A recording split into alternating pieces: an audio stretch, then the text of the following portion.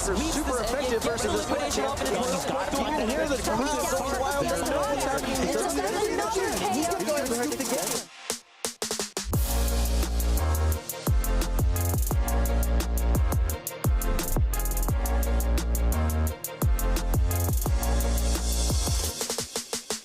And there's the choice bell. And the echoing horn. And there it is. Previously done, Gozo is now eliminated.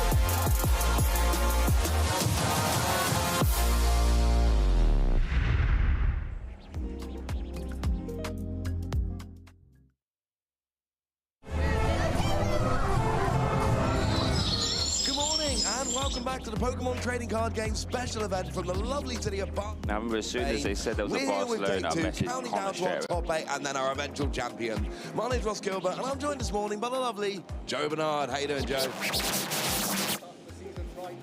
Had a fantastic day one. Swiss round yesterday. Some really interesting decks on show. And we even have a Charizard EX on top of the standings right now. So a few surprises to be had and even more action today. We do. I mean, far more importantly, I'm joined by Fuecoco. Let's not, you know. And he's impressed. Happy. Charizard first seed. I mean, this is a big story coming out of yesterday. Pittsburgh last weekend, Charizard didn't really show up.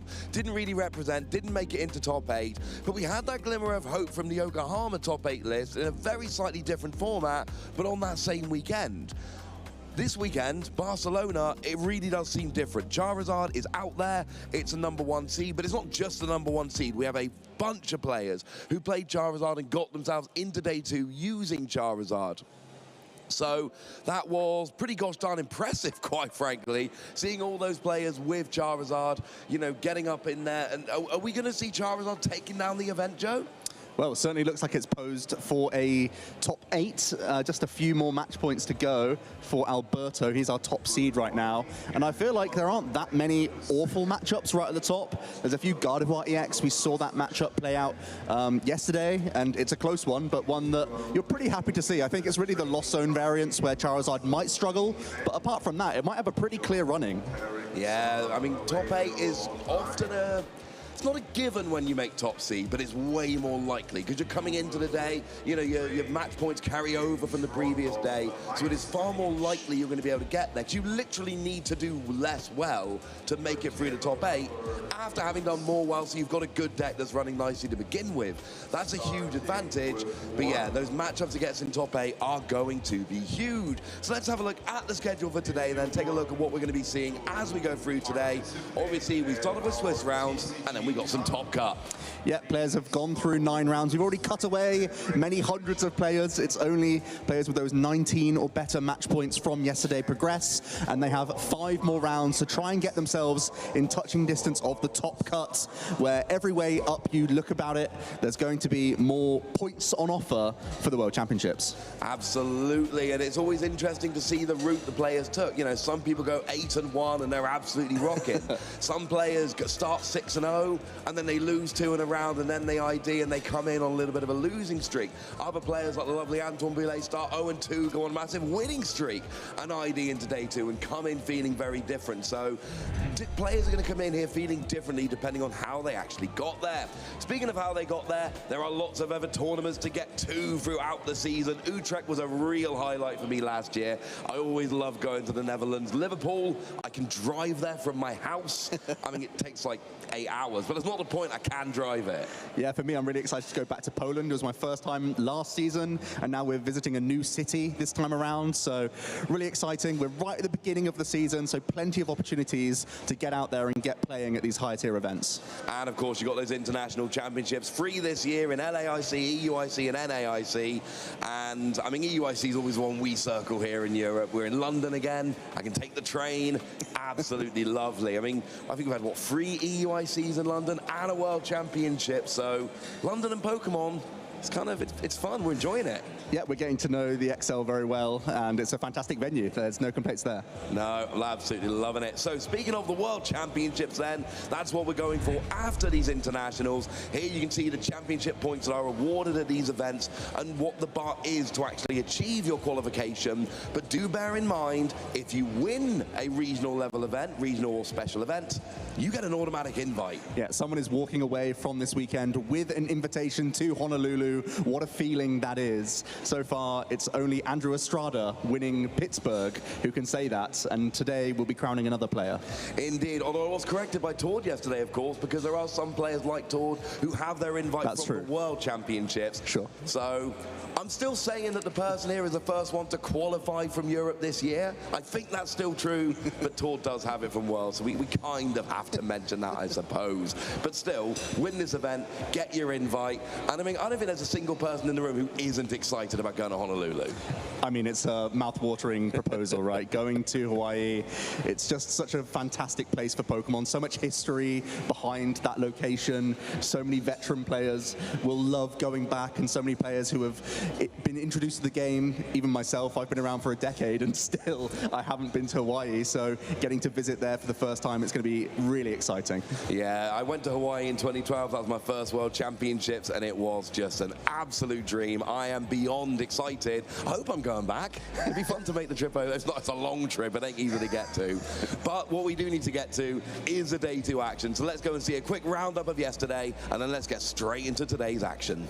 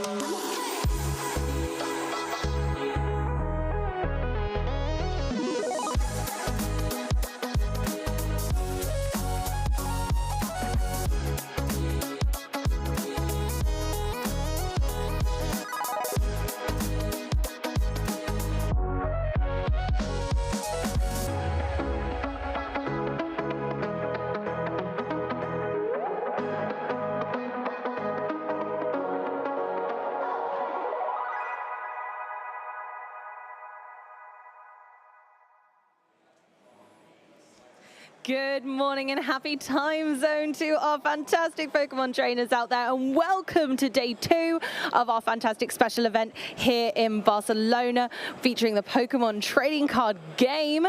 My name is Amy Wasley and I'm here with the magnetic Shay Burton. How is the morning going for you, Shay? It's going fantastic. It was an early start, but it makes it all worth it when you know we're going to have all these rounds of fantastic, high-octane, competitive Pokemon TCG action. Quite honestly, with the amount of decks we've seen in day 2, including those sneaky Charizards, we're going to be in for a fun day, baby. Let's go. It's going to be a good one. We are so excited to show you guys the breakdown of day 2.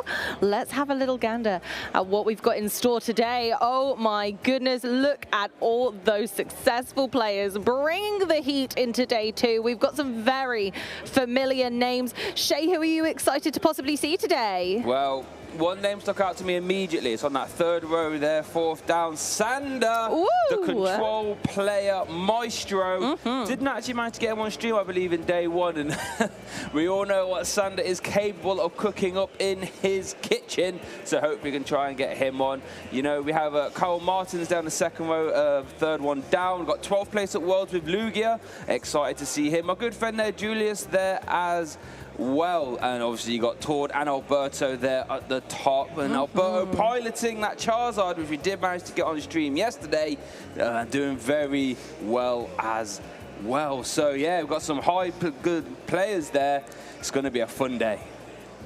Brilliant. Let's have a look at those standings, though. Those players that haven't been working ever so hard, however, our top 8 is looking quite fantastic, with Alberto there at the top, Tord next, Dominic, Oscar, Francisco, Fabian, Gilles, and Paul Shale just scraping in there in 8th place, but all on incredibly respectable points, 22 through 24. It is all to play for. There's not a lot in those numbers, is there? No, once you're in day 2, you know, you just sort of just play to win as much as possible. Sure, if you're higher up towards the top there, like your 24s, your 23s, you've got a little bit more leeway, but basically just keep winning, get yourself in top 8, and then once you're in top 8, anything can happen. Anyone can walk home with the Barcelona trophy and that auto invite to the Hawaii World Championships. Whew.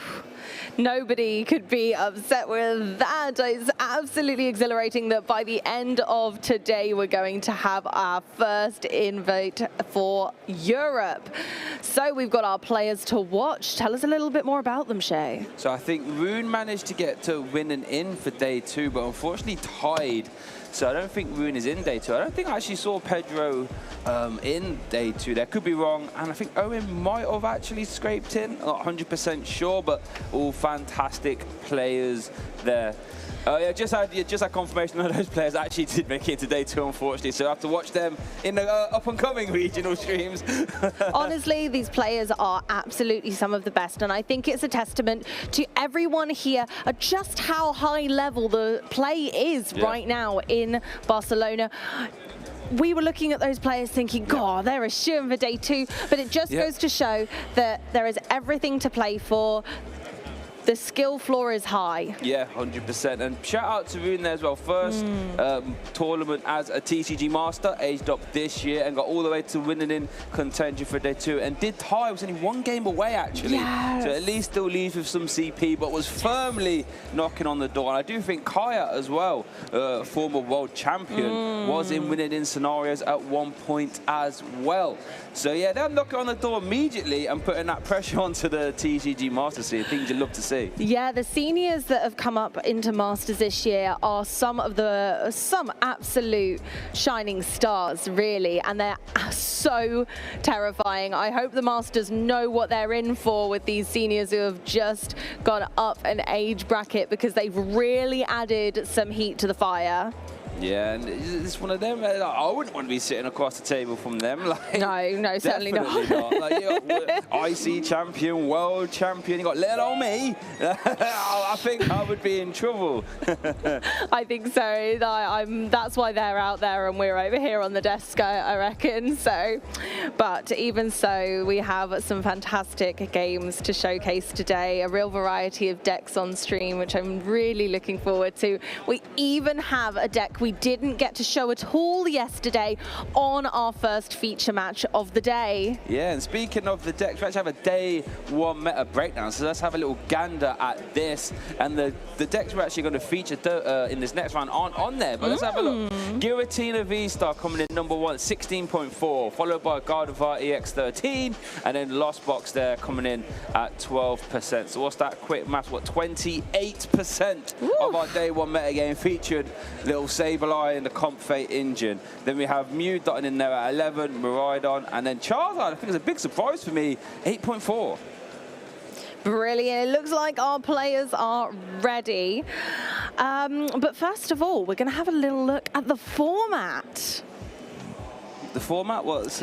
We're going to have a little look at a format video before then, so we're going to give them a little bit more time to make sure they've shuffled well from possibly putting their deck in order, checking everything's good, and possibly re-sleeving. So let's have a little look at that before we head to our lovely feature match. This 2023 Regional Championship Series event will be showcasing exciting Pokémon TCG matches all weekend. Trainers from across the region are competing for World's Invites, Travel Awards, and the Regional Champion title. Day 1, our trainers face off with Swiss Round. Trainers with 19 or more match points, or the top 32, will advance forward to Sunday, Day 2. Trainers will continue playing Swiss Round until top cut is determined. Trainers will then compete in a single elimination bracket until a champion is crowned. All Swiss and top cut matches are best of 3. Who will take home the title of regional champion this weekend? Stay tuned to find out and follow all the action at Pokemon.com/play.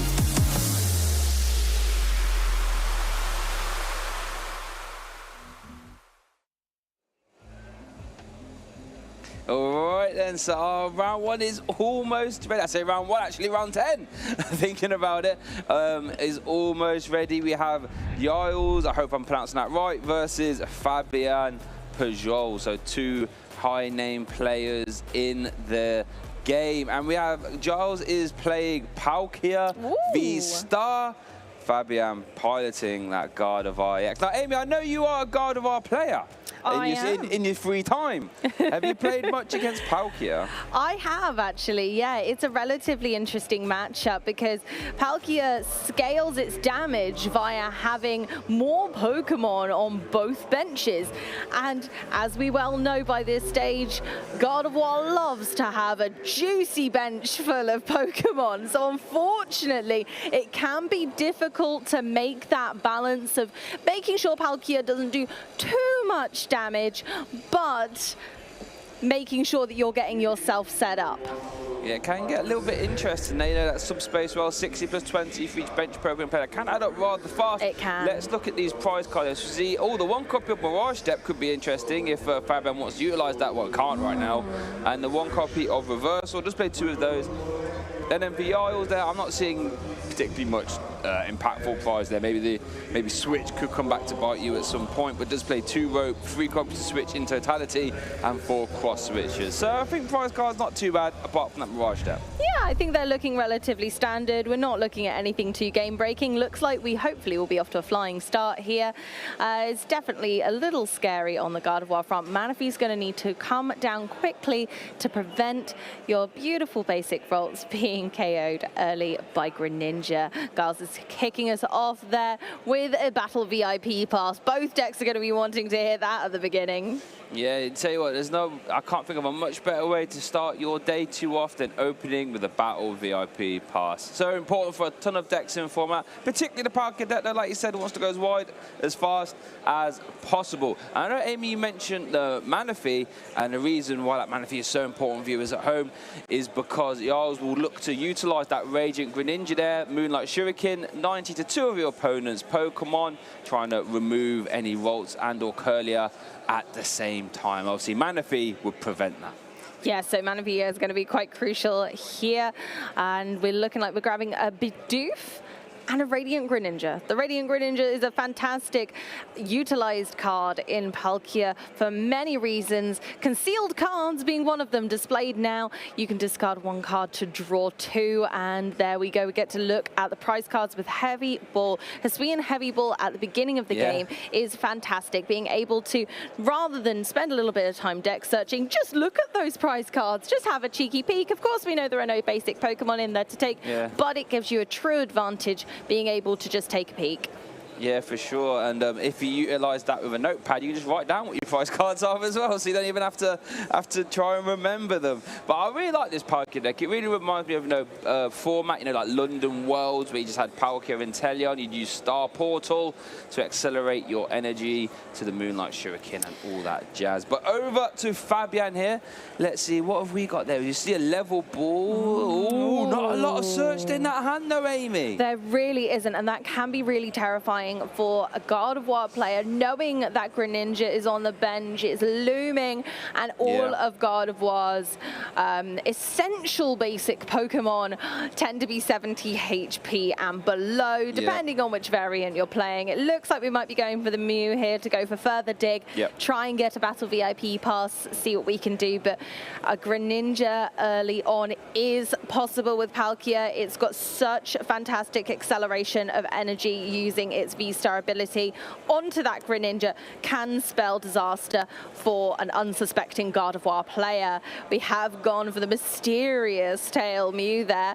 The mystery is not so mysterious to us anymore, as we saw it plenty in day 1. You get to look at the top 6 cards of your deck, take an item card from those, pop it in your hand, shuffle the rest back in. Yeah, let's see. I'll go for the Iono first. Okay, don't mind that. Splitting a whole hand to the bottom, shuffle them up, goes to the bottom, and then both players will get to draw 6. And I quite like this there for Fabian, because there was no ball search in that hand apart from Ultra Ball. A bit too costly to use that right now, so we know we're going to get 6 cards that was not in that hand. Battle VIP pass, anyone? Hey! There we go, second card. Fabian's having a party too. Everyone's welcome. Everyone, come on down. Roltz, Manaphy, you all invited.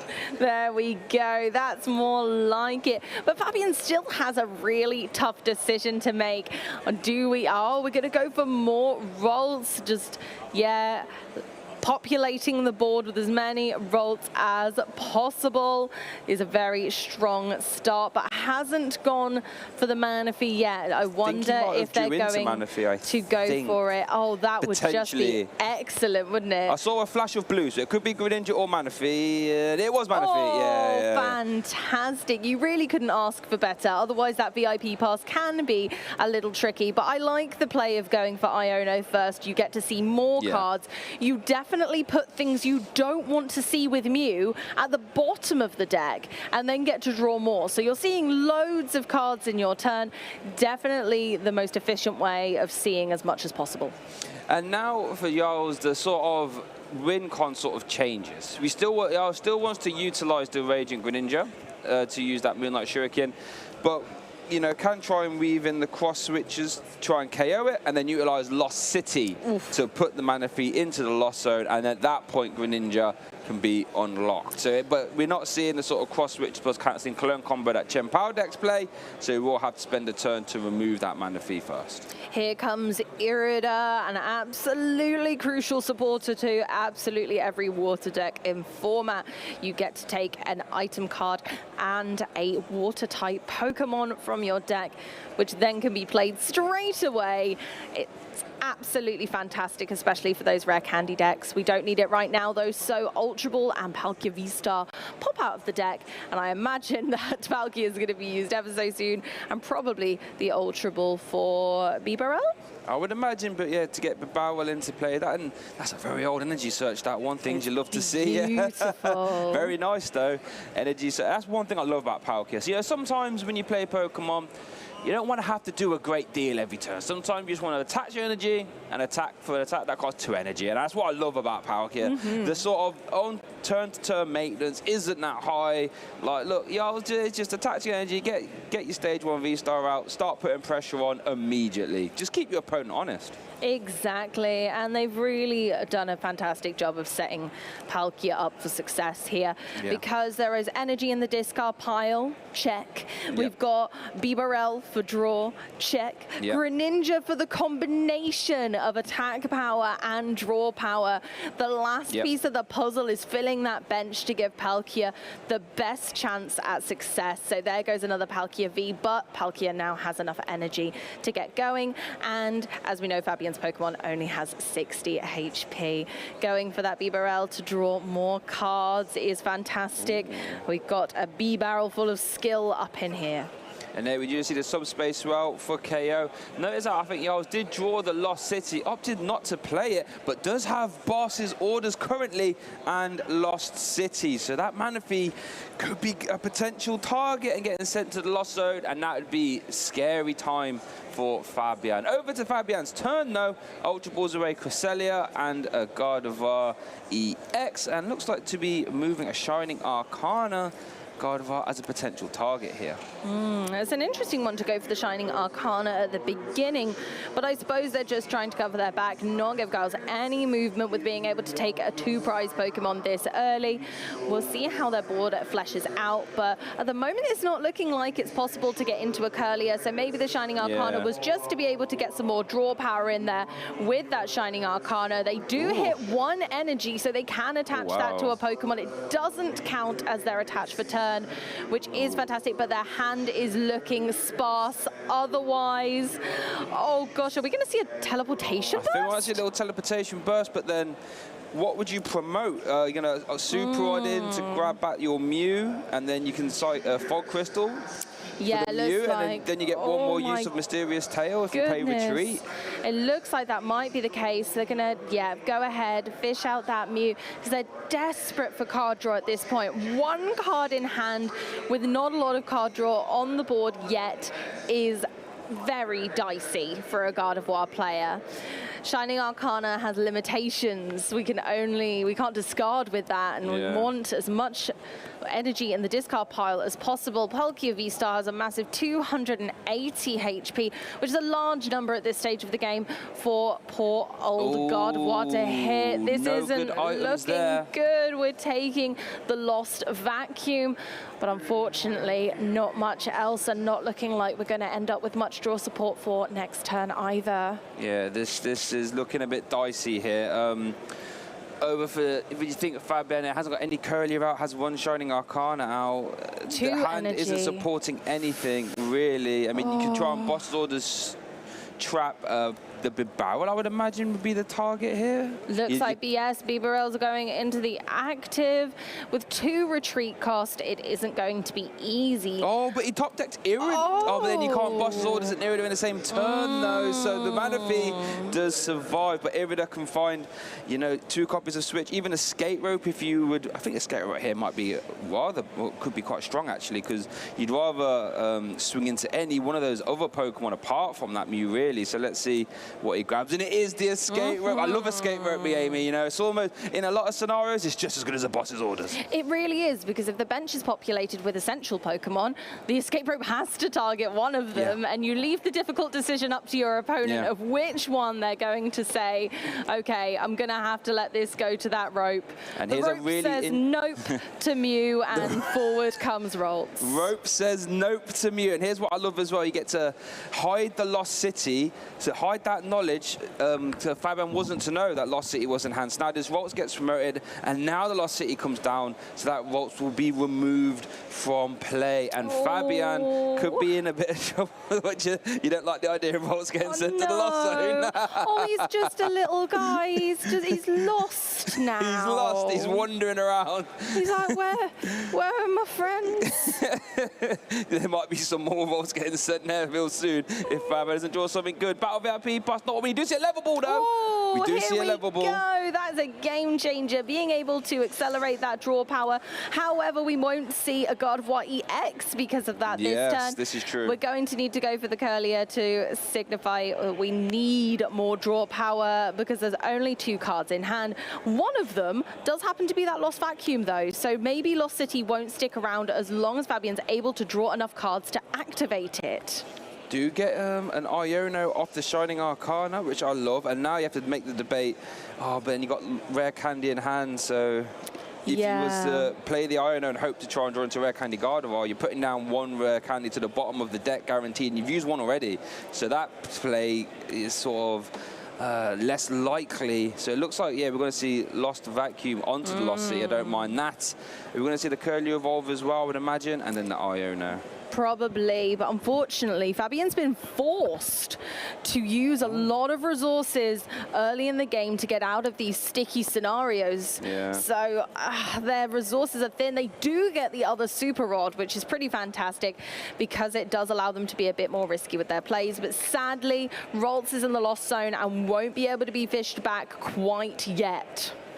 And let's see what Fabian takes here. I mean, Curlier seems like the obvious choice. I'll go for the Radiant Greninja. I don't mind that as well, because now you sort of shuffle the deck, so that Rare Candy does get randomized. Now we know it's not at the bottom. Or could be going back for the Curlier. Going for the Curlier in the end. I think it's important, knowing that 2 of his Rare Candy are in the discard pile, getting that Roltz evolve this turn could be quite crucial to getting moving next turn. So although the Greninja might have been tempting to help discard energy and draw cards, Curlier does just as good a job, and we still get to discard that psychic basic 1 and energy. 2. Oh, and there's Greninja anyway. Greninja is eager, wants to help out. Like, Fabian, I'm here to help, mate. So there we go. Concealed cards. Going draw for the another 2. reversal energy for that concealed card. Tell you what, those Battle VIP pass have been flying around. Hit the Roltz, which was perfect. I imagine that's just what they were looking for. Yeah, so that was a fantastic little reload turn there for Fabian. Fabian. There's a pay retreat into Greninja.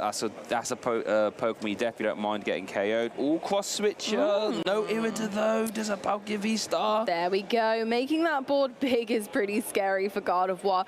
It doesn't look like Cresselia is going to be used in this game, possibly at all, because there are no Pokemon with low HP on the bench that can do much. Again, Palkia is super easy. Oh, goodness. Oh, no. That's not what you want to see. Past turn 1. No.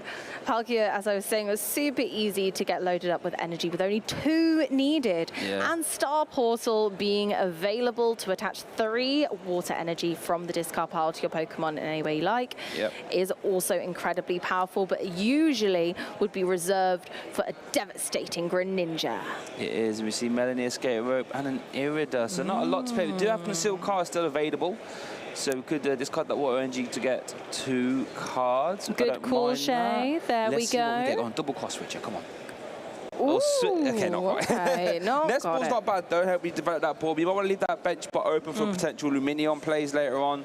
So it's not like we need any more damage here. So I thought we were going to see a subspace swell for KO as Jarls goes down to 3 prize cards. That's what I like about the Palkia deck. It doesn't seem like you're doing a lot right, but it puts the pressure on and it makes your opponent answer questions. Over to Fabiana, who sort of needs to start trying to fire off some attacks here. In an ideal world, remove this Palkia from play. Yes, indeed. Unfortunately, Slow and Steady is winning this race as Jarls has taken their 3 prize cards. Fabian still has 6 to take, so it is looking a little sketchy, but hopefully we'll see some action now and Gardevoir will start to pop off. There is not a lot of energy in the discard pile, however, so there's still a lot of work to be done. Is it? You need 8 energy, I believe, on a Shining Arcana or a Zacian to hit 280, I believe. It's a lot, and we've seen 1 reversal in the discard pile and already, and he's prized the other, so we won't be seeing that fantastic 3 energy addition for being behind on the prize cards, unfortunately. There is Zacian, that is one. Well, yeah. There is the Zacian, that is one Pokemon that is capable of hitting 280. But the problem is, it damages itself. So that's a very easy response there for Jarls. So that could get a little bit dicey. We do see a Shining Arcana. Let's see what we get. 1 and 2. Cresselia does get an energy attachment. Tell you what, Fabian's been very efficient with those Shining Arcanas. One card we saw Fabian draw into there was actually a Champions Festival. Why do you reckon he's playing that then, Amy? What's that for? Champions Festival allows you to heal 10 damage from your Pokemon. So in Gardevoir, it's fantastic. When you're putting that damage on yourself forcibly, it allows you to maximize the current potential of Gardevoir by healing damage that you've done using Psychic Embrace to be able to attach more energy than you usually would be. Normally, Gardevoir would cap out at 120 damage to itself, but using Champions Festival, you can actually attach an extra energy, boosting your damage. Okay, and in case you don't know what Champions Festival does at home, you haven't actually seen that card. It was a World Championship promo, so players that went to the World Championships would get a copy of Champions Festival. It's a stadium card. When it's in play, as long as you have all your bench spots filled with Pokemon, you can heal 10 of each of them. So like you said, Amy, in a Gardevoir deck where damage is flying around everywhere and you're sort of putting it in play, you can sort of manipulate it in very fun ways. 10 might not seem like a lot to most decks, but to Gardevoir, it's just enough to squeeze out your maximum potential. And here we go. We just saw an Iono. And so we see, what, 2 energies on the Gardevoir with no damage. It's rather interesting. What have we got there? 1, 2, 3, 4, 5, 6. I think. And 7, 8, already 2 already on the Gardevoir. So that, this should hit for 280, right? So it looks like we're finally firing off with a fantastically huge brain wave. And Palkia's just like, that's too brainy for me. I can't handle it. Off I trot. Too smart for me, your brain. Too big. I'm going to go to the discard pile. I'll just chill here for a sec while I try and comprehend what's just happened. And there we go, Fabian straight back into this race over to Jarl. Let's see how that that Iono tree. Oh, we see double cross switchers. Oh, that Iono was pretty nice. And we do see concealed cards. We'll still have Babao as an option. Let's see what Babao draws. 2 cards. Ooh, and an Irida. Irida can't find Lost City. I would imagine that would what you'd really want to try and find here. But then again, you sort of have to deal with this Gardevoir though, because if you don't deal with this Gardevoir this turn, it just, you know, swings again. That's the thing. Gardevoir is a really scary deck in that regard, because just having that threat on the board means it's difficult to target other Pokemon. Yeah, for sure. You need to deal with the threat in front of you. And although it's going to take minimal damage to do so, it is a problem. A really beautiful play that we see quite often is if a player has managed to already remove Manaphy from the board, then Greninja can finish off Gardevoir that's already damaged itself and a benched Pokemon. But in this case, Manaphy is standing strong, a Manaphy after my own heart, protecting the bench of Ralts and Kirlia and Gardevoir. Manaphy there helping out his friends. Let's see what the concealed cards gets. Oh, we do see Luminion. Interesting. But a supporter already played for the turn. Course, Luminion would just clog that bench, and there we go for the subspace swell, knocking out the big brainy Gardevoir. Going into Mew is always my favorite play with Gardevoir. It just gives you more and more draw, and it only has 20 damage on right now, so you can use Gardevoir to accelerate for the retreat cost. Drawing that entire deck, oh my goodness, of the Mysterious Tail. We're at that point of the game where Gardevoir gets to meticulously manage the last few cards in their deck, knowing exactly what they are. Yep, and we saw it in day 1, Tour drawing 12 cards a turn. It's absolutely outrageous when you think about it. Here we see Refinement, and this is where things get dicey for you. It's only on 2 prize cards, right? But Fabian can just go, what, 2-hit KO next turn? 2-hit KO next turn. The turn after that, I should say. And he's 1 game up. And there's not a lot that Yas can really do about it here. Sort of hoping that Yas misses. There we see a copy of Zinnia, not something we see every day. We might even see it get played.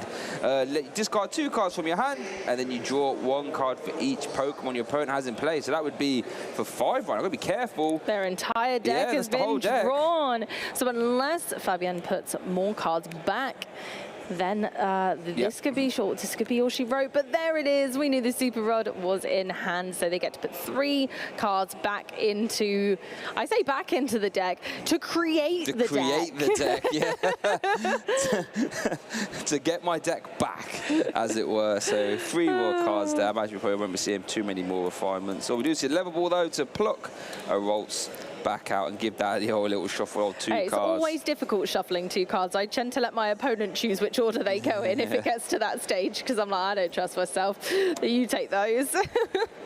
Interesting. So we do see the Ralts come down, and then what we're going to do here, you probably want to, do you attach to pay retreat? You kind of want to keep that energy in hand in case of any cross switch or stranding shenanigans. So I think you'd, so he's going to Psychic Embrace to retreat that Mew.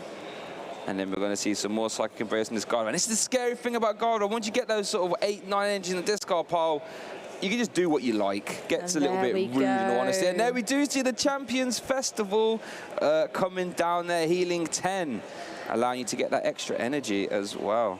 It's really important to get that extra energy. In a lot of matchups, it makes all of the difference, including this one. They wouldn't have managed to get 8 energy on that Gardevoir without being able to heal and attach for turn. It was imperative that they healed that 10 damage. Otherwise, without the reversal energy, that KO on that specific Palkia was impossible. It was completely out of range. So that was an absolutely fantastic surprise play there from Fabian. Bringing the fire with Champions Festival. It's a difficult card to get hold of, but you could also get it on the prize wall for doing side events at World Championships. So don't underestimate those side events, friends. If you're at a regionals or a special event, they are super fun, and I absolutely recommend going and signing yourself up for some bonus activities across the weekend. So that Champions Festival allows the Brainwave Gardevoir to hit. Wow, that's really good. That means into Lugia. You can hit that 280. Yeah. Arceus V-Star as well, about being Reversal. Yeah. Is it called reversal? Yeah, reversal energy, yes. Reliant as well. Like, wow. It makes a big difference in this meta because 280 is a very common V-star HP that we see around. Unfortunately, it doesn't help with slightly larger V-maxes and then Charizard, but it does matter in a lot of decks that we've seen around the block.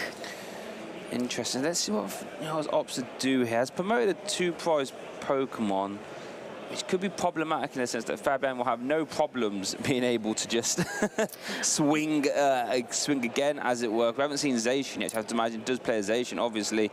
So we're going to see an Iono. Interesting. What is the game plan here for Jarls here? What do you think?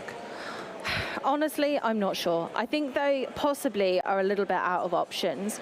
If you KO the Gardevoir EX, you win. But getting that into the active and then ramping enough damage to do so is tough. So maybe they're going to have to find another way around the conundrum. They do have the cross switches in hand. They can bring that Gardevoir forward and they need to go for that big KO. There's the attach for turn. I guess what we could see actually, we can see the Iono down to 2 for Fabian. Hasn't got a ton of draw in play because you'll be removing the Shining Arcana this turn. And basically saying if Fabian cannot draw into the Zacian, you can actually win because you go down to 1 prize and you just attack again. So maybe I think that must be the line that Jarls is playing to here. There we do see the Iono. I mean, it's rare that the Gardevoir player won't have many ways to draw. So, but we do know there is 1 copy of Curlier in the deck still. That was super-added back in.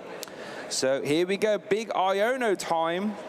And I think that's the slight problem, isn't it? Because Fabian's done a fantastic job of thinning their deck. They know exactly which 2 cards they're left with, but they are the only 2 cards they get. And Jarls knows that. They know exactly what's left. So, I don't know, swings and roundabouts. It's difficult to say exactly what's going to happen next, but there we go for this. Oh, there we are. Star Portal. 1 energy is going on that Palkia V-Star, and we've got 2 more to play with. They're going to pop that on Chen Pao. Chen Pao's fantastic at ramping damage, so there's no surprise there. And we see a Spiritomb! Not very commonly played in a water-type deck, but here we are. As well. Shay, can you tell us a little bit about Spiritomb?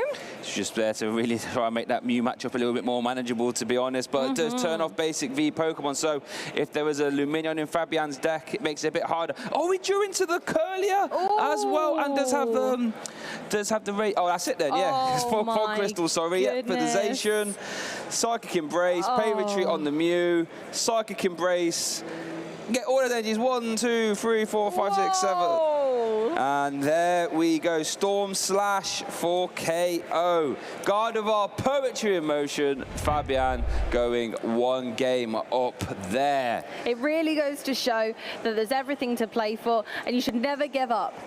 They were quite far behind for a majority of that match, not having access to any reversal energy, and yet the tiniest bit of damage made the difference. Being able to heal that 10 was essential and came in so clutch. Yeah, it's really interesting because when the Palkia deck first sort of came to fruition, a lot of them were playing Box of Disaster because the Gardevoir matchup, if you don't manage to pull off the cross switch of Manaphy Lost Zone turn, that exact thing can happen. You can go ahead, but then your opponent just goes 2 prize KO, 2 prize KO, 2 prize KO, and you haven't got a lot of ways to stop that from happening. At least Box of Disaster keeps them a little bit more honest.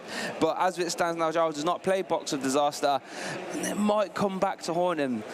I don't know. I'm really loving this Champions Festival play. I think it's something that has definitely been prominent and a definite argue point within the community. It's been, is it good enough? Do we need it? Is it important enough? And I think this goes to show why it is important for hitting those slightly off meta decks. We don't see a lot of kind of water decks more geared towards the Palkia rather than Chen Pao, but this is exactly what this deck is, and I think it's Poetry in Motion. It is working. I've seen seen at a lot of local levels, tournaments, a lot of cup wins with it. So I'm pretty confident that it was a good choice for this event. Yeah, 100%. Being able to make that Gardevoir swing for those higher damage is never a bad thing, and that's probably something, you know, Jarls was playing around thinking, you know, Fabian needs to find reversal this turn for them to be able to hit 280, and all of a sudden, no, I don't need to do that.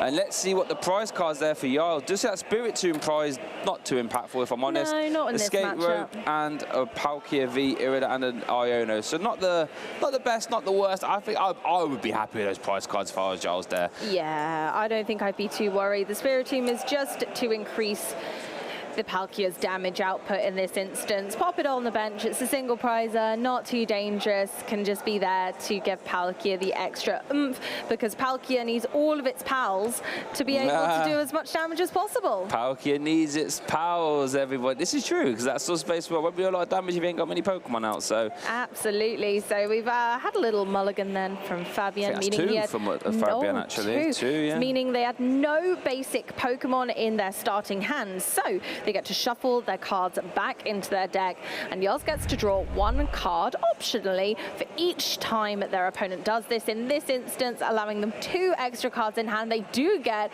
a pretty snazzy Battle VIP pass from that. Yeah, another VIP party. Everyone's welcome. So we do get to see that prize check as well. We also see Jarls open Radiant Greninja in hand as well. So, you know, making that Radiant Greninja cross switch turn a little bit more easier, as it were. So there we do see the Chien-Pao EX and the Bidoof come down. See Lost City as well, and an Irida. So fantastic start. Getting to use that shivery chill. Ooh, it's getting chilly up in here. We didn't see a shivery chill last time. No, you didn't. So this time Chien-Pao sees some action, grabbing 2 water energy from the deck.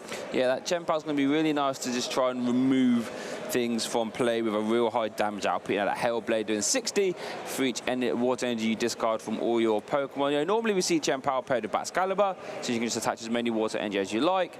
But in a deck like this, you have Melanie to attach energies to your V Pokemon, and then you obviously have Star Portal to get 3 more into play. So you can use it quite effectively as a late game attacking option. Absolutely true, Shay, you can indeed. And I think it's a strong play in this deck to be able to hit those higher numbers. It's a shame that the water energy goes to the discard pile, so Chien-Pao usually is there to finish up the party and round off the night. And there we see a lovely Battle VIP pass on Fabian's side as well, allowing him to search the deck for 2 Pokemon, but only if you use the card on your first turn. There we go, having a little look through, seeing what's available. Looking at a Ralts and a Mew potentially here, but just checking through, having a look for those prize cards. It's important to know what those prize cards are with a Gardevoir deck. It's important to know whether any of your essential puzzle pieces are missing. Manaphy in this instance is really important, so we're very thankful in this scenario that it's not sat in the prize cards and it is ready to rumble. Yeah, and a fantastic start there. And if you're Jarls, I'm thinking, wow, I thought everything went pretty decent for me last game, and now I know that Fabian's playing the Champions Festival, makes the hitting 280 much easier. I wonder if that will affect his gameplay decisions at all. What do you think? I reckon that he'll definitely be more cautious. It's an unusual play in Gardevoir in the meta right now. We don't see it in every list. No. We don't see it in most lists, in fact. But it does make a huge difference in specifically this matchup. And so Fabian was very clever by leaving it until later in the game, keeping that secret. But they did reveal it in the end, so Jarls has an opportunity to react. So over to their turn. There we go. So another Fog Crystal. Yeah, we just saw the Iono there resetting hands and really actually making Jarls' hands a lot worse, unfortunately for him. But Fabian does still get to continue the turn, gets another Ralts down. And we do see the 70 HP Scarlet Violet Ralts there in the active Amy. Not something you see too often. What do you reckon that one's being played for? Honestly, I'm not entirely sure. It's relatively similar to the other Ralts, it's got the same weakness. It's got a slightly better attack, and maybe that's the key. If for one colorless energy, I believe it does 20 damage instead of 10.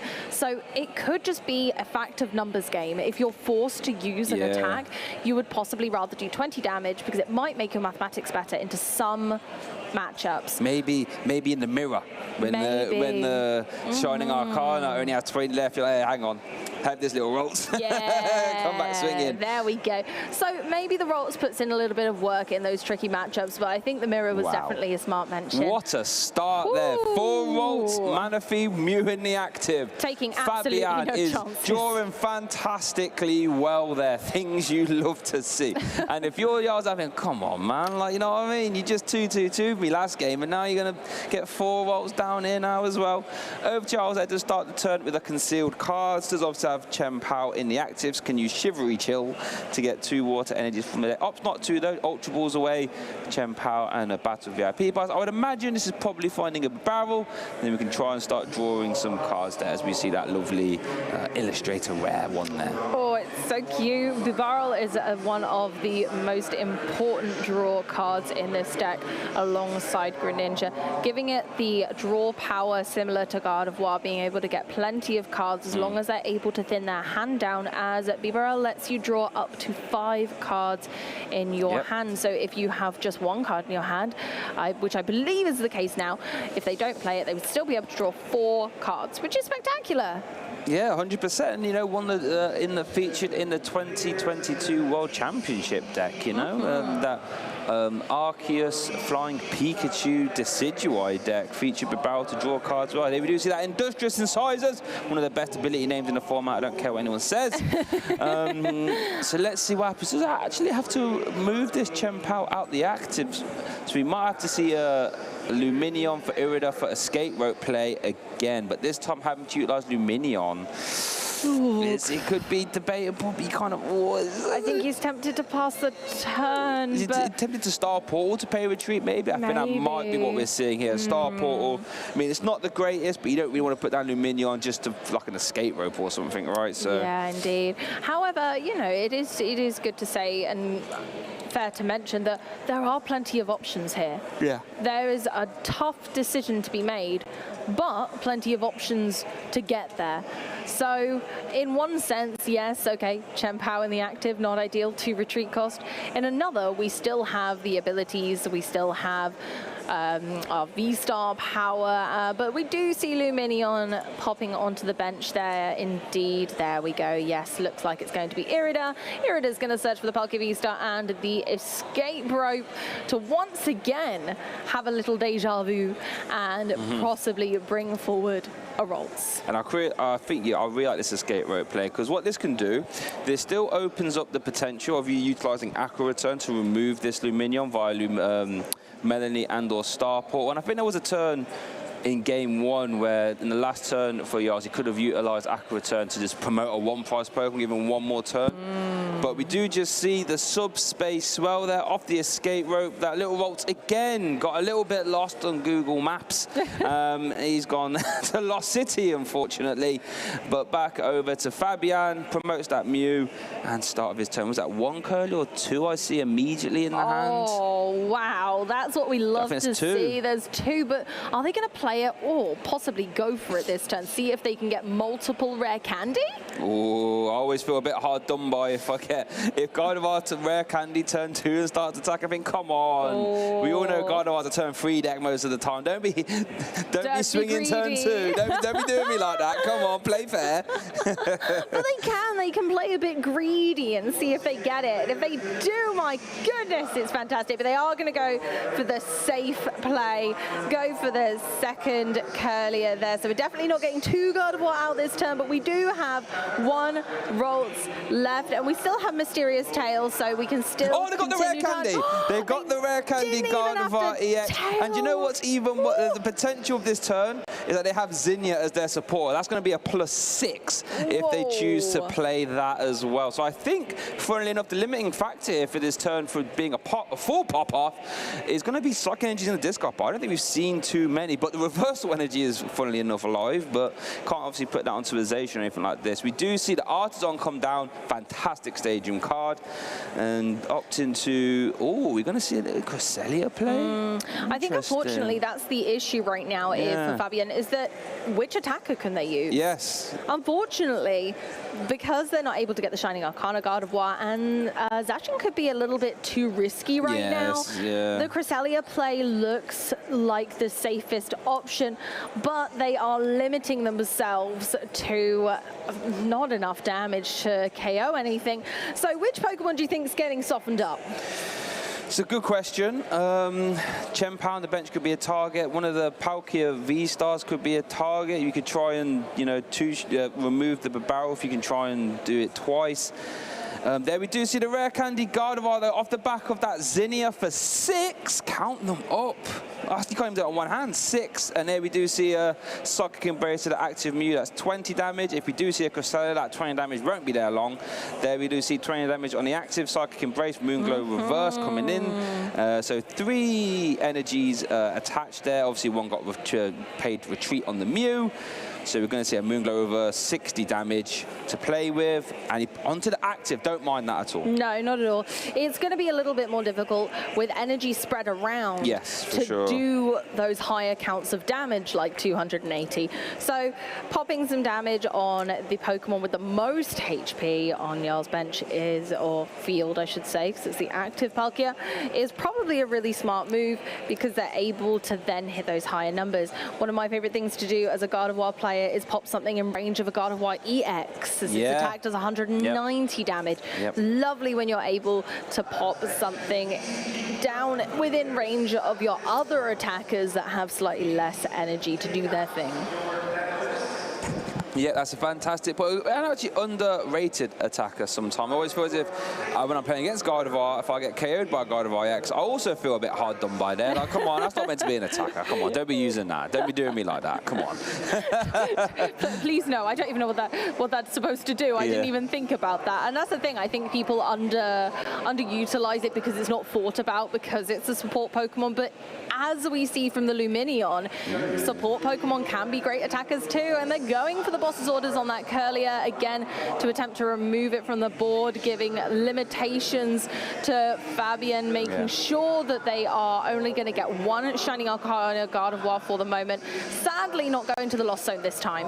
No, and I really like the idea of going after the one with energy, just to make it a little bit harder for the Shining Arcana to be able to reach that 280 number. Obviously, the Palkia active has taken damage already, but you never know, going to want to swing to the next Palkia at some point, so just make it as hard as possible. There we see Refinement, get rid of an Ultra Ball, 1 and 2, Super Rod, and a basic Psychic Energy. So not a ton of draw power here for Fabian, but does have the access to the Super Rod to get those Volt and Curlier straight back. And Artisan's going fishing for that Rolt. They're going straight back on the bench, ready for next turn. So the damage done to try and limit Gardevoir's potential there has been stifled slightly by bringing it back quickly. Manaphy's still there to protect everyone, keeping a little eye. And we do see the mysterious tail they're having the battle VIP. Now, that's not something you see too often, but I imagine that could be a bit of fodder for Refinement later on. Easy decisions. And I think Fabian does have access to the reversal energy, so we could see a big upswing here. Let's see what he chooses to do. There we do see the Shining Arcana coming down. Really nice artwork there on that one. Big fan. There's Shining Arcana. Look at top 2. Attach any energy you find. Put the other 2 in your hand. No energy there, unfortunately. But not too bad. And let's see, how many energy do we have in the discard pile there? Not a lot, actually. No. I really don't think so. We do have the reversal. There's 1 more energy in hand, but not hitting any energy off the Shining Arcana, and not a lot to be utilized if the discard pile is a little sketchy. So we'll have to see whether they decide to attack or hold back. Yeah, you might. This might be a. Here we go. Let's have a count. Just a 1. How's that happening? Oh my goodness gracious! So they are really quite limited. So it's 180 damage with the reversal and 1. Oh, we've managed to pop another one in the discard pile, so that does pop us up over the 200 mark. But it's still not quite enough. It's a little bit short of KOing this Palkia V-Star. Oh, we need to just squeeze a little bit more damage. Going for the Guard of War EX, making sure Yells knows that I can make more. It's okay. So what do you think this is going to be a pass here, Amy? What would you do in this scenario if you haven't quite got the KO? Is it still worth attacking? You just leave Mew in the active? It really depends what the deck's looking like. I think because they play the second Super Rod, they haven't seen that played yet. I think it depends whether you want to go for the risk. I think maybe putting some more damage on the Palkia is not a bad thing. You can Cresselia, use Cresselia to put damage on it later. So is it too worrying that it could just sit on the bench? But actually Cresselia can use Moonglow Reverse, which can target any of your opponent's Pokemon. Oh, we could even see a Lunar Blast into Bao. Oh, Bao has 120 even, so we can't actually see that. But it looks like Cresselia could be getting geared up to go again? To go into the active spot. I wonder what we're going to see. It looks like Fabian is debating a boss's orders. There we go. We are going for the Cresselia. I'm curious to see who they're going to target. I imagine one on the Arcana always. You want to try and load that up so you can hit that 280 number. Being able to heal that off straight away, fantastic. Getting it set up for a future turn. We love that. Exactly. Into a barrel just to try and make it hard for Jarls there. Yep, don't mind that at all. Yep. And that's a good thing about Cresselia. You can put your damage counters wherever you like. It doesn't have to be on the active. Just sort of goes around it, as it were. Just picks that dice up, puts it down. And there we do see 40 damage to play with there, 4 damage counters. And that's on the other. Oh, and I like this. I like this a lot because Jarls hasn't got the bench spot to put any more attackers down outside the Chen Pao. Has a low damage, has low HP anyway. So now these Palkia are much more easier for Fabian to KO. Quite a bad here for Jarls. It is, and because they know in later those, regardless of their strength, they are damaged. Both have 60 damage counters on them currently, and it's going to be difficult to set up a third. Typically don't have any way to take those damage. It looks like. Yeah, and it just reminds me sometimes Palkia with Mew. Common attack to 90-92 Mew Vs if I only had 2. Match would always be a range of suspects. Well, that kind of a similar game plan for me to sweep later on and making it easier to do so. Let's see what Jarls can do. There's far off the IO, and I don't mind trying options for Fabian. To use Cresselia again later in the game to do some damage to the benched Pokemon, which is nice. In that leaving on their bench is going to genuinely be safe now. Also makes that Champions First a little bit more interesting because if I wanted to use it again, you have to actually get used to it as well because most likely have a full bench. Attachment to the Guard of our EX. Lost everything. They lost City, lost Vacuum, and then we see, fired off. To know how many cards ended up in the lost zone across the event. That is a fantastic question, actually. Core of the meta. It would probably. Neither of these decks play a lost zone engine. They can't attack using that mechanic. Yet we have the lost zone. Tech-wise, like, that stat out. That would be an immense. What's going on there? Where to attach those? I think they're contemplating it. They're just adding up. There's nowhere to put them. There we go. They're going on the other. Look at Jarls there with a smile as well. Love to see it. That is lovely. Oh dear. Shining Arcana at its best. Yes, shining bright, you could say, right? Shining bright. Exactly. We love to see it. gosh. It doesn't happen often. I believe it's certainly the first time I've seen it personally. Is it? I think, between the 2 days so far. I don't think I saw a double hit Shining Arcana at all on day one. But again, I wasn't around for all of the matches. I've got some to catch up on. So much like you guys at home, I'll be going back and watching the ones I missed from day one. And there we do see the Brainwave sending that Palkia to the discard pile. Oh, are we going to see an Aqua Return? I feel it's Aqua Return. Oh, debating it. I wouldn't mind an Aqua Return here, because then you can promote a one prizer like Raging Greninja. You can remove this Gardevoir, and then you get to reuse this Luminion at a later date. That hand isn't too great there. It does have the Melanie, so I can attach an energy to Luminion and then draw. We see a cross switcher. Here we go. So we're going to see a Melanie. Ooh, he's debating a Melanie. Sure. Don't mind playing the heavy ball as well. Get to look at those prize cards, see what you got left. There is a Palkia there, so you can opt to bench that. Oh, and they're going straight for it. Yep, don't mind that at all. So we finally do get to see the potential of a third Palkia V-Star coming out this game. But even Palkia V, you know, can do a decent amount of damage when Gardevoir is damaging its own board. I suppose the only drawback being that it is a two-prize Pokemon and two. Yeah, especially when you're getting 2 hits off Shining Arcana like that, you know what I mean?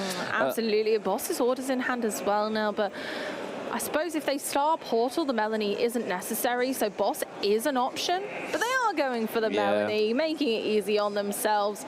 There we go, attach Luminion, draw 3 cards. So they're going for the Star Portal to make sure that they get that this turn. Just getting ready there. Oh, double cross switcher. Okay, so we can do like a long-winded boss's orders as well. The problem is against Gardevoir, though, you have to really deal with this Gardevoir in the active. You can't really be trying to get clever and KO. Oh, no, we are trying to get... Wait. Have we got enough here with the Star Portal? So we've got 6, 12, 180... 240 turn attach, Star Portal. Oh yeah, we could. And then yours goes down to 1 prize card in the late game scenario here. And this is what I mentioned about that Chien-Pao being this late game option. Star Portal was essentially flinging 180 damage into play. Wow. And then yours goes down to 1 prize card. And with a couple of energy stuck on that other Curlier right now, you know. Yeah, it could get a little bit dicey, because then you'd have to evolve that Curlier into an EX.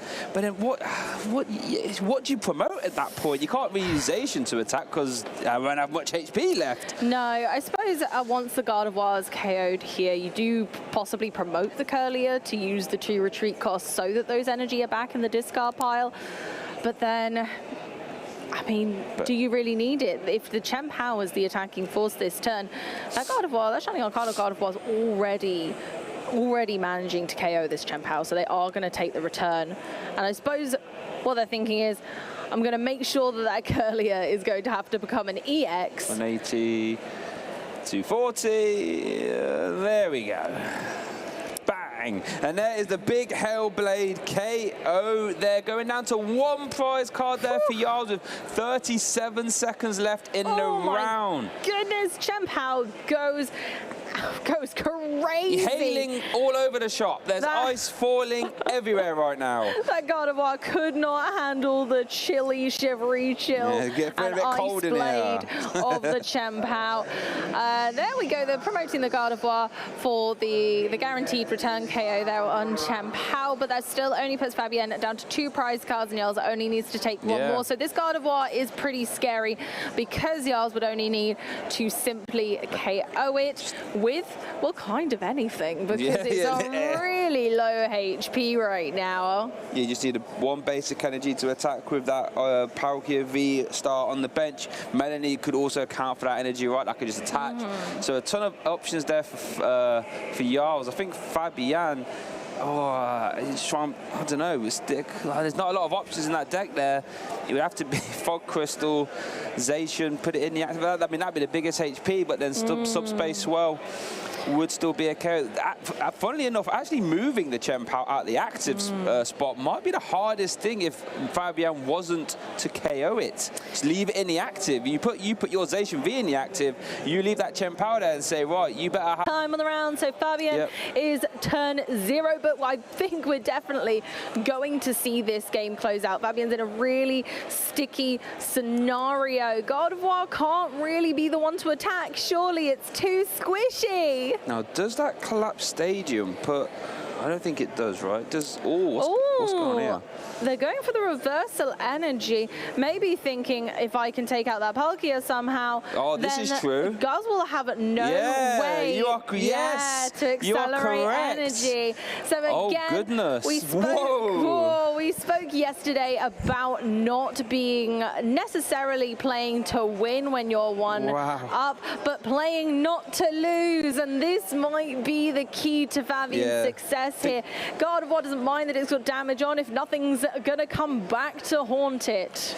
Wow, what a turn. And I think, I don't think yours has a response to this, right? I mean, you can still Melanie and attach 1, but none of those attackers attack for 2, unless you was to find a Palkia V-Star, attach for turn, and Melanie. That is still a way out of this, but you're asking more questions here as that Palkia V-Star goes, and that is one loaded Gardevoir now. That is, that Gardevoir's taken, 4 prizes on his own. Right, what do we see? A Melanie? We do have a Melanie and an energy in hand. So we have the Melanie. They're already a few steps up that ladder to success. Oh, the Ultra Ball off the top. Ultra Ball, I think that gets it, They Ultra Ball off the top. Oh my goodness gracious. They needed all those pieces of the puzzles to step up the last step of the ladder. But as long as that Palkia V-Star is in the deck, we are golden. Now that's going to be the key here. Let's just double check there's one in deck. Let's just double check. I think one's in the definitely in the discard pile. Don't want to get too ahead of ourselves here. Go on, y'all. Show us the bay. They're shaking hands to say, yep, okay, you've got that there, buddy. So that is going to be a tie for those players. Yeah, it's going to be a tie. Y'all sneaking back in there, getting the tie there, and I think most likely in terms of time, fantastic there. I think that was a great round to watch, all things considered. We saw some amazing plays there. We saw the Champions Festival coming down. We saw the reversal energy boss into the Palkia V-Star there at the end, and then we saw the return of the top deck Ultra Ball to close that game out. Wow! That's what we like to see, a true master at their art. I think it really goes to show that it doesn't matter too much about weakness going into a tournament if you play the deck well, if you pilot that deck to perfection. Think about the amount of lightning types right now in the meta. That Just is have a little fantastic thing. point, And then they've had the guts to come in here with a primarily lightning weak deck and say, you know what, I'm good at piloting this deck. It doesn't matter, I am not afraid, and I think they're going to see some real success today because of it. I'm a big fan of the Palkia deck, right? It sort of removes the sort of high roll power spike turns off Chen Power, so like you haven't got to do like cross switches every turn, and then you reduce your total damage output down to like subspace well. But what it does offer you is a much more easier game plan, right? You don't have to get a stage 2 out. You don't have to like attach 6 energy a turn. You're just a bit more lower of a power level, but more consistent. I believe it got 9th place at Worlds via Cyrus. I think that's correct. So 9th place at Worlds, and like you said, even though it's got a ton of lightning in format, might not matter. And I think that shows. You managed to make day 2 with a deck with a lot of Miraidon stomping around. So I think that really goes to show the level of play here at the event. That even though that could get a bit tricky, using Champao in the right places has come through, making sure that the metal weak Pokemon are maybe a bit more kind of prevalent in that active spot. Really important to make sure you're playing that well. They clearly must have tested it a lot, and they've done fantastic to get to this stage already. And yeah, so I think talking about past events, I believe we have a Pittsburgh recap, which is the regionals just before this one. So we'll get that on, and then we'll get back to our next round as soon as possible. Hi, I'm Shay Byrne, and today I'll be running you through the very first major event of the 2023-24 season, Pittsburgh. Not only was it the first event of the season, it was the first event to have the new increased pricing. This saw the winner of this event get $10,000 and an auto invitation to the World Championships in Hawaii. Star of day one has to be Jesse Parker though, who went undefeated, going a perfect 9-0 going into day two with his trusty Miraidon EX deck. From the day 2 player base, winners started to emerge as they all fought for those coveted top 8 placements. Soon though, it was all decided. This left 2 Miraidon EX decks, 2 Lugia decks, 1 Giratina deck, 1 Lost Box deck and 1 Chen Pao deck, all in top 8, including many notable players like Jesse, who went 9-0 from yesterday, Andrew Estrada, the 2014 World Champion, Rahul Reddy, multiple regional and international top cut placer, and 2-time regional champion Andrew Hedrick. We watched Colin square off against Andrew Estrada on stream, and Andrew managed to keep his hot streak alive as he booked his place in the final, where he would be matched with Jesse, who went undefeated in all of day 1. And on paper, while this might seem like a bad matchup for Jesse, with him quickly going down in game 1, he had managed to immediately close the door on a game 2, making for an epic game 3 scenario, win or go home. And we were all in for a nail biter 2 in this game 3, as we found ourselves in a scenario where Jesse just needs one more turn to win, as he was on 1 prize card remaining. Andrew just needs to find a Sableye to lost mine that damaged Miraidon on Jesse's bench. But Jesse, determined to make it as hard as possible, fired off a Judge to reduce Andrew's hand size down to 4. And just to add to the tension, Andrew decided to reveal his cards one at a time to us so we could all see at home too. And there it is. We just watched history unfold as he took home $10,000 and an invite to the World Championships in 1 weekend.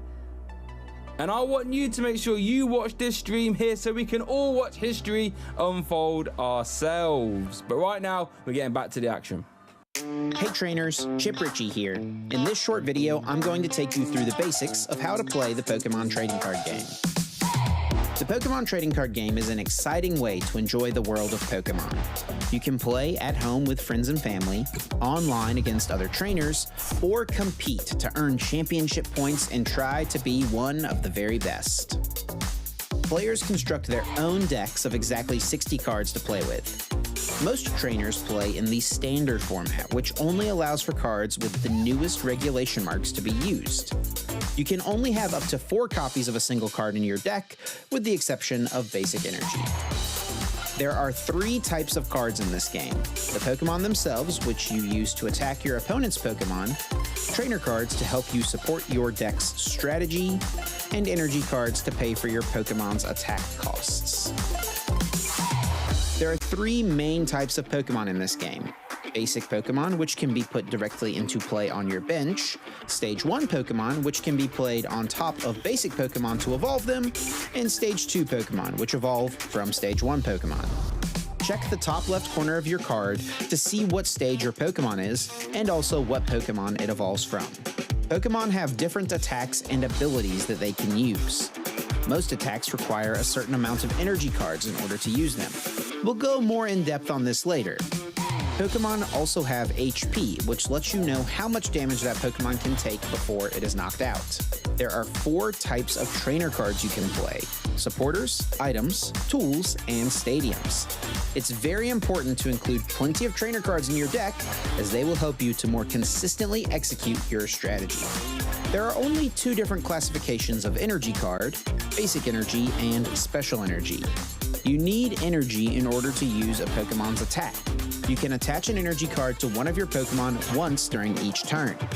Some Pokemon require specific types of energy in order to use their attacks. Each basic energy provides 1 energy of its type, or 1 colorless energy at a time. The main areas of the game board include the active spot, the bench, the deck, the discard pile, and your prize cards. You may only have 1 Pokemon in the active spot, and this Pokemon is the only one that is able to attack. You can have up to 5 Pokemon on your bench. To start the game, flip a coin or roll a dice to determine which player will get the first turn. Then, each player begins by drawing 7 cards. You must have a basic Pokemon in your hand in order to begin the game. Place your Pokemon face down in the active spot, then set out 6 prize cards to the side. Now you and your opponent can begin the game. In the Pokemon TCG, players take turns playing their cards. On your turn, the first thing you do is draw a card, and the final thing you do on your turn is announce an attack. The order in which you play cards between these 2 steps is up to you. During your turn, you may play trainer cards, attach energy, and place Pokemon on your bench. It's important to remember that the player going first is not allowed to play a support card or attack that first turn. Every time a player knocks out an opponent's Pokemon, that player adds a prize card to their hand. The first player to take all 6 prize cards wins the game. When a Pokemon is KO'd, it and all cards attached to it are sent to the discard pile. A Pokemon from the bench must immediately take its place in the active spot. If a player has no benched Pokemon to make their new active, that player loses the game regardless of how many prize cards have been taken. As mentioned earlier, players must start their turn by drawing a card. If a player has no cards remaining in their deck at the start of their turn, then that player loses the game. These are just the basics of what it takes to play the Pokemon TCG. Be sure to tune in to our Championship Series coverage, and to learn more, visit Pokemon.com/play. Hello, Barcelona viewers. You're joined with myself, Shea Burton, and the one and only Ross Gilbert. How are we today, my friend? Oh, I'm good. I'm always a bit sad when I'm not on round 1 because I'm just sitting backstage being like, yeah, but we're going to talk about Pokemon. Now I can talk about Pokemon, Jay. And I tell you what, it's been worth the wait because I've had a little bit of a sneak what game we've got coming up. We've got top seed Alberto Benvenga with Charizard against Tord with Gardevoir. Both players we saw on stream yesterday, both players, you know, they were the top 2 seeds. They both won game 1, you know, round 1 today. And now they're going to be playing in round 2. I mean, this is just a cracking game. Yeah, this is going to be amazing to watch, right? Because I think a lot of people would assume that Charizard should inherently, you know, be favored, right? It's a dark type. It can one-shot a Gardevoir EX. And you've even got, with this Alberto's version, the Lost Box stuffed as well to help out Sableye, Cramorant. But then if anybody on this planet can navigate a pad matchup, it's got to be Tord, right? Oh, it's got to be Tord. But I tell you what, I'm going through a journey with Charizard EX. The card was revealed, and I was just like, yeah. And everyone's like, oh my goodness, great. And I'm like, nah, it's all right. It's not going to be that great. And then we saw the Yokohama list last week, and I was like, oh, maybe. And then I played a bunch of games with Joe over, you know, before we got to the tournament this weekend. And I was like, oh, you know what? I'm starting to come around on this. And then we saw Alberto yesterday, and now I'm just like, yep. So I was taking it home this weekend.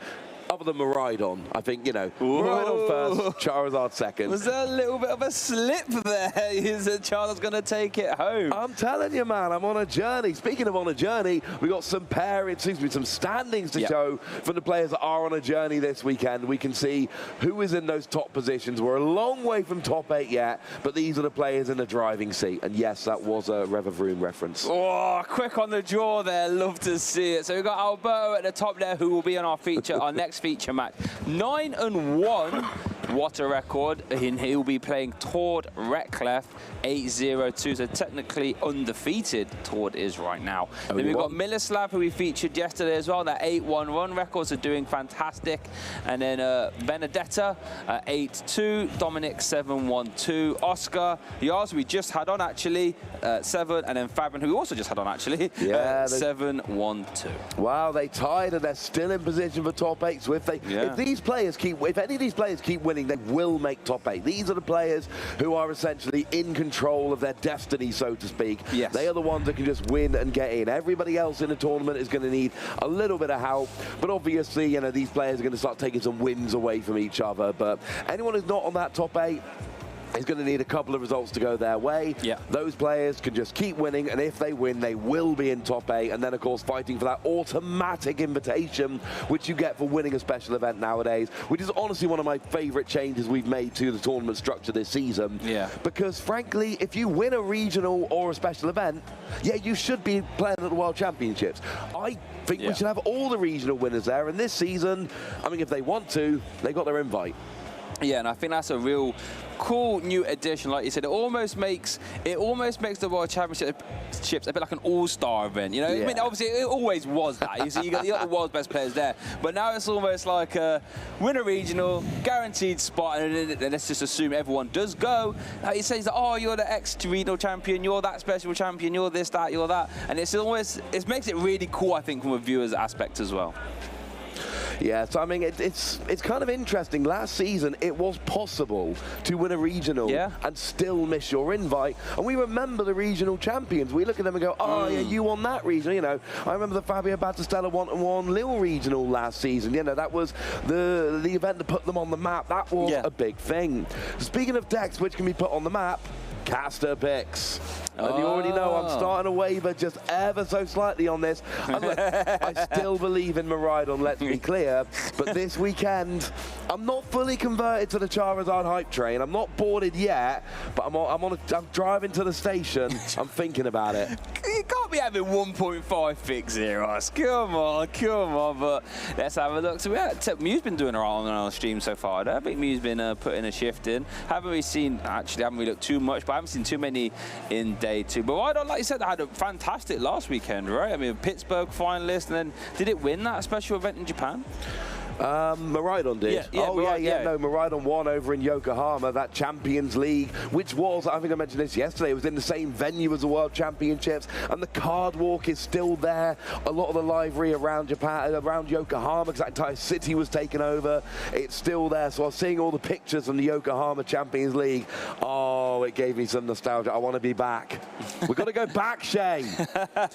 Also worth noting, Vendetta Tadaro is currently one of the top 4 seeds, is playing Mew VMAX. So we have got a Mew VMAX currently in position for top 8. And of course, Amy went for Gardevoir there, which is a deck we've seen doing very well, and we're going to see this round. And Joe picked Giratina, and I mean, look, it's the most played deck this weekend. We saw that on the graphic. It's a #1 deck. I don't think it's going to win. Now, it's easy for me to look at that because I can look at the top 10 players and go, well, I've got all the lists in front of me.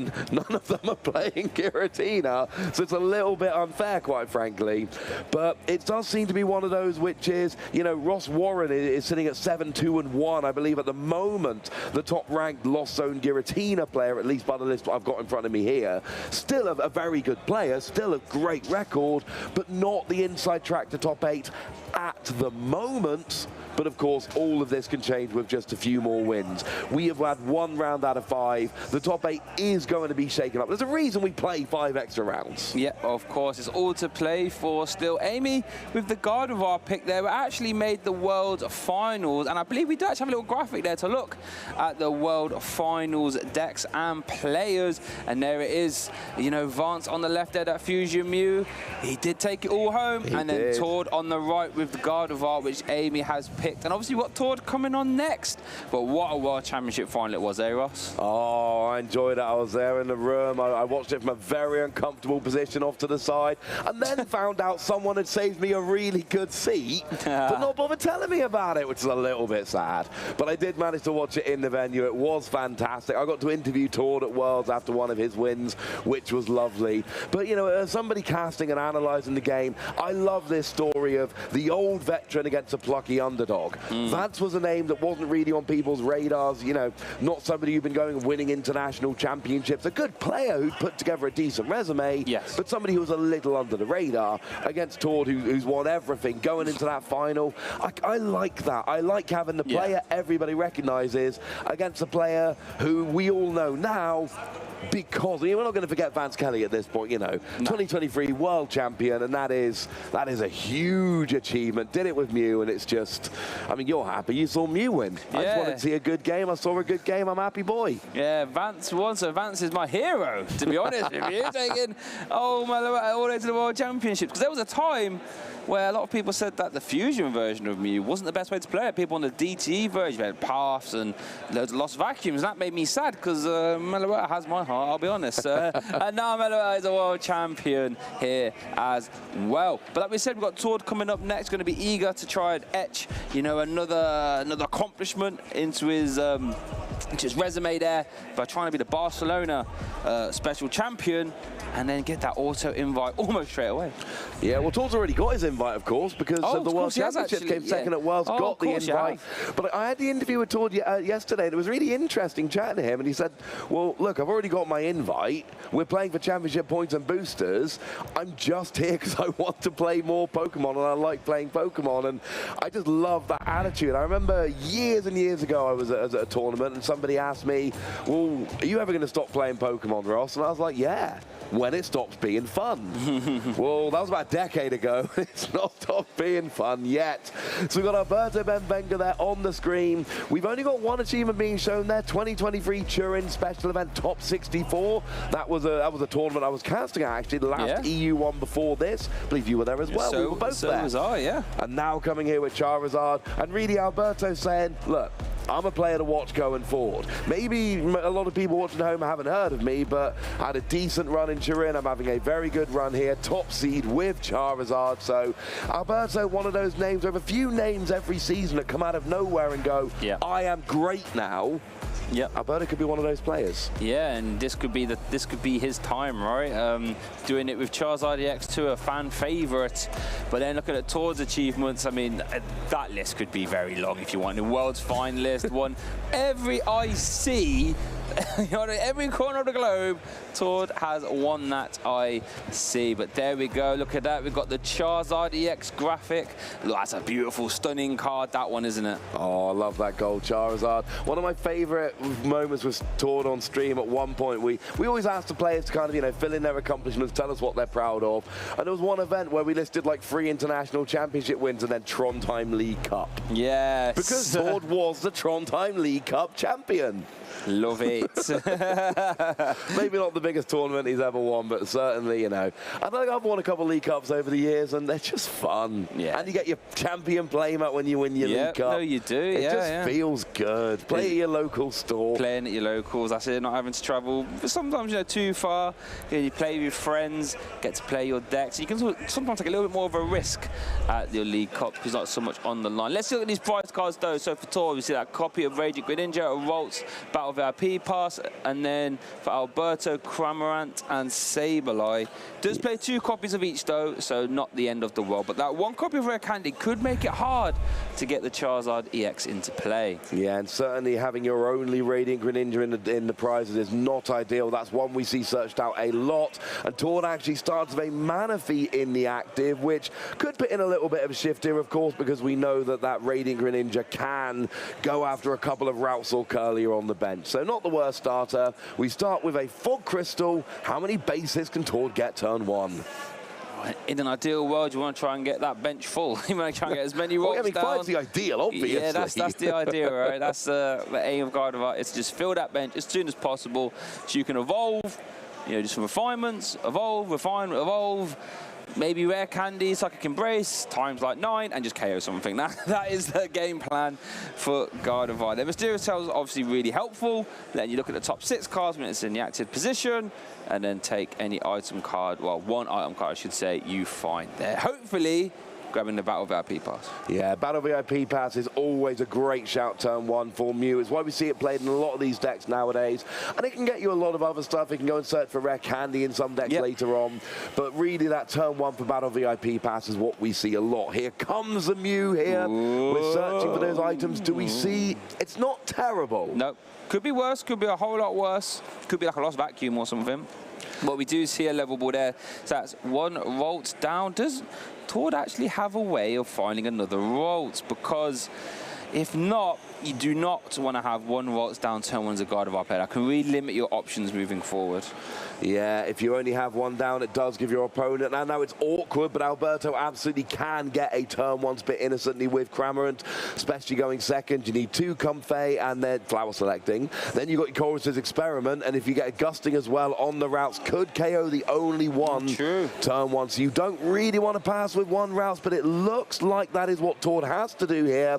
Oh, and adding insult to injury, Alberto does have the turn 1 Battle VIP Pass.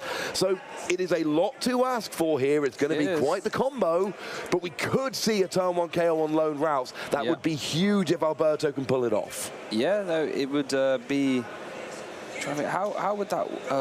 so you need, what, 4 in the lost zone? So we need 2 flower selecting, we need Chorus's Experiment, Yep. we then need to get Cramorant into the active, and we need Gusting on the routes. It is absolutely possible. 2 flower selecting is what you get most turns. That's kind of like the average. Yeah. Chorus's Experiment is obviously the supporter card. Oh, well, you can't gust with Chorus's Experiment. I was looking at the list. I was like, is he playing like I mean, you could argue maybe a skate rope, but you'd never promote the rolls in that scenario. Oh, I mean, okay, so, right, let me correct myself. It is possible beating 4 flower selecting, which is quite a bit more difficult than I was making out. You're right, there's no gusting other than supporter gust, so it would have to be. There are 4 Comfey in the list. I think that might be stretching a little too hard. But I tell you what, though, in all honesty, Cramorant plus a skate rope here is still a very strong play. Oh no, I love it. Because that would force the Manaphy out, which then makes the Radiant Greninja, because Alberto does play 2 copies of Water Energy, so that does unlock the potential of a Moonlight Shuriken. So I still think a Cramorant plus a skate rope turn, which is as close as you can get to a boss's orders this turn, is still a fantastic play. And if it's something he can pull off, that will really put him in the driver's seat. Does obviously have the Cramorant in hand already as well. I mean, personally, I want to see the quadruple flower selecting just to bail me out, but I don't think it's possible. I want it on the record that it's possible, but I do think it is unlikely. But I think you've nailed it here, Shay. The escape rope is clearly the play you want to be going for if it's possible. You're going to get the Manaphy, but then you're going to get the Manaphy, and that means that either you... got the escape rope off the Comfey as well. Oh, my goodness. Ooh, it's dangerously close right here, you know. If we find a Colress at any time, no, not quite yet, Ross. We're knocking on the door though.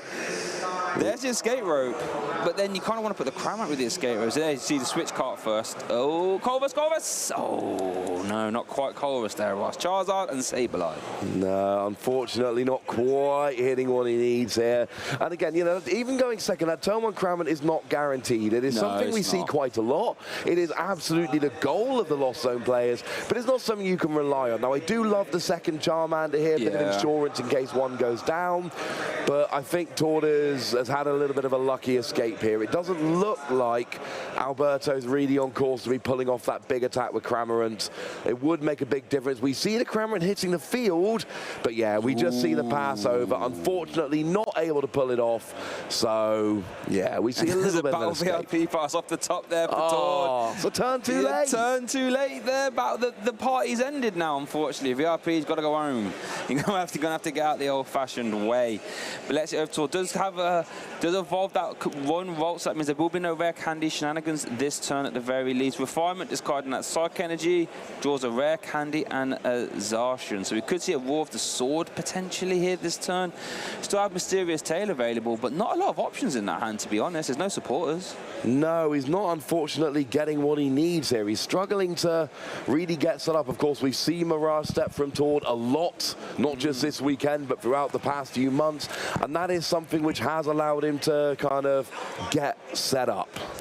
We do see the Lumineon come down here, activate Luminia's Sign, and you grab any supporter card when you bench it, so we're going to see a Researcher, an Iona even. Research does get rid of that 1 copy of Power Pad, which we know Guard of our decks love to utilize. Because you sort of play more thinner supporter lines, as it were, apart from Iona, then you can utilize Power Pad to shuffle the ones you need back in, so like Boss's Orders or Professor's Research or Worker even as well to get around part of the peak.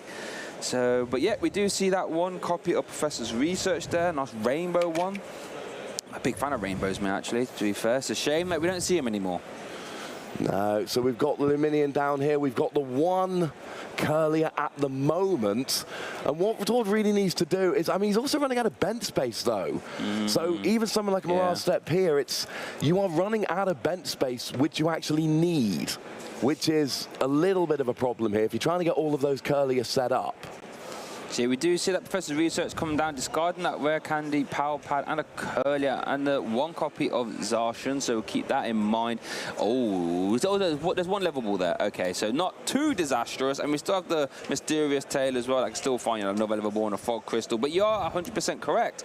The bench spots, you've got sort of 2 spots there that cannot be Guard of our lines. That is the Manaphy and that Luminion, and that's probably too many that... Tord would like, to be honest. Well, and that kind of takes Mirage Step out of it, because you can't exactly Mirage Step together with your Curly, right, if you don't have bench space for the Curlier. So you end up going kind of this slower route combined with less bench space. That is going to lead to a slower start. And one of the things that Alberto's deck can do very nicely is that it can get the, get those early KOs. You know, you've got the Cramorant, you've got the Sableye. You save that Charizard for the later game to come in and do the big smash in at the end, and it's on Tord to try and get set up a little bit faster here, because one of the things I love about this Charizard deck is it's got the early game and the late game. Yes. And even though Alberto didn't have that perfect turn one with Lost Zone, he's being given at least an extra turn, possibly several here, to really start rolling. You are 100% correct, and let's see what Alberto can do. Oh, wait a minute. Oh no, he has concealed cards as well. It's going to draw two. The first flowers. Oh, Mirage Gate and Fire Energy. Not the greatest. We've seen Escape Rope, but no Colress as of yet. So we're going to see an attached retreat into the next flower selected. Oh, Jet Energy and Super Rod. While these are not cards you want to see in the early game, I can tell you that. So see what's in the hand. There's no rare candy available. Oh, not the hottest of starts here for Alberto, all things considered. No, I mean, Jet Energy's quite nice. Gets the Comfey into the active so you can flower selecting, then, of course, provides the energy to retreat as well. But you're right, it's not, you know, you need to save things like Super Rod for that late game. You need to get some recovery going. So you kind of have to get rid of a Jet Energy to save that Super Rod. I do like the Escape Rope here. You force the fish into the active, and then, of course, you've got... Yes, looks like it's another Comfey into the active. No, Cramorant into the active. All right, now we can get a decent attack off. And it's not going to KO, but we've seen this over and over again with Lost Zone. Now you can either get a second hit with a Cramorant to KO. That's good. Yep. Or you can finish off with Sableye if it ends up back on the bench. That's good. Yep, for sure. Now, Tord does play one copy of Collapse Stadium, I believe. Yes, so we will be able to maybe try and remove that Lumineon from play. But as it stands now, if it stays in play, you are 100% correct. Sableye and or Cramorant will be able to clear that up. Now, we do see a Shining Arcana come off, and it's really interesting. I think there's going to be a little mini game here for Taurus. Try and get as much energies onto that Gardevoir without taking damage, so we can hit that 330 number on a Charizard if necessary. Because without any way of healing or getting damage or attaching energies without damage, it won't be able to get to that 330 without using reversal energy or anything like this. No, reversal energy, of course, great. It can count as free energy when you attach it to an evolved non-rule box Pokemon. So that means that you can, you know, put it on that non-EX Gardevoir and really power it up much, much more quickly without taking the extra damage you would if you powered it up using an EX. So we've got Tord there getting an energy on the Lumineon. That's just going to be a pivot option. Get it at the active and basically force Alberto to have something like a Sableye to finish it off in a future turn. And then we've got Mysterious Tail coming in with Mew, going to find themselves another item card. And it looks like debating, was it a Super Rod and or level? Oh no, there's quite a few options there. I think level ball was the correct choice. And I think he's going to play that level ball immediately. And this could iron up the Rolts there, don't mind that. One interesting thing I want to keep an eye on here is use of the Cresselia to KO the 60 HP Charmander. When we had this matchup on stream yesterday, we saw Cresselia used an awful lot being able to KO Charmander with Moonglow Reverse, because that will also allow you to get energies onto your Gardevoir without taking damage. So that's one little wrinkle to the minigame. Yeah, we like that. Of course, Cresselia lets you move a couple damage from each of your Pokemon onto one of your opponents. So you move the energy on with the EX, take 2 damage counters, but you do that on all your Pokemon once, then move all the damage off with Cresselia. You've got the extra energy and you've gotten some damage down and you've got no real downside. While I was saying that, Tord actually got a rare candy into another one of those Shining Arcana Gardevoir. So 2 of them sitting on the field right now. And although Tord, I mean, the Curlier didn't really work this game. No. And yet, Tord's still sitting there with a couple of Gardevoir out. We've got a Rouse to potentially turn into an EX in the near future as well. And it's going to be kind of like a Curlier-free game almost. and yet it's kind of working. Alberto's yet to take a prize. Tord is not really behind at all here and has navigated it in a very different way. What we've seen, Shay. We got the rare candy Charizard, if wanted, for Alberto. Nice. Did get it off the concealed card, so we could see that Infernal Rain activating some Burning Darkness.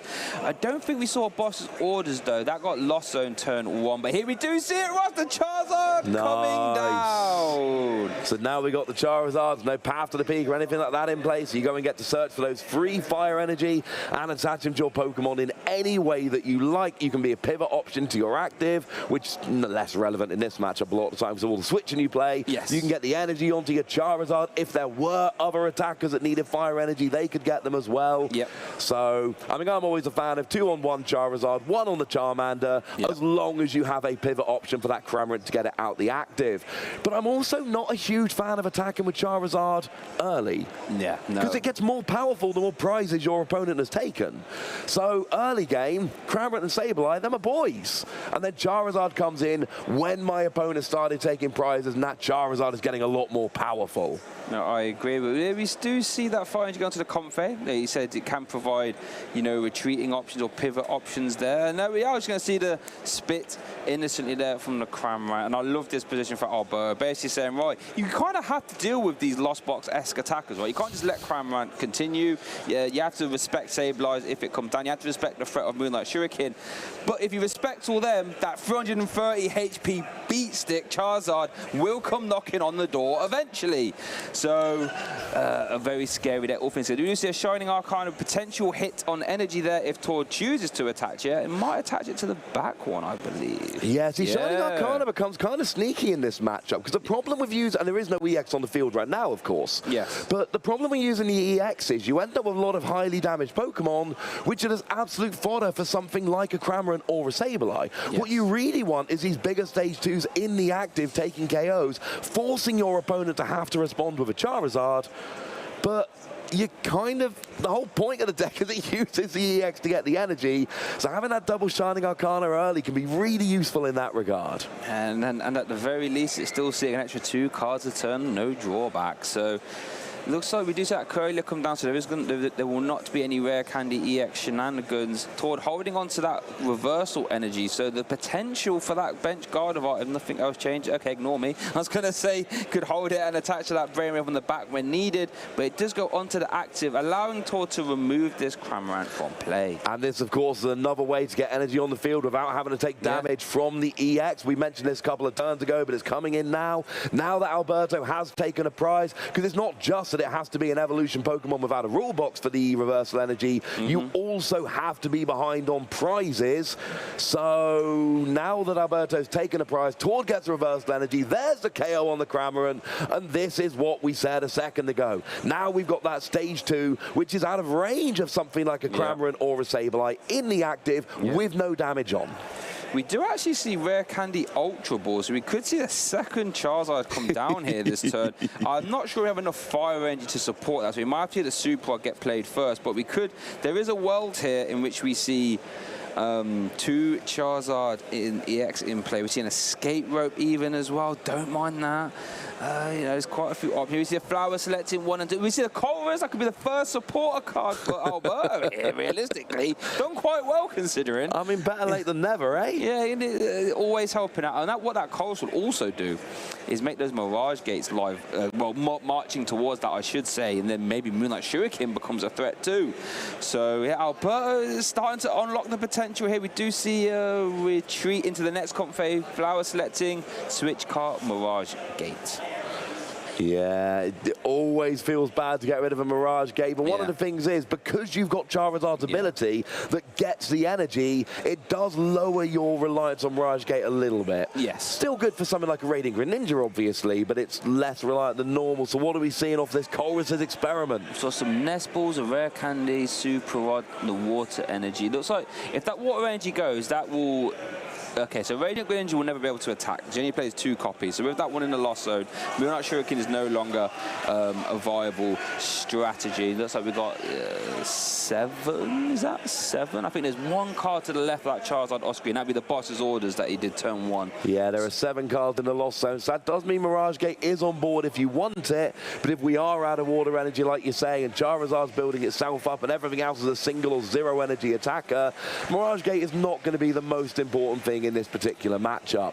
No. It's going to be big KOs, and unfortunately, I think at this stage you kind of have to KO. If you want a KO, you have to go for the Charizard, or if you really wanted, you could try and push a little bit, see if you could get up to 10 in the Lost Zone, which would be difficult. Yes. And then you've got Sableye, but I think that's probably next turn or the turn after, because we've seen some Flower Selecting, we've seen the supporter played already. So Sableye's going to be useful, probably not this turn.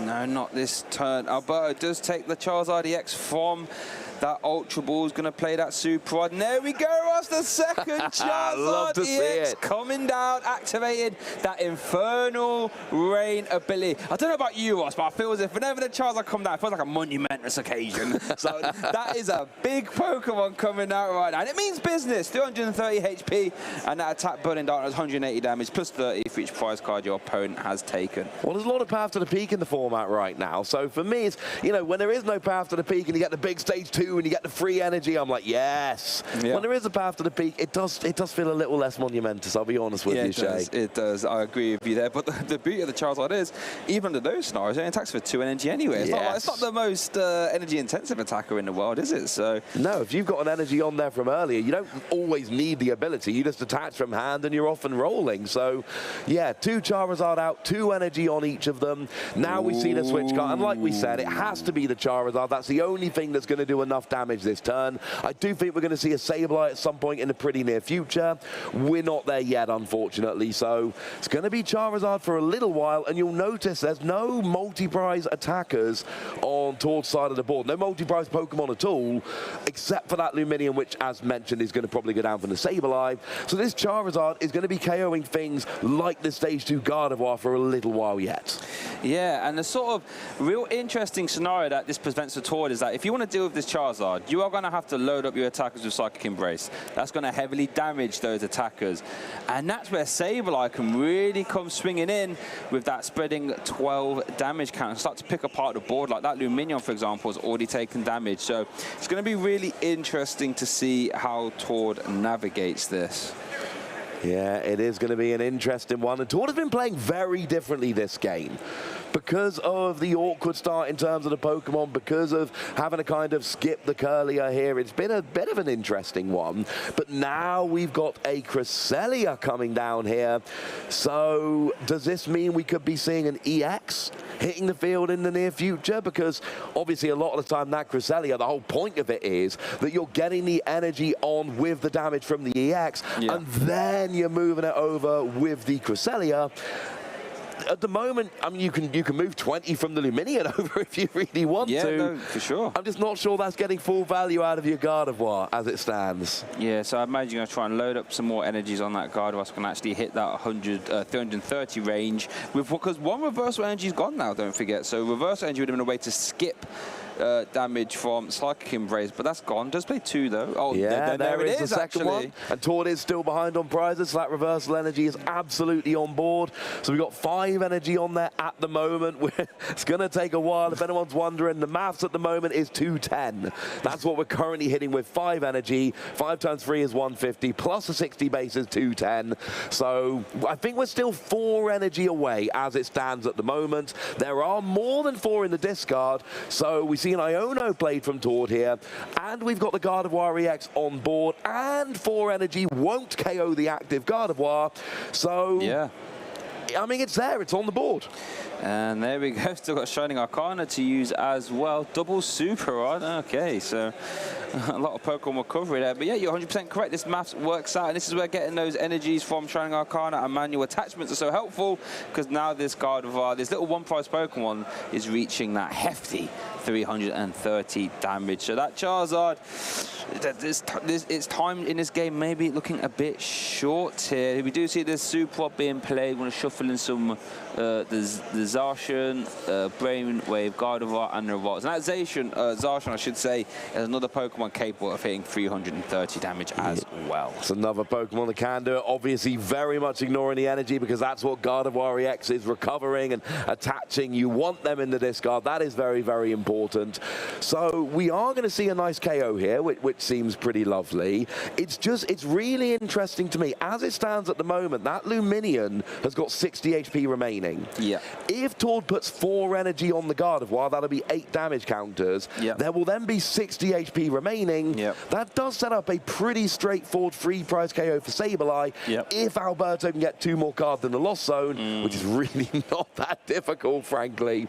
So we could see a big KO on the Charizard here, but we could then see a really big free prize turn from Alberto and a pretty easy way to finish off the game potentially against, you know, just taking out something like a Manaphy on the bench with a Sableye or something with a Charizard. Yeah, and that's where you see the natural synergy here with Charizard in this Lost Box style deck, is that in order for Gardevoir at the very least to deal with this, damage counters are flying everywhere, and Sableye would just love that, to deal with damaged Pokemon already. We do see the Zacian come down, Forest Seal Stone, activating that Star Alchemy. So we're going to see, is this going to be a Collapse Stadium play here to remove that Luminion?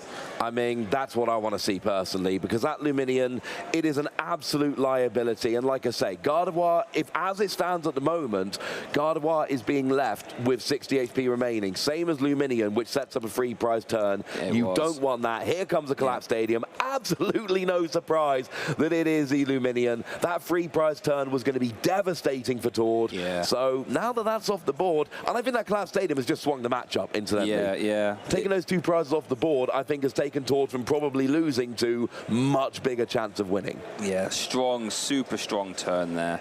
And there we go. So we're going to see what the 80 damage onto that Gardevoir. Now has 9 psychic energies in total, counting the reverse, which means you're hitting for exactly 330. And a 1-hit KO on that Charizard. So the monumentous occasion of that Charizard coming down quickly extinguished those burning darkness, extinguished there. Tord takes 2 prize cards, and that actually goes ahead 3 prizes to 4. Yeah, that reversal energy is taken offline, but I don't think it's going to matter. It's probably not going to be staying around for too long. But this is why that Collapse Stadium was so huge, because what would happen is Alberto would just go for the Sableye, take the free prize turn, 1 prize remaining, big Charizard ready to come in on the bench. Yep. Now it's a very different proposition. Tord is now ahead on prizes, and there is 1 easy prize for Alberto. The Manaphy, of course, has 70 HP, which means you cannot take the double prize here off the Gardevoir and the Manaphy. So it's now super awkward for Alberto because, well, I mean, what do? You can KO the active Gardevoir with a Sableye or a Cramorant, but there isn't that easy prize map that we had with that Luminion on the board. Yeah, it's going to make it really interesting to close out, like you said. I mean, I don't actually see a way to get Sableye in the hand right now. It does have a Colress, but then trying to bet, you can't really just go and boss the Gardevoir EX, because then the Gardevoir just swings back again, as in the Brainwave Gardevoir sitting active. So you're going to see a Comfey Jet Energy switch cut Battle VIP pass. Well, the Battle VIP pass is always going to go, isn't it? Oh, yes. And let's see what can manufacture here. It's so tantalizing, close having that boss's orders in a way to 1-hit KO that Gardevoir EX, but it's not going to really accomplish much. You've got to KO the Brainwave Gardevoir, because it's hitting 330. Yeah. We just saw it get a 1-hit KO on a Charizard EX, which means if you don't KO it this turn, Tord can get a 1-hit KO on another Charizard EX next turn. So whatever happens this turn, you've got to take out the Brainwave Gardevoir. Whether that's with a Sableye, you know, leaving some damage counters elsewhere on the field, or whether it's with a Cramorant if the Sableye is too difficult to get on board. I feel fairly confident you're probably not going to try and get it with your 2-prize Charizard and just leave it in the active. But the game has really swung back to Tord here. By taking that Luminion off of the board while getting a 1-hit KO on the Charizard, he's now in a situation where he takes out that Charizard and 1 little Pokemon, and now he's fine. Whereas Alberto, there is a map here, which is KO the Zacian and then KO the Gardevoir. But if you do that, then you're ignoring the Brainwave Gardevoir, which, as previously mentioned, you can't do, which means you've basically got to get 3 KOs in order to round out the game, and that's how it's gotten so awkward for Alberto. I think I'm going to have to attack with the Charizard there, though, because that Roxanne didn't find Alberto another attacker. Now, as it stands now, this Charizard is safe, because I think there's 1, 2, 3, 4, 5, 6, 7 Psychic Energies that will be in the discard pile. Correct. You need 9 for the Zacian to take the KO. So, yeah, and you've removed, there is no draw option or discard option on Tord's bench. There is no Curlier. So if Tord... Oh, no, I think there's 9. Is that what? not... I think they're battle. I think that's Battle B. I saw the B and the A, but no, you're right. We got 1 in the discard and we got 6 on the active. So, no, good correction there, Shay. It is indeed 7 energy. So we are not there yet. Now, you have to hope and pray, though. You have to hope and pray. Indeed. And you know, so we saw the KO with the Charizard. The reason we saw the KO with the Charizard is really simple. Had no other attackers. Yes. It wasn't really the ideal situation. Yes. But, you know, sometimes when we're talking, it's an important point. The players have access to more information than we do. They can check both players' discard piles. Now Tor's been super nice and letting us see his. Yeah. But that's often not the case. The players can see their hands, which we can't see perfectly. So, no, you didn't really want the KO with Charizard there. It was about your only option, and now Tord can get to work. So you attach this, so you can always pay retreat. So that essentially gets 1 more in the discard pile. And Iono, big 3 cards here for Tord. Do we see a way of discarding a Psychic Energy? It's going to have to be like an Ultra Ball or something like this, I believe. What do we get? What do we get? I can't see, Tord! Can't see. Nothing. Boss's Orders, Stadium. Artisan, and a Gardevoir EX, I believe. Yeah. Like, this is interesting now. So you're going to have to, Psychic Embrace and then pay retreat into a 1-prize Pokemon, I believe. But what that does do is let Alberto take 1 more prize, then go down to 2.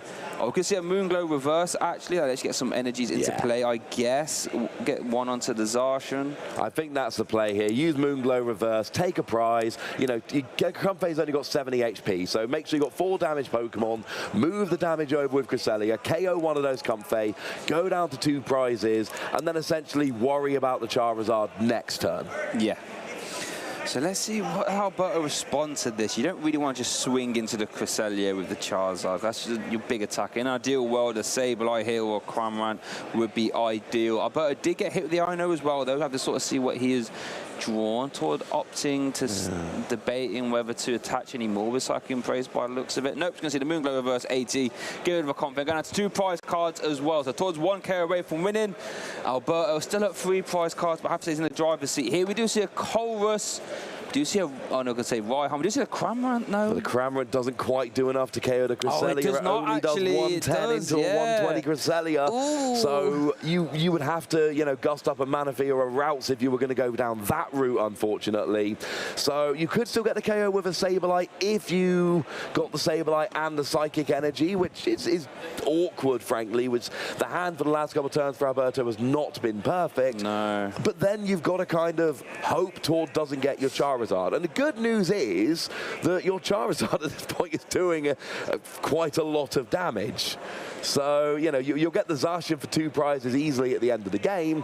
The problem is just basically stopping Tord KOing the Charizard, because last turn for Tord was very clearly a, well, let's worry about it later turn. Let's just get the KO on Comfey, and let's try and go after that Charizard on the next turn when I'm kind of forced to get a 2-prize KO for the win. Yeah, it's definitely a tough decision there for Alberto. That Colrus didn't really give him any resources to work with this turn. Can't play that switch card, obviously.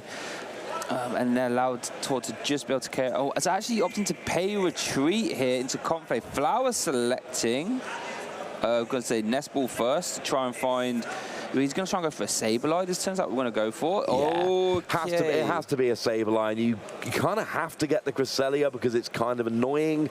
The Manaphy is also there, but you can't get a double KO on the Manaphy and the Routes because they're both 70 HP. So I'm not sure it's really worth going after that. So, yeah, it's going to have to be Sableye, unfortunately. I think we need to find a Psychic Energy here, though. You absolutely do. We don't have it yet at the moment. Oh, dearie me. Was that another Comfey? No. We got an escape rope there. Oh, there is another Comfey. Are we going to roll the dice here? What are you going to find a Psychic Energy, Ross? You can't even attack. Oh, goodness goodness. Yeah, so we're going to escape rope presumably into a Comfey to flower selecting. Yes. Is there a pivot? There's a switch card in the hand. Yes. So essentially you go to the Comfey, you're trying to find the psychic energy off of the flower selecting so that you can then switch card into the Sableye, and then you can go and kind of get that KO. But again, all of this is still relying on Tord not KOing a Charizard next turn. The good news is you can try and make it super difficult, leave a Charizard on the bench, force Tord to have all of this energy, build up the big attacker, and have the gusting to pull it off. And yeah, just popping the routes up. Now this is interesting. Got the Mirage Gate. He did get the Mirage Gate. This does open up a potential Cramorant KO if you can find a Cramorant. Yes, but I don't think the hand supports that. It doesn't, unfortunately, no. And it was worth noting, Alberto only plays 2 copies of Psychic Energy, so actually fighting that could have been very difficult, but the Mirage Gate obviously does count, allowing you to grab energy from the deck there. So let's have a look. Whoa, this is getting a close one here, Ross. You know, this is to and fro, as it were. Energy's looking very light here for Alberto. I'm not even sure he's got enough fire energy to attack with the Charizard again. Well, that was going to be my next question. Like, he would need a Super Rod and a Mirage Gate, I believe, in order to pull this off, because I don't think he's got enough fire energy actually there. There are a couple in the discard. I didn't see exactly what was in the... Are there 2 left in the deck, do you reckon? I think there's 2 left in the deck, unless he's prized one, because I can see 1, 2, 3, 4 in the discard pile, at least 1 in the lost zone. So yeah, we just see the... Oh, we had it! Oh, wow. Boss's orders, and that is it, ladies and gentlemen. We knew Tord could get the energy and get the KO. It all came down to the boss. We see the boss onto the Charizard, and we are straight to game 2. Tord taking that big KO on Charizard. And what do we say? Yeah. Even though this looks like a pretty good matchup for Charizard, you said it yourself right at the beginning of the matchup, Shay. If there's one person we can rely on to be able to navigate an awkward matchup, it is Tord. It wasn't even a great start then. You didn't have the traditional turn 1 bunch of routes, turn 2 Curlier. We didn't see the Mirage step into multiple Curlier. We saw far too many extra Pokemon that you don't necessarily want out in the early game, and Tord still managed to navigate 2 one-hit KOs on Charizard EX, couple of little prizes, and we're off to game 2, and that was a pretty long game 1. It was, and how demoralizing would that be? I think if that was me thinking, I'm playing an almost counter deck to Gardevoir, a deck that should have a very good matchup into Gardevoir. My opponent started with 1 Rolts and still lost. Still lost. That must be so backbreaking. I think all credit to Alberto, played it perfectly. I think I didn't notice anything wrong. I think it played everything how it should do, but then just being able to swing for 130 damage with a 1-prize Pokemon too, and then finish off with a 2-prize Zacian is just incredibly strong no matter what you're playing against. But we saw that thing that Lost Zone sometimes does. You are flower selecting for 1 of 2 random cards, and sometimes you don't hit the right random cards. Yep. And that was something we saw over and over again in that last game. Alberto was 1 card away from the combo. You know, that turn where you had to swing with a Charizard when you really would rather have swung with a smaller Pokemon. Now, we got Gold Stadiums, 1 Routes, 1 Curlier, nothing terrible. And then 2 Fire Energy, 1 Water. Could be relevant, actually, because with 2 Water Energy in the deck, that means that Radiant Greninja is not actually an option in... Oh, speaking of which, it's in the active. Yeah, so Moonlight Showcase will not be an option. And worth noting as well that 1 copy of Collapse Stadium for Tord is prized, so there will be no damage removal via Collapse Stadium, at least until it's liberated from the prize cards there. Over to Alberto's turn as he is starting. He's had the Battle VIP pass to start his turn, grabbing 2 Comfey, getting them into play, and has led that Radiant Greninja, like you said. Good start. Double obviously, a lot of the time, Battle VIP pass turn 1, we see the Comfey and the Radiant Greninja. No point getting a Radiant Greninja if we've already got a Radiant Greninja. So go for the double Comfey, start flower selecting right away. And now here, that whole turn 2 Cramorant before Tord's been able to evolve is a lot more likely than it was turn 1 last time. So that is something to keep an eye on. But you've got to think Tord's got to have a better hand than he did last game. Yeah, he had 1 Rolls. Like, that's bare bones. Like, it doesn't get much worse than that. He had another Colossus Experiment. Or he has 1 Rare Candy in hand, so that's a fairly easy decision there, keeping the Colossus Experiment. To be fair, Alberto didn't play a Colossus Experiment for a very long time. Here comes the Artisan. It's actually a stage when both players can use it, and you grab a basic non-Warbox Pokemon and put it on your bench. Yeah, which Tord is going to love. I mean, that would have done brilliantly turn 1 last game, going and getting an extra Rouse. That would have been fantastic. Both of these decks are decks that, like a lot of decks, honestly, They need a bunch of Pokemon turn 1. We see from these Arceus decks, as long as you've got Arceus and a basic energy, you'll probably be okay. But these Stage 2 evolution decks, you really want 2 of your basic. You want your Radiant Greninja. A lot of the time you want Manaphy. You might want, you know, the list keeps going, essentially. Yeah, very super stage. I mean, the hand for Tord wasn't actually the greatest, but we do see the Iono, and we also have the Mysterious Tail in the active as well. So you're going to see 6 cards off the Iono, and then 7 off the Mysterious Tail. So a ton of options there to find the Battle VIP pass, and let's see what Tord can get here. Could be very impactful. Yeah, 6 off the Mysterious Tail, after 6 off of the Iono. I mean, that's still 12 cards on the top of your deck that you are going to be having a look at to try and find that Battle VIP pass, and it looks like that Mysterious Tail is coming straight in here. 6 cards off the top of your deck. Let's find it. Gotta be a battle. Oh my goodness. Is that a fail? I don't Has he still not got a Battle VIP pass after all that? No. Can't even use that Greninja because there's no energy in the hand, so it might just be a level. Was there a... Oh, there's a Power Pad or Rare Candy. Well, I guess Rare Candy makes a lot more sense if you've only got 2 volts down. I mean, well, that's the thing. That Artisan here is all of a sudden looking like a way better card for Tord. Yeah. Because, yeah, that's going to get the second routes. And has he got another way to get one in his hand? I didn't think there was 1 level ball. Is there a level ball in hand? All right, so he's going to get 2 regardless, but this is actually really helping. Yes, there is a level ball. You're absolutely correct. But this is still huge. Going from 2 routes to 3, that makes a huge difference. You know, if Treble Curly at turn 2 is huge for drawing a bunch of cards. So that Artisan, and I know why Alberto had to play it. You had to get that Charmander. Yeah. Understand entirely, agree with the play, but I'm just pointing out it has really helped Tord out this turn as well. Yeah, that's the problem with these sort of stadiums that everyone can use, right? I say everyone, most decks can use, because like it can help your opponent. There are many times that I've been playing Artisan decks myself, and you have to consider the upside of me using it. Is it offset by my opponent? If they had a slow start, am I gifting them ways out of the bad start, right? And even decks like Mew VMAX can use Artisan because it finds a Meloretta or Iskew, or even Oricorio. So it's a really interesting debate, these strong stadiums, but I think you're right. I had to use it. You have to develop the Charmander threat at some point, but it's given Tord a little bit of a lifeline.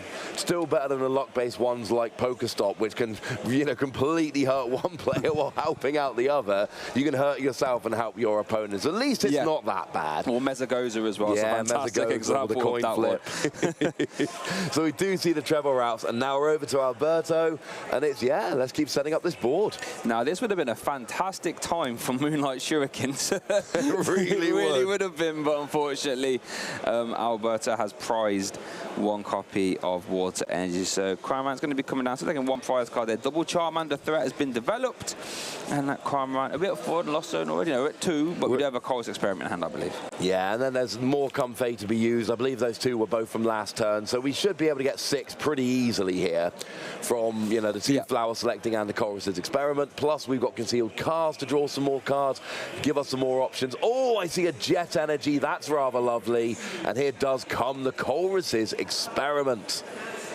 Oh, that was very quick. Yeah, did that decision very quick. So Rare Candy, Psychic, and Escape Rope. Escape Rope's actually really nice here. It's almost, well, I mean, it is as good as a boss. That Infernal Rain activation there as that Charizard EX comes down, attaching 2 fire energies, I should say.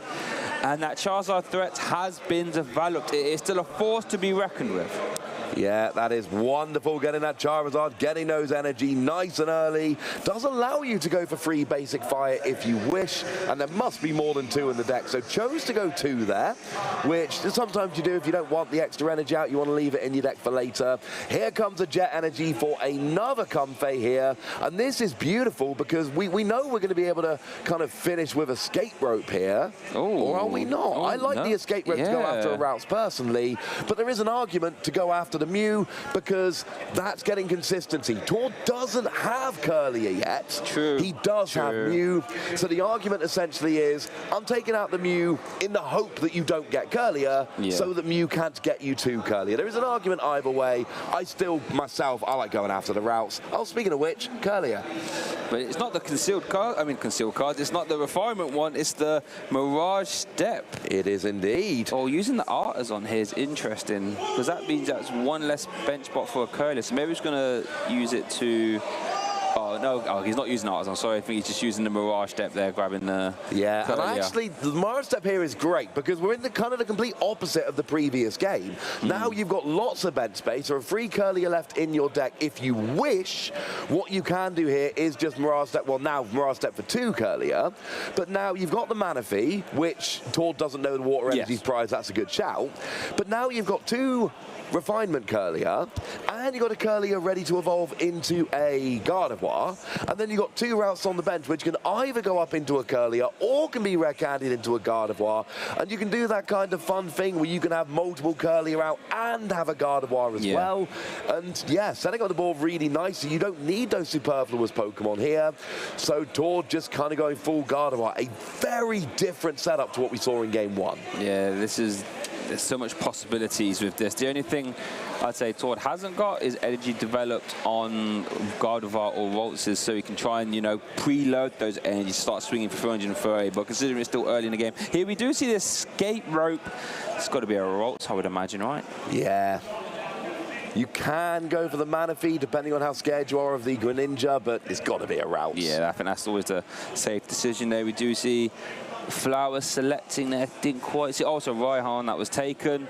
A very strong supporter card, and you attach energy from the discard pile and then grab any card from your deck if one of your Pokemon was KO'd during your opponent's last turn. But there we do see the Cramorant with that Spit Innocently. 2 prize cards for Alberto. Yeah, and Cramorant putting in work nice and early here, taking those cheeky KOs. That's kind of the point of the deck. You got Cramorant in the first couple of turns to take those little prizes. You build into Sableye to finish Pokemon off or take out smaller prizes on the bench. And then when your opponent's caught up a bit, Charizard comes in and sweeps when they've taken a few prizes and really bumped up Charizard's damage. So I like the start from Alberto. It's going very nicely. You've taken a couple of prize cards and you're just kind of rocking along nicely. Oh, we do see the reverse ranges. We know that they're really impactful for letting Brainwave Gardevoir hit that 330 number. So keep an eye on that. We do see the Artisan activation. And then you grab any basic Pokemon without a rule box. Was there any targets there, actually? I don't think there was. No. So shuffle them up. I mean, one of the things we see with decks, with cards like Artisan a lot, and you will see this from top players, they just use that as a free deck search. Yes. They literally just use it as a, let's have a quick gander, what's in my deck? And because the deck is, you know, hidden knowledge, it's not public knowledge, even if there's a legal target, you don't have to get one. Yes. So you can literally just use it as a free deck search to remind yourself exactly what's in there. And sure, you can work it out from looking at your hand and your discard and all that. Much more fun just to be able to have a gander. Oh, 100%. I do that all the time when I'm playing. Oh, what have we got left? Let me see if I can just look at the deck and see what we have. So, yeah, level ball being played. Was that a failed search and level ball as well? I think it might have been. I'm not seeing as what they had. There's one route there and it's not being evolved right now. So seems like, and I believe there was a Curlier in the prizes we saw at the beginning of the game. So what's out there is what's staying out there.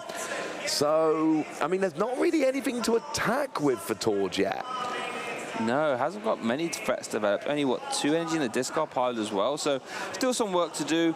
But Alberto says he passes over to Alberto as he plays the Chorus Experiment. We do see a Charizard EX and a Rare Candy combo. Nice. So we're going to see another Infernal Rain. Well, potentially an Infernal Rain activation. After Super in some 5 energies first by the looks of it. As they do come down and shuffling in that Psychic as well. So pretty similar position here to Charizard EX ready to go, but Alberto's going to be at 3 prize cards before those Charizards even have to get involved. That is a thin deck there for Alberto. He's done a very good job at turboing through it. He's turboed right through. Of course, Tord did something very clever there and put the Greninja in the active because it was out of range of a Cramorant, but Alberto's like, yeah, you know what's better than that? Escape rope. And now, and this is wonderful because he's basically getting a free use of Comfey's Flower Selecting, and you know Cramorant's going straight back in the active. Cramorant's going to take another prize here, and Tord played it perfectly, leaving that Greninja in the active, making sure there was no easy prize for Alberto, but that's why we play Escape Rope, and this game is going very differently to Game 1, not just in Tord's setup, but Alberto's deck is doing what it does beautifully, what it didn't do well enough last game, cheeky early prizes. That Cramorant's halfway to winning all by itself. Turbo Cram! Turbo Cram, that was actually a deck at one point, Turbo Cram.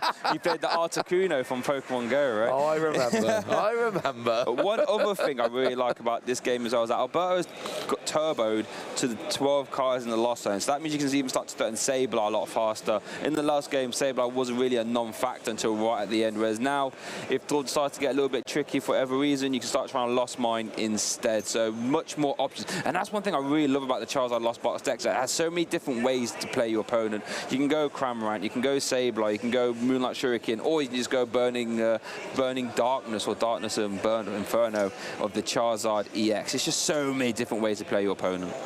Yeah, I love it, and it's still not my preferred list to play. I'm still playing the Curly list if I'm playing Charizard, but I can really appreciate watching these players having those different levels to all of this deck, having the early, the mid, and the late game. I really do think that's a huge advantage. Tord at this stage, there's no prizes been taken. He's 3 prizes down. There's 2 Charizard developed, and what Tord really needs here, and I know this sounds obvious, but I'm going to say it, Shay.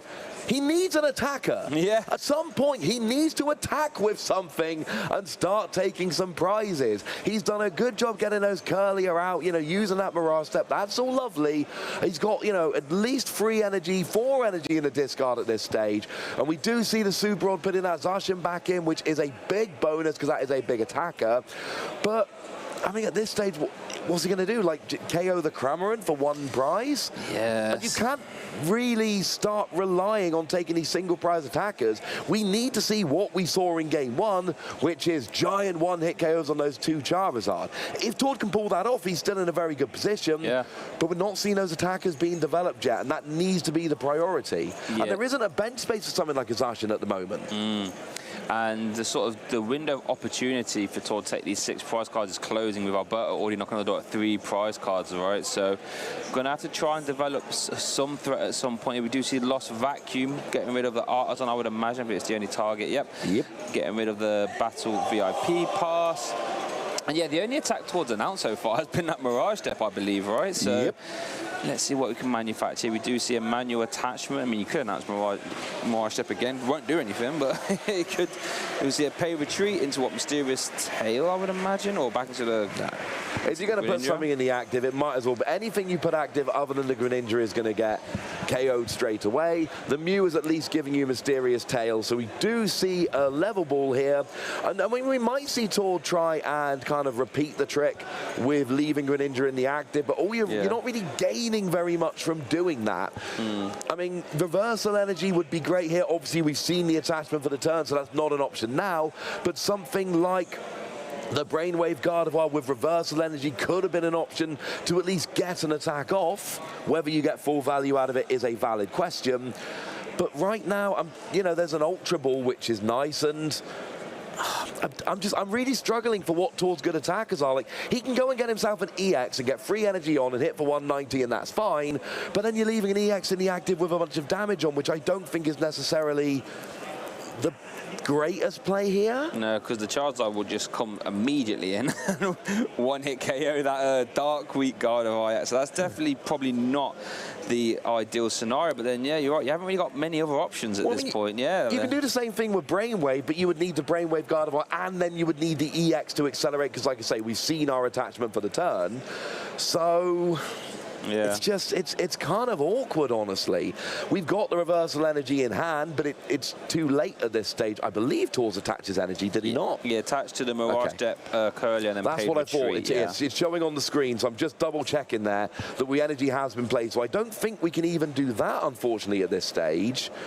So here we go. You can see the Shining Arcana. Look at top 2. No energy off that. There. Power Pad and a Zacian V. That's not, unfortunately, going to do it. Have we supported this turn? Yeah, we did see a supporter, I believe. Or maybe it was just no, it was a Mew. It was a Mew we saw. We saw 6 cards being fanned out at one point. Yeah. So you do see the Power Pad shuffling in 1 copy of Iono. Just have a look. It looks like time is going to be called. Let me just double check that our timer is 100% correct with the time on the table. It is. So this is turn 0 here for Tord. So still absolutely in range for Alberto. Oh, no, it's not. It's not. It's not in range for Alberto. If a 2 prizer doesn't come down, then I mean, there's no way. There is no way a 2 prizer is coming down. So I think Tord's done it, actually. We would need Greninja. We need a... Could we do it with Sableye? So we need, wait a second, actually. We need 3 prizes in 2 turns. So we would have... Now, if we Sableye this turn, we can get a Mew and almost a Manaphy. Yeah. So... If Greninja's not an option, then you Sableye the Manaphy this turn, Greninja next turn.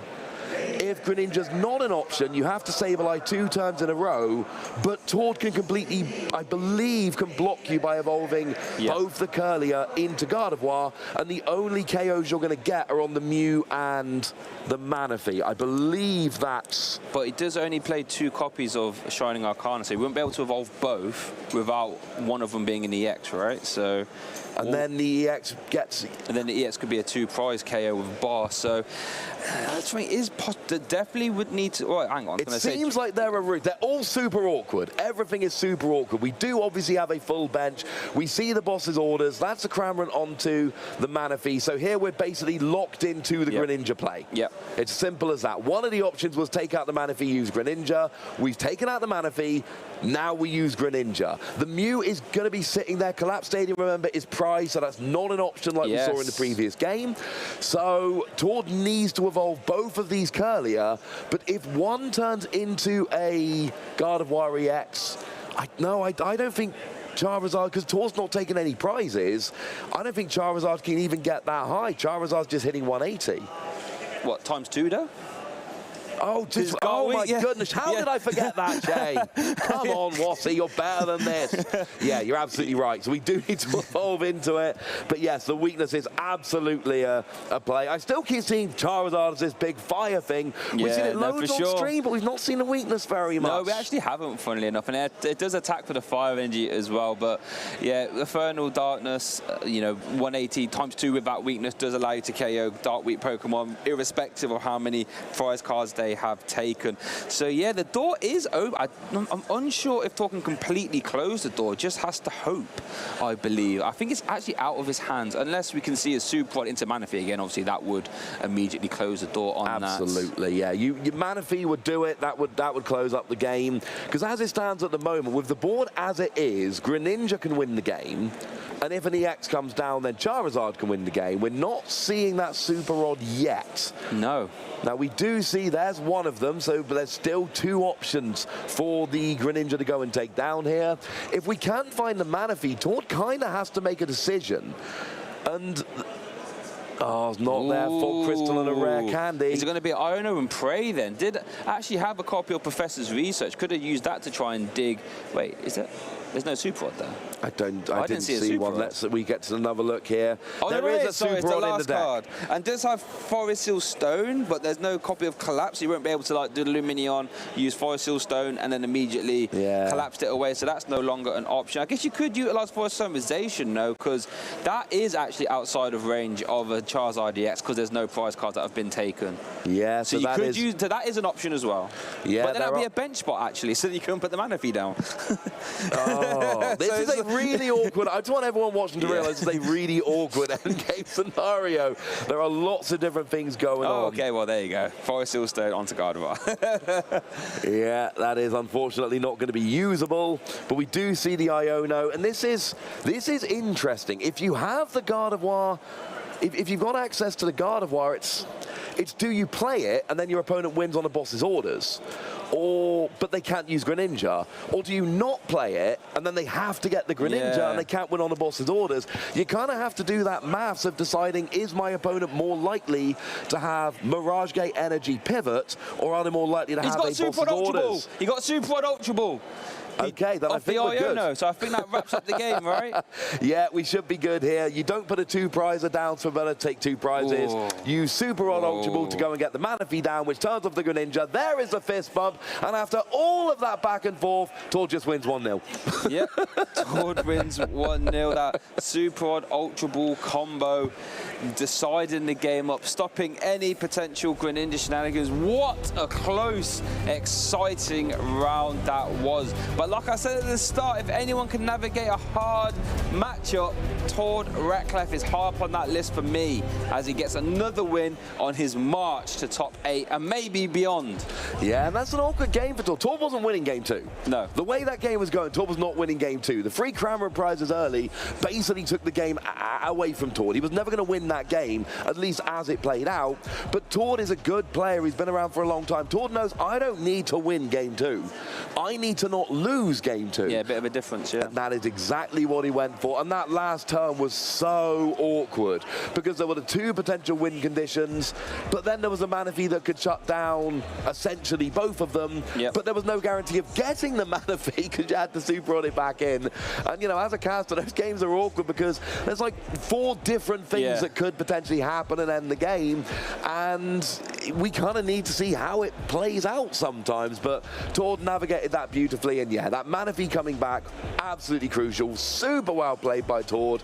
And it is so tense playing those games, knowing I've got 1 turn. And if I can just avoid a KO this turn, I'm going to be good. Yeah, so all you have to do is just hope, play to your outs, and just cross your fingers at that moment in time. We won't have a winner's interview here, though. So what we do have is a Worlds recap video, and then we're going to get to the next round as soon as possible. Don't go anywhere. Let's take a look back at the 2023 Pokemon Trading Card Game World Championships from Yokohama, Japan, the first Worlds ever held in the country. Coming into day 1, Lugia V-Star was the most popular deck, followed by Gardevoir EX and Giratina V-Star. Surprisingly, old favourite Mew VMAX was nowhere to be seen on the list of most popular decks. Day 2 saw a shift in the metagame, with Lost Box the clear most popular deck, and Lugia V-Star and Gardevoir EX following behind. All decks were expected to be good coming into the event. The junior final saw Xiao Tong-en taking on Gabriel Borges Torres. Xiao Tong had to overcome some adversity, including a very slow start in Game 1, but a big performance from Dragonite V in Game 1 taking every prize, and a huge Aqua Storm from Kyogre in Game 2 saw him take the title. In the seniors final, Gabriel Fernandez's Lugia V-Star proved too powerful and overwhelmed Sydney De Bruyne's Arceus V-Star deck on the way to a 2-0 victory. To conclude the World Championships, we had Tord Reklev, winner of 4 international championships, taking on the underdog Vance Kelly in the Masters Division Finals. Tord's Gardevoir deck had proven nearly unstoppable throughout the weekend, but in Game 1, the surprise tech card Box of Disaster in Vince's Mew VMAX deck proved too much to handle. Tord showcased the power of Gardevoir EX in Game 2, including a huge one-hit knockout on a free prize Mew VMAX to tie the match up at 1 game each and took us to a tense Game 3 with little time remaining on the clock. In the third and final game, Vance proved why Mew VMAX shouldn't have been overlooked coming into the tournament, using a boss's orders to take a knockout on the very last turn of the game to pull ahead in prizes and take the title of World Champion. Make sure you're following the action all season long at Pokemon.com/compete.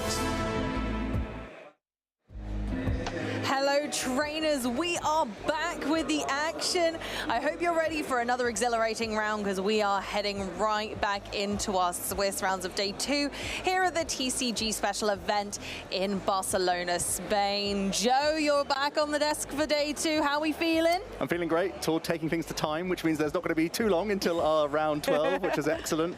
Great to see him once again at those top tables, playing Gardevoir so well. It's so fantastic to see a master at work. Absolutely, Gardevoir seems to be his deck of choice for the season. He's been playing it a lot lately, and just every single time seems to bring it. Yeah, and I mean, Charizard, that's a tough prospect. Not only does he have to be careful of when to put his 2 prize Pokemon into play, as we saw in that second game, but also has to be aware of Radiant Greninja and Sableye plays. Alberto's still on a really strong record, and I think with the amount of tricks up his sleeve, with all of those different types of Psychic and Water Energy, so many different attacking threats, I feel like he's got to be good going into a lot of matchups. Yeah, absolutely, very true. And he seems to be just waltzing through the competition even so. With those difficult matchups, they don't seem to be standing in his way, and he's genuinely, the plays are strong. It's so, and it's tiring, isn't it? Playing a deck like Gardevoir for this many rounds, 12 rounds of Swiss so far, with a deck that almost always goes to time, right? It's so difficult to get 3 games in 50 minutes with Gardevoir. So think about it. Think about how much Tord has been through. Think about how a lot of our players today, we've got a bit of a slow meta right now, but they're just playing excellently no matter what. No matter how exhausted they get, they are still fighting tooth and nail. Yeah, and Tord hasn't actually lost a round yet, so if he's just lost 1 game, he has to really speed up and hope to win in 50 minutes. Yeah, you've really got to go, but sometimes there's potential for that. It depends on your opponent. But yeah, it just seems to be flying away with it right now. Let us know what you thought of that last round and the rounds coming up. Let us know who you're rooting for in the tournament on X using the hashtag #PlayPokemon. We still want to hear your stories if you are out there in the venue, even on those side events. We want to hear everything. There's also, of course, the YouTube, the Facebook, and on Instagram. Hashtag #PlayPokemon is what you want to use. Support the players out here. Let us know what decks you want to see on stream as well. That would be fantastic. Yeah, there's always a chance to be featured on the stream, so we're going to be looking at all of your messages. We're going to feature some and act upon some. Yes, we want to react to them on stream, so definitely get in touch with us. We want to hear from you. So Tord now sitting at 29 match points. He's now our top player in terms of points right now. Wow. He's having a rematch against Miloslav Posledny, who we actually featured that game in day one. So Miloslav's still having a great day with that Lost Zone Turbo variant with a couple V Pokemon and Forest Hill Stone in the deck list, but also wandering around those tables. Tables 2 and 3 are also Charizard EX variants. Alberto, of course, but also we're seeing Andrea rise up as well. It's fantastic to see Charizard climbing its way to the top finally, using those wings to soar to the top of the tables. But we do have some more to have a little look at right now. Here is our Swiss rankings. Of course, Tord has overlapped. It's like a race. He's gone into the top spot. Alberto's now in third. Miloslav is in second place. So the numbers are tight. The numbers are really tight. Every single match, every single game is changing those numbers, but only very slightly. We're not seeing a lot of changes in the top, but at the bottom you can see actually some people have flounced off the bottom there, and we've got some new names. Yeah, there's a different way to make your way into the top 8. It's either have an exceptional day 1 or a brilliant day 2. Both of those are viable ways to make your way up there. And it looks like Lost Zone is actually floating to the top right now. Alejandro and Talon are both playing Lost Zone variants, so that seems to be doing really well out there on the tables as well. And that seems to be the theme of the day so far. It certainly does. There are a lot of Lost Box decks in this tournament, as we've assessed. It's a very large chunk of the meta right now. It's a very large chunk of this event, and so just by sheer numbers, it's very likely that we're going to see a really high turnout of Lost Box in the top cut. Yeah, it seems like it was a pretty decent choice for the tournament. Not that many Lugia, as far as I can tell, in the day 2 of competition. It wasn't even on our day 1 graphic, so it seems like it was a really good choice for the tournament. Let's see if that can mean, evidently, lots of top 8 placements. It's looking that way so far, but still a couple of rounds to go. And here are our players giving us the thumbs up. They look happy to be here. We love to see the smiles on their faces. It's lovely to see when everybody is having a great time out here. And I gotta say, the color coordination from these players, I'm a big fan. They've both got those green sleeves. Your favorite, huh? Oh my, you can tell. And there's a couple of interesting matchups as well. Lorenzo is going to be piloting the Inteleon VMAX Rapid Strike archetype, and he's up against Giancarlo, who's playing Lugia V-Star. A bit of a toughie for Inteleon, I think, on paper, but there's still so many tricks in that deck that you can find KOs in all sorts of ways. I absolutely love this. It's going to be an exhilarating match. You guys don't want to miss an inch. And that's the fact about this deck combination, is that every single little point of damage is going to matter. And if you blink, you will miss it. So don't go anywhere. Go and get a beverage now if you need it, because you're going to need to really focus on this one. Yeah, we have to focus. You have to focus at home. Obviously, the players are going to keep focused. To have a record like this, surely Lorenzo is going to be a strong pilot of this archetype. It's still kind of on those fringes, still not really making the day 1 usage all that often, but I feel like it's an archetype that deserves respect. And especially Lorenzo, now getting onto such a decent record, has a pretty good shot with the amount of Lost Zone Box matchups around him. You can see some achievements now, a top 32, another special event in Turin, so really enjoying those specials. Yeah, but I mean, if you're bringing it, you're bringing it, and we're bringing this deck back almost. It's something we've seen a lot in the past. It's nice to see it back again. And then, of course, here we are with Giancarlo. I think I'm saying that right, hopefully. They've got their lovely Turin special event achievement as well. Yeah, looks like it's a good weekend for both players in Turin, and it's being a good weekend for them here as as well in Barcelona. Yeah. We've already mentioned the matchup. It is going to be Rapid Strike up against Lugia V-Star. Bit of a tricky one for the Rapid Strike archetype, but that is really the flavor of this archetype, where you're looking to have very favorable matchups, so you do take some dodgy ones along the way. And I think this Lugia list, especially with that Radiant Serena that can undo some of your careful damage counter placement, that's got to be something he keeps his eye on. It really does. Let's have a little look at those cheeky prize cards. What are we thinking about, Joe? What's not great to be in there? Yeah, Cheryl's not ideal. The Tyranitar can hit 320, but not the crucial 330 to deal with the Inteleon. Oh, sorry, to deal with the Urshifu itself. So that could be one where you can sort of buy a turn out of Lugia players, but that's not going to be available for Lorenzo for a little while. As we see the handshake getting into our round 12 here, it's going to be Lorenzo kicking things off, has the Inteleon V in the active position, and can start with a Nest Ball. Having a look through the deck, of course, keeping an eye on some resources. And staring down a Radiant Serena, it's pretty much only played in Lugia, so I think he has a pretty good idea of what he's facing right now. Absolutely, and I think that knowledge, especially at the start of game one, is really what separates the fantastic players from your new players and casual players. Knowing the meta, these guys will know it inside and out, and they will certainly be thinking, well, I know what's coming here, and being able to then adapt their initial board state for exactly the correct matchup. Yeah, haven't been able to have a glimpse of Lorenzo's hand. That might be why Lorenzo's taking a little while longer on this opening search. Of course, also checking those outs. But usually Remoraid is a crucial piece to get your artillery, rapid strike searching key pieces throughout the game. But we're seeing an aggressive Urshifu V come down. That means we have an energy attachment and an Ultra Ball. This hand is looking stellar, actually. It certainly is. Look at that go. I love that in this matchup, it is worth using both VMAXs. Yeah. In some, the Inteleon Urshifu player might choose to prioritize the Inteleons and not use the Urshifus, or vice versa. We're going for the Remoraid there, a really important puzzle piece of this deck.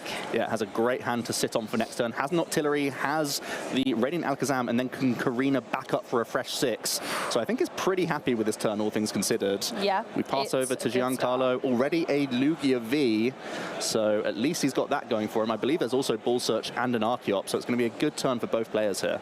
Yeah, a nice start for both means that we're going to get a juicy game, and we love to see that. Again, having a look through those prize cards, making sure the essential pieces are there. And again, I don't think the prize cards were awful for either player, so this seems to be a really strong start.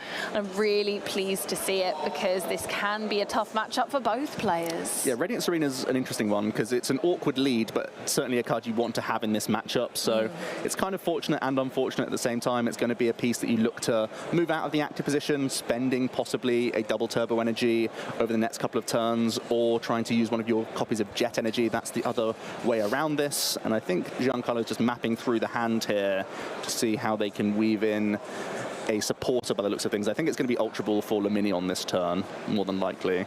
Yeah, again, going second with Lugia does give you that option for Luminion, and just being able to either cherry pick the Professor Burnett or the Professor's Research. No matter what, we're learning with Professors. They're helping us get rid of those Archeops, pop them in the discard pile where they belong. It's a real debate here for Giancarlo. I think because Lorenzo's hand is so small, Giancarlo doesn't want to increase their hand size with an Iono, but equally there's some awkward discards from a Professor's Research, and if you simply use the Professor Burnett, you would be left with no supporter for the following turn. So I think it's going to be a Professor's Research getting rid of, I think it's the Stonejourner and one of your single strike energy. I think overall you kind of just have to take this to get set up.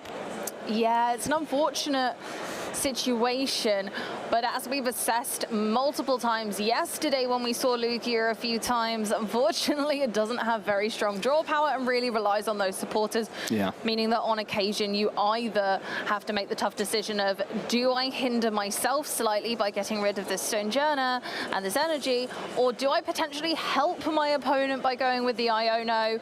Not worth it. I'm going to leave Lorenzo on the small hand and go for the Professor's Research, but they do need to hit second Archeops. Yeah, that would be ideal. Doesn't have to happen this turn, but at least a turn attachment could get Giancarlo closer to an attack on the following turn, and we do see a couple energy at the very least. I think there's a V-Star in hand for next turn and a Capturing Aroma, so a few pieces going for the following turn. I think a Jet Energy would have been the ideal draw there, so you could get a Read the Wind in. Yeah. But that's not looking like it's worked out this time around. It could just be an attach and pass. But we are seeing the Capturing Aroma first. And, oh, there we go. Evolution's pretty handy. You do want that second Archeops, as you mentioned. Yeah, I was about to say, Read the Wind is fantastic. Being able to read the wind, the Archeops. Yeah. And then since they've got 2 Lugia down, they guarantee the potential for being able to evolve. Even if Lorenzo manages to deal with 1 Lugia, they're certainly not going to be able to deal with 2 Lugia. So it just gives Giancarlo the opportunity to do what their deck needs to do. Yeah, I think that's going to be probably an attachment as the final action for Giancarlo. Doing a decent amount, getting the hand well set for the following turn. I don't think they're holding on to any means of discarding cards next turn, though, so they are going to need help from a top deck on the following turn if they are going to get a full power Summoning Star. An interesting double Turbo Energy attachment to the Radiance Arena. Does that mean we're retreating this turn for a Lugia to sponge? No, it's still going to be the pass over here. The Radiance Arena does have 140 hit points, so can be knocked out this turn from either VMAX Pokemon of Lorenzo. What do you think about that attachment? I think it's quite interesting. It's almost a bait. It's like, well, if you knock something else out, I can put this Serena forward and it already has the retreat cost and I can carry on. Or alternatively, it can be, if Lorenzo did choose to boss his orders a different target, then it does have a retreat cost on for later. I think it's a pretty clever attach, knowing that that's going to need to happen sooner or later. At some point, usually, you're going to need to retreat a Serena at some point. But on Lorenzo's turn, they have absolutely gone for it. Got that essential Octillery with Rapid Strike search to search for 1 Rapid Strike card from your deck per turn. Now, that could be any card. It can be a Stadium, a Supporter, or a Pokemon. And Lorenzo also has the Forest Seal Stone, so could do a double whammy searching the deck to grab a VMAX as well as a Rapid Strike Energy. Wasn't helped out too much from the Karina's Focus itself, just a bunch of supporters. So might need to do a double search here in the deck. It's a little bit of a shame to have to use Forest Seal Stone just for such an easy target, but this is the way that you launch an attack this turn. And I feel like taking the Radiance Arena off the board is really high value. I think it adds a lot to the strategy here. Knowing that typically Lugia decks don't have much recursion of Pokemon also benefits them, thinking, well, actually, you know, they're not going to be able to get that back, and then I can spread damage wherever I like, and it cannot be altered by anyone but me. I call the shots. Yeah, it means you're completely in control of where you're manipulating that damage, especially with your own Radiant that's already developed, the Radiant Alakazam. And this is the Rapid Strike search right now. We will most likely also see the flip of the V-Star marker for the Star Alchemy. I have to feel like that's the highest pressure play you can make, and you also just need to move this Inteleon into a higher range of hit points, so you're not simply getting knocked out by a Lugia V-Star next turn. Yeah, Lugia again being able really to taking their time. 220 damage, but 200 even with a double turbo energy attached, so Inteleon needs to evolve. It's going to be, here we go, the Forest Seal Stone. As expected, going to grab the Inteleon V Max. You have to assume here that it means we can use a G-Max Spiral for a KO. It's a huge increase in HP, going from 200 to 320, getting a huge 120 hit points. However, obviously, as we well know, these V-Maxes do offer great reward. If they are KO, you get to take 3 prize cards instead of 1 or 2. So, if Giancarlo can get to those higher numbers, then they will be rewarded in tow. Here's the first prize card of the game then. Lorenzo going to knock out the Radiant Serena after using a quick double gunner, and that's going to stay for the remainder of the game because Lugia plays no Pokemon recovery, and that means that the Minion is going to get taking a few hits, I think, throughout the game by some spread abilities. Let's see the top deck. Another V-Star isn't ideal for Giancarlo. It might be a 1 Archeops Summoning Star here just to keep up in the game. I don't great know feeling. about that one Archeops. How do you feel about one Archeops in this matchup? I mean, I prefer it to not attacking. Yeah, we need to do something gotta here. give you that. And Stonejourner can't be offered up. That is in the discard pile already. So it is looking like it might have to be. And that's such a shame. Lugia having less access, and it is relatively not easy, but it is very possible for Lorenzo to take out one Archeops quite quickly. Yeah, that's very true, and that would limit you just to possibly even just one Lugia V-Star. Fortunately, it's a tanky Pokemon. The actual damage output from the attacks of these Rapid Strike Pokemon aren't super high, but we do end up seeing the Primal Turbo after a Summoning Star for just one Archeops, and it will power up the active Lugia as well as an attachment from hand. I believe there's a V-Guard energy in the hand here. Far from ideal for Giancarlo. Yeah, Archeops like to come in pairs, so that once one flutters away back to the discard pile, the other is there to help their pals still.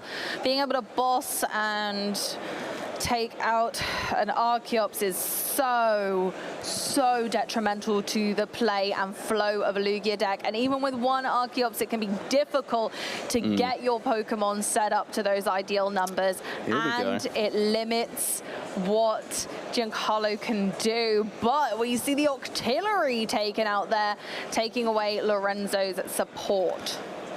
Yeah, had to be done. Couldn't manage the 220 with that damage reduction of the double turbo, so had to avoid the Urshifu, but is afraid of Urshifu quite a lot with Archeops fairly in range with one double gunner and the potential to G-Max Rapid Flow. If it can all come together, it could be a phenomenal turn, but taking out the Octillery makes it much more difficult for Lorenzo. So it's a great pickup from Giancarlo to be able to weave in the boss's orders. The Rapid Strike deck doesn't play boss's orders of its own. It just relies on that Urshifu to deal with benched Pokemon. So that will be something that Lorenzo eyes up. But really just having one Archeops. I mean, typically Tyranitar is the star of the show in this matchup, but it's going to be much more difficult with just one Archeops available for Giancarlo. So let's see how Lorenzo can take full advantage of this. Certainly, but the Irida is here, and with plenty of water types to select from, it is a great addition to this deck. We go with the Remoraid, because again, that Octillery just can't be ignored, and we're going to need to keep setting them up no matter how many times they get taken down. Octillery obviously only offering up one prize card, unless it's efficient to do so. When you're looking at the prize map, one prize card isn't really super helpful. Taking out two VMAXs, on the other hand, is the ideal scenario, but Lorenzo forces their opponent to deal with the Octillery, because otherwise the VMAXs are just too powerful. I don't think there's any water energy in the hand right now. Lorenzo's played their supporter, so no more draw to be had here. Did pick up the Cheryl as their first prize card, though. So even though we're dealing a measly 110 damage here, thanks to V-Guard energy, you can still buy a free turn via that Cheryl. So it still feels like he's fairly well prepped for next turn. And again, if they manage to get that Octillery, then we could see the Rapid Flow, and that's going to do damage to the active and a benched Pokemon. Here we go, painful spoons from Raiding Alakazam. Some cute math going on from Lorenzo here. It's going to be 110 damage onto this Lugia. It's that V-Guard energy reduction. You really have to be a sharp shooting mathematician to be able to keep this going all day. Knowing the matchups, knowing where to place those damage counters is so important. And our masters are at work here placing those counters. You have a Capturing Aroma for Giancarlo. Does get heads. I think now you can start getting a Tyranitar prepped. I feel like that's a decent option, but it was a... Oh, sorry, heads for the Aroma means, of course, it's an evolution. I was thinking of Mezagoza. So forced into a card you don't really want to see right now. No, we do always say that thinning is winning, but in this scenario, the deck is still absolutely lush with plenty of cards, so it's not the ideal scenario. We really did want to see a basic there. It's actually going to work out because there is an Ultra Ball in the hand for Giancarlo, which I've just spotted, so should be a good fodder card to thin from the deck, as you've just mentioned. That's really handy for Lugia, which doesn't naturally draw too much outside of supporters and the sometimes gift energy activation. This is an archetype, actually a matchup where you can avoid gift energy proccing because you can take mid-turn knockouts via abilities. Wow, so, exactly. Something to bear in mind as we see through this game.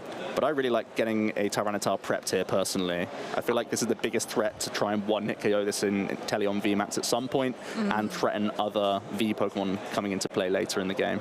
I think it's going to be really important, like you say. I think you're absolutely right. If we don't start manually attaching and then slowly primal turboing to the Tyranitar, it could look a little dicey.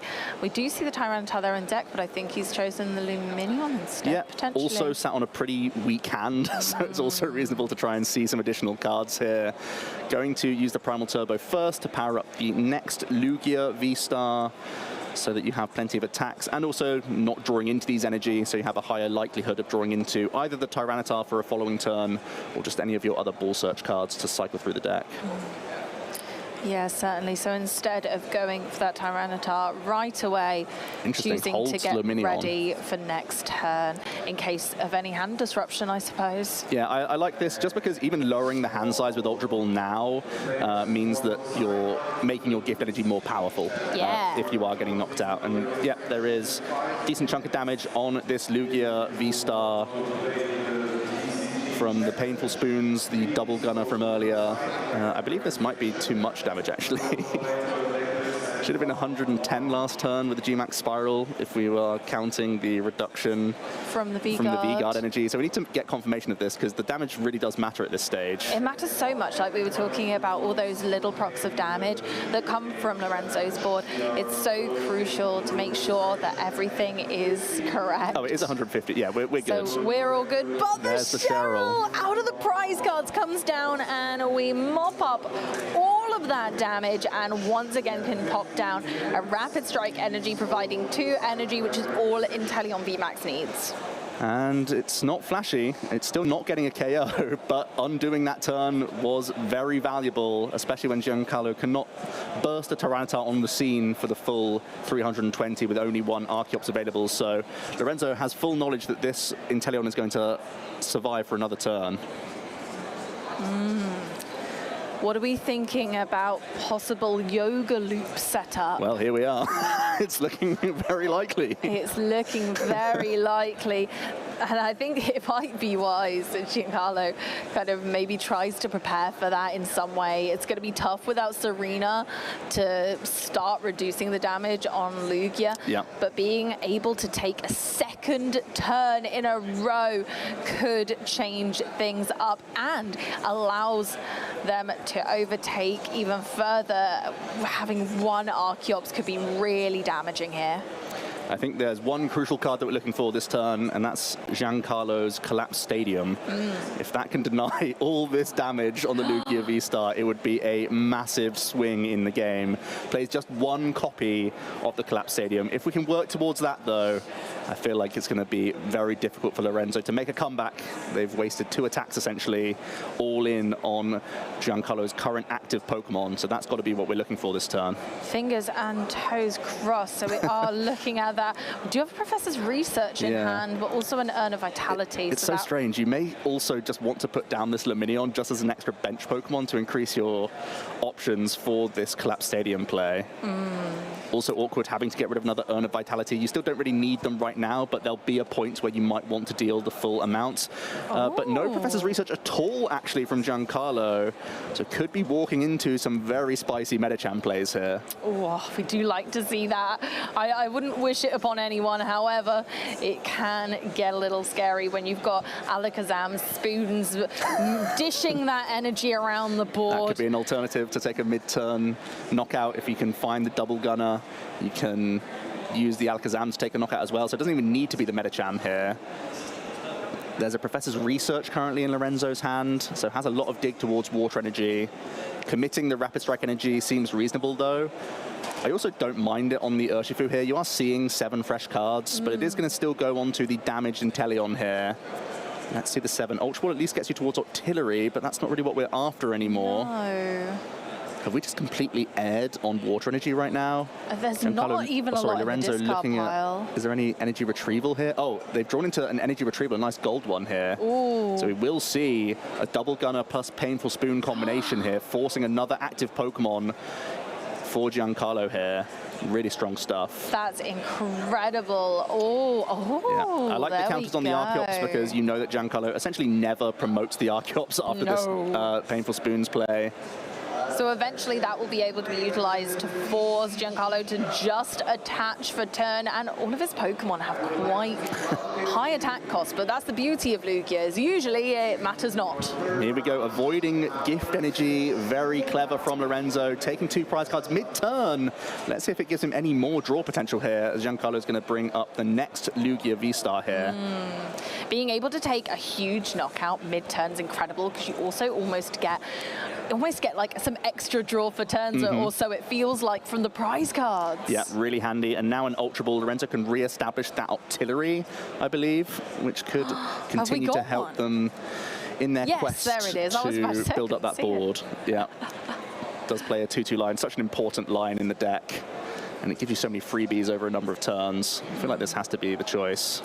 Just going to be a physical Inteleon V. In this case, I would much prefer the Octillery. It's allowing you to set up and immediately get the Inteleon anyway this turn, but you would also have the Octillery to help out as well.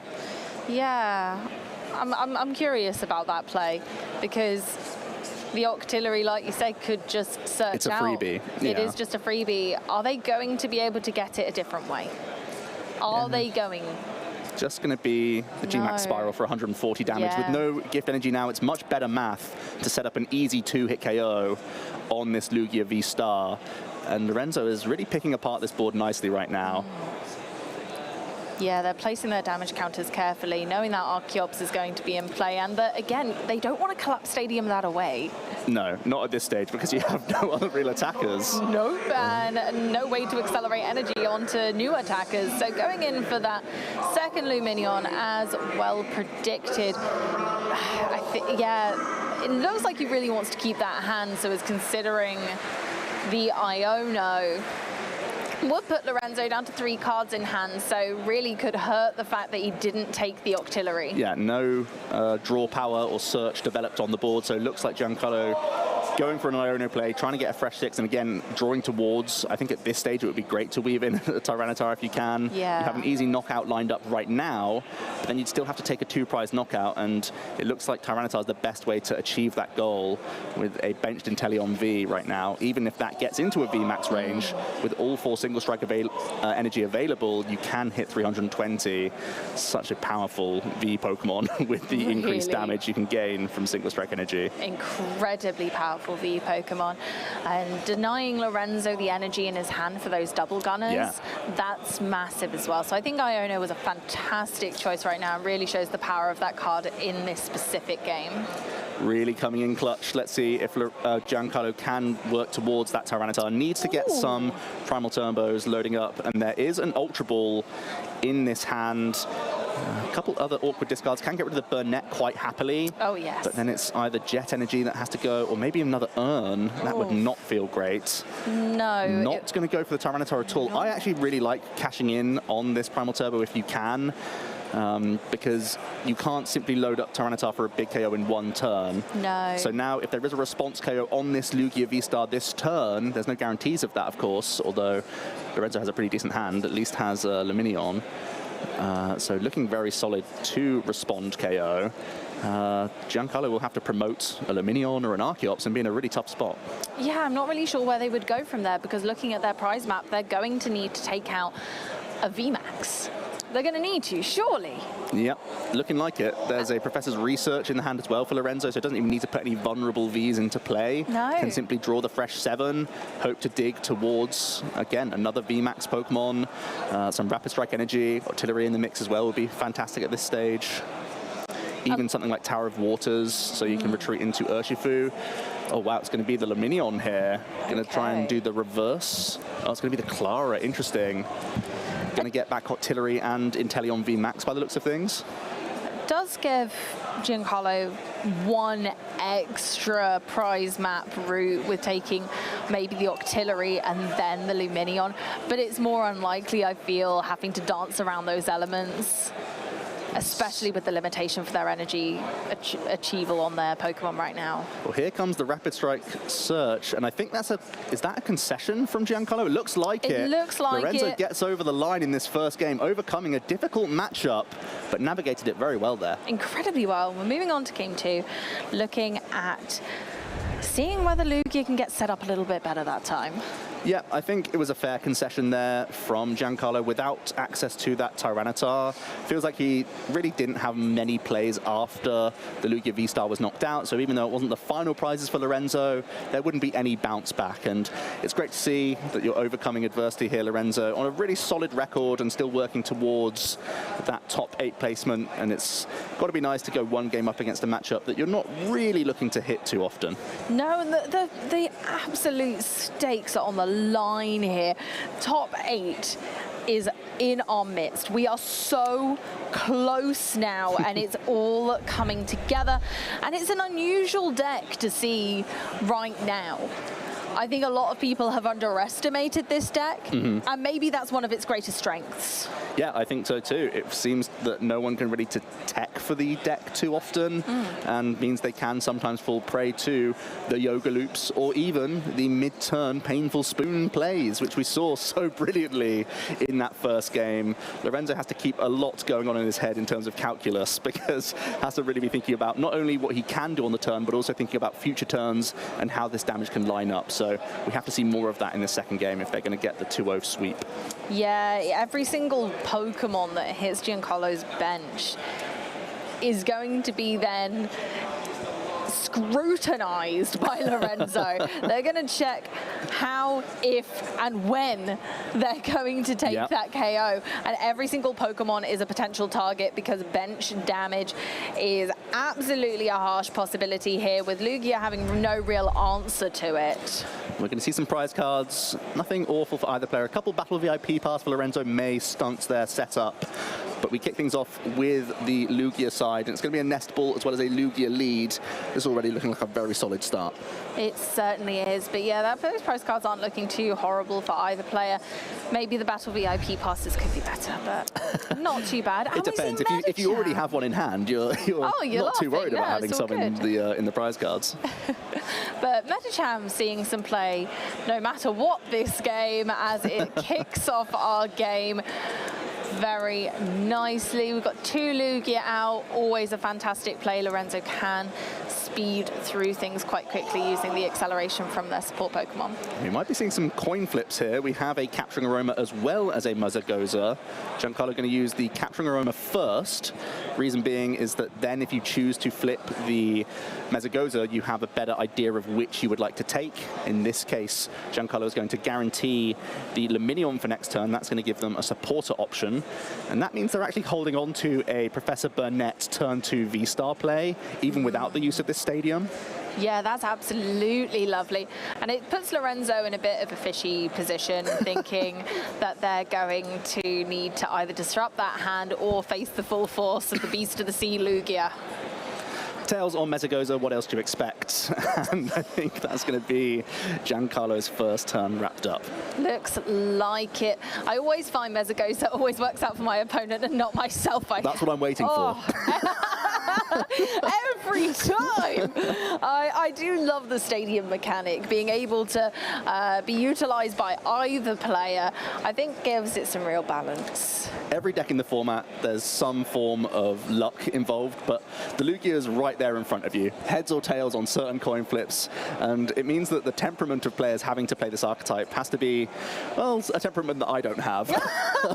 a lot more forgiving and straight up front with the good and bad luck you can sometimes have in those opening turns. You're not wrong, and luckily, regardless of Battle VIP passes in the prize cards there, Lorenzo's gone ahead and grabbed himself a nest ball and a Battle VIP pass, so they're going to be able to get 3 basic Pokemon. Yeah, really good opener.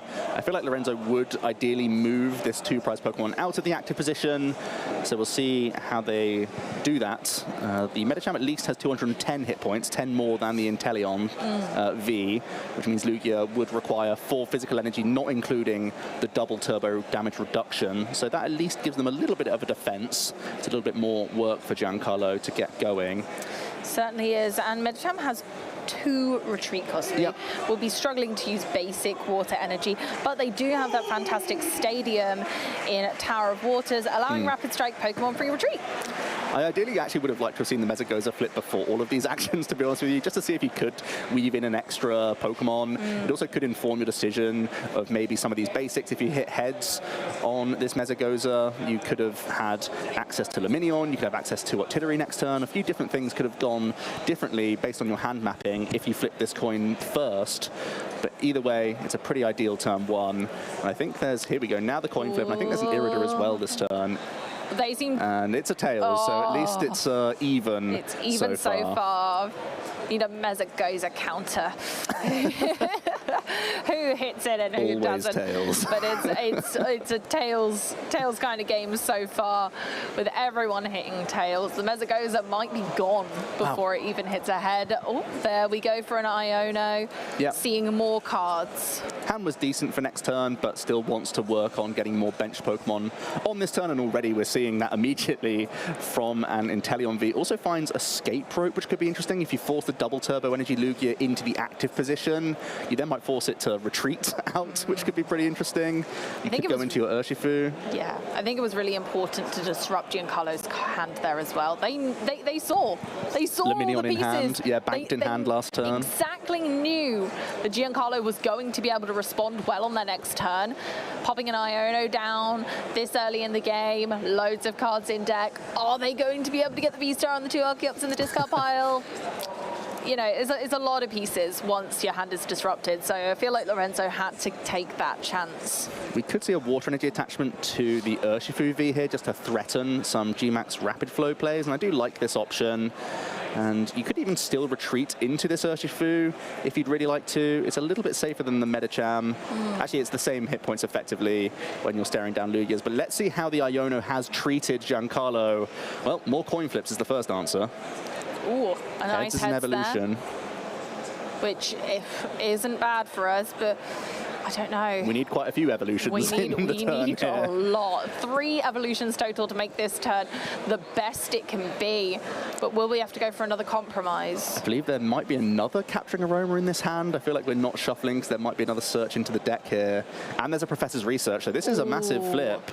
Come on for the Archeops. Another head is great. That's going to be, as you say, second Archeops.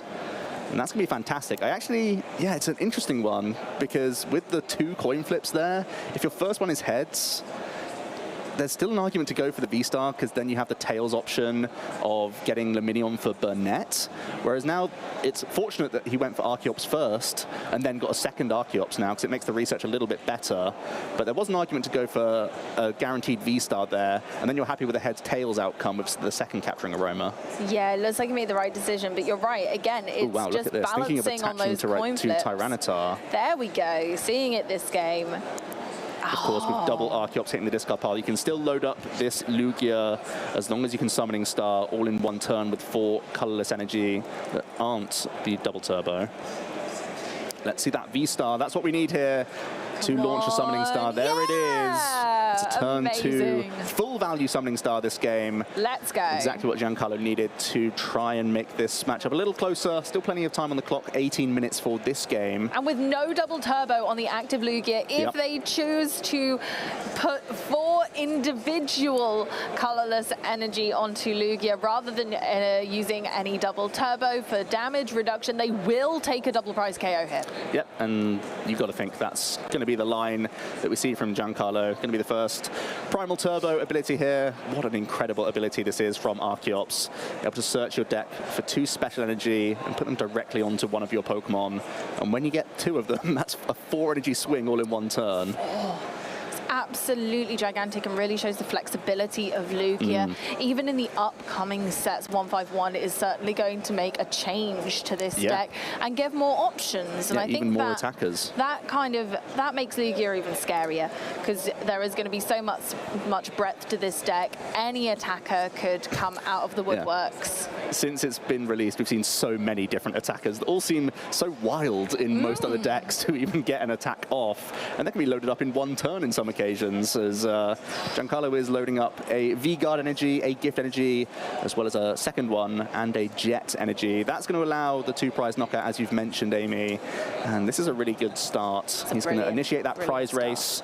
And yeah, has a really much better established board this time around. Yeah, the prize map's really straightforward as well in this game. So taking out the Medicham here for 2 prize cards. They'll definitely be going for the Remoraid, which may become Octillery next for their next prize card. Hopefully slowing Lorenzo down a little bit before they take out a VMAX, which will be all 6 prize cards. That seems good to me. And it's only in 2 attacks time. Yeah. Which really means Lorenzo has to try and throw some hurdles at Giancarlo to prevent this. Yeah, they're on the clock now. Yeah, this is going to be a tough couple of turns, but we know there are many combos available in the Rapid Strike deck, so I'm not saying it's out of the realms of possibility that we see some bounce back here, especially with this Irida to kick things off. Yeah, there we go. We see our Octillery little friend there. Well in range of a lot of Giancarlo's attacks, however, incredibly useful for Lorenzo. The hand's quite slow. It is, and obviously the Irida is only going to get them 1 Water-type Pokemon and 1 item card. I think we go for a G-Max Rapid Flow this turn. I believe there's a Rapid Strike energy in the hand for Lorenzo. If that's the case, the Octillery can search out the Urshifu VMAX, and that is the highest hit point VMAX he can be using. It's even out of range of that Tyranitar, which is just so massive. So I feel like that's got to be the route here. Yeah, trying to disturb Giancarlo's prize map, I think, is his biggest advantage here, knowing that the cap on Giancarlo's damage lies with that Tyranitar. Yeah, force the boss's orders if you can. Yeah, there is a Rapid Strike energy, so we can see Octillery search out the VMAX, and it's likely going to be Urshifu. Oh, wow, look at this, a concession. Lorenzo not happy with his map. Not He's at going to give all. himself 15 minutes, just under, to close out Game 3 here. I think that's the show of a really clever player. That is when you know these guys are some of the best of the best, thinking I need the most time possible. 15 minutes, I can close this game out. Let's go to Game 3. Let's see if I can stop you setting up. Let's see if I can do better next time. Yeah, very true. I think there were better plays possibly in range of Lorenzo there. If you are able to string together some water energy to double gunner down both Archeops on the same turn you do a G-Max Rapid Flow, it's a big combination. Ooh, terrifying. But if that had happened, it completely swings the board state. Then the Tyranitar can't get weaved in on that turn, but it's not going to happen just from one Irida. Not able to get everything aligned. I don't think there was enough energy in the discard pile for any energy retrieval plays, not enough VMAX developed on the turn, so going to shuffle things up, try and go first, and give themselves a better chance in this Game 3. Yeah, going first gives them a huge advantage, being able to evolve first, search first, and knowing that that Lugia is going to take a little bit longer to get going, and that's huge. Yeah, we saw in that second game, Tempest Dive doing great math into V Pokemon and evolving Vs. So if you get to go first, get straight into that VMAX Pokemon, put yourself out of range. We've already seen Cheryl be big in the first game here. So I feel like that's got to be something playing on Lorenzo's mind as we get into this third game. Looks like a mulligan for Lorenzo. Decent start for Giancarlo as far as I could tell. But yeah, this is the round 12 in Day 2 Swiss, and it's coming down to the wire once again. It certainly is. I like that you mentioned the Cheryl there. Us green-haired ladies are very good at looking after our Pokemon, I hear. So me and Cheryl got a lot in common. Love to see that play. It's a fantastic card when you consider the high HP of their Pokemon. Lorenzo just being able to take that all off and buy themselves more time, and with such a low attack cost, it really doesn't matter either. Yeah, Cheryl really shines in this archetype. You have Luminion to search out as and when you need it, and either you're putting energy back into your hand or you're discarding it with Urshifu. So you have basically a free heal, which is a massive play and swings an entire turn turn very often, sometimes multiple turns, if you are able to tank hits on multiple Pokemon. So we are seeing some prize cards finally laid out now. The Collapse Stadium for Giancarlo, as well as the Radiance Arena, are a little bit awkward, but we are getting into things at last. Lorenzo kicks things off, has Battle VIP Pass and Hisuian Heavy Ball, as well as that Remoraid lead. Yeah, Lorenzo from this draw and obviously from starting the Remoraid has not had such a rocky start this time. Medicham, I think, really was one of the big keys to Giancarlo's success last time. So being able to take that out of the prize card so that it's possible to use it later, but certainly not start with it, is powerful. Yeah, you want the option to Yoga Loop. We saw there was that window in the first game. Didn't come together, but knowing that you have that threat available is definitely massive, as we will see the Battle VIP Pass now. Let's get some Inteleon V into the mix. I feel like it might even just be double on this first turn. Battle VIP Pass is a card that we've seen through every single one of Lorenzo's first turns, so they are clearly on Lady Luck's good side today. I'm sure they've... Gotta feel good. Oh, yeah. Plays 3 copies as well, not even the full 4. Right, it's gotta feel good. That's fantastic. I am rather envious. If only we could all be like Lorenzo. If only we could all be like Lorenzo. Yeah, I need a t-shirt that says that. Yeah, we can make that back home. Inteleon V and Urshifu coming onto the board. No turn attachment, I don't think, but it is going to be a pass over to Giancarlo now, who has a Lugia and some decent ball search in the hand, I think. We like to see that. And Lugia gets a little bit more time here. Going second is not ideal, but at least you get a little bit of extra wiggle time to get yourself set up. You don't need to get the Archeops in the discard pile as fast as you do when you're going first. So although first gives you a really nice advantage, this does give Giancarlo a better opportunity to set up if they're in a sticky situation. Especially with Read the Wind, that can definitely be a crucial way to discard one of your Archeops. It's not enough to find these Pokemon, you always have to discard a couple of them. So that can be an added challenge. As we see some Capturing Aroma on the heads flip, you're able to find an evolution Pokemon. On the tails flip, you have to grab a basic. So you're always getting some Pokemon out the deck, but it's a 50-50 shot of whether it's the right one for the right occasion. And that could be the tricky part. A lot of what Lugia does relies on those coin flips, and so like you say, the players really do need to have a fantastic temperament to play this game because they're relying on those dice so much. I feel like those die again. There's a lot of dice from this weekend are going to end up in dice jail. Do you have those as well? Yeah, I have a dice jail too. Oh yeah, everyone has a dice jail. Double tails on these Capturing Aromas. I mean, we just saw the first target as a Stone Journey, and we know that that's just a deck thinning exercise. So whiffing on both those Archeops is going to make the hand a lot more awkward. I believe there's a Luminion though, so we could still see a big Professor's Research here and just dump a bunch of these basic Pokemon, but crucially they're not the Archeops just yet. Yeah, or again, Giancarlo has time. Maybe just waiting, biding their time, kind of almost alluding to their opponent they have a bad hand. Isn't the worst. We could Luminion for Burnett next turn, but no, you're quite right. Looks like they are done with this bad hand. It's going to be Iono, actually. Oh. I feel like I really like Professor's Research here. Maybe some argument to keep plenty of Professor's Research for the next turn. If you're not discarding any Archeops now, keep a discard card available in the deck to draw into. That's also reasonable. But I don't feel like the Stonejourner nor the Pumpkaboo are that ideal. In fact, you really don't want to ever put Pumpkaboo into play with that vulnerable 60 hit points. It's just too easy for your opponent to cash in on for a free prize. Yeah, it's Giancarlo going to recycle anyway. Risky. Much too risky against Lorenzo and all of their double gunners. Let's see off the 6. Even just one Archeops would be ideal here for a quick Read the Wind play.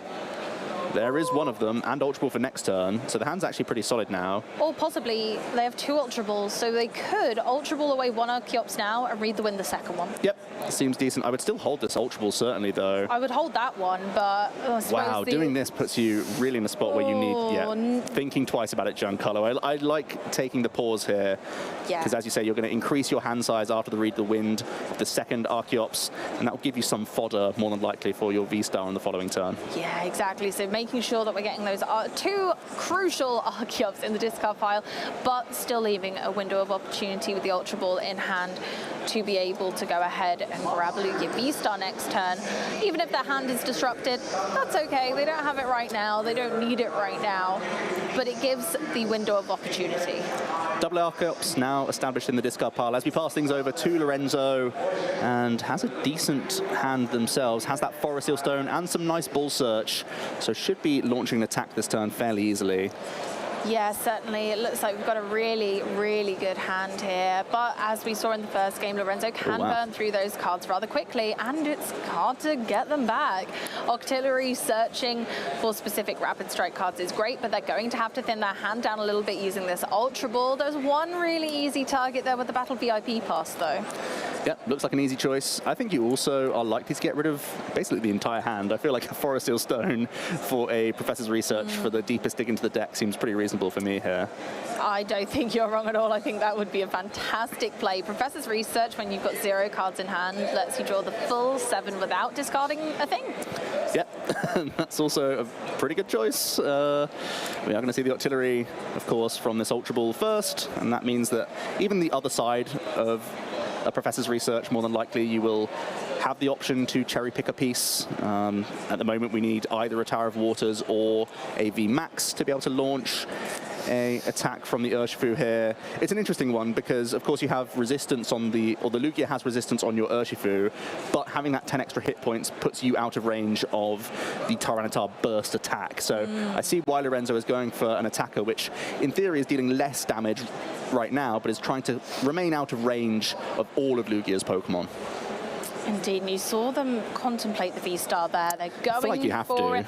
I think you have to, because there's too many pieces. As much as I like a Karina's, right now. yeah, as much as I like a Karina's focus for a handful of cards, I feel like it's not really enough. I go for the Iono. Yeah, Iono seems pretty reasonable. Yeah. Wanting to keep possibly a Remoraid around for future seems okay. You're still drawing a decent amount of cards. You've seen her read the wind as well, so you know there that your opponent's hand size is pretty reasonable. Yeah, disturbing your opponent's hand, especially when they're still setting up, is really powerful. We can't deny it. We do find the VMAX for Lorenzo, so the Octillery could search Tower of Waters, so we will see a Gale Thrust quite happily here. Oh, and Alakazam's back. Here we go. This is more like the board state from the first time. This is exactly what you want to see. Oh, that's much better. Look at that. That is probably the best board state we've seen today from Lorenzo in regards to what they're really looking for in this matchup, which is as much double gunner potential as possible. Multiple Octillery, well, Octillery potential with the Remoraid to make sure that they are able to Rapid Strike Search. And then the big burly Urshifu, making sure that poor Giancarlo absolutely cannot one-hit KO it with its huge 330 HP. Here we come then, Gale Thrust. It is resisted, so just 120 damage. Still looking pretty efficient. Let's see how Giancarlo can weave things together. Looks like with an Ultra Ball, a pretty easy summoning star at the very least. But can you weave a better attack in than hitting into this Urshifu? Because once again, you're always having to worry about the potential for Cheryl plays. I think we do have Boss's Orders in the hand. One's going to get discarded, but could still be used this turn. There are 2 in the hand. Yeah, it's never ideal to have to discard a Boss's Orders, though. This could be a tricky matchup, and it does really skew the prize mapping for Giancarlo, not being able to take out some of those bench Pokemon that have lower HP, Turtles and Urshifu. It will give them less opportunity to dance around the bear. Seems as though Giancarlo is content attacking with the Lugia. It's taken a bit of damage on board, but 120 is not super threatening just yet, and especially if you put a V-Guard on top, feels like you're putting yourself nice and out of range of most attacks here. And it is going to be Lugia powered up in the active position quite happily. Yeah, I think that's one of the things that I really like about Lorenzo's deck. The damage is small but mighty. Yeah, because it can just be so clinically placed throughout the game. Exactly. That you're making the most out of every damage counter. You see the second Primal Turbo now onto the next Lugia. Makes sense if you are looking to 2-hit KO the active Urshifu. The next Lugia will be the perfect candidate for that. And doesn't necessarily want to put the Tyranitar into play just yet. It could be facing down an early G-Max Rapid Flow, for example, next turn. So something you have to consider. Yeah, and you know, Giancarlo's painfully aware that Lorenzo doesn't have any space on their board for any more Pokemon until they take a knockout, so Lumineon couldn't be used, but they went for the easy KO on the Inteleon V with only 200 HP, as we mentioned earlier. Yep, quick boss's orders, looking very solid there, denying some double gunner plays. You are a little bit concerned of a G-Max Rapid Flow plus double gunner plus Alakazam. That could knock out even one of your Archeops this turn. So getting rid of at least one Inteleon V, denying a V-Max seems solid. And as you mentioned in the last game, it's a pretty nice 2 prize, 1 prize, and then 1 VMAX knockouts prize map. And that seems to be the way that Giancarlo's going about it again this game. Back to Lorenzo, now denied of their double gunner. He's contemplating attaching that third energy to Urshifu. Yep. It's going to be a Rapid Flow. There's a Professor's Research in the hand as well. Do you want to keep this board space open for another Urshifu? Yes, apparently we do. Lorenzo is going to get a clean 7 cards here. Actually going to use Octillery first. Yeah, I think that's fair. It's one of these situations when you're not actually looking for a Rapid Strike card. It's best to thin one before the Professor's Research because we're actually looking for Water Energy this turn. Yeah. That's what we're doing to try and maximize our turn. There are some situations where you'd like to research first if you're looking for combos of Rapid Strike cards, for example, Energy and Pokemon in the same turn where you give yourself maximum odds. But in this case, just basic Waters are the best cards we could draw here. Yeah, that's exactly what we want. So thinning that 1 card out of the deck could make the difference. And there we go. We see the Inteleon VMAX. Inteleon V is no longer a target for that Lugia. And of course, with the double turbo energy, Shifu is out of range on 220 HP. Looks like we're having a quick discussion with the judges here and Lorenzo. We can see a headset off, so there might be a small delay in the play here. I didn't see any gameplay errors, so we're going to hopefully get word of that very soon. But it's looking like Giancarlo is a little bit ahead on the prize race at the very least at the moment, and hopefully we can get this resolved as soon as possible. I'm not sure, it didn't seem like a ruling issue, so this hopefully is going to be quite quick. And I feel like it's still a decent position for Lorenzo, can still win the game. That Rapid Strike, the G-Max Rapid Flow is being set up on likely some Archeops, and there could be a reasonable prize map where you take out even the Lumineon that was on the bench as well. So we're coming down to the wire. I think there was still 1.5 minutes or so on the clock. There certainly is. So we're getting down to those final stages of the game where it's really going to be close whether this next game can conclude or not. Yeah, it's really on the wire. However, Joe, I've got a question for you. Shoot. Which deck would you want to be playing in this matchup? In this matchup, I'd rather be the Lugia side of things, to be honest with you. I think the resistance plus the V-Guard energy is so massive. We haven't actually seen Tyranitar get into the mix too often. No. I don't think we've had quite the outs to find the quad single strike energy turns too easily, but I feel like that's such a big swing in the game. If you're able to get all of your single strike energy, take a big 3 prize knockout, it could be massive. And as expected, didn't take too long. We do now see a Professor's Research from Lorenzo, seeing a fresh 7 cards. Lovely. That's one of the most ideal circumstances for Professor's Research, being able to take that fresh 7 and they thin their deck appropriately. Hopefully we've hit a Water Energy. Cheryl's here. She's here to have a little peek at those Pokemon. She's not needed yet, but no soon, Water Energy, that's potentially a bummer. No Water Energy is such a huge shame, but still able to do a lot of damage this turn. I think they're probably working out whether they want to Painful Spoons or what is going to sort of what and where that damage is going to go. But they are going to Spoons. Yeah, scooping up the energy, plopping it back down on Lumineon. Yep, making it quite obvious what Lorenzo is trying to line up here for potential Yoga Loop plays down the line. And has to really consider the amount of time remaining as well, whether you have time to go for an Archeops or not. And is actually going to go to, I feel like this is a reasonable shout. Yes. Going to put the Lumineon up to 140 damage now after the Painful Spoons, and also 120 onto an Archeops. Don't have to worry about resistance on the bench, so happy days. Playing your cards right, Lorenzo can take loads of prize cards in the same turn. Especially next turn. With a Yoga Loop, you can be taking 2 turns on the trot, taking plentiful cards. And obviously, if we're going into time, it's quite interesting because they could end up taking more turns of time than their opponent in a row. That's true. That's very true. When we get to the Medicham stage, Medicham can steal a turn away from Giancarlo. which could be a great way that you stay in the game, actually, at one game apiece, and looking behind in game 3. Menacham taking 2 of the 3 extra turns is massive. It's huge, yeah, absolutely. Being able to manipulate the amount of turns left is huge. However, there's currently no space on their board for that play, so Giancarlo would have to open up that space by taking a KO now. They have managed to get the Radiant Serena into play, however, so the damage meticulously placed by Lorenzo has started to be adapted. We see the Iono from Giancarlo.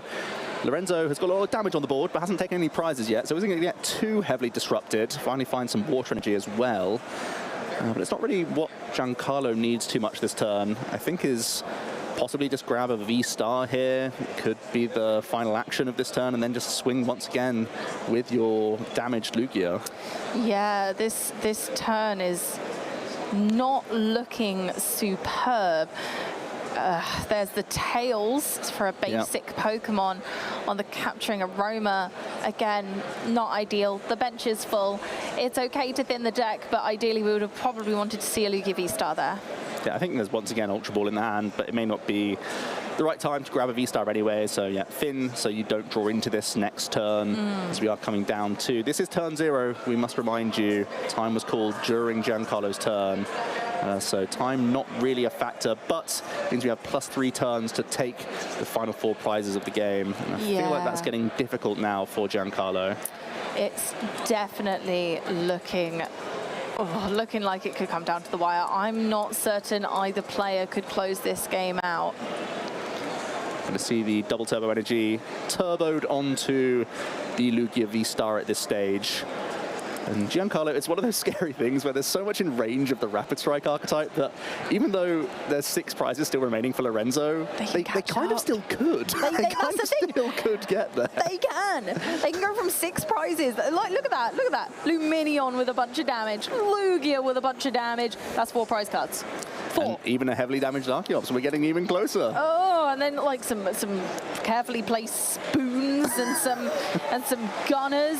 Oh my goodness gracious! Like that Archeops really could be low, and if Lorenzo manages to bring out some big KOs, they've got 2 turns left. They could do it. So that's going to be a Tempest Dive for the 200 damage. We're going into turn 1 of time. Here we go. This is crucial. Lorenzo needs to take, ideally, in an ideal world, at least 4 prize cards. I feel like it's likely we're seeing 3 this turn. Yeah, more likely. With some Inteleon V Max plus Alakazam plays. We might need to see some Melanie action if we are going to get some full value and get close to winning in 2 turns. Yeah, indeed. We're getting the Tower of Waters down to allow our Pokemon free retreat, and as well predicted by you, Joe, we've gone ahead and attached for turn on the Inteleon VMAX. Here comes the double gunner. It's going to go on to the Archeops as well as the Luminion. Luminion now just 10 hit points remaining, I think, from getting knocked out. Yeah. 30, I should say. 30. So not quite in line of Painful Spoons yet. It's going to be the Artillery searching through the deck. It's going to grab a Karina's Focus. One of these supporter cards that you look at and see, you're only drawing up to 6. That's not that powerful when we have so many other really strong supporters in the format, but simply because it can be found at the right moment when you're without a supporter via this Artillery, because the Karina's Focus is a Rapid Strike card, it just about makes its way into this deck list specifically. I think it's great that you don't have to use Luminion in this scenario. Yeah. Not having to use a 2-prize Pokemon to put on your bench to get your supporter is kind of massive. Being able to use little Artillery to plop its tentacles into the deck and grab La Karina and be like, hey, come over here. Just a couple of cards from the Karina's Focus then. Don't think anything too handy. A Cheryl after we've just played a supporter card, and an Ultra Ball, which really doesn't change the board too much. I think Lorenzo's figuring out, do I have enough turns to win this game or not? We are going to see the Painful Spoons. Moving damage onto Archeops this time. Using that Tower of Waters. Yeah, for free. And it will be a G-Max Spiral. Just more and more damage racking up on this board.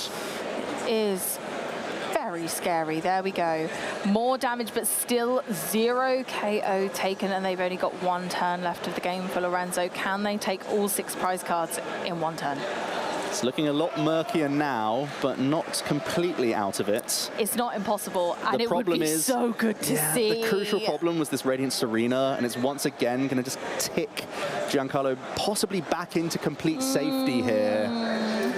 I don't want to call it now, but I feel like that Radiant Serena is making a big difference here, making it much more difficult for Lorenzo to close out this game. It's so great to see 2 lesser used Radiant Pokemon against one another in Alakazam and Serena. They're great in these decks, but don't have much versatility outside of exactly this scenario, where both decks require those Radiant Pokemon to stay on top of one another. Yeah, often the Radiant Serena is seen in Lugia to help out against the Lost Zone matchup, but it's also proving itself to be a star here as well.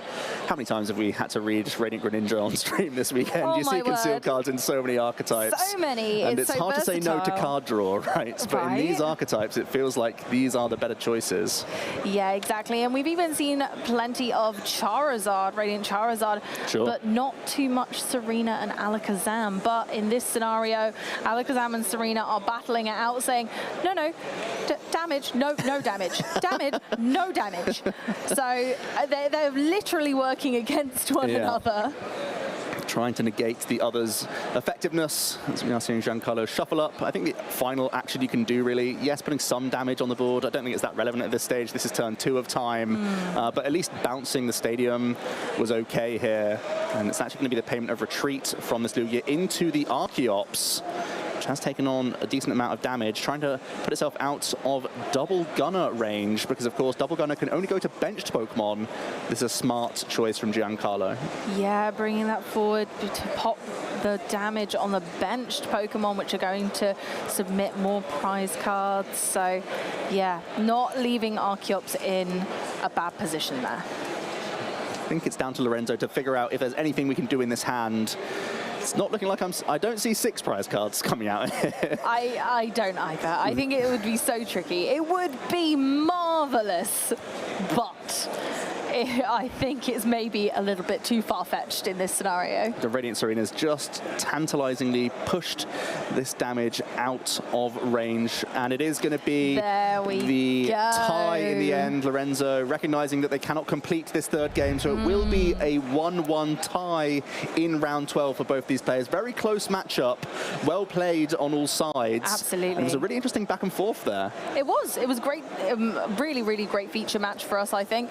Lorenzo wasn't able to rapid flow their way into the victory spot. However, both players really, really tried their best, and we saw some great plays, which you can only really find at these events. Yep, neither of these decks made it into our day 1 graphic, which means they're on the fringes, and they're still proving why they should be considered in the format and have to be respected still as well.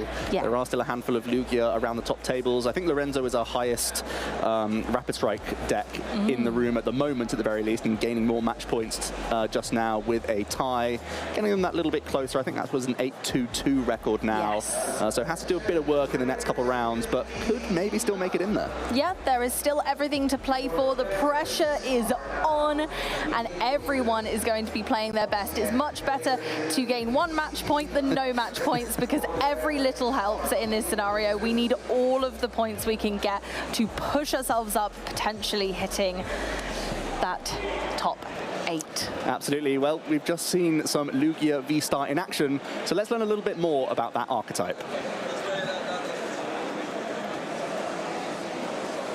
Hi, I'm Shay Burton, and today we're going to look at the Lugia V-Star archetype. Lugia V-Star, with its absolutely ridiculous V-Star power, is still a top-tier metagame threat. Let me explain how. Summoning Star lets you grab any 2 non-Warbats colorless Pokemon from the discard pile and put them straight onto your bench. This allows you to bypass normal evolution rules, meaning you can plonk 2 Silver Tempest Archeops into play turn 2 just by getting them in the discard pile and evolving up into a Lugia V-Star. Trust me, you will really want to get those Archeops into play, since they have the bonkers ability Primal Turbo. Farmable Turbo allows you to grab 2 special energies from your deck and attach them to one of your Pokemon. This is a downright silly amount of energy acceleration. And don't forget, you will often have 2 Archeops in play, meaning you can attach 4 special energy in a turn. Let's count them. 1, 2, 3, 4. This means Lugia players can have a whole host of different attackers, like a single strike core that utilizes Tyranitar V for heavy damage dealing with single strike crush, Yveltal for dark type coverage and a 1 prize poke, which is perfectly capable of 1-hit KOing Mew V Max and Gardevoir EX2, and Stonejourner for fighting type coverage into Arceus V and Miraidon EX2. Snorlax is very good at dealing with Lost Box, since with its unfazed fat ability, it is now immune to Sableye Lost Mine. And with therapeutic energy attached, it can't go to sleep, meaning you can announce Thumping Snore turn after turn. Weird Eevee can also be played for a late game cleanup option, with Psyshield Bash getting out of hand in the late game, since it does 40 for each energy attached to it. Make no mistake about it, Lugia V-Star might require some work to set up, sure, but once it gets rolling, it is very hard to stop. So how about we all keep an eye out for it here this weekend, eh? Hello and welcome back to the Barcelona Pokemon Trading Card Game Special Event from the lovely country of Spain. I'm having a wonderful time here with the lovely Shay Byrne. How you doing, Shay? I'm doing fantastic. We're dangerously close to seeing a 6-5 turn there in that last round, but unfortunately didn't quite pan out. We're going to have some amazing more Pokemon TCG action, because don't forget, the winner of this event gets a world invite. So everyone's playing for that win and that massive amount of championship points. Very excited. Does that mean if Tord wins, he gets 2 invites and he gets to like play 2 games at once every round? Because I think he probably could manage it. Could you imagine? That could be, that would be a fun thought concept. I'll have 2 decks here, play 2 different people and see how that pans out. It would be a very interesting thought exercise there, I think. It would be fun. I mean, last round, we picked the last round. It was an interesting matchup. We saw 2 decks that are slightly underrepresented at this tournament. Lugia and that Rapid Strike deck, neither of which are being shown in huge numbers, neither of which are representing massively, but it's still very interesting to see them coming around. Oh, and speaking of which, check out our lovely crew backstage, giving us this deck usage analysis for day 2, and you'll see Inteleon is just 7.5% 4 decks here. Lugia actually the 2nd most popular deck, so a big jump up from day 1. Lost Zone Box the most popular, and then we've got Gardevoir and Charizard. There's 5 of them. Yeah, very interesting statistics there. Lugia jumping up 17%. I think Inteleon VMAX have a high showing there at almost 8%. One of the biggest stands out for me, though, unfortunately for you, Ross, is Miraidon falling off the graph, unfortunately. Not even a top, 6 deck, 6 deck, I should say, in day 2. So he's fewer than 3, or 3 or fewer, fewer than 3, I should say. Yeah, you are correct. Also, thinking about it, I'm throwing you under the bus. Mew's not there either. So no. Oh, no. What's happened there? Mew was a top, I think, 3rd most popular, 4th in day 1, not converting very well, unfortunately. Well, you say about not converting, I want to point out Giratina V-Star. This was Joe's pick for the tournament, and you know, our lovely casting friend Alex Dow was playing it yesterday to a pretty respectable 5-2-2 record, just missing out on that day 2, but still getting a decent amount of points from doing so. And it was the most played deck yesterday. If I remember correctly, it was the most played deck. And yet coming into today, it's kind of dropped right off, and we saw that at Worlds as well. Lots of it in day 1, significantly less in day 2. Giratina seems to be a deck that is played in very, very, very high numbers, but the conversion rate is not like it is in some other decks. Lugia, you know, conversely, not huge in the numbers day 1, but converting quite nicely into day 2. And we're seeing this where a lot of the time the big deck in day 1 doesn't necessarily get that conversion. It's all down to metagames. Of course, if something is the most popular deck, there's going to be more decks trying to counter it. Yeah, very sure. And I think Giratina as well isn't like the most overwhelmingly powerful deck, if you know what I mean. It doesn't like overwhelm your opponents. You sort of have to rely on a bit of a Roxanne path to the peak strategy, which, you know, sometimes works. Don't get me wrong, but then equally sometimes your opponent draws out of it, you can start to lose games. But I think you mentioned that Lugia, I think in Pittsburgh as well, had a very similar effect where it might have been a 3rd, maybe 4th, maybe even 5th most popular deck in day 1, but then having a massive conversion into day 2. And I've been intrigued to see if all those Lugia here are strictly the single single strike build, or have some of the colorless builds been rearing their head as well? Oh, I'd love to give you that information. I don't have that information. I can tell you, walking the tables yesterday, single strike was very much the preferred build of Lugia. That's what I was seeing around most of the tables. There's definitely some colorless Lugia out there. It is in the field, but single strike, certainly around the top tables, that was the preferred way to actually play the deck looking around yesterday. That was what the majority of people are going for, and it kind of makes sense. You've got your Stonejourner to counter your Arceus. You've got that giant Tyranitar, which does huge damage. You've got that Yveltal to go into things, you know, like Gardevoir or Mew, which obviously there were the 2 finalist decks of the World Championships. There are a lot more options, I think, in the single strike deck, but it also ends up being more reliant on that single strike energy. For sure. We saw a game on stream yesterday where 2 single strike were prized. That didn't go well. Yeah, and it also had that added complication of having to find Urn of Vitality on certain turns so you can recover those single strike energies. Just another complication. But yeah, it seems to be the summoning star strategy, and who would have thought it, eh? Attaching 4 special energies from the deck.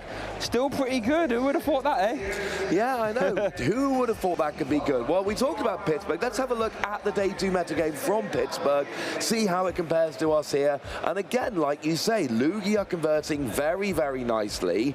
But of course, in Pittsburgh, both of our picks are still there. Yeah. So Mew and Miraidon are still there. Gardevoir still there. Giratina still there. But that, you're right, that conversion rate for Lugia for 2 tournaments in a row now, looking pretty tasty. Yeah, it's just that sort of, I guess the initial hurdle of Lugia V-Star is that you need to get the Archeops out. And before, in past formats, you had stuff like Quick Ball and Aurora Energy, it was much easier to get those Archeops in the discard pile and Evolution in a sense as well. But now you've got a few more hurdles to jump over, but I guess the inherent strength of just accelerating those 4 special energies from the deck, and like you said, in the single strike build, to a bevy of different attackers that hit for different weaknesses at the same time. Like, look, Stonejourner here would cover any Arceus decks, covers Miraidon, and then Yveltal would cover Gardevoir, Mew as well, and then for anything else, Tyranitar swinging for that 280 with that single strike crush. It's just a very well-rounded deck, I think, all things considered. Yeah, and I've said before that Pokemon V, your general amount of HP is 220. Yes. That is generally what we see. Tyranitar, one of the few Pokemon that just pokes its head above that 220. So there are a lot of decks that aim to hit that number. That number is the key. So when you find something like Tyranitar, they can just poke even a tiny little bit above that. It makes a huge difference in terms of just avoiding those KOs. It's not a deck I could ever take to a tournament personally.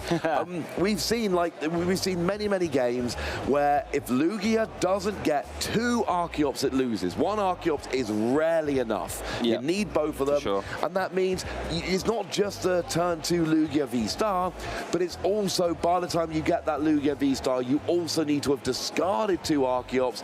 And like you say, the rotation, you know, we lost some special energy, which hurt Lugia, but we also lost some really good ways to discard those Archeops. And, you know, people play Professor Burnett now. That's like a legitimate way to do it. It's, it is. Yeah. Well, if you found a legitimate way to play Lugia, or indeed anything else, we want to hear from you. We can see the links at the bottom there. Play Pokemon, /Pokemon. You know the deal, ladies and gentlemen. And, of course, we are hopefully going to read out some of your tweets later as well. So, yeah, use that hashtag #PlayPokemon. Tell us what you think of the wonderful sets we've got. Tell us what you think of Barcelona as a city. Tell us what you think about the matchups and the decks you're seeing on stream this weekend. And speaking about the decks we're seeing on stream this weekend, looks like we do have our round 13 pairing here. And these are players that are going to be looking to get in that top 8 spot. We do know, Ross, when you get into that top 8, that's when that real nice prizing will start to activate higher amounts of CP and booster packs as well. And it looks like we see a Comfey in that hand over there. Just going to bear with us while we get the Giratina V-Star via Rory here. So we just mentioned our Giratina, a deck that, at least by the numbers, might not have the highest conversion rate, but one of those people that did convert, Rory, over here with that Giratina. Love to see it. Yeah, we got Rory looking here with Lost Zone Giratina. It's going to be going up against Sebastian with Archeops Lugia. So the Lugia fun is not over yet. We got a Giratina against the Lugia. So if you were watching that last game and you were like, well, I kind of like this, but I've not had enough Lugia in my life so far, have I got the game for you. Now, Rory, of course, we see a lot of, going back to 2018, we got a Lille Special Event top 16, Warsaw top 128, a Lille top 32, seemingly very at home over there, and an EUIC top 128. So one of those players bouncing around the European scene, putting together this really nice resume and hoping to go a little bit further than that top 16 this weekend. And then over to Sebastian there, piloting that Lugia V-Star. It is a single strike version of the decks. We're seeing a Tyranitars, we see double Luminion, Stonejourner, and Yveltal. Yeah, everything else looks pretty much down the middle there. So a sort of clash of titans, as it were. Like, you could have had this matchup before rotation, funnily enough, and it wouldn't have been too dissimilar to what we have going on here. So I'm very excited to get this underway. Yeah, this is going to be a fun one. Let's see the prizes go down. That Stonejourner is in the prizes. That is, of course, played as a one-off. One single strike energy goes into prizes, one of the two Tyranitar, and it looks like we are ready to roll here. Of course, Stonejourner, not always the best into this Giratina matchup. Decent single prize attacker, but you're not hitting that weakness. So you've got the Yveltal with Sebastian, which is not your ideal starter, going up against Giratina, which is a pretty decent card. Oh, we've got to flip straight away to Tails. Oh, dear. Oh, no, wait, is there a way to get Lugia there? Oh, no, I see 2 copies of Ultra Balls. That's the first hurdle for these Lugia V-Star decks. Everyone at home, what they will need to do is at turn 1, get down a Lugia V, and another additional mini game to get some Archeops in the discard pile. So then Lugia V-Star Summoning Star ability will allow you to get 2 colorless Pokemon that, without a rule box, put them straight onto your bench, bypassing normal evolution rules. So the first thing for Sebastian is to get that Lugia V out, I should say. And with this Ultra Ball, we'll be able to have a little prize check as well. Well, there is something else I'm thinking, because I'm looking at those 2 Ultra Ball and I'm thinking, well, he's going to pretty much empty his hand. Squawkabilly! Yes. And I want you to confirm I've got that on the iPad, queued up, ready to go. We've got Squawkabilly here. That is what you want to go for, if at all possible here, because, I mean, I think he's literally emptied out his hand, but you got the Lugia you want, and then the Squawkabilly. Squawk and Seize can only be used on your first turn, but you discard your hand, you draw 6 cards, you get a whole new hand of 6 after getting the Lugia. Love seeing that Squawkabilly come down. With one of the best ability names, that's Squawk and Seize. Now, I guess there could have been an argument there for maybe, if you're feeling particularly risky, in grabbing an Archeops with that Ultra Ball and expect to draw into a Lugia V, but they did not, so they were 100% correct in doing what they did. Do see a capturing aroma there, flip a coin. If heads, you get to search your deck for an evolution Pokemon. If tails, grab a basic. That's all it is for Sebastian. Over to Rory, using the Mesagoza. Another Tails. Oh, it's not helping out anybody, that Mesagoza here, unfortunately. You've got the Giratina, and now we're going to see Lost Zone doing Lost Zone things. Grab some Comfey, use some flower selecting, and hope you find a a Chorus Research. Chorus's Experiment, there we go. Yeah, Chorus isn't quite a professor. I was mixing Chorus's Experiment and Professor's Research together, but we want Chorus's Experiment in these Lost Zone decks because it gets you more cards into your hand, and it also gets you a couple of cards into the Lost Zone, and then that's going to start to activate cards like Cramorant and Sableye and Mirage Gate. Yeah, so we mentioned a sort of game plan there for Sebastian to try and get those Archeops into play as soon as possible. For viewers at home, the Giratina V-Star deck would like to get as many cards into the Lost Zone as soon as possible, up to a maximum of around 10, because once you get to 10 Sableye's, Lost Mine will let you put 12 damage counters into play. Also, when you get to 7 cards in the Lost Zone, your Mirage Gates activate, meaning you can accelerate at 2 energies from the deck, making Giratina V-Star's Lost Impact do 280 damage. But also don't forget Giratina V-Star has Star Requiem and auto KO Ross if you have 10 cards in your Lost Zone. Yeah, and Lugia a lot of the time relies on having 280 HP Lugia, and your high HP Tyranitar, things which are hard to KO. Giratina actually gets a pretty safe KO with either of its attacks, which is lovely, but it's an energy-hungry Pokemon to get there. You really do want to try and get some early damage down using Cramorant and Sableye, some cheeky KOs, and of course, things like that Squawkabilly, yes, it did a lot of good in the early game. It's also got 160 HP as a 2-prize Pokemon. That is something you want to try and be going after without having to use your Giratina, because trying to take too many prizes with Giratina does start to really wear on your energy throughout the game. No, you are 100% correct. And another wrinkle Sebastian can use to stay outside of range of Lost Impact is that V-Guard energy, which will reduce damage to the Pokemon it's attached to by 30 from V Pokemon. So Lugia V-Star could actually be a real good attacker for Sebastian here. That Tempest dive for 4 energy doing 220 damage and can discard a Stadium if you choose to. Over to Sebastian turn there as Rory does end the turn with a Spit innocently for 110. There's a Lugia V-Star, that's one piece of the puzzle, Ross, and I believe that was a top deck as well. Yeah, we need to get the evolution Pokemon. Oh, and that's a 4, I believe, so that should be for an Archeops. Yeah, that looks like a 4. There's a little counter, but I think we've seen that from the other side of the dice. So, that is the Archeops. Now, we need 2. We've seen it time and time again. We saw it in the previous round. 1 Archeops is not enough. No. This is a deck that is built to operate with 2 Archeops out. If you don't have 2 Archeops out, your deck does not run properly, and it goes pretty badly pretty quickly. Yeah, so I think Sebastian still has access to Mesagoza as well, so we could see the Mesagoza. If that is successful, they can grab another Archeops, and then I think Sebastian has a Professor's Research in hand, so we could immediately see both these Archeops getting sent to the discard pile. That'd be nice. That would be very helpful. I play a bit of Lugia myself. Sometimes all you want to do. Here we go. Check Mesagoza. Big flip here. Big flip, big flip. That's a 4 again. Oh, those 4s. 4's my favourite number, Shay. Is it? Every time my wife asks me what time it is, I tell her it's 4 minutes past 4. There was one time it was actually 4 minutes past 4. Greatest moment of my life today. It was just wonderful. And it's working out nicely for Sebastian here, hitting those 4s, getting those 2 Archeops. Ooh. And it looks like we're going to see the fish coming down. It's for the Professor Burnett, opting to hold on to the Professor's Research for next turn. Don't mind it, but now one thing I struggle with here with this play, you're bench locked now, right? You now have 5 cards on there, but you haven't got room to bench any other attackers. Then you've got a Luminion and a Squawkabilly. Very easy prize cards there. You're absolutely correct. That was exactly what I was going to say. You've got 2 support Pokemon, and you've got a suboptimal starting Pokemon, and then you've got your Lugia that you need and your 2 Archeops, and that's it. So there's no Tyranitar, there's no Stonejourner if it wasn't Bryce, there's no other attacker coming down, and that's fine. We know you can attack with your Yveltal. We know we can attack with Lugia, but it takes away your options, which are one of the really fun things about this particular deck. Although, good news, Yveltal does hit 110 pretty easily if you want to. Yeah, and then you've got these single strike energies as well, right? So they're all plus 20, so actually swinging for, what's that, 110, 130, well, it'll be 170 with the free single strike energy. Right now, we've got Dark, there we go. Yep. So we were doing Dark Cutter for 90, we're now doing single strike rings for 170. Yep. You don't even need the extra damage from single strike energy, but you've got it, and that Cramorant, it's not going to be happy.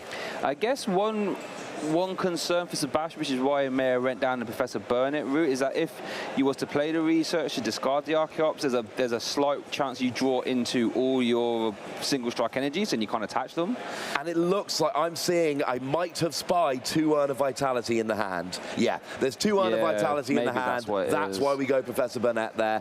Again, we don't always have a perfect view of their hand. You cannot discard those early doors. You need all of that energy back. So I think that's what prompted the Professor Burnett there, because you've got 4 single strike energy, and then you've got 3 Urn of Vitality that gets 2 back each. You can't drop 2 of them turn 2. No, I can see.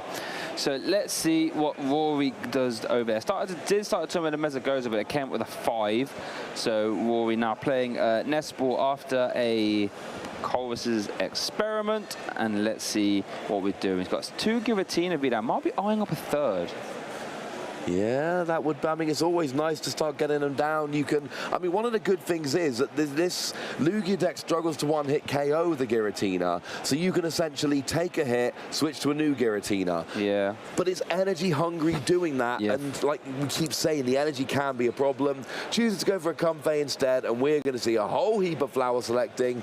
I believe that's 7 in the lost zone, so Mirage Gate is on board. Now it's can we get to 10 for Sableye and Giratina's attacks. And there we see a very easy decision there, Mirage Gate or Battle VIP pass off that flower selection. So yeah, you don't get many easier than that. And then we see a retreat. Oh, we see a nice Rainbow Rare Giratina V-Star in the hands. That could be getting attacking. I don't think you really want to start swinging with a Giratina V-Star into a Yveltal that has, what, 10 HP left. 20, but it's still 20, extremely low. It's still not much. Oh, 20 left. You are correct. Double V-Star, path to the peak. Love it. Wow, here we go. Does have to save that, but isn't quite at 10 in the loss zone. One card in loss zone away from being able to lost mine. Yeah, lost mine would be huge. Oh, can't even get out the active. Goodness. No pivot option, no energy for the Sableye, no 10th card in the lost zone. And this is a huge, huge boon for Sebastian, because Sebastian can now be like, I attack again with Yveltal and take a second. Like, that was not supposed to still be in the active spot. Definitely not. So taking an extra prize for that is the definition of a cheeky KO.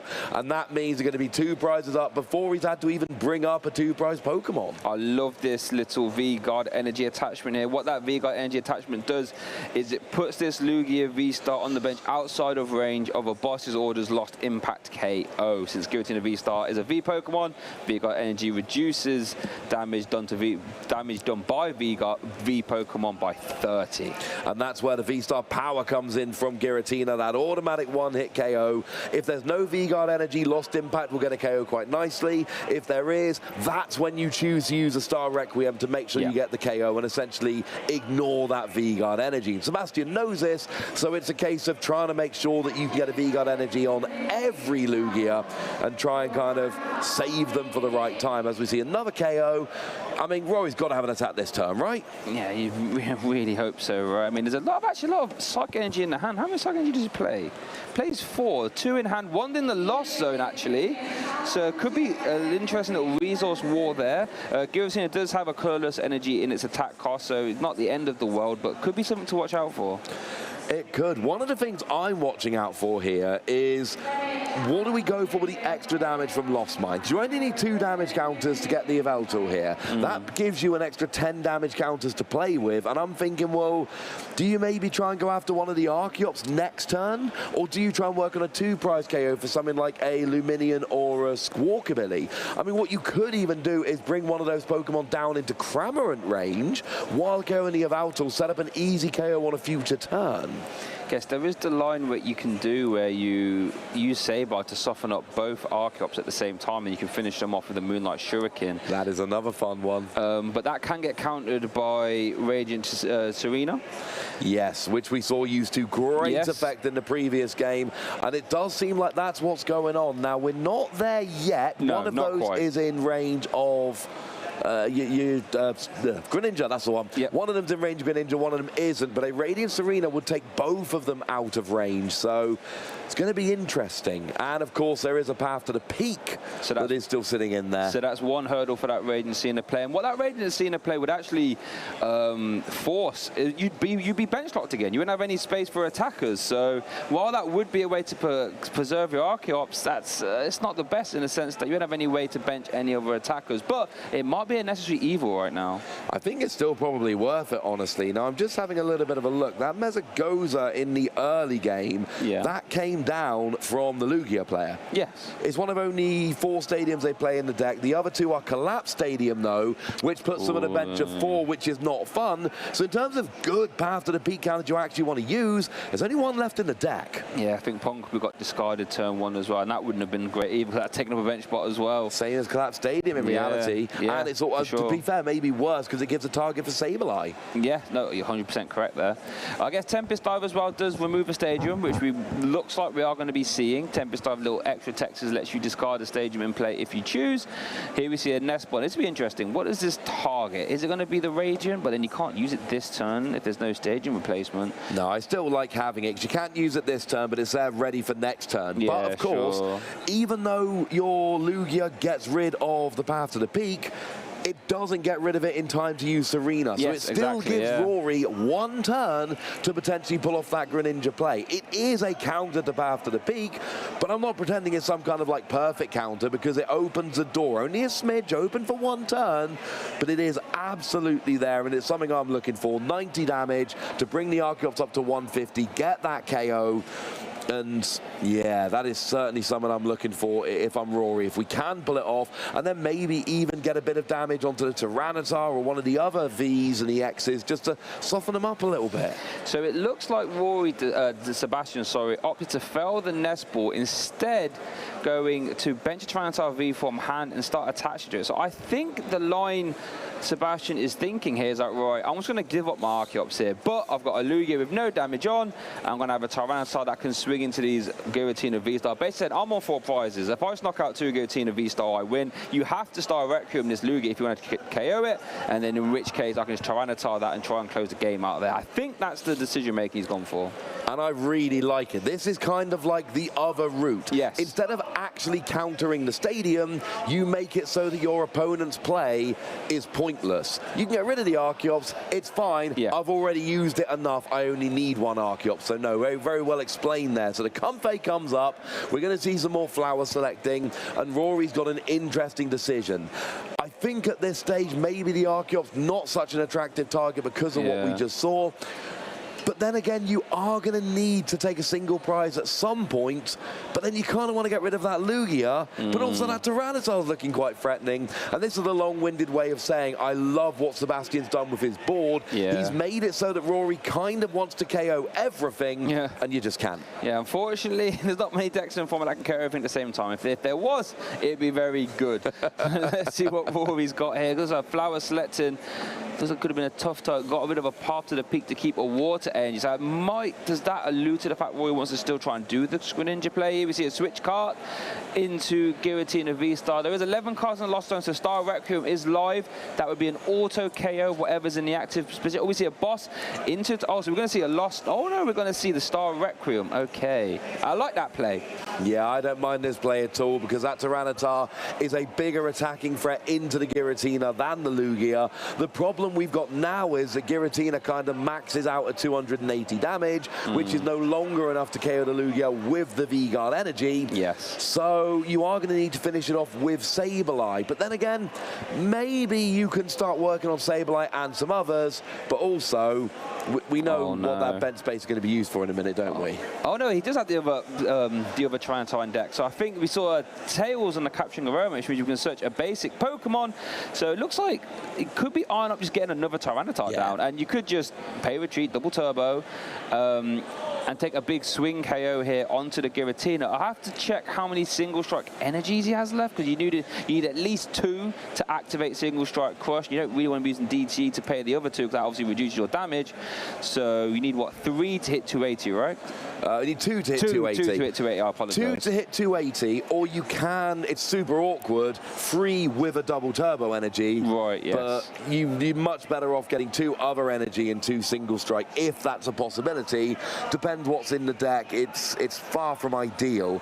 Now, we did actually see Professor's research getting rid of that Radiance Arena, and that just really signals what we said a minute ago. Healing that Archeops to get rid of the Greninja play, it's no longer the priority. We've gone to the point of the game where the big guys are just bashing into each other. These, in my opinion, these are my favorite kind of games, where we're just seeing big attackers just slam into each other. Wait a minute, does he have enough?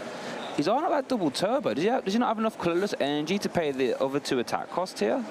Or are you going to have to do the 3 with the double turbo? He's got 2 with double turbo. Yeah, it is. Have to do the 3. Yeah. I said it was an option. I said it was suboptimal. Yep. But sometimes, if that's what you've got, if that's the only other energy in the deck, so yeah, well, this is why we said it as an option. We've seen it be used before in other games. It's not really what you want to do. No. But if double turbo is taking away 20, then you need a 3rd single strike energy to add another 20. Here is the 280, and this is a little bit worrying here. Got to be careful what we discarded off this 4. Oh, we got rid of an urn. And I think, how many urns does he have left? I don't think any, because he had 2 in hand at the beginning of the game, and that's a 3rd. He only plays 3. Unless one got shuffled back in at some point, which I don't believe it did. Happened. I think that's the last urn of vitality. But I don't think it really matters at this stage. This game is, because the Lugia can KO something little on the bench, this really comes down to, can Giratina KO this turn? If Giratina KOs the Tyranitar, then Rory is absolutely still in this game, but Sebastian's still got a chance to win. If he can't, then the game is absolutely over. Sebastian just wins instantly. We are going to need a Mirage Gate and an attachment from turn, and there to be enough energy in the deck for this to actually be pulled off. Tell you what, we could see the old classic Giratina, Roxanne, Path and Prey. Like you said, an attack here, a KO on the Tyranitar with some hand disruption, I think is Rory's best game plan. It's still a perfectly fine strategy, but like you said, there are some hurdles that need to be overcome first. We have to get some energies back into the deck. We have to find a Mirage Gate. We have to have a turn attach, and we have to ideally play that Roxanne as well. Because in theory, Sebastian, if there's a double turbo left in deck, then Sebastian just wins on a boss's orders next turn. 100%. Because the Archeops gets a double turbo out the deck, and the -20, oh no, it's only doing 200 to a Comfey. Yeah. You're good. Oh, and here we do see the Roxanne. Sebastian's hand getting reset to a total of 2, 3 after a top deck, and Rory gets a fresh hand of 6. But has nowhere around it, needs to find Mirage Gate, and also can't draw into the energy left as well that you want to attach, because then you can't use Mirage Gate. So this is a pretty important Roxanne here, people. Yeah, if you draw into the energy, you cannot get it out of your deck using Mirage Gate. No. No. Oh, goodness gracious me, Ross. That's game. I'm pretty sure that's game at this stage. Out. There's no attack coming out, which means Sebastian doesn't need to do anything. There's the concession. Yeah, Rory needed, even with Mirage Gate, Sebastian was still very much in the driver's seat in that game. For sure. But Sebastian does take that one, well, it takes the first game, really puts it in the driver's seat for this best of 3. It turns out Lugia can be quite good sometimes. Yeah, Lugia, like we were just saying, attaching 4 special energy from the deck turns out not a bad strategy. Can you imagine, Sebastian, you know, there was that turn where he sort of half set up the Tyranitar, then he got bossed immediately, and then Sebastian just, well, fine, I'll just set up another one then. Like, no, it's fine by me. Like, no problem. And I think traditionally Lugia is meant to be quite a good matchup. I mean, no, Lugia, Giratina is a good matchup for Lugia, I should say, just because you have that V-Guard energy counter to Lost Impact. You have these chunky Pokemon that you can throw up.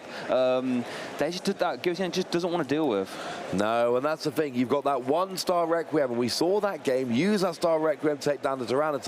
Yeah. That's all well and good, but then you don't have a way to one-hit KO a Lugia with a V-Guard energy. Yeah. So now you're relying, and you know that there is an argument, and you don't always have a chance to do so, but there's an argument to try and get some of those early Sableye to drop some damage counters on the Lugia, essentially to bypass a potential V-Guard energy. But there's 3 in the deck for Sebastian, so there's even a potential to maybe put 2 on there if you really want to try and avoid a KO. And this is the problem. It's hard to navigate that. And if, you know, the whole point of Giratina as a deck is, I can do giant KOs on your 2 prize Pokemon. If it can't, it's not winning. Exactly that, and I think all the Giratina player can do is try and weave in that Sableye plus Moonlight Shuriken turn to remove all the Archeops from play, but the Lugia player does have the Radiant Serena to counter that, and outside of that, it's going to have to be the Roxanne and Prey, and unfortunately, Roxanne was not on Rory's side there as they shuffle up for game 2. No, it was not. He just needed that Mirage Gate, and I mean, the good news is he didn't draw into the energy. Yeah. The bad news is he didn't draw into the Mirage Gate to get the energy anyway, so it was a little bit moot. So we go to game 2. Rory's got to be feeling a little bit confident, because that game, it could have gone his way. It could have. Yeah, for 100%. Okay, so it looks like they're just setting up their prize cards here. And let's see. So we do have a look at those prizes there. Okay, nothing terribly relevant I think we need to point out there. So we are going into the game, and we've got Rory starting off with a Comfey, Sebastian starting off with that Serena. Good thing about Serena, of course, it can heal, useful after a few turns. It's not useful turn 1, Shay. No, unfortunately not. Doesn't really have a usable attack either, just there for that ability. Does have a 2 retreat cost actually, so that's something we have to consider. Rory does have the Battle VIP pass, as he's able to look through his deck and grab 2 basic Pokemon, and got other cards in hand that can find basic Pokemon as well. Yeah, I mean, we know the deal here. It's probably going to be a Comfey and a Giratina, because you've already got a Comfey out, and there is a chance to go for that Radiant Greninja if you think you only need 1 Comfey for the time being. I mean, they are generally the first kind of 4 Pokemon that you want. Is, you know, your 2 Comfey and your Radiant Greninja and your Giratina. But we actually go for a Cram. Oh, it's a double Battle VIP pass. Jeez, so everyone's welcome at this party. And a level ball. So, okay. So, yes, that is the perfect bench. Yes. Double Comfey, double Giratina, one Cramorant, one Radiant Greninja. That is what you need. And that's the thing. Sometimes I'm looking, I'm going, why is he going for a Cramorant from the opening Battle VIP pass? And the answer is, because he's got another Battle VIP pass and a Nest Ball. So, yeah, that's going to, being able to cherry pick your entire bench when you started with a good Pokemon, that is beautiful. Yeah, that is, you are in the driver's seat here, Rory. Things you love to see. It has another flower selecting option here, so you can get 2 cards into the Lost Zone. What was that? Get rid of a switch card, kept the basic copy of Psych Energy, and now it's over Sebastian, who has a few things to navigate here. He needs to get a Lugia V down as we see a tail. That's going to find a basic. You could argue that's advantageous here because it gets you Lugia V or Squawkabilly again. I love Squawkabilly turn 1, but we saw last game, Sebastian was only willing to get the Squawkabilly when he had the Lugia. Didn't want to go for the Squawkabilly hoping to hit the Lugia, and I understand this train of thought because you need the turn 2 Lugia. You've got 2 turns to get the Archeops in the discard pile, but you need that turn 1 Lugia. So we see the fish coming down here, and now this is going to be a weird one, because this is going to get you...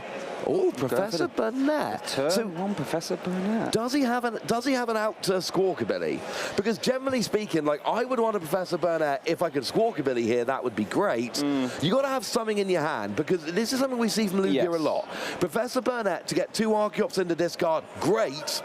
But you have to have some way to draw cards after this, or else you can just lock yourself out the game. Or at the very, very least, at least have a Lugia V-Star in your hand for next turn and just hope that Rory cannot KO your Lugia V. That's also an option. So you have to, it has to be, like you said, there has to be some piece of the puzzle in the hand. And whoa, do we just see a Mesagoza? Gift energy. There's a... Is that... Oh, there's a research in hand for next turn. Okay. So chooses not to go for the Mesagoza to potentially not give his opponent a V-Star, which seems interesting. Yeah. And I guess thinking about it, Sebastian's fairly knowing that this Lugia can be safe because you cannot play Chorus Experiment and Bossos in the same turn, so there will be no way of Rory being able to KO that Lugia V. No. Speaking of Chorus, it does hit the board there for Rory as he gets to, what, 4 cards in the Lost, and that means Lost Provisions at the very least is now activated. Yeah, it means Cramorant can come in and attack for free, which is lovely. Radiant Serena, of course, sitting at 140 is out of range of a Cramorant.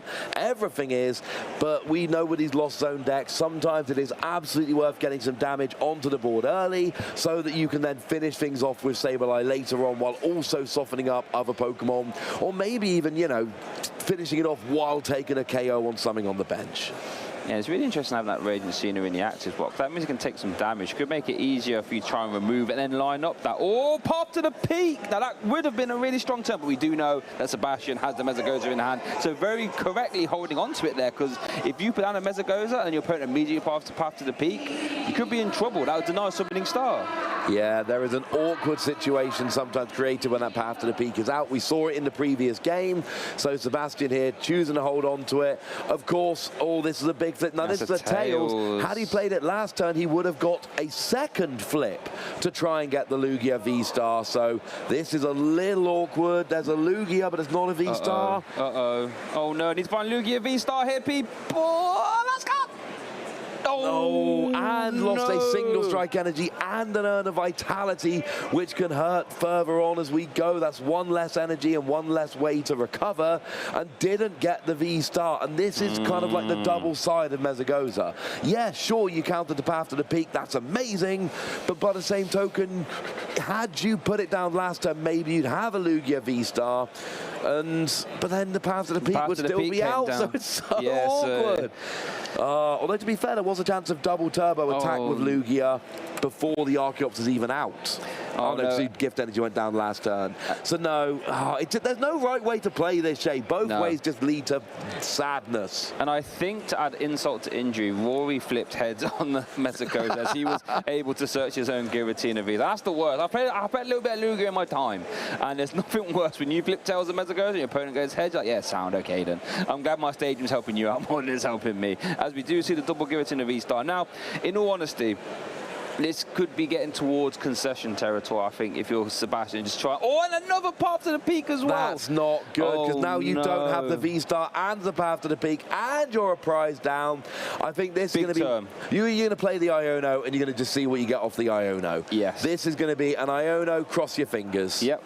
See if Iono will treat Sebastian well here. Needs to get a path replacement and needs to get the Lugia V-Star. This is almost non-negotiables at this point. I feel as if you don't pull the Summoning Star off this turn, you have to start thinking about game 3. This is potentially a nice little play here with Tyranitar. You can attach a single strike energy before you Iono it into the deck, but this turn, you can actually, even if you whiff the Stadium replacement, you can get the V-Star, and now you can get the double turbo energy to attach and get a KO. So you can actually get the Lugia V-Star. Yeah, for sure. Take a kill on the Cramorant without using your V-Star power. And discard the part of the Peak of Tempest Dive as well. Exactly. But let's see, big few cards here for Sebastian. Do we see a Lugia V-Star? Oh, it's going to be a capture in a row, but we need to see heads here. If you see tails, that could find Punkaboo, but then you can't draw any cards. And there's the double turbo, but we don't have the V-Star. So we could see, is it Aero Dive, the other attack on Lugia V, 130 and discard to stage, obviously 110 after the... Which is still enough, incidentally. Still enough. So you still get the KO, you still get rid of the Stadium.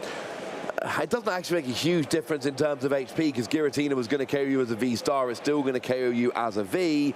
Now we see the Mirage Gate, though, and if there is a pivoting option, then Rory is going to go up by go up 2 free prizes taken, going up by 2, taking that Lugia off the field, getting all that energy in the discard, and that is energy which does not come back, unlike the single strike. And we've already seen an earner Vitality go down. I mean, this is getting we are getting to the end game pretty quickly in this game. Yeah, this is getting out of hand. Another Mirage Gate as well. And it is worth pointing out, Rory does play a third path to the peak. Yeah. There's a third one in the deck. If that came out this turn, that would be so harsh.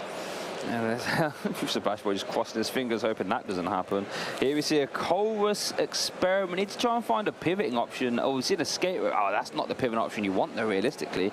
I don't mind it. You don't get the energy off the board, but you still take 2 prizes. It would be the Luminion that would go active. Yeah, this is true. It's always a guaranteed 2 prizes, actually. You should rather try and remove this Lugia V with the energy on it, though, right? Oh, absolutely. That is by far the best target, but... gets rid of a switch for a choice belt. So he does actually have a counter to V-Guard energy on Lugia V-Star, actually. I kind of love that. Oh, there was a switch card anyway. Found a switch card. So now we are switching in. It has to be the Giratina with free energy, does it not? Hold on, has he? May has Turner. Unless you got an attachment.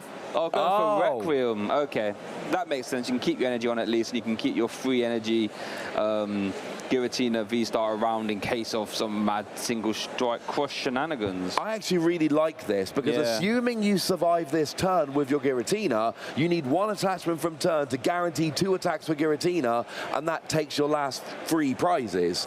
And you've got the choice belt to counter the V-Guard energy, although Sebastian could double V-Guard energy if there's 2 left in the deck. Remember, V-Guard energy doesn't stack, unfortunately. Oh, it doesn't stack. You can only get 1 use of V-Guard energy. That would be monstrous. Imagine it would be too good. Potential 120 damage reduction.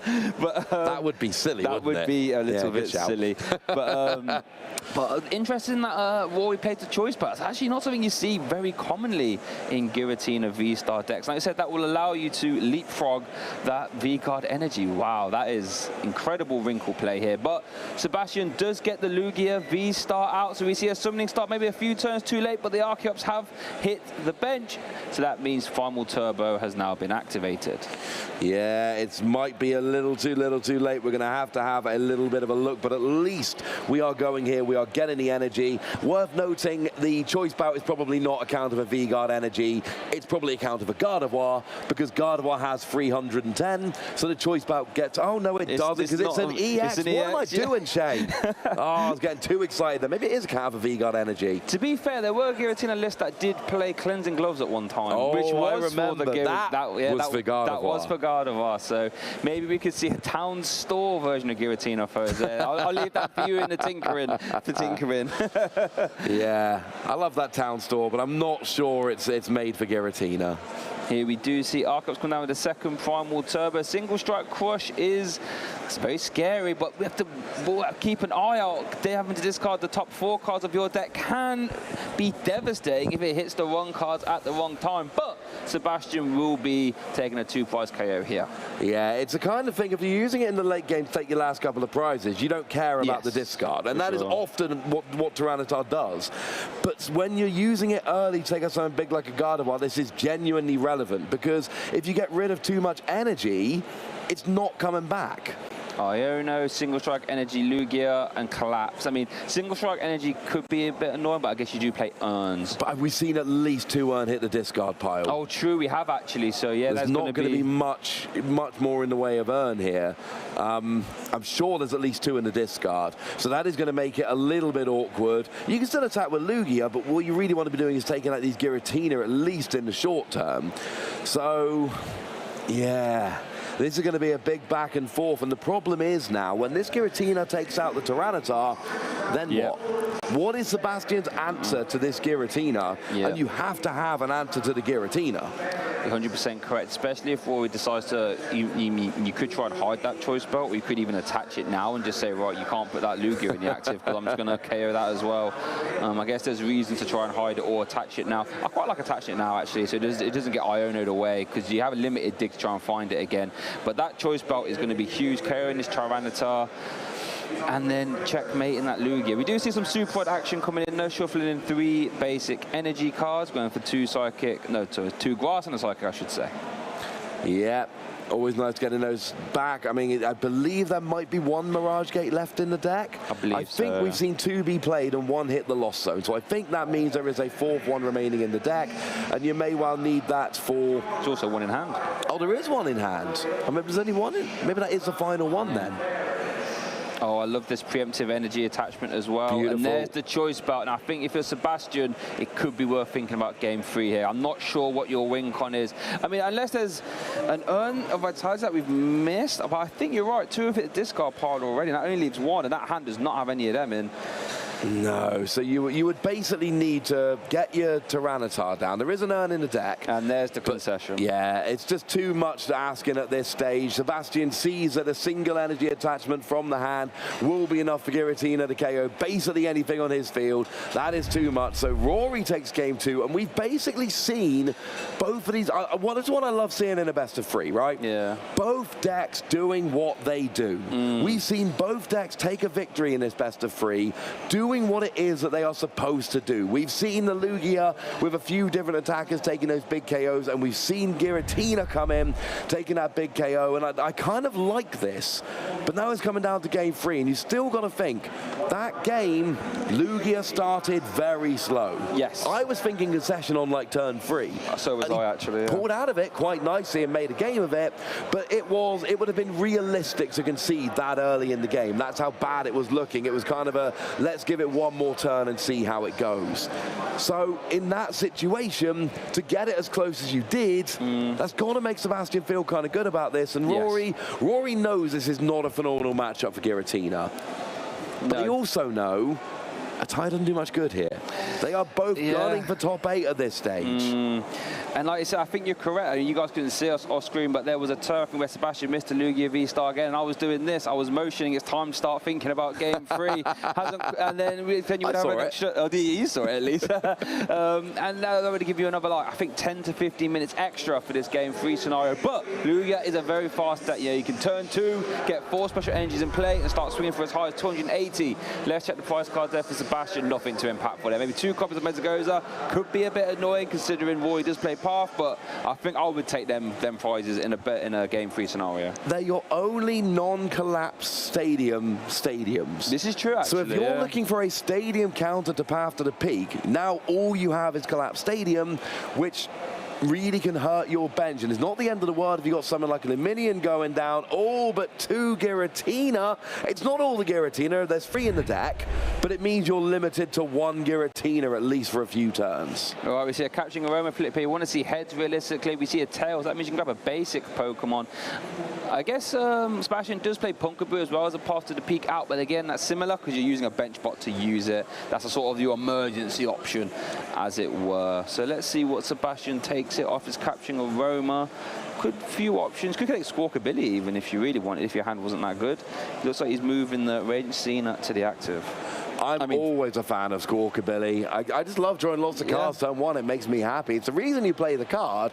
But again, and we saw this in the previous game, you cannot discard your hand with, say, 2 Urn of Vitality in hand. So you've got to be really, really careful as to when you use Squawkabilly. If your opening hand has too much energy or things along those lines, you just can't afford to do it. And it looks like there's a Professor Burnett in hand for Sebastian.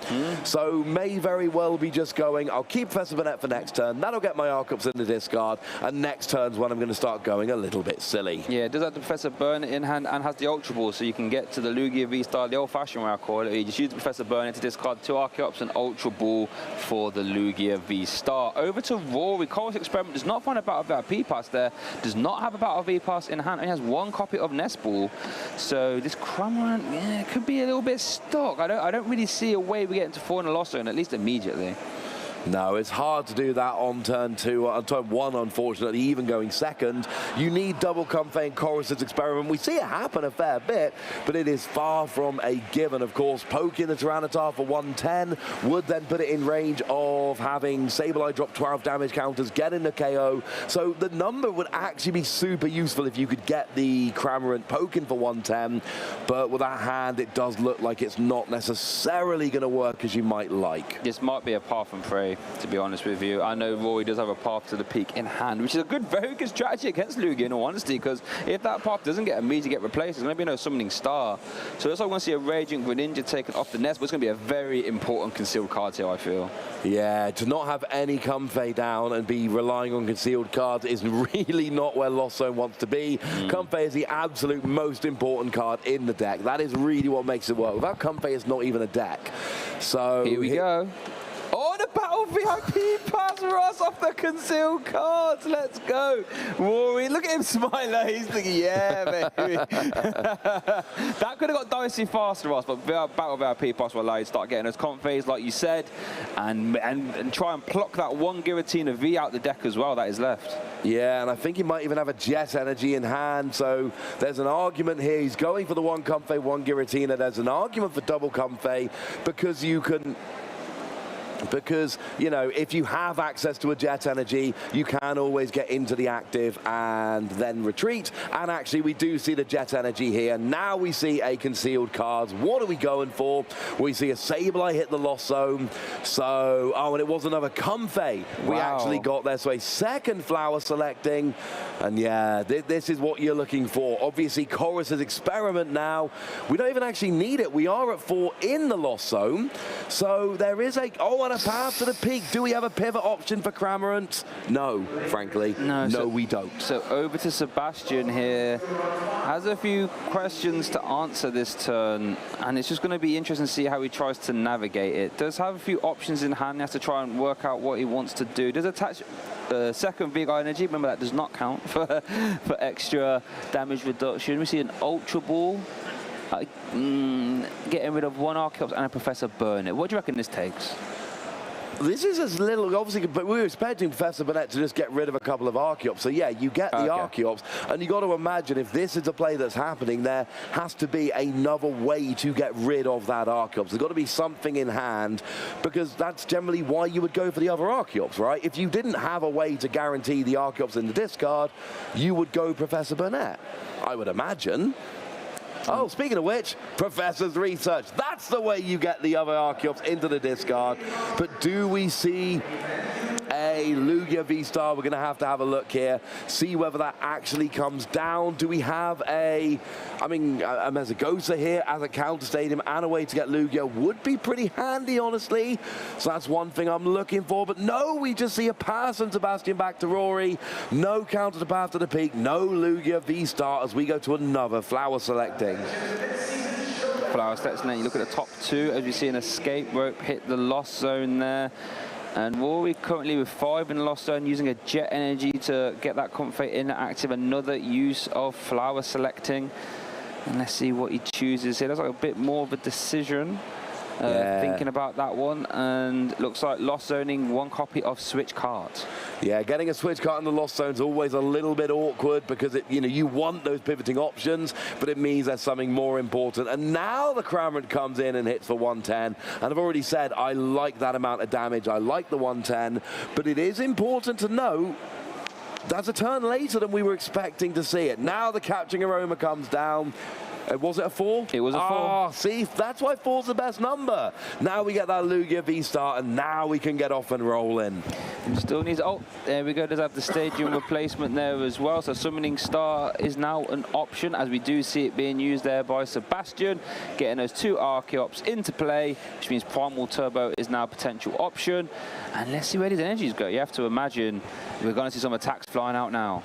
Yeah, that's the great thing about Archeops, getting all that special energy, 4 special energy per turn onto whatever. Well, each of the Archeops has to target a particular Pokemon. Yes. So it's 2 lots of 2, each of which goes onto a specific Pokemon. So it's going to be interesting to see the decision here. We've already got a couple of energy on the Lugia. Obviously, there is a potential. We see the first 2 single strike energy coming onto the Tyranitar. This is going to be a lot of energy to try and go after a Cramorant. Interesting. So we see 3 single strike energies and a gift energy. So that means both attack options are now live. And of course, we know that Craggalance discards the top 2 cards of your opponent's deck with 3 single strike energy. That will do 120 onto a Cramorant. So apparently here, instead of like, wait, why am I discarding cards from my deck? That's no fun. I'm going to discard cards from your deck. That is an option, as we see. That is an option. We see Lugia as another option here, though. Wow. Interesting. I wonder what the decision is here. We do see the Elegant Heal activation. That lets you heal 20 from each of your Pokemon. Only 1 Pokemon with damage in play. And it looks like we see... Oh, it's got to be Craggalance. Got to be Craggalance here, surely. And yeah, they're just counting up the single strike to make sure it is a KO. It is a KO. Oh, wow. Oh, Iono and Chorus's Experiment. Goodness gracious, that's a very good, that's a well-trained Tyranitar right there. That's a, how about cheers, mate? Appreciate that. Oh, Tyranitar loves those discards. Always running around eating mountains is Tyranitar. He's discarding someone's deck. Normally it's yourself, but sometimes you can get a cheeky couple off your opponent's deck as well. Over to Rory starts to turn off there with a concealed card. And let's see what he can manufacture this turn. Does have 6 in the loss. Oh, make that 7. And 7, of course, means Mirage Gate is absolutely on the board there. We have an evolved Giratina, so that's always a target for Mirage Gate if you want to go that way.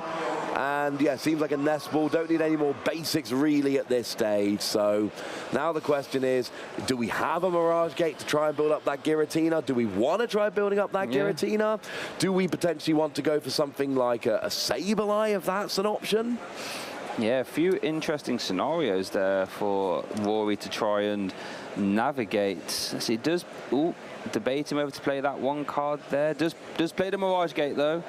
So let's see what he chooses to attach these energies to. Has a few options available. Looks like attaching a Grass and a Psychic to the Giratina V-Star. Does have 7 in the lost zone, so Star Requiem is not an option yet, but a potential lost impact.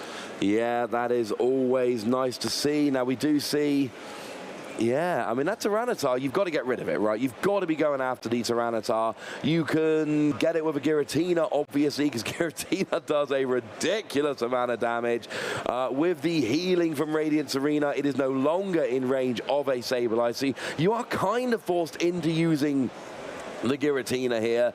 So he does. Gets rid of a couple energy, hits for 280, Tyranitar goes down, and Rory takes the first couple prizes of turn 2, of game 3. But of course, we know that game 1 and game 2 took a little while. So it's going to be interesting to see, are these players going to be able to give us a full game 3? A tie?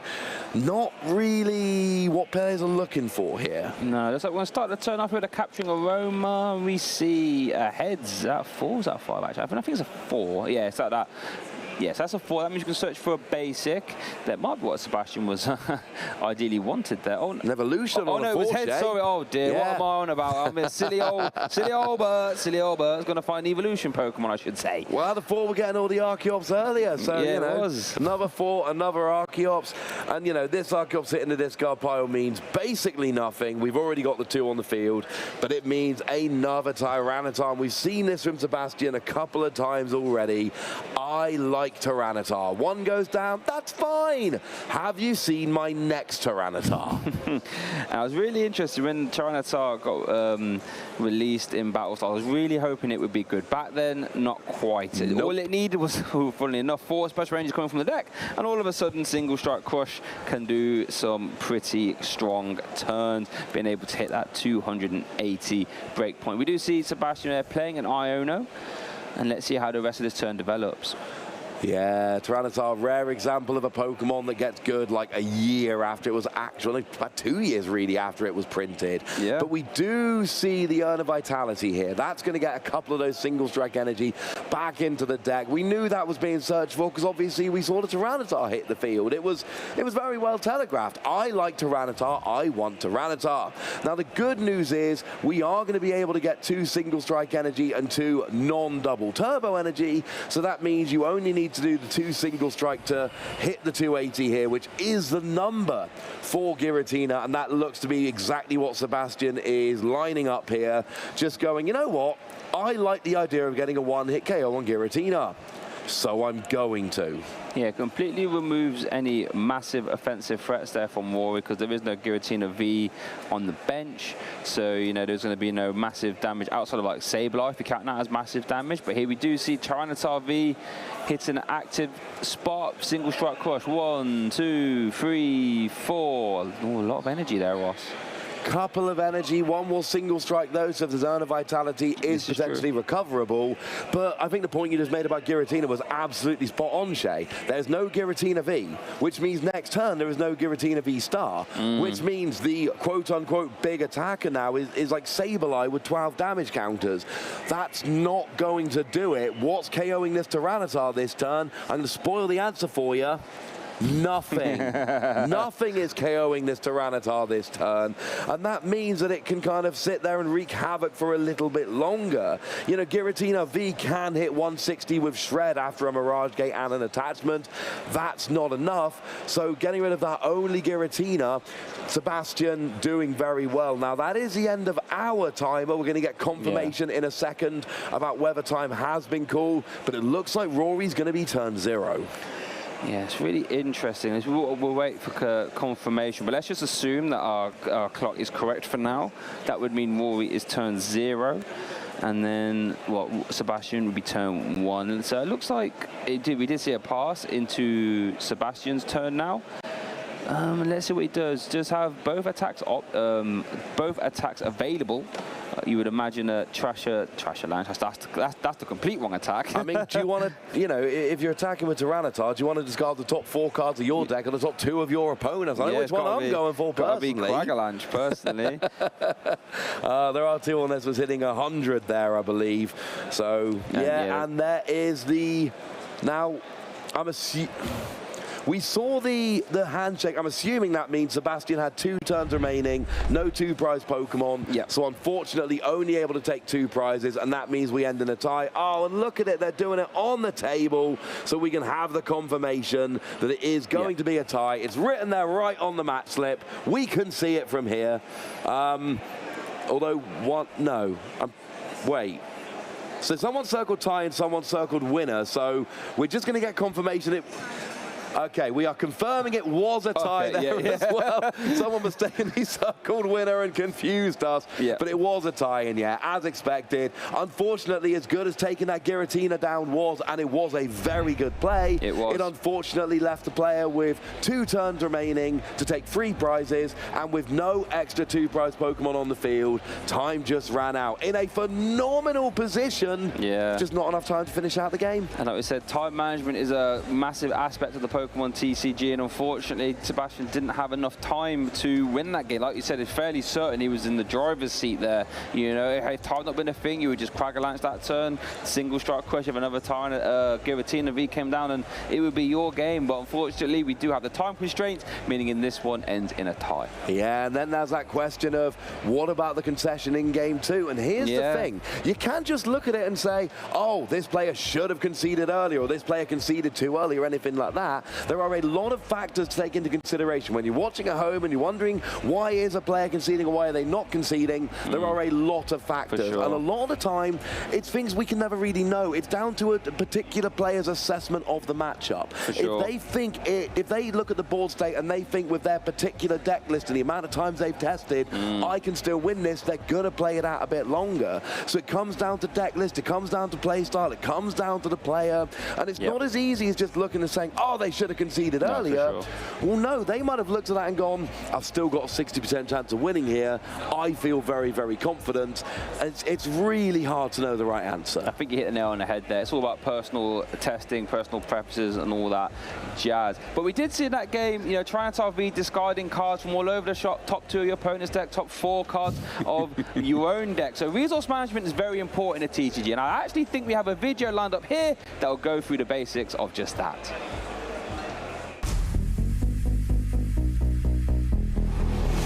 Resource management is a topic that we hear about in the Pokemon TCG all the time, but what exactly does this mean? Resource management is the process of allocating resources to achieve the greatest value, or in our case, winning the game. To do this optimally, it is necessary to remember all of your win conditions of the TCG. Take all of your prize cards, leave your opponent with no remaining Pokemon in play, or decking the opponent out.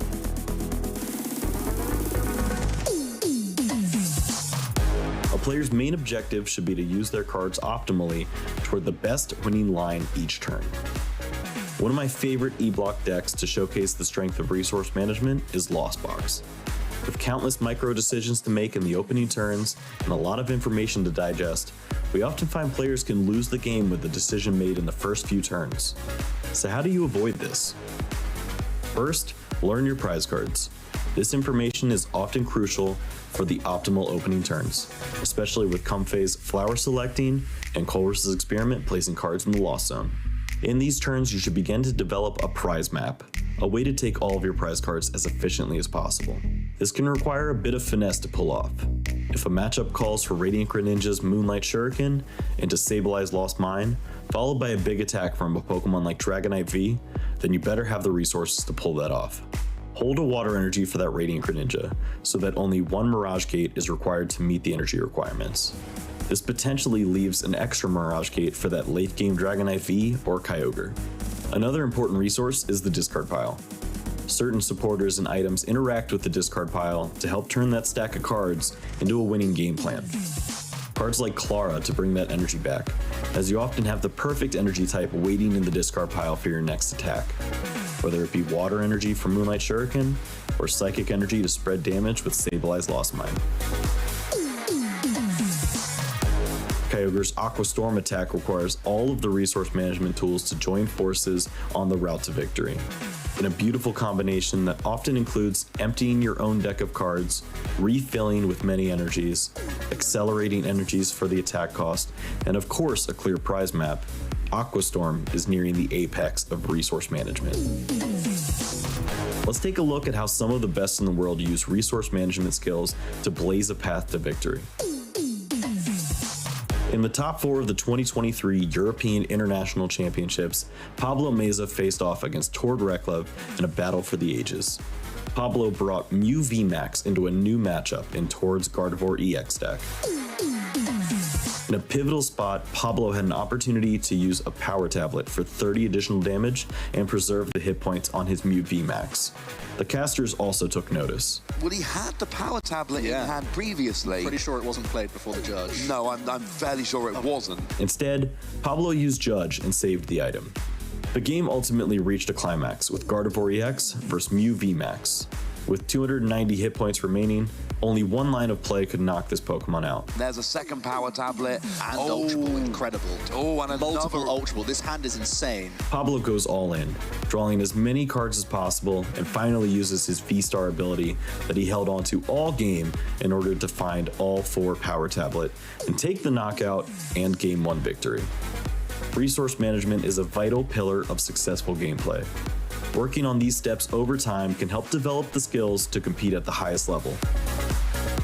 Thanks for watching, and hope to see you find the lines in future tournaments. Hi, I'm Shay Byrne, and today we're going to run through the Obsidian Flames expansion, what cards are in it, and the impact it will have on our metagame. So first of all, let's address the elephant in the room, the absolutely stunning Terra Charizard EX. This card is the poster boy of the Obsidian Flames expansion, and for very good reason. First up, being a dark type, it inherently has such an advantage in this metagame. This lets Charizard have a massive advantage over cards like Mew VMAX and Gardevoir EX, instantly just by being able to hit them for 2 times weakness damage.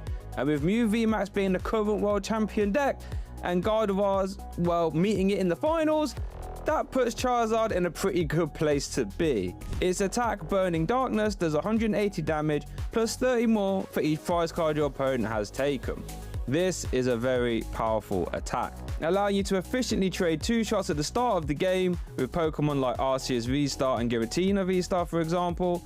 And then in the late game, once your opponent has taken 4 or more prizes, you can start to swing for massive one-hit KOs with Charizard. It doesn't stop there though for Charizard EX, since it also has the ability Infernal Rain, which when you evolve into Charizard EX, allows you to attach 3 fire energies from your deck to your Pokemon in any way you like. Do you actually understand how strong this is? This at face value lets one use of Infernal Rain set up at least 1 Charizard and get another one 50% ready to go too. However, Infernal Rain has another use, one that gives Charizard decks much more of a solid early game presence, and that's by piling those energies onto Arceus V-Star.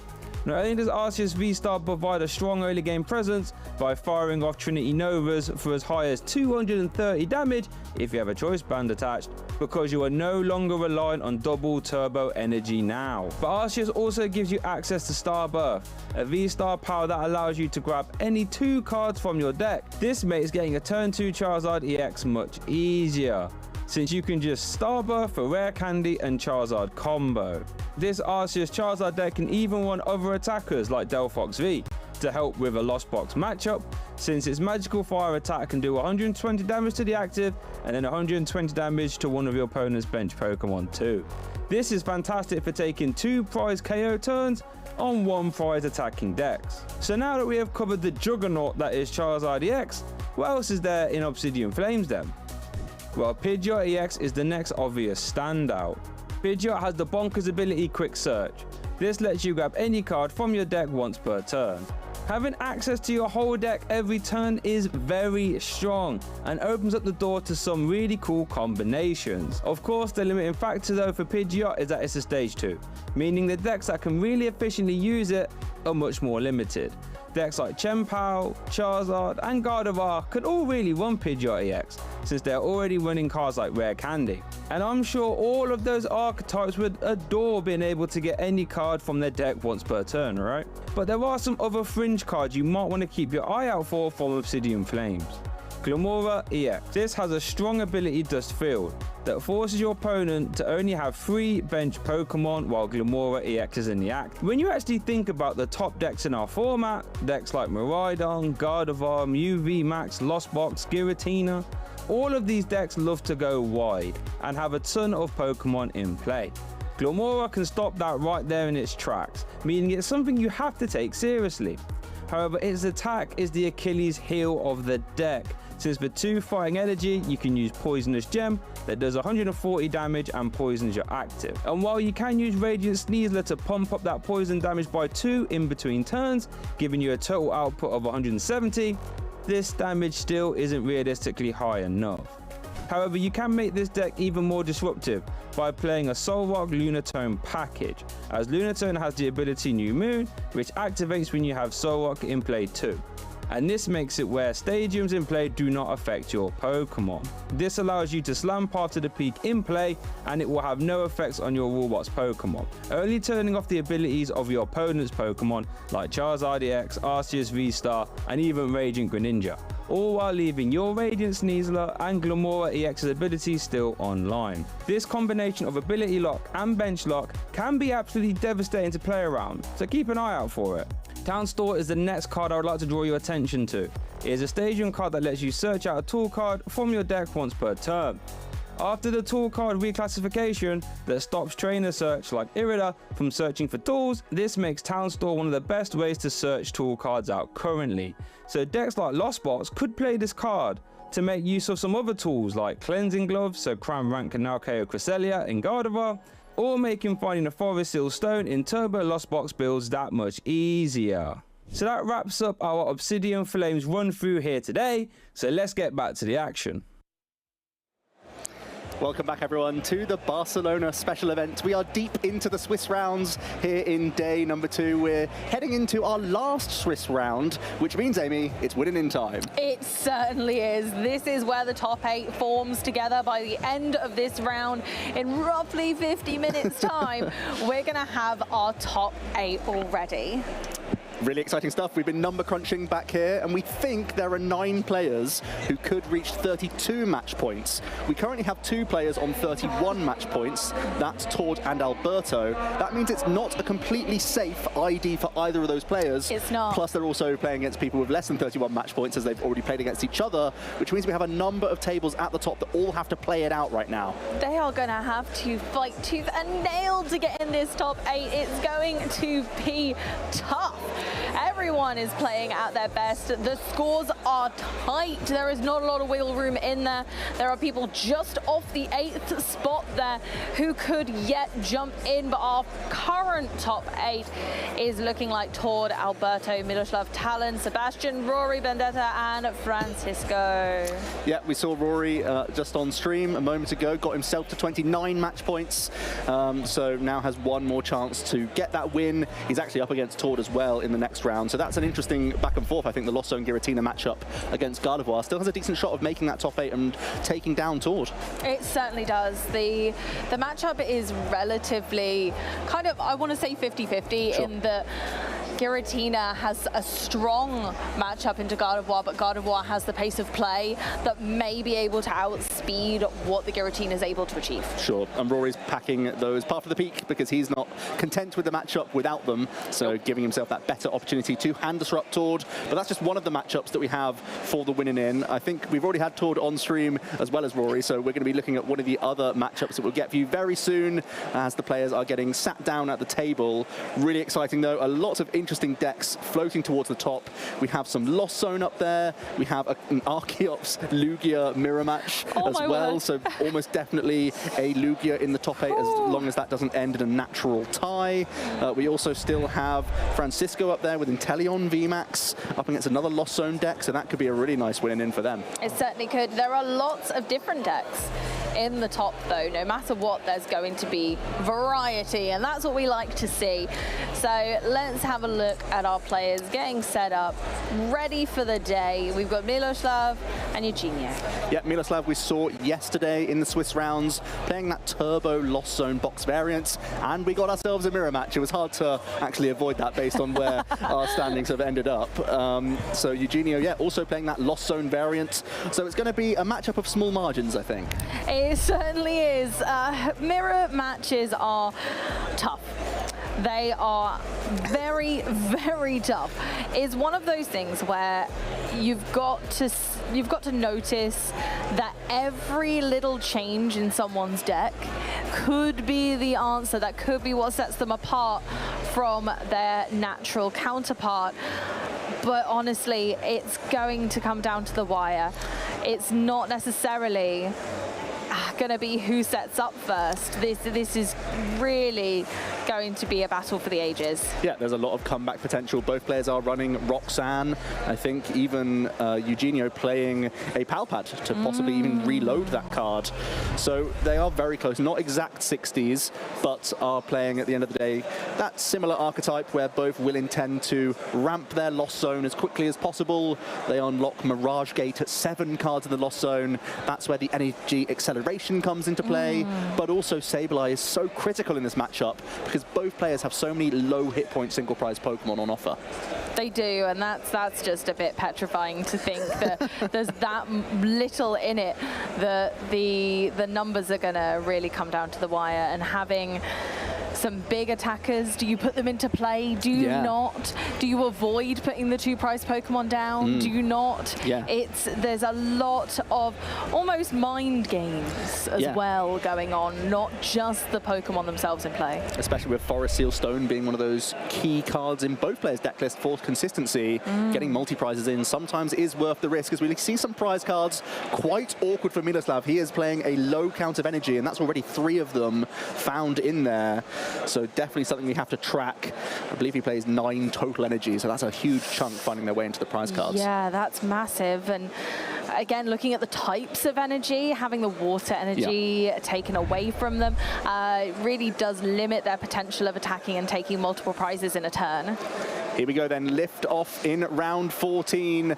Miloslav has a Comfey lead, but it's Eugenio kicking things off, who has a Cramorant and a Nest Ball. So can search the deck at the very least, learn their own prize cards, and is staring down Radiant Greninja. That might be their first means of drawing a few cards this turn. It very well might be. Radiant Greninja, again, being really scary card, and they do have the accessibility to use it since they have all their energy available to them. Must be nice. Yeah, I can imagine that feels pretty good, but obviously not knowing what their opponent can achieve, they're still likely going to err on the side of caution. Manaphy is going to be pretty crucial here. And when you go first in the Lost Zone mirror match, it's really just about trying to get as many Comfey dips as possible and set your hand up nicely. You know that if there is any hand disruption, it's probably coming much later on in the game, so you can just set yourself up in hand knowing that it's not really going to get disrupted too often. So that has to be the priority for Eugenio on this first turn. Yeah, and again, it might just come down to who sets up. Who gets that Lost Zone populated faster than the other? And that's going to be the big race within the race. It's Comfey racing, it's Colress racing, it's Lost Vacuum combinations that you can weave in as well. There's so many ways that this archetype has to ramp the Lost Zone, as we're going to see a Hisuian Heavy Ball for Eugenio here. Heavy Ball's a really nice one here, being able to take a peek at those prize cards to know how to manage their resources. And I think that's one of the keys to being a fantastic Lost Box player, is knowing exactly when to use up those resources. When should I use those super odds? If you're running the Kyogre build, you need to wait until the end. You really need to keep those resources. You don't want to waste them. And I think being able to look at the prize cards at the beginning gives so much better foresight into your flower selecting choices. Certainly does. It's a real relief, actually, getting that knowledge. Doesn't get any Comfey into play, though, so a bit of a miss there for Eugenio. Gives Miloslav the incentive now to begin with their own Battle VIP pass. And going second in this matchup, is it good, Joe? It's looking good right now. It's looking good. I actually think this is a real debate. As long as you go second, you can get the first attack in. As long as you're trusting that you can actually find Colress. Right. It really seems like Colress is the big differential there. If you find a Colress, you're very likely, with the cards that you see and the 2 physical cards hitting the Lost Zone itself, that you will be able to launch a Cramorant attack. Yeah. If you don't have the Colress, going second feels really bad, because then your opponent has the opportunity to get a few selectings in. In this case, especially if Miloslav can go through the active Pokemon here, take out Eugenio's own Cramorant, it could really deny many attacking options for him. It's certainly good. And again, needing to keep those resources until the end of the game. Each player does only run 1 Cramorant. So once that Cramorant's out of play, it's probably out of play for a while, and it's probably the most efficient early game attacker for a Lost Box deck, being so low energy cost at approximately 0. So it is a key attacker for the early game and can make a real difference. Whoever gets the first attack off in a mirror match can really swing the trade of prize cards. Oh, it's not looking fantastic. Another Comfey there. Yeah, Miloslav identifying that he wants to certainly use his own Cramorant here to initiate their prize race. Feels like 4 is a really nice break point. No need to get to 7 this turn because there aren't even any targets for you to be using your Greninja on. So Miloslav saying that 4 would be the perfect break point for him this turn. Yeah, 4 is ideal. Oh, wow. Not too shabby. Well. Manaphy coming down early on. Yeah, again, protecting that the Greninja. Greninja's already got 1 Water-type energy on. Even a slow attach in a few turns' time, that could be really crucial. Not being able to Mirage Gate this early on, potentially. Just being able to simply attach for turn, then use Cramorant instead while your energy is preoccupied on Greninja is never a bad shout. But looks like Miloslav's gone for the full pocket full of posies, and they've got their board set up the way they want. It's looking fantastic, and it's really nice to get the Manaphy established, even way before there's the close range of 7 cards in the Lost Zone. Of course, it can all change in a turn for a turbo-based build, but because most of your Ball Search can only be used on the first turn, these Battle VIP Pass are 4 of your, I believe, 7 outs in Miloslav's list for Ball Search. Really important. And then the Colress straight after that. This is the perfect opener for Miloslav. Oh my gosh, and another Battle VIP Pass. It could end up in the Lost Zone if Miloslav feels like, that's enough, I'm good. We're doing well, yeah. Yep, Battle VIP goes. Pass. It's a fantastic card to put in the Lost Zone once you've already established a board like this. Once you're happy, you don't need it anymore. It's the ideal target. I'd say arguably it's better in a Colress hand than a Comfey. With Comfey, you want to be drawing through cards that are useful in the moment you want them. It's nice to be able to discard the Battle VIP Pass, but I'd rather 2 useful cards. Miloslav then choosing to get rid of a Super Rod. Actually plays 4 copies in his list, so has a little bit more license to be liberal with those. Let's see how he's done in terms of getting switch outs. I feel like the fact that we're seeing a Power Pad so early from Miloslav means he's got to be pretty content with his options this turn, and he's basically just trying to search towards a Colress for the following turn at this stage of the turn. Absolutely, certainly. Power Pad's a really interesting addition. I like it in this scenario, because if you don't get that early game Colress kind of acceleration, even just putting 1 Colress back into the deck just makes it more likely to see on those flower selectings, and then that opens up a whole new kettle of fish. Yeah, both players actually for this win and are utilizing the Pal Pad, so it's a real testament to wanting to protect themselves against hand disruptors and just have extra cycle towards a supporter every single turn. Both these decks play quite low counts of draw supporters, so reloading these crucial cards can be very important. Absolutely.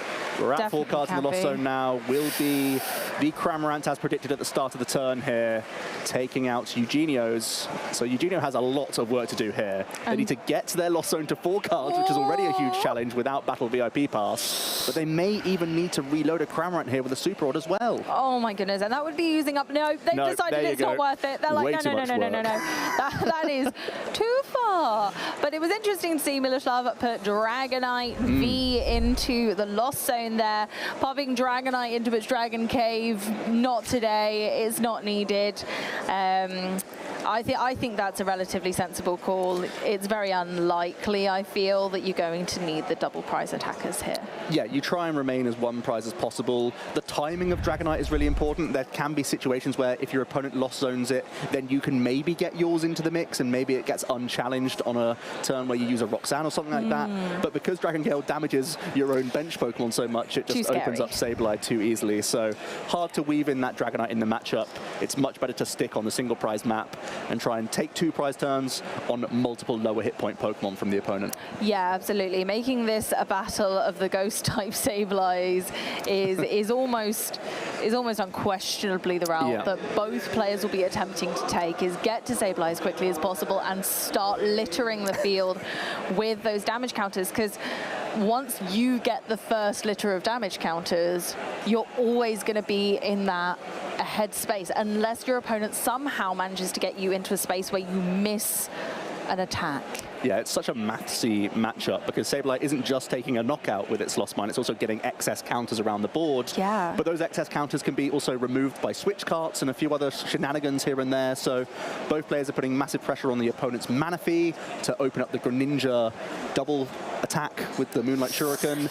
But at the same time, they're always getting constant pressure on other Comfey and other lower hit point Pokemon. So they are always threatening those multi-prize turns. Eugenio, actually, a card that hasn't come up just yet, but is in the deck list, is Horlucha as well. That acts very similarly to a Greninja play, really, where you use that flying entry and then do 6 counters onto 2 different Pokemon after the fact, and you actually get a 2-prize turn that cannot be negated by Miloslav. So let's see if that comes in clutch in this game too. You know what? That's really amazing, because not only can they get those 2 prizes from taking out the Manaphy itself and likely a Comfey or similar, they might then be able to follow up with a Greninja afterwards and take another 2-prize turn by taking out Sableye and a second Comfey.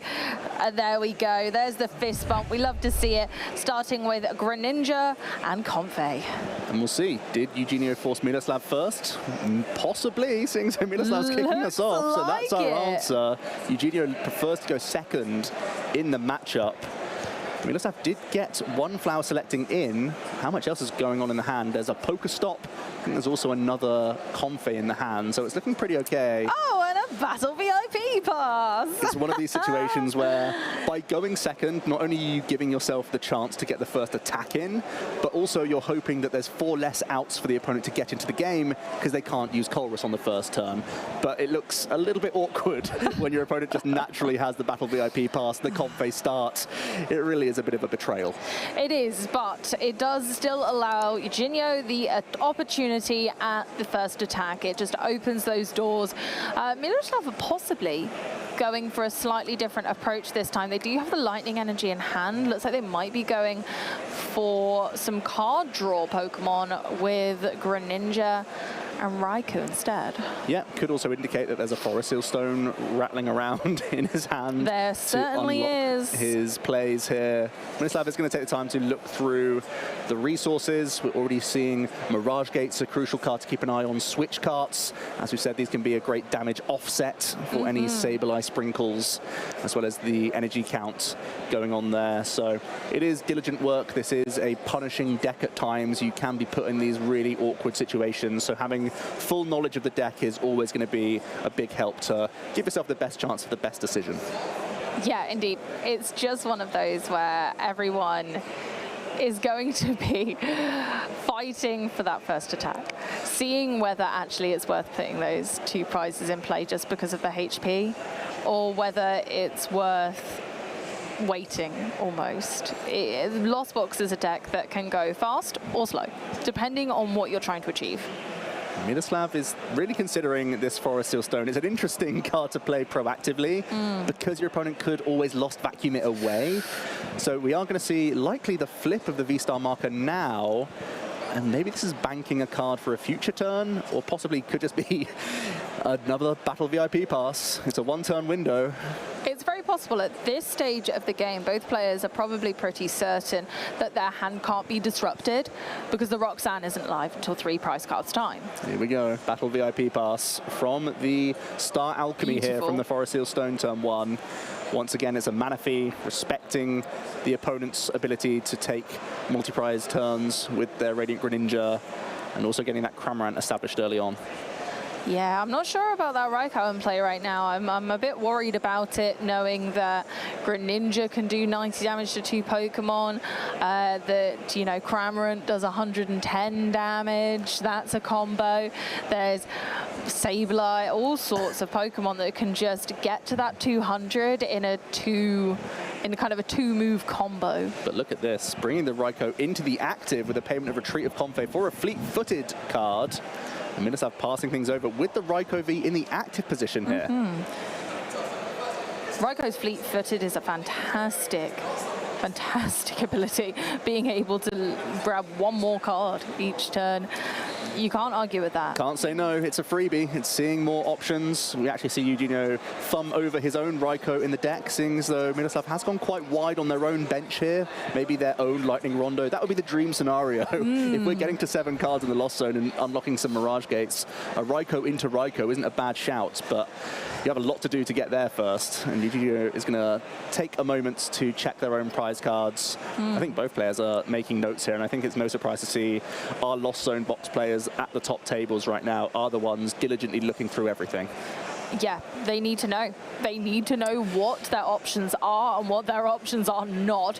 And Miloslav's had a little bit of a weak start in the Lost Zone itself, with only 1 card in the Lost Zone currently and 1 Comfey on board. So if Eugenio can take advantage of that fact and bolster themselves into the limelight by making their Lost Zone populated so much faster, they're just going to have longevity of game, whereas Miloslav might fall behind if they're not able to catch up. Already a tricky decision by the looks of things for Eugenio. Which secondary Pokemon should I go for?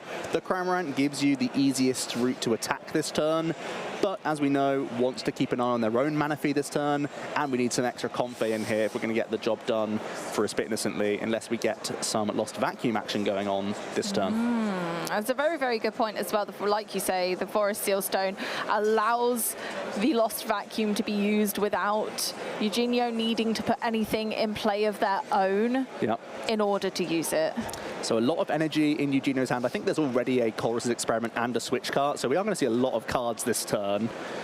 We see the Raikou actually come into the hand. That's an interesting one. It will be a Chorus now. You get to see 5 cards, you keep 3, and 2 go into the Lost Zone. In this deck, where we have so many payoff cards for the Lost Zone, it's a win-win. Absolutely, it certainly is. And there's a lot of cards that you don't need, especially now that the first turn's over. Very happy to get rid of Battle VIP Pass, or just some things that you don't need in every matchup. It's one thing that I think gives the Lost Zone engine its superb versatility is, say you don't need your Dragonite, it can go in the Lost Zone, it's fine. It just can sit there. But if you do need it, you can choose to keep it. So I love that it has that versatility of play. Chorus into second Battle VIP Pass. You love to see that. I think that actually is Raikou Forest Sealstone also in Eugenio's hand. Oh my gosh. So it's actually possible that we could see a Mirage Gate Lightning Rondo here, turn 1 for a 2-prize knockout. I would almost love to see it. Both players, same Pokemon down, and I don't think it's a bad choice. Yeah. I think using the same Pokemon, mirroring your opponent, is wise here. The Raikou does have 200 HP, and that can be knocked out by another one. We're going to start at the very least with the Escape Rope to get a Comfey into the active position. Miroslav brings up the 130 hit point Radiant Greninja, trying to deny an easy Cramorant KO as we get to 3 cards in the Lost Zone. Into the next switch cards for Eugenio. We will see, I think it's another Lost Vacuum coming into the hand now. That's not a bad thing. That would certainly get them to the 4 in the Lost Zone they need this turn, as the Forest Sealstone on their opponent is still an option. This Flower Selecting gets you to 4. I think there's still a Payment of Retreat option, so we can get a Spit Innocently. Do you want to go any further with this Forest Sealstone? It's going to be the Attach Retreat, and it's going to be content with 110 damage here. I don't think that's a bad thing here. Again, damage is probably going to stick around for this game, and Sableye later on loves a little damage Pokemon. That's rather nice. It can even lead you to some surprising 3 KO turns. You never know. Miroslav kicking off himself with a Chorus's Experiment. Unsurprisingly, our players are having similar turns because they're playing the same archetype right now. Interestingly, a Vacuum from Miroslav hits the Lost Zone, even with their own Forest Sealstone available as a target to vacuum away. So it must be pretty content that they can still get to 4 here already without its help. There's still Radiant Greninja draws to be had here with basic energy. while Greninja is still ready and able to be utilized to draw more. And looking at the Pokestop in their hand, it does make me wonder whether that's ever going to see play. Is it too risky knowing that Eugenio is playing the same deck essentially, or very similar, I should say. The Switch Cart is a fantastic addition in this matchup. Knowing that your opponent is going to attempt to litter damage across the board, being able to heal 30 and switch into a different Pokemon, fantastic. Yeah, we've just seen it utilized. That's exactly why Miloslav went into the Radiant Greninja, trying to sponge a hit and then heal. Any damage counter you can take away from a Lost Mine is helpful down the line, and we've just seen it there. You will still have just the 50 hit points remaining, which is a little bit awkward because 50 and 70 is such a clean knockout for 2 Pokemon for a Sableye. But if you can weave in another Switch Cart at a different point in the game, it can be a way to deny that. It can indeed. And again, it's all about those numbers. It's all about those low numbers. Super mathy matchup. A super mathy matchup. Lots of low numbers, low HP Pokemon. And having the ideal amount of damage counters on each Pokemon is the most important thing. Miloslav kicking off the prize race then. It's once again cram into cram for the first prize of the game. Eugenio can, at least this time, promote a Comfey and get to work on their Lost Zone that little bit more. Can we get to 10 this turn? Possibly. Colress is going to put us to another 2. That's going to go 6 in the Lost Zone. Comfey hasn't flower selected yet, so being the choosy little fairy that it is, it's going to put another in the Lost Zone for 7. There's another Comfey on bench. That would be 8, so maybe it's too much of a push. Maybe we can vacuum. Gets rid of Switch Cart, which tells me we've got a great hand going on. They must have a great hand, so maybe it is possible. Maybe this is the turn. I see Psychic Energy Nest Ball. I see Stadium and Vacuum. I see a lot of outs here. That was a really strong Colress. And being able to vacuum your own Stadium guarantees you 2 more in the Lost Zone, so that would get us to that all fabulous number 10. Seems like an excellent choice here. There is an easy 2-prize knockout lined up. Yep. You can either go Greninja and Manaphy or Greninja and Comfey. Both really strong options at this moment. Both fantastic options. Taking out that Manaphy would open up a Greninja, Moonlight, Shuriken next turn, or taking out the Comfey to prevent Miloslav from advancing their Lost Zone so that maybe they cannot retaliate with their own Sableye. It's always so awkward when you get into the mix with a Cramorant, but then you have to move it yourself just to get a Comfey into the active. You'd much rather the active Pokemon always getting knocked out so that you can go back in and at least get a flower selecting to begin the turn and ramp your own Lost Zone. So it feels like Eugenio's getting to 10 very quickly here. This is why we call it Turbo Lost Zone box after all, because we see a monster hand, and even before the flower selectings, it's looking very likely that Eugenio is going to pull this one off. Both players, until 3 prize cards are going to be taken, are both going to have monster hands. We're just going to see hands that are absolutely colossal. You're going to be thinking they're doing a deck search, but no, it's their hand. And the first one to Roxanne could really make the difference here too. Yep, that's always something to keep track of. They are both amassing at the moment, both the Lost Zone and their hands. But there will be a tipping point where one must stop using Colress and choose to use Roxanne against the other player. Yeah, and it really can be the tipping point. So there we go for the Forest Sealstone finally, and the boards have evened up, look. Yeah, Forest Sealstone, both players utilizing a 2-prize Pokemon. It can get awkward. Both play bosses, orders, and at the moment benches are quite wide, so there could be a means of a Raikou knocking out its compatriot on the other side of the field. But I feel like there's a different plan for Eugenio this turn. With the Mirage Gates unlocked at 7, we can start to accelerate energy from the deck. And it's going to be 1 water. This could just be to pay retreat to the active even. Possibly. Oh no, going on Greninja. Just getting set up for later, I suppose. They must choose a different type of energy for their second energy of choice. So it looks like it's going to have to be the Psychic Energy there. Yep. And yep, typically on to Sableye. That's exactly where we'd expect to see that place next.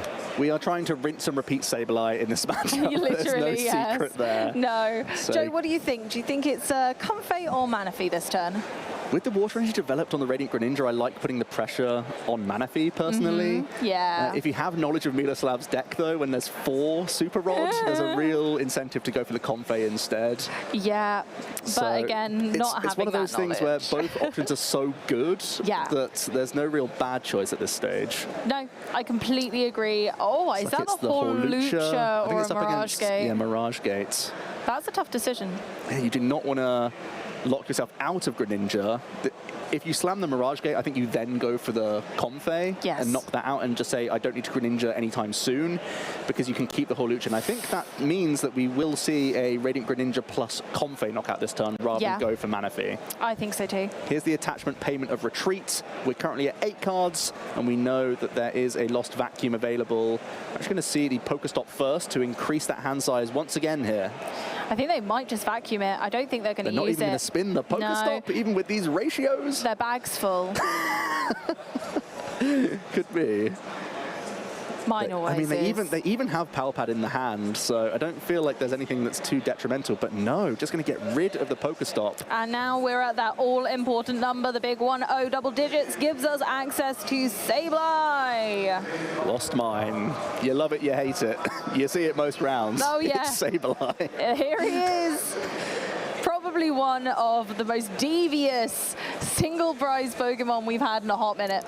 Certainly is. So calculating, so difficult to play around for a number of decks because they often require lower hit point setup Pokemon, and in this matchup it's no different. There's going to be a 2-prize turn here. A great response from Eugenio here. Such a little cheeky gremlin.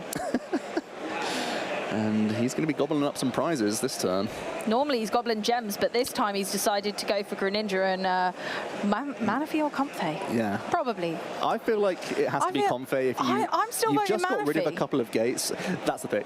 They still both voting. seem so powerful They're so right great. now. They're both good options. With a hand size so low, I feel like just deny the Comfey. It's going to be the Manaphy though. Here we go. Yeah, go Manaphy, get out of here. It can come back, and it certainly shall, I have no doubt.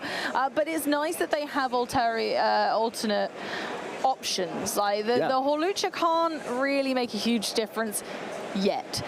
Unfortunately, because Sableye will possibly be knocked out on this turn. You think so?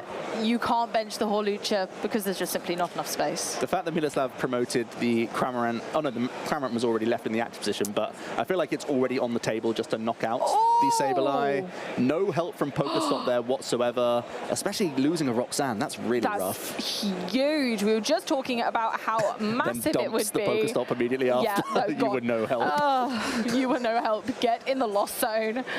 Oh. 6-card lost zone now for Miloslav. That was such a betrayal from that Pokestop. I think Eugenio made the smart choice of just popping that into the lost zone and going, no, I don't trust you. I'm on a roll here. I don't need you. Few nest ball for Miloslav, but has to be really careful. You don't want to put down any lower hit point Pokemon if you can help it this turn. No. Because there's a threat of Radiant Greninja. If you can't bring back Manaphy, you have to be super careful. It's going to actually be the boss's orders onto a Manaphy, taking the opportunity to just spit innocently through this little 1-prizer so he can start threatening his own Greninja next turn. Really put Eugenio a little bit on the back foot because his hand size isn't that large right now and needs to work towards a Super Rod. They certainly do, but Comfey are still in play. They've got 2 still to work with and a switch card in hand, so they do have the option to draw more cards. We're going to see a lot, especially with a Colress looking like it's going to be the first action of this turn. Colress is such a good draw supporter, even once you've got to that all-important 10 in the discard, in the lost zone, apologies. So it just has so much utilization, getting rid and thinning the deck of things that you don't need or want right now, and then bringing back the things you do need and want. Eugenio picks up an escape rope here. Another headache for Miloslav. I love this. This is going to be such a difficult decision for Miloslav. Do they give up their Comfey before they are at 10 in the lost zone? Or, yes, they do! I mean, with Sableye anyway, Eugenio can go hunting wherever he wants. That is true. The reason you go Comfey here is that Eugenio probably is always going after it. Yes. So then you get to see what happens for the rest of Eugenio's turn and then decide on which Pokemon to promote after the fact. So it definitely makes sense to promote the Comfey there. When your opponent already has access of your entire board with Lost Mine, makes the most sense. Going to be another flower selecting here. A huge loss zone now for Eugenio, 12 cards, and that's before using the Colress that's in hand. That's crazy. It's looking really strong. Going to be the Colress's experiments. Can we see the Ball Search plus Rod play to re-establish a Manaphy here to really keep control of this game? Without it, there is a window for Miloslav to possibly even Roxanne and still be able to use Radiant Greninja next turn. That's the thing. Sometimes you just need the smallest window with a deck like this, where the back and forth is harsh, and even one knockout can be the difference between a win and a loss. There's everything to play for still. I don't see any recovery in the hand for Eugenio, so this aggressive boss's orders from Miloslav has worked. There's another escape rope coming down now. Miloslav has to be tempted to promote Raikou here for an extra draw. Surely. For me, this is really tempting. Your bench is limited enough that you're not concerned about a Raikou knocking out your own here. Yeah, that's the beautiful thing, I suppose, is if you are in a bad position, you can purposefully hold back, knowing that you're limiting their damage output too.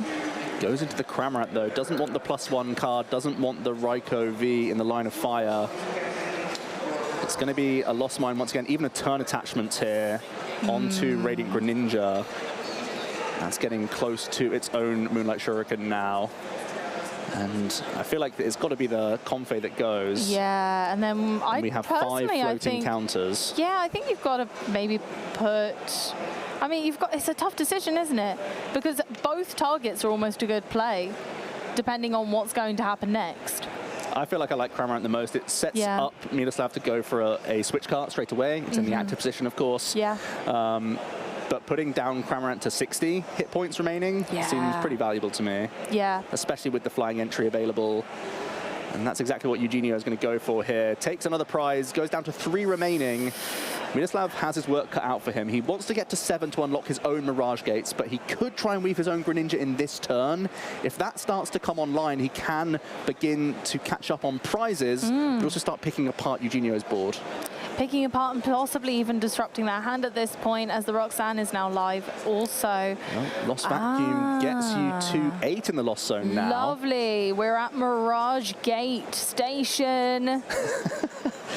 Which means there can be some Greninja fireworks possibly firing off. I think there's also the Roxanne actually in hand for Miloslav, so a few things going his way. Ooh. The This could be the Greninja, of course, is turning currently in the point. discard pile, so needs to find Pokemon Recovery to get the Greninja back into the mix before gating onto it. That's one thing making his life a little bit more tricky right now. It's seeming so much more possible than it were a few minutes ago, though. This could be the crucial pinnacle turning point for Miloslav. This could be it. They could bring it back. Yeah, looking to get that 2-0 sweep. But it's looking a little bit difficult right now. I think you're asking a lot of the Roxanne. Possibly. It's But going to be a 2 Mirage cards Gate to start off the turn. is not a lot. I don't mind thinning some of these energies out now. Could even get Raikou in the mix this turn and keep a limited bench. That's always a possibility, especially with the Roxanne hurting Eugenio's options. They have no guaranteed backup attacker. The Greninja is 1 energy away. It's not a huge amount away, but it's at least not set up immediately. It's going to be the turn attachment, so Miloslav's saying that it's too difficult to launch a Roxanne, get a Greninja back, then gate onto it, then get moving into the active position. It's just too much work for him.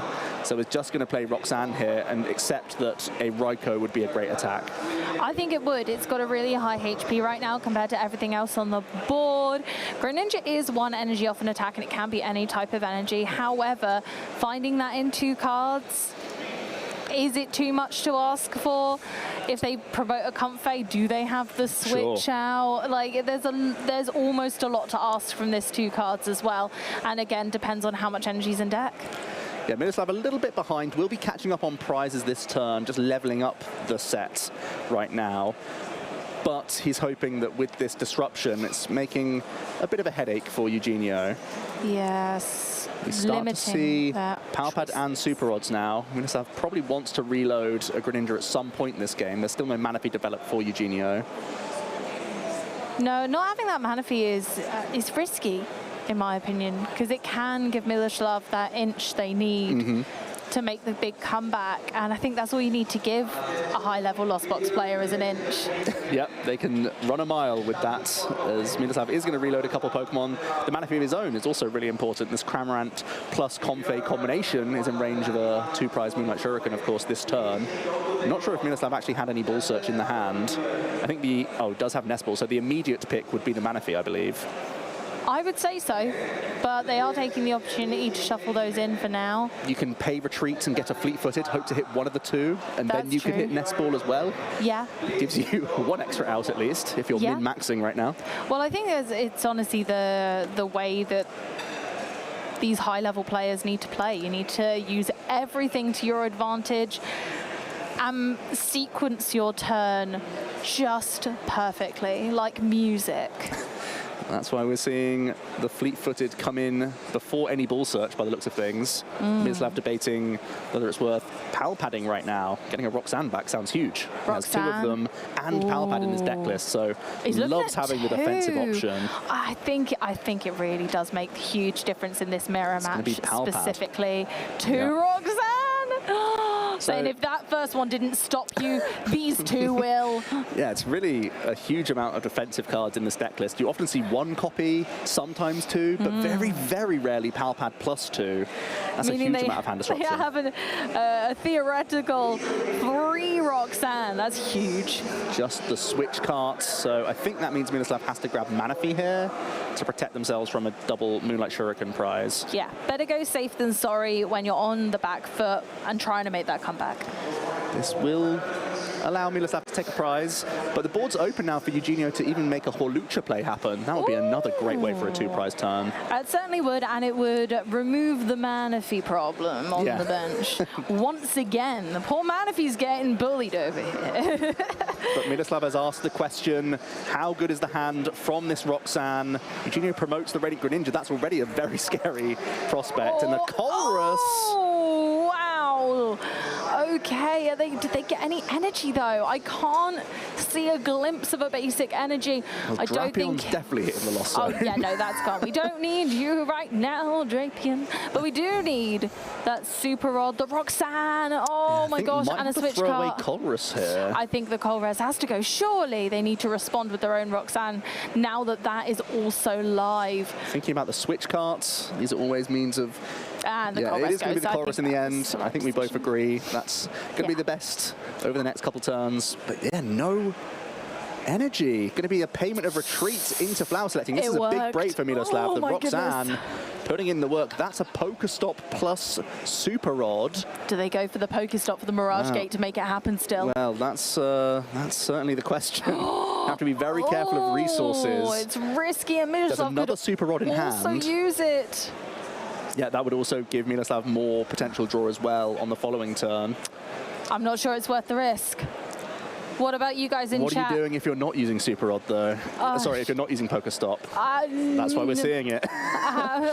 Spin the wheel after a switch cart, of course. Yeah, see if we can get anything. That's a Sableye. That seems pretty big. Lightning energy, though. I think there's already 1 lightning energy in the lost zone. The count is going to, I think, 18 this turn. So, oh, wow, it's Sableye hitting the lost zone for Eugenio. I think considering they only run 2 lightning energy, it does mean that, you know, a huge 2-prize attacker on their bench can't attack without it. But do you ever want to? At this point, you're so close. If you can use Sableye Horlucha. Oh, wow, it is Raikou V coming into the active position by the looks of things. Yeah. Oh, no, the pass. It worked. The Roxanne worked. Miloslav. She has put an absolute wall in front of Eugenio, forcing them to take their time. Back over to Miloslav, going for the draw for turn. This is a huge swing, because Miloslav now could be the one to build a Radiant Greninja this turn and take a 2-prize knockout on 2 Comfey, and then just put himself 1 prize card away from winning the game. Like we said earlier, that Manaphy is essential, and Eugenio just hasn't seen it. I see rods, I see Mirage Gates. I think Miroslav is just lacking ball search right now. He may not be able to pounce on this slower turn from Eugenio and might just have to use Lightning Rondo again here. I mean, saying that, Raiko is very good at pouncing, so... Yeah, it does, it does seem to be optimal to pounce with a Raiko. It's going to be a switch cut into a Comfey here. And let's see if that gives us the answers, or whether we're going back into Raiko. We have Escape Rope in hand for Miroslav, so can get at least back into the active to attack this turn. It is it's a Comfey and something. A conundrum. And I think that's the joy of this match, in a sense. It does go back and forth. It's a difficult decision, a difficult decision, a difficult decision. All those little micro decisions, through something as simple as a flower selecting to what and who is the best attacker right now. What am I targeting? Where am I placing counters? Or what am I just straight knocking out? Yeah, Comfey giveth and Comfey taketh away. Sometimes it's your best friend, sometimes your worst enemy. Yeah. And it's going to be another Comfey coming into the hand here. Does have Escape Rope and Attachment Retreat plays open to him, so can have one more push towards a Greninja play. Even a Sableye play wouldn't be the worst thing either here, getting more setup damage on this board.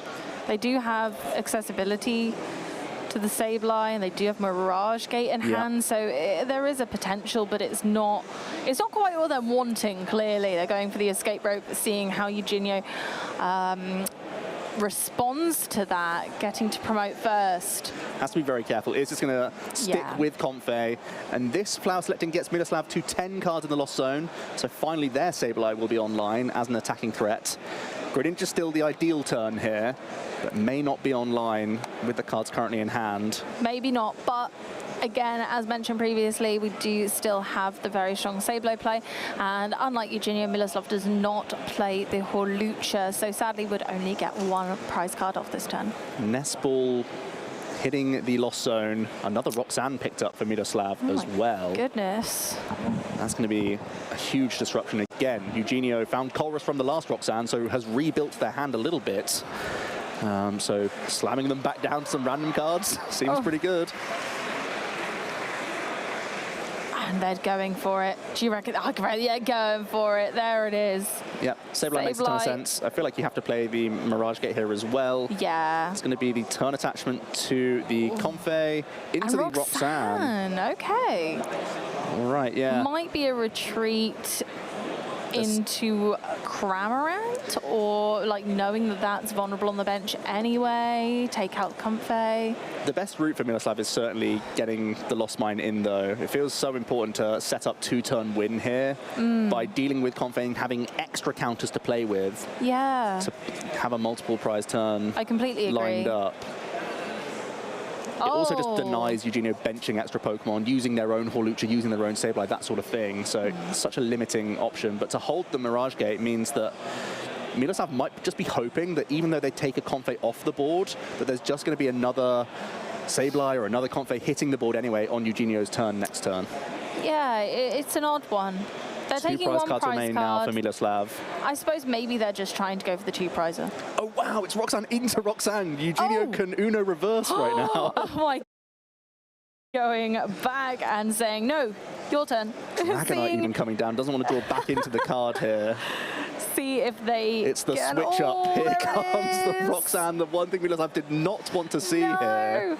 No, not at all. Although they do have Pokemon set up that can attack, so I'm not sure. But personally, I think I would have, if the energy is accessible, I would have played the Mirage Gate there just to have Sableye ready, so that if knockouts do happen, and it's not Sableye, then I've got an option there. I think Miroslav not gating last turn means he's just keeping it open for a last turn Greninja play and just hoping that it's not really on Eugenio's radar because there's not a Greninja on the field, there's no energy floating around on it. No. And he was hoping that he was able to establish a hand, Roxanne Eugenio down low, but as we've just seen, now Eugenio has access to almost their entire deck, as you can see. 6-card hand has Pokestop. Oh my goodness. See 3 here.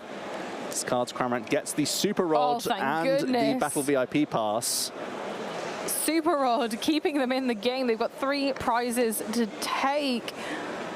And it's looking a little difficult. They've only got one card left in deck, so they know exactly what resources they've got left to play with. And quite frankly, there's not a lot. There's not a lot left. Yeah, right down to the bottom of their deck. We'll be recycling some Pokemon and energy now. And it's having a real debate over what to recover here. I suppose the conundrum that I'm seeing is that you want a Sableye because one's in the Lost Zone. So you need the Psychic Energy to go with the Sableye. But then you also need at least one more Water Energy plus another energy of some kind for Greninja, and I don't think there's an energy in hand, meaning they're going to have to choose which attacker is more valuable to them. I believe we still have the Fleet-Footed, so that's something to bear in mind. But as soon as you bench another Pokemon, you can then lose to boss's orders. Lightning Rondo into Lightning Rondo as well, let's not forget. There's so much going on this board right now, so many burst attackers that could come onto the field. There's a lot that you have to play around as Eugenio here. So much, and Dragonite's not an option, but yet it's on the bench, it's there, but then it's also an option to... Just didn't want to draw back into it from the Roxanne, I can understand why. As we saw, he wanted to get right to the bottom of his deck. Yeah. Well, no matter what, Miloslav only needs to take 2 prize cards. And if they're going to boss, the Rondo. They're going to boss. It was a Psychic Energy. It's going to be Psychic attachment for the turn. Going to see a Forest Seal Stone attachment, so just thinning the hand as much as possible. Roxanne proofing. Debating is going to play the Nest Ball here. Just going to fail the search. I think it is just a case of thinning their hand down. Because if they can get to 2 cards... Yeah, I think there's 2 in the deck and 3 in the hand. Yeah, so if they can get down to 2 total, they kind of Roxanne-proof themselves. It's going to be the 1 prize knockout for Eugenio. Also getting rid of the damage on the Cramorant is actually really huge, making it much more difficult for Eugenio to take a 2 prize turn here. Yeah, and Miloslav now just has to take a 2 prize KO. That's it. Limiting the bench though from Eugenio means that a Raikou can't do it, and a Greninja can't do it, and a Sableye can't do it. So having a reserve turn, probably the best decision possible to make life difficult for Miloslav this turn. Yeah, neither of them run anything fancy like Echoing Horn, so they can't forcibly accentuate their opponent's bench. The one thing Miloslav can do is just throw another single prize at it and make it difficult for Eugenio then to finish the game with their own V Pokemon. Very true, and then I suppose no hand disruption for Eugenio. That's why straight away you see them looking at their own hand once more. They can still win the game with a Sableye Hawlucha play, let's not forget. That's Eugenio's route to win next turn. And they've kept it secret this entire time. They didn't play it game 1. Yep. And now game 2, we're right down to the wire. As the Colress gets rid of a Forest Seal Stone and a Mirage Gate, not too important. Another Colress is going to stay in the hand, and a Comfey hits the Lost Zone. Miloslav has 3 70-point Pokemon available for Eugenio to make this sneaky play happen, and has just kept out of range of Lightning Rondo. It is so sneaky. I don't think Hawlucha is usually seen as a Miloslav's probably feeling really Pokemon. good about this position, to be honest with you. Honestly, I would be. If I were in their shoes, I'd be like, I've got this. I really like this escape rope choice from Eugenio going into the Radiant Greninja, because you know that's not part of your combination. Nope. You want to turn attach onto a Sableye next turn. Definitely makes the most sense here to go into the Pokemon that can pay retreat if need be.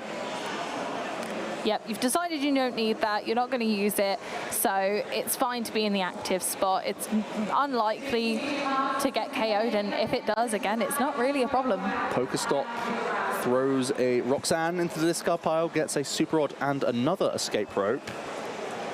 We could be looping and rondoing all over the place. It's like some sort of cowboy show. We have, I believe, there's no Mirage Gate in the hand. Oh, there is a Mirage Gate in the hand, so it could be a Rod Gate play to actually get an attack in with Sableye. And from where Miloslav's sitting, they're feeling pretty good about themselves.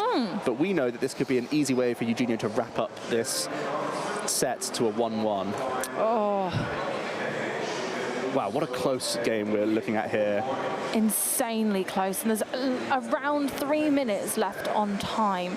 So, unfortunately, unless Miloslav finds a way to close out this game, we could be sat on a lost box tie. Who knew? Who knew? Who expected that? Oh my goodness. These decks can take a while. Revolutionary. Yeah. Single prize matchup into single prize matchup means it's a pretty tricky ask to get 3 games done within the time. We've actually seen a lot of ties on stream this weekend. We just have so many decks that have intricate decisions and a lot of actions in general. Yeah. So it is relatively inevitable. It's going to be the payment of retreat of this Confe to get that Lost Mine in. I feel like it's going to be Miloslav dealing with the Confe. Where do you think the rest of the damage is going to be littered? I would pop it just onto Greninja, put you in range of a Cramorant hit or another Lost Mine. Oh yeah, that's just game. That's easy at that point, isn't it? So Miloslav's thinking, I've got another turn, and if Eugenio pulls this off, they don't. I think we're getting there. I'm worried about the energy. We're seeing fast movements, which means Clara recovers Sableye. We're going to see the flying entry from Horlucha. Here we go! Fantastic play from Eugenio. You can see just how fast he's playing. He can see, and Miloslav has to just nod and chalk it down to a great tech inclusion from Eugenio there. Oh, Lucha getting on the board. That's what we like to see. He flew in, he tipped his cap, and he took the win there. You are welcome, he says. Wonderfully played from Eugenio. It got a little bit dicey towards those latter stages. Both players Roxanning each other out of really nice combinations. But in the end, Horlucha was never revealed. It was able to be protected from all these Colress and all these selectings. I think Eugenio had something like 20 cards in the Lost Zone by the end of it. But was able to close out the game there with a huge flying entry play. Oh, and the fact they kept it secret until that last gem of a moment. And then let Sableye do its thing. Oh, it was just beautiful. And I think that's the thing. In this, they've respected the mirror match so much. Yeah. That is huge respect to the mirror match. They knew that that is what gives them the advantage. That's what tips them over the edge. And we saw earlier through the breakdown of this tournament that not only are Lost Box Turbo decks prevalent here, we also have the Lost Box Tina Giratina deck being incredibly popular today, meaning that they have respected both matchups immensely. Yeah, definitely agree. I think it's a fantastic choice for the weekend, and that's proving correct with Eugenio here. Miloslav and Eugenio, they're running out of time. That's the issue right now. The tie's not fantastic for either of them. Yes, they're getting a huge heap of championship points. Yes, it's a huge pat on the back here, but it's unlikely either of these players will feature in our top 8 if this ends in a tie. Which would be devastating, but they are setting up for game regardless. They do have a little bit of time, and you never know. If one player only manages to get one Pokemon out on their board, I think I would choose to go second here. Let's not put the prize cards there.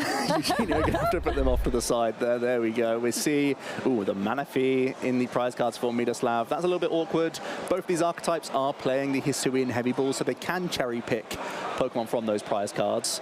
So it shouldn't be too big of a deal. Let's have a look at the Cramorant on Cramorant action one more time, but there's 10 seconds left on the clock, Amy. It's like looking in a mirror. Yeah. Brother, is that you? We'll see a Hisuian Heavy Ball at this stage for a Sableye. You finally got me to laugh at one of your jokes, Amy. It's taken you a couple days, but we got there. It's going to be a Sableye pickup for Eugenio, and I think we'll get confirmation of time any moment now. And that means it's very likely going to be a tie, as long as Miloslav and Eugenio have playable hands, as you say. Yeah, as long as Miloslav gets another Pokemon on the board, it looks like it's going to be a tie. Yeah, Eugenio is just populating their board. They're like, nope, nope, nope.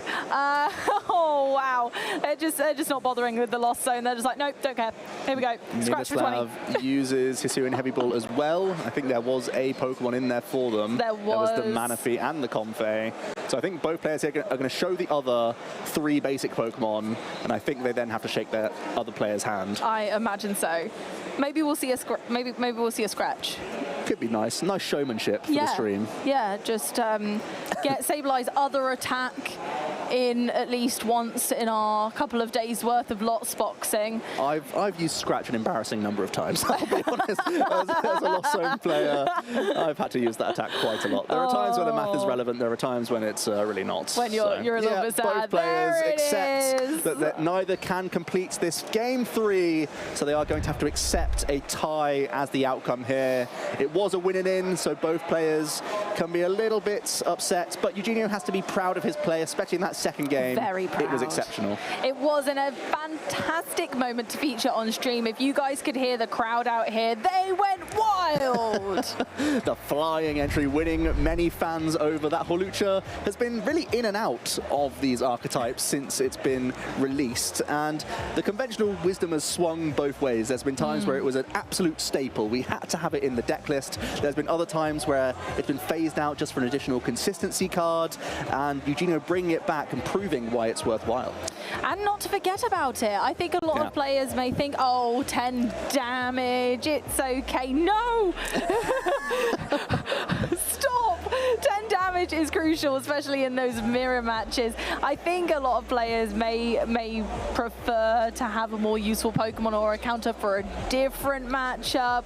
We saw the Drapion there, so I suppose it's just which matchup you're worried about more. Yeah, I think there are different ways of playing the Lost Box archetype. As you say, you can have techs all over the place, knowing that you can freely Lost Zone them when they're not necessary, or you can just go for maximum outs, like we see in Miloslav's list of those consistency cards, and say that just hitting that 4 more often on turn 1, hitting that 10 more often on turn 2, that's what gives me the highest percentage to win. Yeah. And turns out both are really great choices. Both are really great choices. They've both got incredibly far in this tournament, and they've done exceptionally well, going home with plenty of championship points each to pop in their piggy banks. Yeah, Miloslav, I believe they were part of our top 22 last year, is often featuring in these day 2s. He's still really hunting some of those bigger wins, but he's just a name that you see over and over again in the top tables, and I think he showed out today why that is. Incredibly.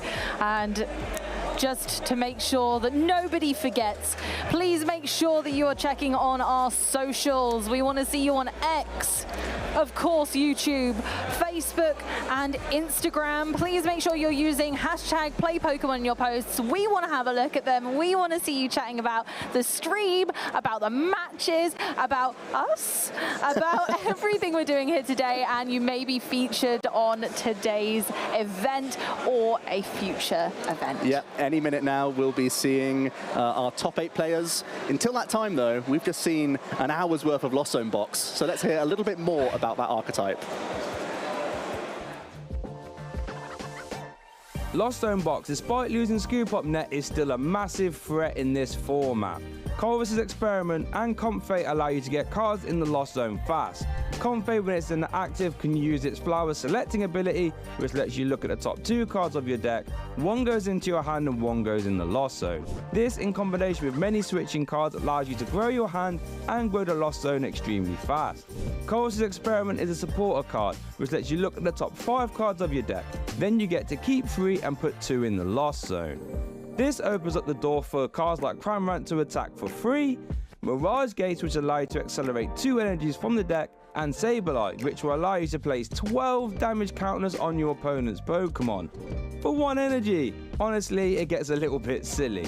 This makes Lost Zone Box decks extremely versatile, and they can even make use of Radiant Greninja's attack, Moonlight Shuriken, to Grief Evolution decks, or go extremely aggressive in the active position with Radiant Charizard's Combustion Blast attack. Cards like Snorlax and Zamazenta can also be used in Lost Zone Box to add extra offensive pressure also. No matter what happens, Lost Zone Box will be a top tier contender, and it's something that quite honestly you have to keep your eye on as a player. Another thing I want you to keep your eye on though is this stream, so don't go anywhere. Next round coming up soon. Hey there, Pokemon trainers. Welcome to Pokemon Championships History, a series where we showcase important matches throughout the history of competitive Pokemon. For this episode, we're going to take a look back at the 2015 U.S. National Championships in Indianapolis, Indiana.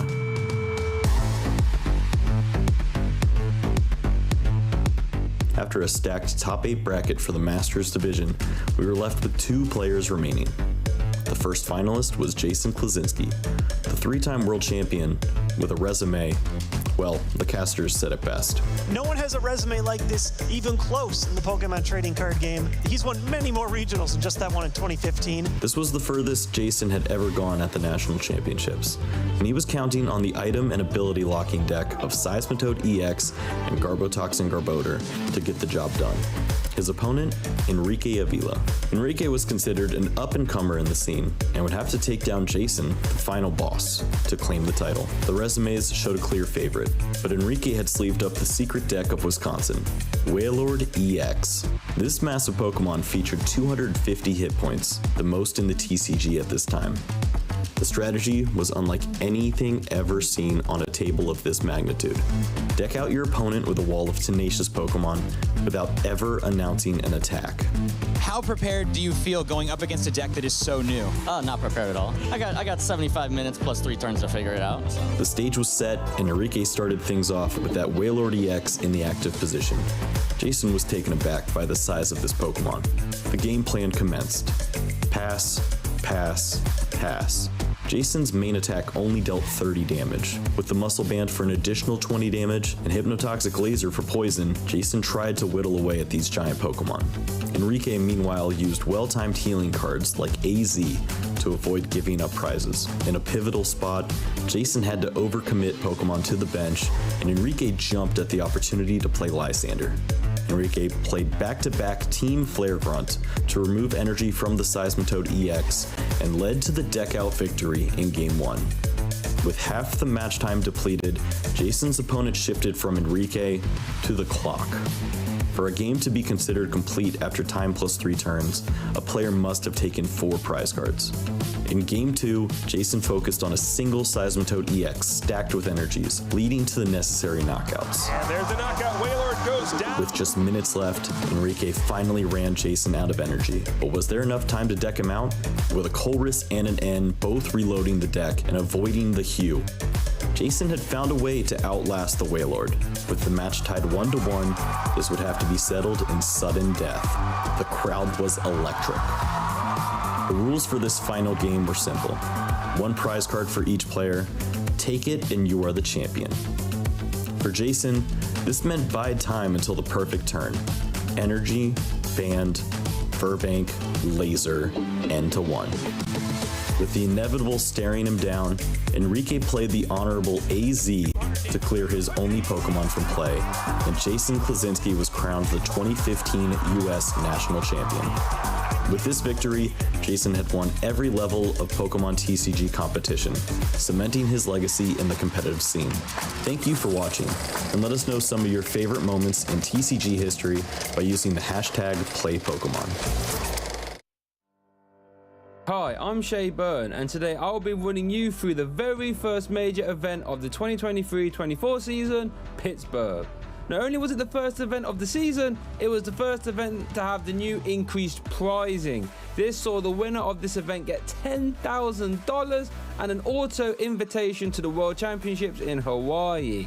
Star of day 1 has to be Jesse Parker though, who went undefeated, going a perfect 9-0 going into day 2 with his trusty Miraidon EX deck. From the day 2 player base, winners started to emerge as they all fought for those coveted top 8 placements. Soon though, it was all decided. This left 2 Miraidon EX decks, 2 Lugia decks, 1 Giratina deck, 1 Lost Box deck and 1 Chien-Pao deck, all in top 8, including many notable players like Jesse, who went 9-0 from yesterday, Andrew Estrada, the 2014 World Champion, Rahul Reddy, multiple regional and international top cut placer, and 2-time regional champion Andrew Hedrick. We watched Colin square off against Andrew Estrada on stream, and Andrew managed to keep his hot streak alive as he booked his place in the final, where he would be matched with Jesse, who went undefeated in all of day 1.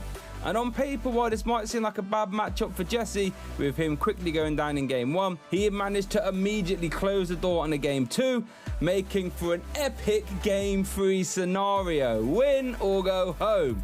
And we were all in for a nail-biter 2 in this game 3, as we found ourselves in a scenario where Jesse just needs 1 more turn to win, as he was on 1 prize card remaining. Andrew just needs to find a Sableye to lost mine that damaged Miraidon on Jesse's bench.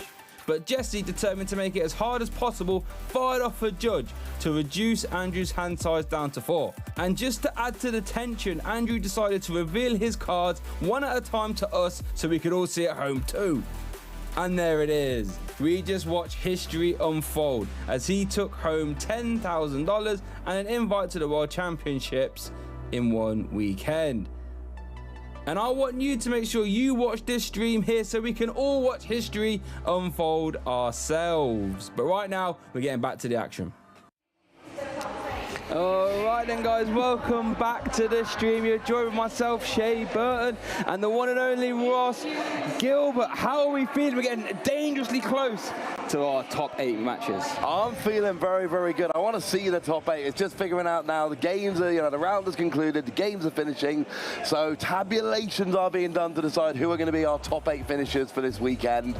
So I'm excited to see it. I'm pretty sure that Charizard, that top seed, is going to be one of them. So Alberto seems pretty safe, but I haven't got the results. I haven't got the standing. As soon as we have them, we will of course share them with you. And then Shay and I are going to take you through one of those top 8 games. It's going to be beautiful. Then we'll share a top 4 game. Then we'll have the final. We'll probably give a trophy at some point, or a prize of some description to the winner. And yeah, we got some fun action to go. It's a long way from round 1 to top 8.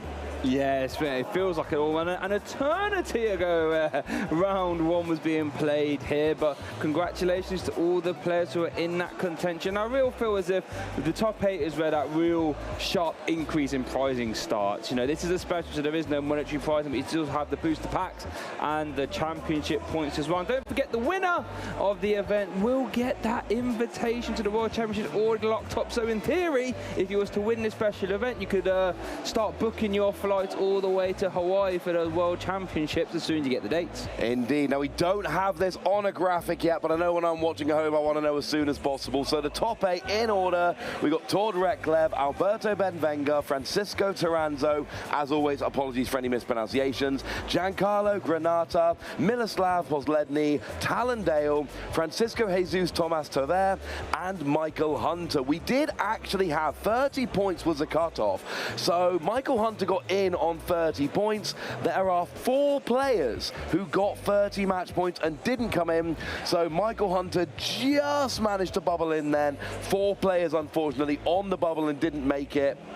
That was Criso Amantadis, Rory Licken, Eugenio Paoloni, and Fabian Puyol. They were the players on the bubble, did not quite make it in. That is confirmed. They are your final standings. Oh, look how great our team backstage is. Before I've even finished telling you, they've got it on a graphic on the screen there. So yeah, they are your top 8 players. And like I say, Michael Hunter just squeaking in there at 30 points, one of 5 players on that match record. That's why you don't want to be on the bubble, Shay. 20% chance? That's not fun.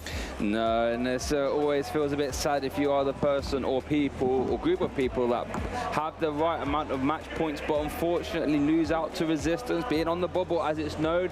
But also you feel on top of the world if you are on that bubble and you make it in. But I also want to give shout outs to production staff there for getting that graphic ready quick, because that was a real fast turnaround time there. I was like, wow, they got that ready already. Keeping us on our toes here. And I was just trying to, as we were talking, trying to work out what those decks were, and I'm looking at it now. Francisco is playing that Rapid Strike, so having that in top cut could get interesting. GMAX Rapid Flow, Yoga Loop could be one to watch out for. Oh, it's always fun when you see that coming in. Interestingly enough, in terms of the quote-unquote top seed, Tord, Alberto, Francisco, and Giancarlo, they all finished on 32 match points.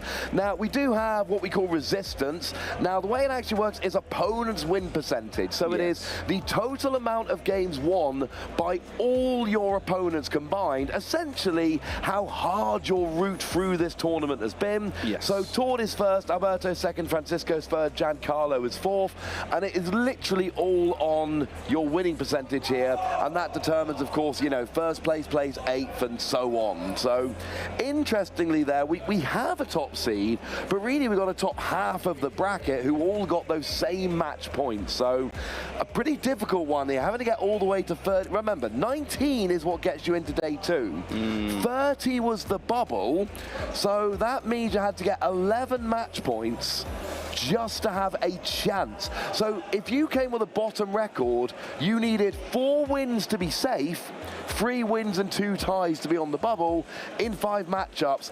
And that's what we mean when we say, you know, we talk about these records carrying over from day 1 into day 2. This is what we're talking about. If you come in on the lowest possible amount of points there, it basically means you have to win 4 out of 5 games to lock your spot into top 8. That's ludicrous, Shay. Yeah, and you think, if it was me, just get into day 2, I'm just happy to be there. Let alone having to, you know what I mean, start winning and tying, and you can't really afford too many losses in that day 2. Like you say, you still got 11 match points to make up. That is a substantial amount. You can't just roll out of bed, play some cards, and now I'm in top 8. You're going to have to actually, you know, win some games against all opponents who, for the most part, are going to be fantastic players. They're in day 2 as well, so they're all fighting for those places in top 8 as well. So, yeah, definitely a struggle to get there. And everyone that has got in the top 8 has earned it 100%. Now they're all going to jostle for that, well, to get to the final and then try and take it all home and get that invitation. Because once you're in top 8, anything can happen.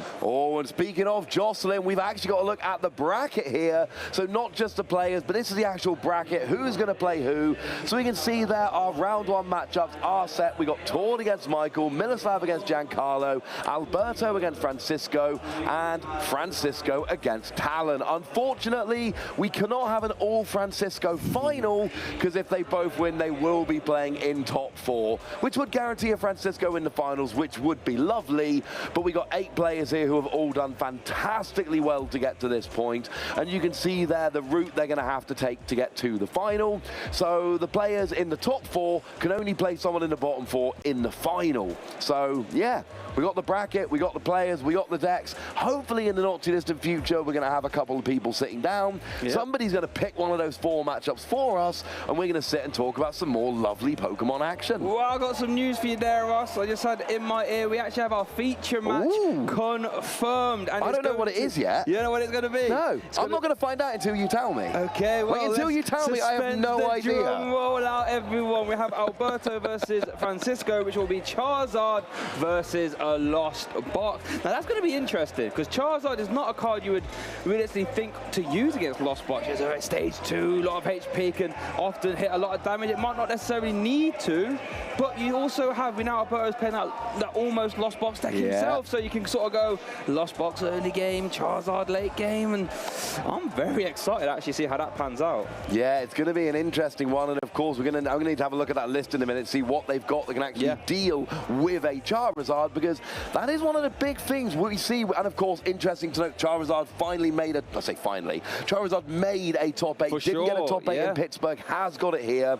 But one of the things with Charizard is that that's a big boy. He's got 330 HP. It's a big number. It is hard to get a one-hit KO on Charizard. So one of the questions for a lot of decks in the format nowadays basically becomes, what can KO a Charizard? Yes. And some decks just don't have a great answer to it, and some Lost Box decks don't have a great answer to it. And if you don't, then once that Charizard hits the field, you're in a lot of trouble. Yeah, look, I was playing some games with our caster, Joe Bernard, actually, and I was playing Mew VMAX, and Joe was playing the Charizard deck. And I got to 4 Fusion Energies in play, 280 damage. So I'm thinking, right, I could just sweep this Charizard out of the way. And I was like, wait a minute, I still need 2 power tablets. Can't use Choice Belt, still need 2. And I was like, this is an unholy amount of HP there. And like I said, Lost Box, I don't feel as if has many ways to hit that number. All Lost Box can try and do is stop it evolving into a Charizard. And that might be a route we see, is to try and KO the Charmander. A lot easier. Could be a route we see. Well, someone else we can see is the predictions that we made for this weekend. Oh, no. We've shown these a couple times already. I don't know how many times we showed them. Maybe I'd have picked something different. But I wouldn't have, Shay. I had faith in Miraidon. Unfortunately, it does seem like, I'm not sure we got any Miraidon in the top 8, have we? So, unfortunately, my prediction has not come out, which is a little bit sad.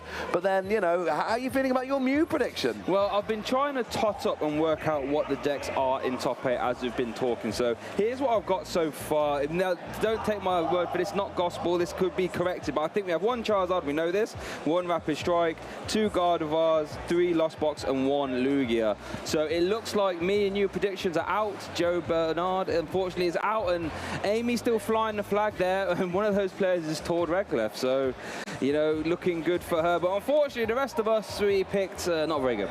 I don't know. I disagree with that. I'm not saying not very good. Just because we didn't pick the winner doesn't mean we didn't pick good decks, played by a bunch of players that did very well. Miraidon represented well this weekend. This is true. So did Mew represent well this weekend. Just didn't end up getting the win when it all came down to it. I think Amy's onto something, though, because I think Amy's just picked whatever deck Torn is going to pick. Yeah. That's always a fun one. We can see the decks overall in day 2, which makes our predictions look even worse, frankly, buddy. Yeah. Didn't really help us out there. Worth noting the one Rapid Strike and Teleon VMAX there, one of those converting into top 8, so that's pretty cool to see. One Lugia making it, Lost Box having a great showing in top 8. I believe there's 3 copies in there, and then 1 Charizard EX as well. So I guess the top cut kind of mirroring our day 2 meta game there. Maybe you'd like to see another Lugia in there if you really want it to represent, but conversion looking pretty much as expected, I feel. Yeah, so let's go and have a quick reminder of what day 1 looked like. So that was day 2. Here is day 1. And Giratina, 113 players. 16.5% of the metagame in day 1. Didn't convert into a top 8 at all. 59 Miraidon decks, 8.6%. 75 Mew decks at 10.9%. None of those converted into top 8 placements in the end. Whereas Lost Box, 82 decks, 12% roughly, and there's a couple in there, I think 3 in there you've told us, Shay, and you have guaranteed that that information is correct. So 3 Lost Zone coming into top 8, that is a pretty good conversion rate when you get all the way through. So yeah, this is an interesting one, and this is what we've talked about a lot. Some decks are good at making day 2. Yep. Some decks are good at making top 8 or winning the entire tournament. So, you know, something like Miraidon. Miraidon was not a terrible pick here. A lot of people picked it.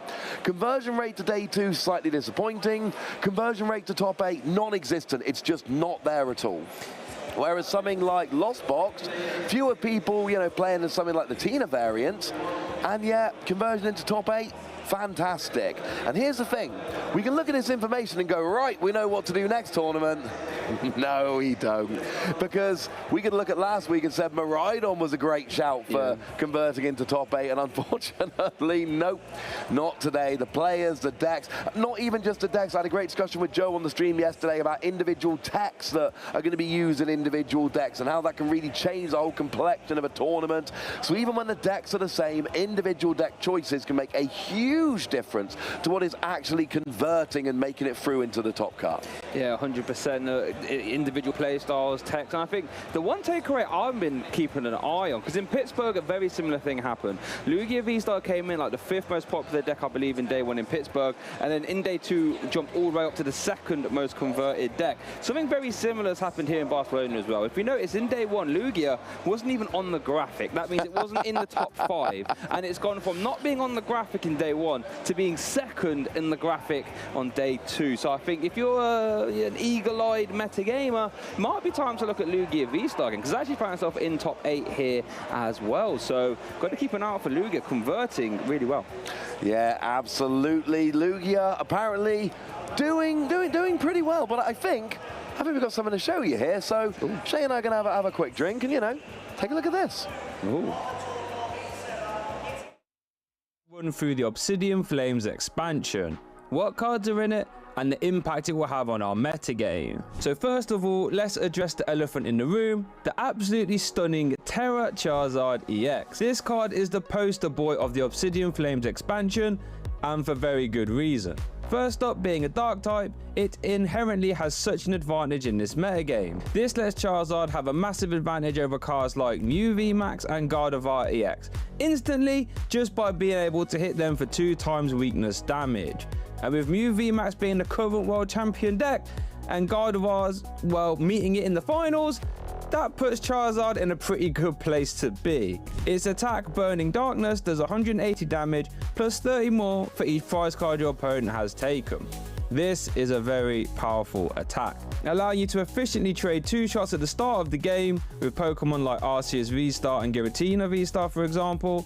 And then in the late game, once your opponent has taken 4 or more prizes, you can start to swing for massive one-hit KOs with Charizard. It doesn't stop there though for Charizard EX, since it also has the ability Infernal Rain, which when you evolve into Charizard EX, allows you to attach 3 fire energies from your deck to your Pokemon in any way you like. Do you actually understand how strong this is? This at face value lets one use of Infernal Rain set up at least one Charizard and get another one 50% ready to go too. However, Infernal Rain has another use, one that gives Charizard decks much more of a solid early game presence, and that's by piling those energies onto Arceus V-Star. Not only does Arceus V-Star provide a strong early game presence by firing off Trinity Novas for as high as 230 damage if you have a choice band attached, because you are no longer reliant on double turbo energy now. But Arceus also gives you access to Starbirth, a V-Star power that allows you to grab any 2 cards from your deck. This makes getting a turn 2 Charizard EX much easier, since you can just Starbirth for Rare Candy and Charizard combo. This Arceus Charizard deck can even run other attackers like Delphox V to help with a Lost Box matchup, since its magical fire attack can do 120 damage to the active and then 120 damage to one of your opponent's bench Pokemon too. This is fantastic for taking 2 prize KO turns on 1 prize attacking decks. So now that we have covered the juggernaut that is Charizard EX, what else is there in Obsidian Flames then? Well, Pidgeot EX is the next obvious standout. Pidgeot has the bonkers ability Quick Search. This lets you grab any card from your deck once per turn. Having access to your whole deck every turn is very strong and opens up the door to some really cool combinations. Of course, the limiting factor though for Pidgeot is that it's a stage 2, meaning the decks that can really efficiently use it are much more limited. Decks like Chien-Pao, Charizard and Gardevoir could all really run Pidgeot EX, since they're already running cards like Rare Candy. And I'm sure all of those archetypes would adore being able to get any card from their deck once per turn, right? But there are some other fringe cards you might want to keep your eye out for from Obsidian Flames. Glimmora EX. This has a strong ability Dust Field that forces your opponent to only have 3 bench Pokemon while Glimmora EX is in the act. When you actually think about the top decks in our format, decks like Miraidon, Gardevoir, Mew VMAX, Lost Box, Giratina, all of these decks love to go wide and have a ton of Pokemon in play. Glimmora can stop that right there in its tracks, meaning it's something you have to take seriously. However, its attack is the Achilles heel of the deck, since for 2 fighting energy you can use Poisonous Gem that does 140 damage and poisons your active. And while you can use Radiant Sneasler to pump up that poison damage by 2 in between turns, giving you a total output of 170, this damage still isn't realistically high enough. However, you can make this deck even more disruptive by playing a Solrock Lunatone package, as Lunatone has the ability New Moon, which activates when you have Solrock in play too. And this makes it where stadiums in play do not affect your Pokemon. This allows you to slam part of the peak in play, and it will have no effects on your Rulebox Pokemon, only turning off the abilities of your opponent's Pokemon like Charizard EX, Arceus V-Star, and even Radiant Greninja, all while leaving your Radiant Sneasler and Glimmora EX's abilities still online. This combination of ability lock and bench lock can be absolutely devastating to play around, so keep an eye out for it. Town Store is the next card I would like to draw your attention to. It is a stadium card that lets you search out a tool card from your deck once per turn. After the tool card reclassification that stops trainer search like Irida from searching for tools, this makes Town Store one of the best ways to search tool cards out currently. So decks like Lost Box could play this card to make use of some other tools like Cleansing Gloves, so Cramrank can now KO Cresselia in Gardevoir, or making finding the Forest Seal Stone in Turbo Lost Box builds that much easier. So that wraps up our Obsidian Flames run through here today, so let's get back to the action. Hello and welcome back to the Pokemon Trading Card Game Special Event from the lovely city of Barcelona in Spain. My name's Ross Gilbert and I'm joined for what is sure to be a phenomenal top 8 game.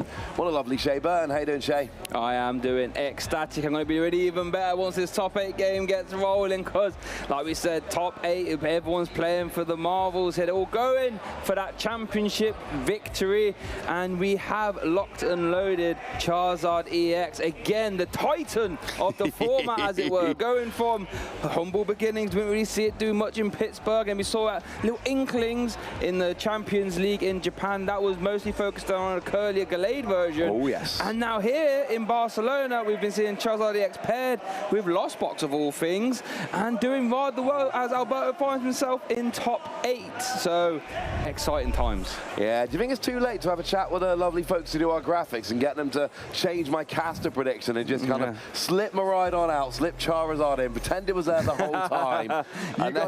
You guys can't see, but the production just looked over at Ross saying, no, definitely not. You got to stick with Miraidon. Oh, I also got a note in my ear as well, so okay, they cannot change it to put Charizard in. I'm stuck with Miraidon. I'm officially wrong. But I am loving Charizard this weekend, and I do think it is really showing its power. Yeah. Pidgeot is not incidentally. Where is Pidgeot? No, yeah. Like, is it flown away? Yeah, it must have flown away. Maybe it's gone hibernation. Maybe we'll come back once the winter's passed. But yeah, you would have thought, you think it makes sense in a stage deck playing Rare Candy, be able to pluck out any card from deck. But Alberto says no. Flower Selecting, Colress are both fine. Do not need to worry about any Pidgeot in there. And there is Francisco playing the Lost Box Turbo deck as well. Going to try his hardest to stop the Charizard and advance his place into top 4 as well. Yeah, so we have a look at the players here. I believe that is Francisco Jesus Tomar Tavar with that Lost Box deck based around that Dragonite V. It is worth pointing out there is nothing in his deck as far as I can see that can actually take a one-hit KO on Charizard EX. That is going to be a storyline that I am watching. Yeah. And we're coming up against Alberto Benvenga there with that Charizard deck, with that massive Charizard, 330 HP. And we've seen a bunch of these on stream this weekend, Shay. They have not been particularly worried about getting the Stage 2 Charizard into play. That has been something that has been happening, honestly, fairly easily. Yeah, and I would have said before this event, thinking, you know, getting a Stage 2 out in a Lost Box S-style deck would be quite difficult, but Alberto's proven us all wrong here, in all honesty. And it's worth noting as well that Francisco's Dragonite, 2 Colress prized and a Roxanne for Alberto there. But yeah, worth noting that the Dragonite V is Francisco's hardest hitter, the Dragon Guard doing 250, but it comes with sort of bit of tech that does 20 to all your own benched Pokemon, which makes Alberto Sableye that much more scarier. So it's going to be a bit of a chess match here. Yeah, it really is. It looks like our players are ready to go here. There's your fist bump. We're off, and it looks like first turn is going to Alberto. Starts to make Comfey in the active, and that means we can be flower selecting. Very first thing he does on his very first turn. Oh, Radiant Greninja and a Charmander. Yeah, he wants both of those. I think you have to take the Greninja because Alberto's hand has no other way to get Pokemon. So it's going to have to be a Concealed Cards and Pray here in top 8. 1, 2. Uh-oh. Ooh, this is not what you want to see. And a Charizard to stage 2. That is not ideal. We do have a Manaphy coming down here, but I think that might be the turn. Yeah. And we're just having a look. There's a Rare Candy, there's a Mirage Gate, there's a Switch. Yeah, that is the pass. Alberto having a very suboptimal turn 1, and that is putting it lightly. So Francisco gets, and we straight away, Colress's Experiment. It's turn 2. You are allowed to play a supporter card, and that's 3 to your hand, 2 to the Lost Zone. And it's sort of interesting that Alberto choosing not to take the Charmander, taking the Greninja instead, but did have Rare Candy Charizard in hand, so had he taken the Charmander, would have had a very chunky attacker for next but he only got the Charizard off of the Greninja Concealed Cards. No, it was a flower selecting for these two, right? Yes, but then he used the Greninja to get the Charizard. I see what you're saying. Yeah, you are correct. So unfortunately, that wouldn't have worked. It would have been fun, though. It would have been fun. But you're right, it's an awkward situation. You want the Charmander. Because that Charizard was clearly near the top of the deck. There's a decent chance he top decks it next turn. Yeah, true. And then you got Rare Candy. So it is a tough decision.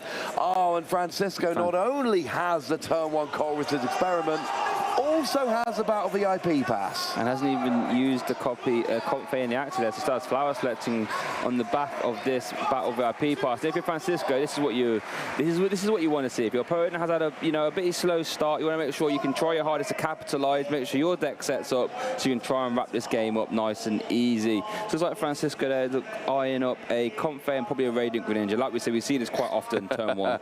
Classic Lost Box turn 1. Another Comfey and a Radiant Greninja. just to draw a whole heap of cards. But a very different situation here.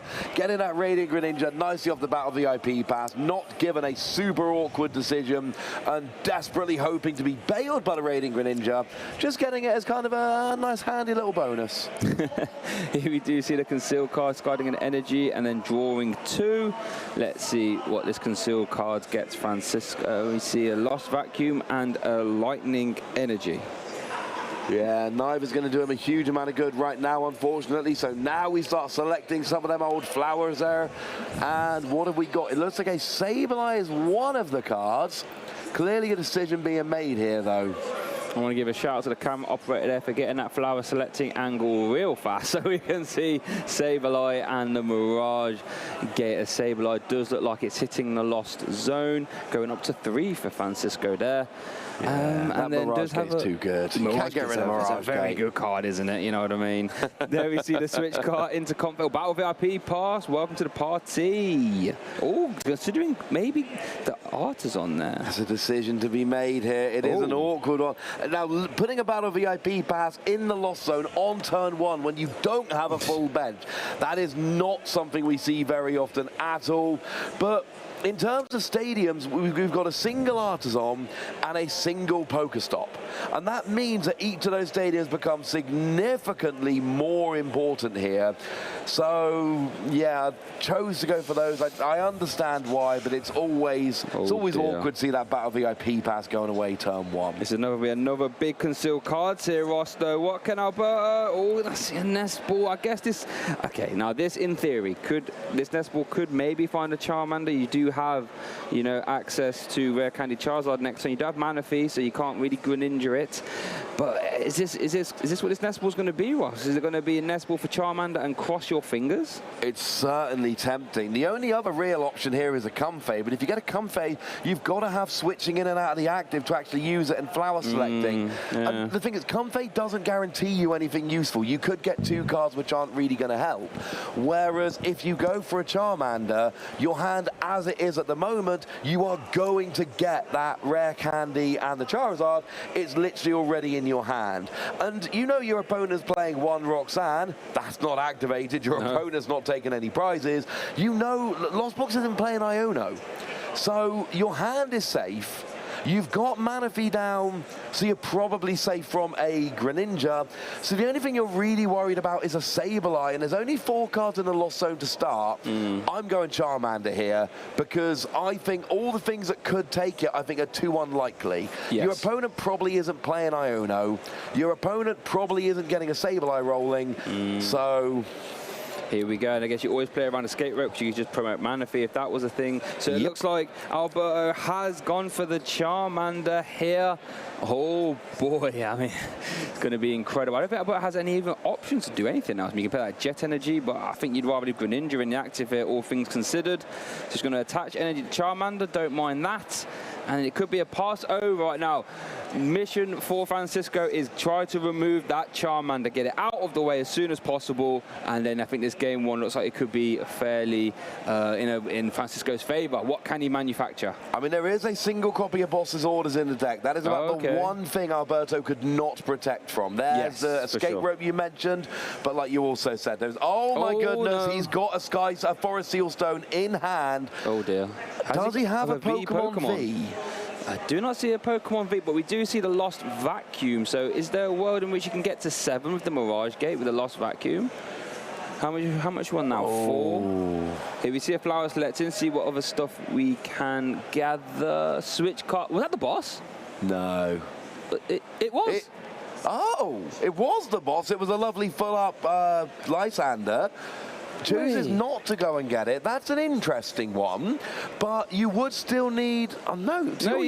You could just attach Retreat Comfey and attack with Cramorant there. So I wonder what have we missed something there? You could even just use you'd even just use the escape route into the Cramorant if you wished. So Have we missed anything? I think this is a case of Francisco isn't just going for the big KO on the Charmander. Fair enough. It is, you know what? Yeah. I don't think you're going to have the rare candy Charizard, and even if you do, I like my setup. I've got my thing rolling here, and I want to use Colress's Experiment, because that's the other thing. Using a boss's orders means you don't get a Colress's Experiment. Yeah. It means you give up those cards in the Lost Zone. Yeah. So, and look, we know Alberto's hand is terrible, and we know he's got the rare candy Charizard. Yeah. Francisco can guess that the hand is pretty bad, but doesn't have that information. He hasn't seen the hand like we have. So, yes, the boss's order seems like a good play, but it seems like Francisco has got something else cooking here. And let's be fair, by far the better start.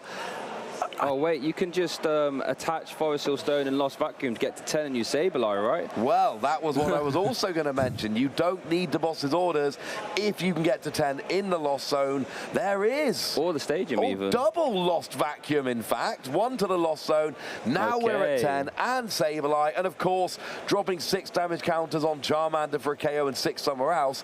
That's better than just a straight KO. There you go. Yeah, just really make sure you turn the screw there, as it were, putting all the pressure on. He starts setting up that Manaphy, and yeah, this is looking rather dicey there. Francisco piloting that turn rather nicely, and that's why he's in top 8, and that's why I'm here. Well, no, I talk quite a lot about the players having more information than us. I didn't see that he could get to 10 cards in the Lost Zone, and obviously in that situation, yes, you use Sableye. Then we get 5 down on the Manaphy, 1 down on the Greninja.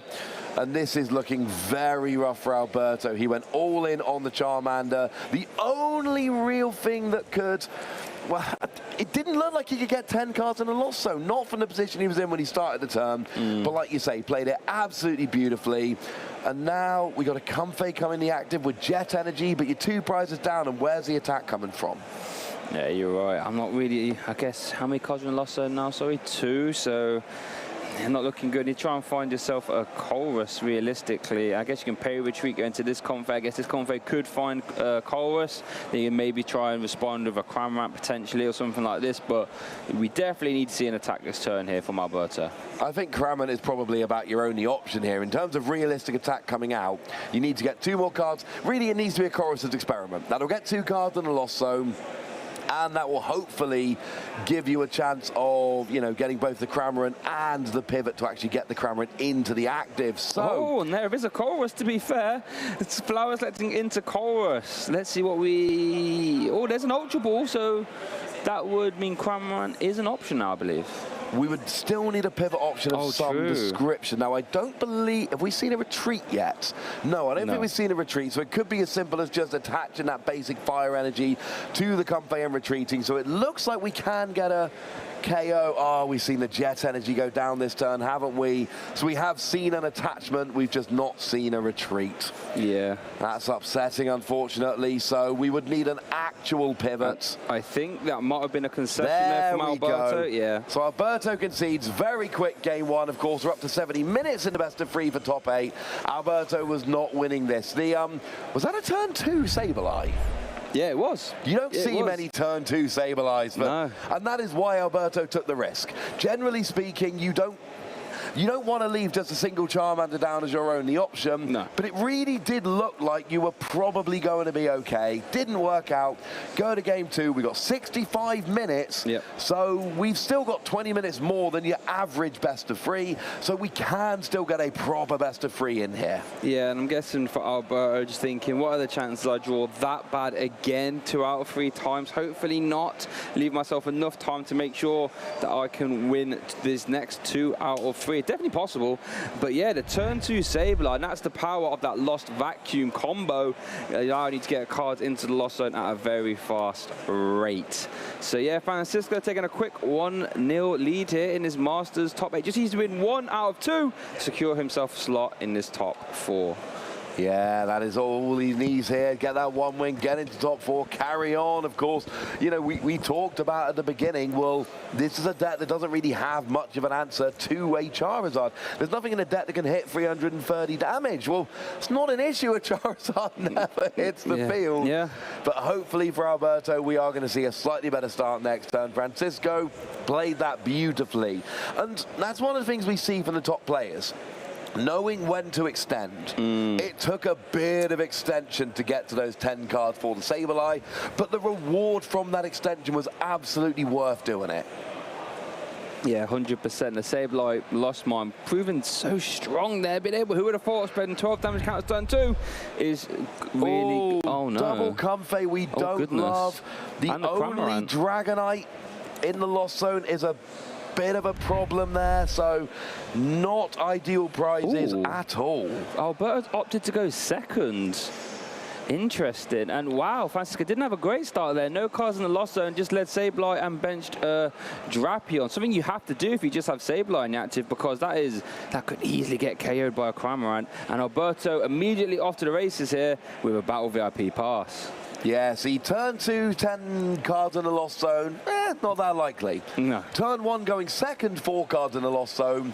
It's double Comfey and a Chorus's Experiment. That's all you need. It's something we do see pulled off quite a lot. It's not a guarantee by any stretch, but it is something we see happening. And the fact of the matter is that you cannot, against a Lost Box deck, you cannot just leave a Pokemon with 110 HP or less in the active, because all it takes is a turn 1 Cramorant, get the KO, and it is all over. Yeah, you are 100% correct there. So Alberto, is it going to be the classic? Yep, the old Comfey plus Greninja. We love to see it. I don't think we have any switching cards in Alberto's hand as of yet, so we might have to see a pay retreat into Comfey or anything like this. And no supporter in Alberto's hand yet. So while it's made it like a very strong start for Alberto, still needs a few things to really capitalize on this turn. Yeah, we've gone for the classic turn 1 Battle VIP pass of Radiant, Greninja, and a Comfey here. So we are going to see some more cards. I mean, if he's got a couple energy in hand, we could use 1 to retreat, 1 to discard with Greninja. And we do have a couple of energy in hand. So at the very least, we're going to see 4 more cards here. And then we can see after that what the options are. So there's your concealed cards. It's an escape rope. And is that a Sableye? Sableye, yeah. But the escape rope will at least put the Comfey up quite nice. It means you're not using your attachment for the turn yet. So you could potentially retreat into another Comfey in a moment if that were an option. Switch card. And the Chorus as well. Oh, you've got to go Chorus's Experiment. Have to go no Chorus. question. Oh, debating. I mean, you haven't got a supporter in hand yet, Alberto, so yeah, gonna have to be. You double check, but that's not a real debate. You have to go Chorus's Experiment there, because that gets you 3 cards in your hand, 2 cards in the Lost Zone, Candy Charizard, but also a Comfey and an escape rope. Oh my word, that is a very good set of cards. Wow. You can make an argument for every one of those cards being really helpful here, apart from that psychic energy, as it were. So let's see what Alberto takes. I think the psychic energy probably goes, but there's so many options. Looking like he's thinking of getting the Charizard into the Lost Zone here. I guess that makes sense. There's more outs to Charizard than there is rare candy, so you'd rather hold on to that. I guess he does have the Ultra Ball in hand as well, actually, so you can always pluck out another Charizard EX on the turn you need it. Ooh, okay. Now we see another Flower Slam. Okay, that's an easy decision for a double fire energy. So now I believe we can just Nest Ball out for Cramorant and then pay retreat, and there we see a Spit Innocently. Yeah, nice and easy this one. Get that turn 1 KO on the Sableye. And then that's actually super annoying for Francisco, because not only do you only have 1 Pokemon out, but it's a Drapion, which isn't good in this matchup, and doesn't have, it's got a retreat cost of 2, which is just kind of annoying, honestly. Yeah. So you've got to use one of your and you play your switching cards, but you've got to burn one of them just to get Drapion out the active, and it's all just kind of annoying. So game 1 might not have gone Alberto's way, but game 2 we've seen a very different start. Did just top deck a Chorus Experiment there for Francisco, so going to try and mount the comeback here in this game, and we do see a Battle VIP pass. That's a very easy choice to send to the Lost Zone, and the rest of those cards are all pretty good as well. I think it's 2 switch cards and then 3 Pokemon, or 2 Pokemon I should say. Yeah, and then there's always a question of how many switching options do you really want? Which Pokemon can you afford to get rid of? Now, there is already a Sableye in the discard, so if you Lost Zone one of them, the only access you have to it is if you recover it with a Super Rod. And there are 3 Super Rods in the deck, but yeah, that is as expected. So now Sableye only coming out of a Super Rod. Which just adds another wrinkle for Francisco to try and juggle, as it were. So there we do see the Chorus Experiment hitting the discard pile. We still have that Drapion in the active, and like you said, it really doesn't want to be there. We do see switch card, but if you switch card into Raikou, that's another 2 prize Pokemon. We don't really want damage into them anytime soon. But we are going to see a switch card and into fleet-footed lane to draw one card. Sky Seal Stone. That's not the one you really want. Forest Seal Stone would be phenomenal right now. Go search any card. It's not the right one, unfortunately. And one of the important things to note about Drapion and about Raikou is they are both in Charizard range after a single prize taken by Francisco. So not yet, but it ain't going to take very long. Now, the good news is Francisco has gone into 4 cards in the Lost Zone. That means that Cramorant is on the board. Oh, so there we go. We're going to see a bit of Cramorant on Cramorant action. Spit innocently, spitting everywhere, as it were. So over to Alberto now. Does have that rare candy, does have the Ultra Ball. Looks like he's eyeing up potentially that Ultra Ball there. So, I mean, getting rid of a Battle VIP pass is probably a safe bet. And then, I don't know, maybe the Super or anything like this. If we do see concealed cards, first of all, though, that makes perfect sense. That can make you informed decision. Okay, so now you even need to play the Ultra Ball because you just draw into the Charizard anyway. And here we go, Ross, for the first time in this top 8 round. Whoa, he's teasing me there, he's teasing me, come on. Oh, it's coming, Shay, it's coming. We got Candy, we got Charizard, we got some 2 prizes on the field.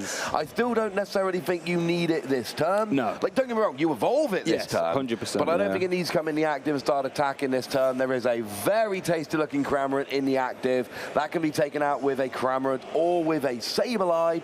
So, although you would need actually a lot more cards in the Lost Zone yet. to get the Sableye? Yeah, we're a little further away, unfortunately. But certainly Cramorant, if you can find one, if you can have access to it, then that would get the KO. You can do it with Charizard. It's just a bit of a risk leaving it in the active. Did Alberto have a Cramorant prized? He did. I believe he did. So with 1 KO and 1 prize, again, we are looking at recovering it with a Super Rod. So it might not be an option. We saw a couple of rounds ago, I said you don't want to attack with Sableye. And the player didn't, but they had to anyway, because it was Charizard, because they just did not have any other attackers. Sometimes if all you've got is Charizard, it's coming in and swinging.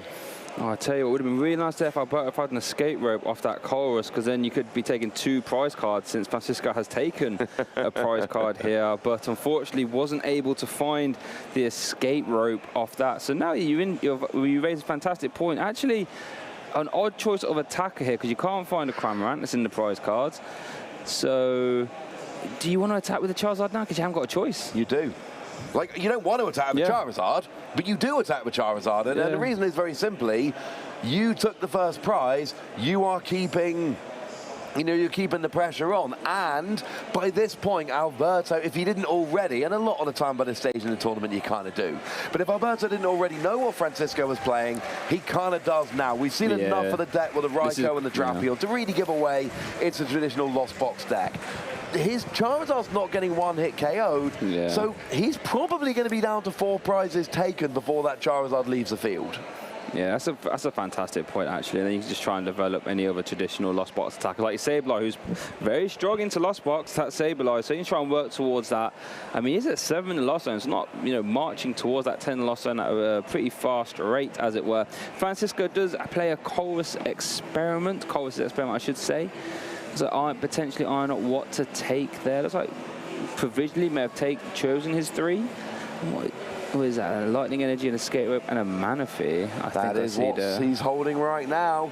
So, yeah, it's not everything you need. The problem is, again, like we saw a minute ago of Alberto, Francisco's struggling for attackers, but Alberto at least could fall back on the Charizard and go, okay, I'll bring it up a turn earlier than I'd really like to. Yeah. But Francisco, Raikou's a 2-energy attacker. You need Mirage Gate, but you're not at Mirage Gate yet. You're pretty close, but you're not there yet. And, Drapion's no good as an attacker, so you can kind of bring in Cramorant, but you'll have to find the Cramorant and get it out, and that's a bit of a problem. So we do go up to 6 in the Lost Zone. The Lost Zone is just going right over the middle of the field here, just being like, you shall not pass. That is what Francisco really wants to happen. It's like, if I put them here, you can't attack me, unfortunately. Not the way it works. There we go. Create a little bit of space there, so the Pokemon can see each other as they're battling. I wouldn't want to be seeing that Charizard if I'm on the other side. I'd rather the barrier of escape ropes and Lightning Energy, if I'm perfectly honest. But we do manage to get a Comfort into into the act spot, so that means Francisco will be at the Magic 7 after this flower selecting, which means Mirage Gate does open up. But like you said, realistically, what would you even attack with here? Oh, and if you see Mirage Gate actually hit the Lost Zone, so I would imagine there must be one in hand.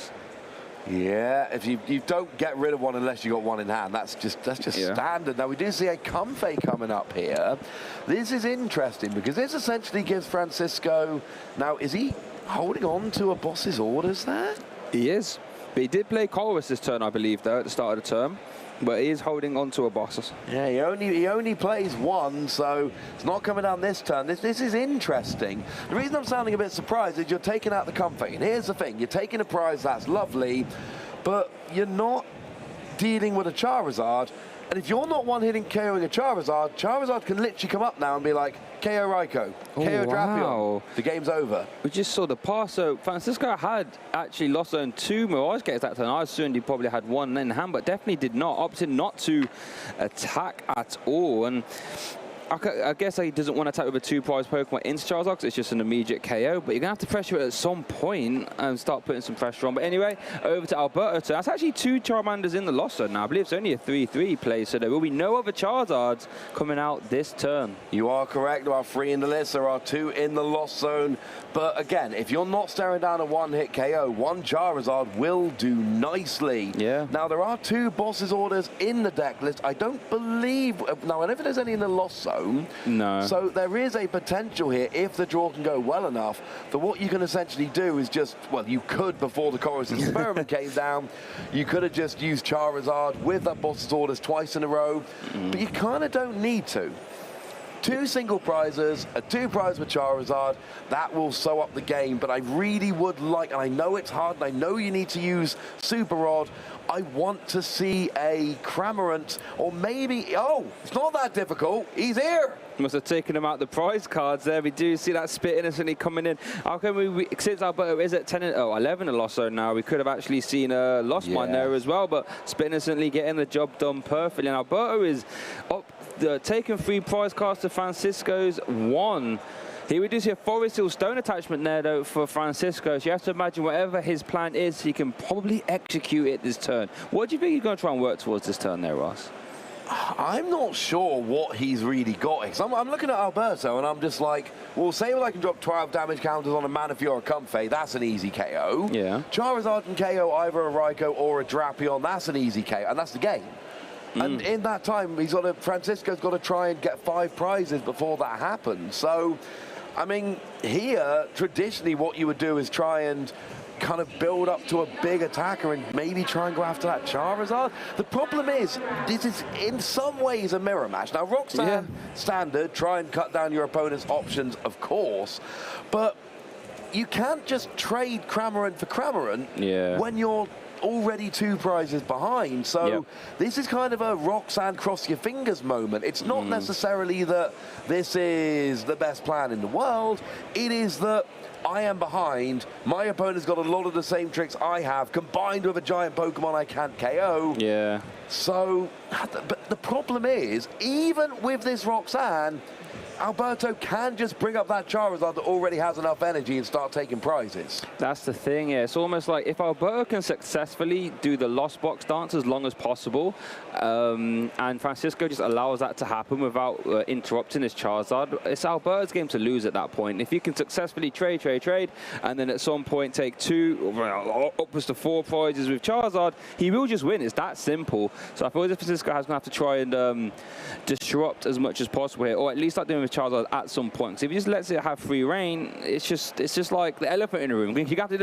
You will have to address it at some point. And really, at this stage, the only thing Alberto really needs at all is 1 boss's orders in the next 2 turns. Yes. Whatever is in the active, Charizard will be able to KO at this stage. After 1 prize taken, Charizard is hitting 210. There is nothing currently on Francisco's board that has more than 210. So what that means is Charizard is going to KO whatever's there. You might need a boss's orders to take a 2-prize Pokemon at some point. That's basically it. Yes. So even that Roxanne is a great desperation play that we see over and over again. But in this particular matchup, Alberto's kind of reached that stage where He doesn't need very much. I suppose there's a chance if you 2-hit KO the Charizard and get the first hit and your opponent draws nothing, you can win it that way. Yeah.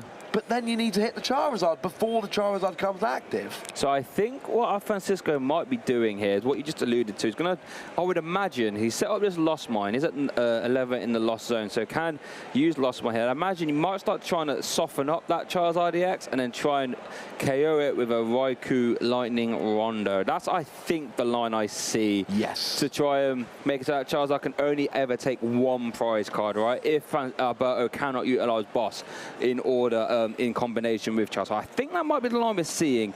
Let's see where Francisco chooses to pop this Lost Mine damage, because that will allude. So we see Summon a Manaphy. Is that a 7? We're going for the KO there. No, 3. And then so that's what, 90 damage to play with still, or 9 damage counters, I should say.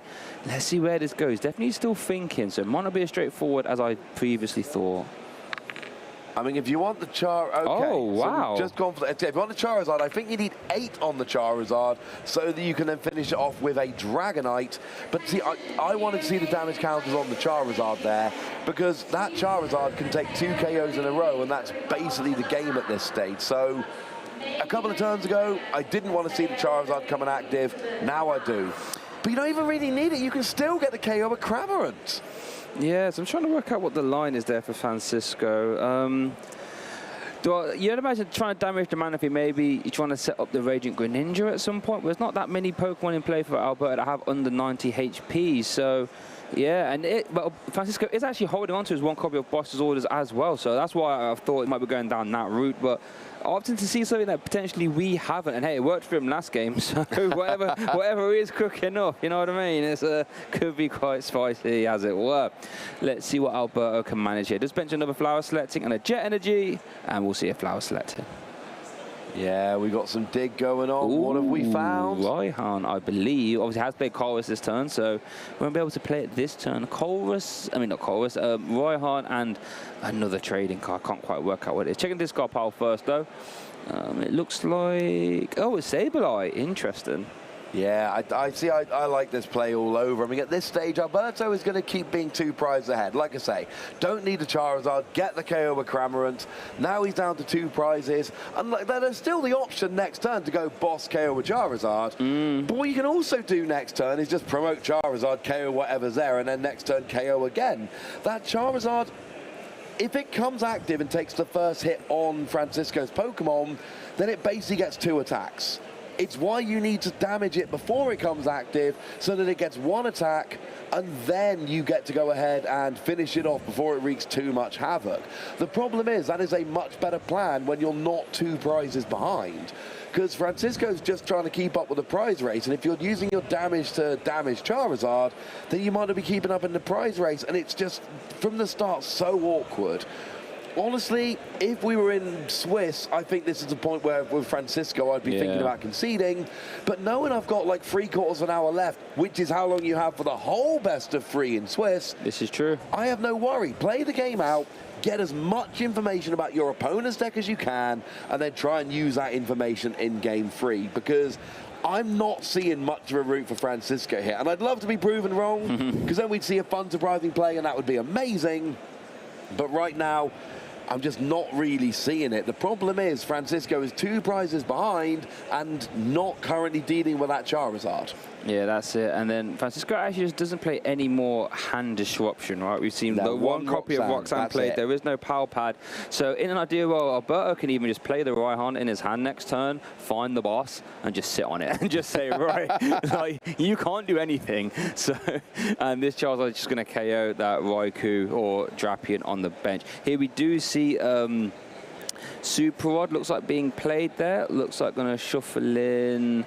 It's a combination of any combination of 3 Pokemon and or base. Genji's going for a Sableye and 1 copy of Water as well. Then we see Nest Ball for the Sableye and shuffle, shuffle, shuffle.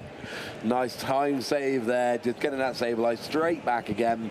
And the thing is, Sableye is a great option, dropping around those damage counters, setting up those KOs, but it's a much less great option when you're behind on prizes, because you don't necessarily have the time to get full value out of it. So we're going to see Sableye coming on again here. But this has to damage the Charizard surely this turn, right? That's what I'd be looking for personally.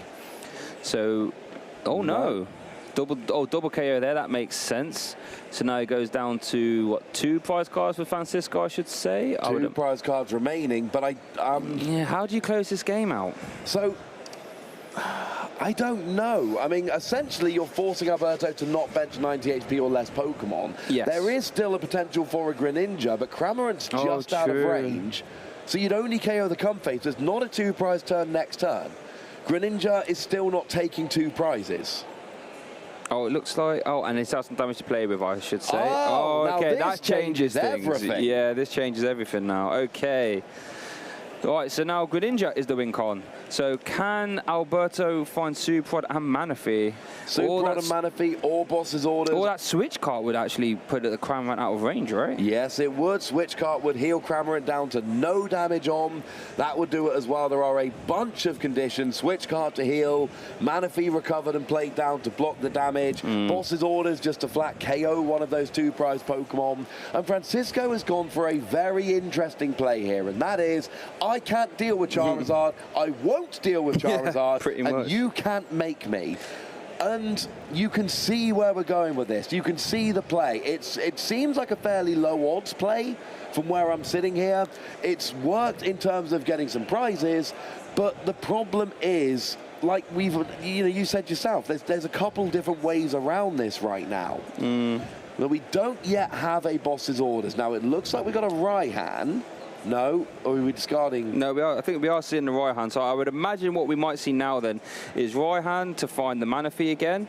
I would imagine, and then you can just pay retreat, attack with Charizard, and say, right, whatever's in the active next turn gets KO'd. It's that simple. Like exactly right. That's what I think we might see here. And that's been my point of the Charizard all game. If there's no KO, if there's no one-hit KO potential, Charizard comes active, attacks, and then it's gonna get the attack next turn. And we've seen Alberto turn after turn go, that's all right, I got someone else, and it's worked beautifully. Yeah. And Francisco and I've just got to say, massive respect for Francisco here, pulling out a very awkward game plan with Sableye, dropping those damage counters, taking those KOs. But if we see a Manaphy hit the field... He's actually got a copy of Artazon in his hand, which I actually missed. So you can actually use Artazon to find the Manaphy as well. So many different ways to skin a cat, as it were. Let's see. Definitely debating on what to take with this Raihan. It opts to go for a Beach Court by the looks of it. So what's happening here then? So we've got a copy of Beach Court that does play the Artazon though. I quite like the idea of grabbing the Beach Court actually. What that means is that there will be no Boss's Orders stall potentially. I imagine that energy might be low on Alberto's side, maybe just saying, you know, if there is another copy of Roxanne, I've got the Beach Court, maybe I can try and remove around the active as well. Yeah, so that Manaphy does come back out now. And that was always going to be the issue with Francisco's play. It was a really nice play, very well seen, set up beautifully with awesome damage counters, you know, damage placement all around the field. The problem is, because this takes 2 or 3 turns to really pull off properly, it gives your opponent time to try and actually counter it. Now we see the Switch Cart as well here. So, and actually, yeah, the Cramorant's no longer an option because you've got Sableye down. But that's fine because Manaphy's also down. So Greninja's not doing anything. Charizard KOs a Sableye. And, I mean, Francisco has done a fantastic job really pulling the game this far along. And making it a real game, getting down to, you know, the real kind of end game here, looking for that Greninja. But now it's even more awkward than it was before, if you can believe that. Still no reason to concede, not with 14 minutes remaining on the clock. Yeah, that Charizard is done. No, that's a statement right there. You can confidently promote that if you're Alberto and saying, right, I know you can't deal with this. You know, try and take 2 prizes this turn. I healed off the Cramorant. I got Manaphy down as well. So I'm not 100% sure. What is the win claim for Francisco? It's going to be like a Boss's Order stall potentially. Boss's Orders plus Sableye, maybe. I mean, the Boss Orders is in hand, I believe, but things like could be Last Chance Saloon here. I'm struggling to see what Francisco can do to win this game. It looks like we are going to be using Artazon there, going searching for a basic Pokemon. Is it a Cramorant he's going for? Yeah, it looks like it. I mean, that's the only target. Oh, fading the search by looks of it as he shuffles up the deck there. So let's see, what has Francisco got? Does he have the Greninja? Does he have a Dragonite V? Does he have Forest Stone? But I think the V-Star, oh, it hasn't been used apparently. Oh, so it is going to be Boss's Orders Stall Trap into the Radiant Greninja. And I like that, just play into your outs. And then, obviously, this is where Alberto taking the beach court was so handy, just in case, just as I mentioned. And that wraps up that game there. All tied up at 1-1. Game 3 in this top 8, Ross. Oh boy. I love that. The beach court comes down, and we just, you know, Francisco, quick thumbs up, picks up his cards. Let's go to game 3. That was, and the latter part of that game was a lot more interesting than I thought it was going to be. But the problem is, when you go ahead by a couple of prizes and then you've got that Charizard against a deck that cannot get a one-hit KO, it makes everything so much more awkward. And I really like what Francisco did there at the end of the game, playing around with that Sableye. It didn't work, but there was a small chance that it would. And like I said, in Swiss, when you've got 45 minutes for the best of 3, maybe you don't do that because the odds of it are very low. You're relying on your opponent never getting the Manaphy back, and you're relying on your opponent not healing the Cramorant, and you're relying on your opponent not having a Boss's Orders. Like, any of those things would have scuppered that plan. Yes. But when you've got the time for a proper best of 3 in the top 8 like we have, give it a go, see what happens. Yeah, and one real interesting ring card I'd like to keep an eye on here is that Alberto opted to make Francisco go first, and that really hampered Francisco's setup. So I wonder, do you think Francisco fires that off back to Alberto and says, right, you go first in this game 3, or does Francisco opt to go first? Because it worked really well for Alberto in the last game, but does Francisco agree that going, second is more advantageous? From my experience, players know coming into the tournament. Yes. So, you know, from what I've seen with my testing, talking to my friends, etc., over many, many, many years of playing the Pokemon TCG, you know which matchups you want to go first and second, and you know which matchups are worth having a go going second if it's not going your way. Yes. Generally speaking, players won't change their preferences in the middle of a tournament. It's a case of, if you always go first when you can against Lost Box, you'll make that decision. Yes. But if you're willing to go second, it's something you've probably done many times before. Oh, that Boss's Orders in the prizes, I'm not loving here. There are 2 copies, but it's still a bit annoying. Dragonite V's in the prize. That's one of Francisco's only heavy hitters, actually. So, right, who is going first? I know Francisco says, I would like to go first. So let's see how that pans out for Francisco. This is a game 3 scenario. Winner goes through to top 4 and continues their chance of earning their Hawaii invite right here, right now. Yeah, of course, Alberto, the last remaining Charizard in the field. Francisco, one of 3 Lost Box players that are still remaining in the field. So we've got this opening Battle VIP pass. And the reason we're putting those energy to the top isn't because we're searching out energy. You can't do that with Battle VIP pass. That would be naughty. The reason we're putting the energy up to the top is because these players, it's an opening deck search of the game. You have got 6 random cards from your deck that you've put down as prizes. And you don't have access to those cards until you draw them as prizes. And we've got the fancy prize cam so we can see what's down there, but the players don't. So this first search of the term, first search of the game, I should say, always goes on a little bit longer because the players are literally just trying to figure out what's prized, what's available. Because if you're setting up a big Sableye play and it turns out all your Psychic Energy is prized, that's a bad thing. Also, very important in a Lost Zone deck because you have got to put cards in a Lost Zone and get rid of them forever. So if you've got a card where 1 or 2 copies is prized, you are less likely to put them in the Lost Zone knowing that you've got some hiding in your prizes. Yeah, and that's the sort of balancing factor of these Lost Zone decks. That sure, you have the powerful options of, you know, like a Mirage Gate to accelerate energy, and you have the power of Lost One being able to spread 12 damage counters, but it's all offset by the fact that you have to put 10 of your cards into a Lost Zone that you can never access again for the rest of the game. So resource management is very, very important for the Lost Zone players, which is why the prize taking, as you said perfectly, is even more crucial for a deck of that nature. Yeah, so we've got Comfey coming into the active there quite nicely. You got the flower selecting. One card, you look at the top 2 cards of your deck, one goes to your hand, one goes to the lost zone. So you get extra cards and you build your lost zone. Not a phenomenal turn 1, but we've got most of the Pokemon down that we would want. 2 cards in the lost zone. That is not bad at all.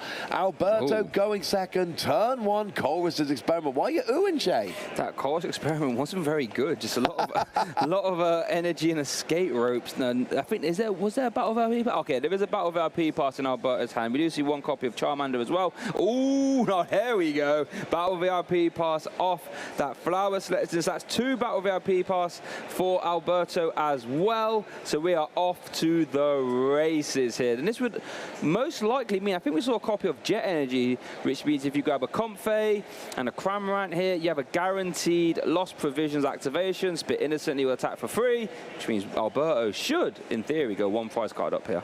Yeah, I mean, we've got a Charmander in hand, so 4 cards from VIP Pass. You're going to see a second Comfey, you're going to see a Radiant Greninja, you're going to see a Cramorant, and then it's basically that 4th card is going to be whatever it is Alberto wants. Do you want the... what am I talking about? The insurance, that's the word, about against that Charmander getting KO'd, get a second one of them. Do you want a Sableye if you think you can get more cards in the Lost Zone quickly? Do you want a 3rd Comfey to go really turbo on the flower selecting? Lots of different options, but I think 3 of the 4 are pretty set. Yeah, you are 100% correct there. And this is what we love to see in a game 3 scenario in a top 8. Both players being able to set up, hopefully, and they've both got 2 copies of Battle of RP Pass. So we should see both decks firing on all cylinders here. And yeah, Alberto just making sure, consulting in the hand, making sure he takes the right card that he likes. So we do see that Radiant Greninja, that's probably always a shoe-in. I'd probably see the Manaphy. We see a Charmander in hand already, so Comfey Cramorant maybe. Yeah, absolutely, yeah. So the 1 Charmander in hand means you don't have to go and search for one. It's whether you want that insurance of having a second one on the field. So the 4th card actually chooses to go for a Manaphy as the 4th card from Battle VIP Pass. I like this one. You're basically saying, I've had a good start. I really don't want you to use Greninja. And it basically means you put that Charmander down. And unless we see a turn 2 Sableye, the Charmander is safe. Unfortunately, we have already seen that in this match. We have, but if you're Alberto, you can think, right, 1 Lost Vacuum's already in the Lost Zone, so, you know, chances of having that Lost Zone acceleration could be a little bit lower. Here we do see a Flowers, the concealed card, I should say, Switch card and Beach Court. Wow, this Alberto is drawing extremely well here. Things you love to see. There's the Jet Energy activation, getting that Comfey in the active. Rare Candy Ultra. Oh, you'd love to keep both of them, really, wouldn't you? So you can get that Charizard a little bit easier. Has he not got a Charizard in hand? Yeah, he had one in his opening hand. Oh boy, Alberto is drawing very well here. This is what we love to see. There we see a Pay Energy, Pay Retreat, I should say, and a Spit Innocently there, I would imagine, as well. Spit Innocently, KO the Comfey, go up by 1 prize, and feel pretty gosh darn good about your start. This is the 2nd game in a row where Alberto has gone second and started very, very nicely indeed. So, yeah, we got the Rare Candy Charizard already in hand with no hand disruption coming out from Francisco. So the only way to pull it off is to go for that turn 2 Sableye, which is even less likely now than it was last time. Yeah, and this is, if I was Francisco, I would be a little bit worried, because if we play this same dance we did in game 2, where if Alberto can successfully be a Lost Box deck for as long as possible and then spike the Charizard at the end, there's nothing that Francisco can really do about it, unless, like you said, the Lost Mine comes out here. We do see a Lost Vacuum. That's 1 piece of the puzzle, as that gets 2 cards into the Lost Zone, taking him to, what's that, 5? 5 in total in the Lost Zone. So we need, what, 2 from a Chorus, which would take you to, what's that, 7? And then you need 3 more flower selectings, which with only 2 bench spaces does not look like it's happening. Now, well, we've seen 1 Lost Vacuum, we've seen 2 Lost Vacuum already be played. Is there a 3rd in the list? There is, so there is actually still a chance here. It's unlikely. It's very small, but it is still possible. Those Lost Vacuums, sneakily good for these turbo Lost Box decks. Obviously, you know, you don't generally see so many of them played in other variants, but in these turbo Lost Zone decks, they're sneakily good for just getting you to 10 cards in the Lost Zone very, very quickly. So, yeah, so that takes us up to, what, 7 now, so 3 more. We did see the chorus being played. We've seen the Comfy being used. We've seen 1 Lost Vacuum already. We see a concealed cards there. Arven, interesting card, and a Nest Ball. Not quite Lost Vacuum and a target for Lost Vacuum either. So what can Francisco manufacture up here? I don't think we've seen an energy attachment yet, so we can see a pay retreat. Is it going to be a Cramorant Spit Innocently turn here? I think it might have to be a Cramorant. You want it, and clearly trying to get 10 in the Lost Zone for Sableye, not able to pull it off. And of course, we've seen the attachment now on the Comfey for retreat. So it's just Cramorant into Cramorant. But if we're going to see this back and forth, Francisco is going to have an answer for that Charizard. That is going to be the issue here. And here we go, Ross. Here we go. We see the Charizard. I was waiting for that. Was tapping my fingers. Charizard, that Infernal Rain has hit the playing surface, going 3-5 energy from your deck and attaching them where you like. And if you're Alberto now, you're just thinking, right, this is looking good. I can successfully be Lost Box for as long as possible, and I've got this Charizard coming down very fast. And this is just a fantastic place to be, right? As soon as that Charizard comes down, fresh health, 430, capable of one-shotting everything in Francisco's deck now, because he's taking the prize card, don't forget. Yep. So this Charizard is ready for action. Absolutely. Unfortunately for Francisco, that Charizard is big. It hits hard. It is awkward. I will say Dragonite can take a hit with only 1 prize take. It takes 2 prizes from Francisco to KO a Dragonite. Not relevant at the moment, but something to look out for in case that Dragonite does actually come in. Does need to be taken from the prize cards before we can use that as well. I mean, another excellent point. It's not looking ideal for Francisco. That's really the only way.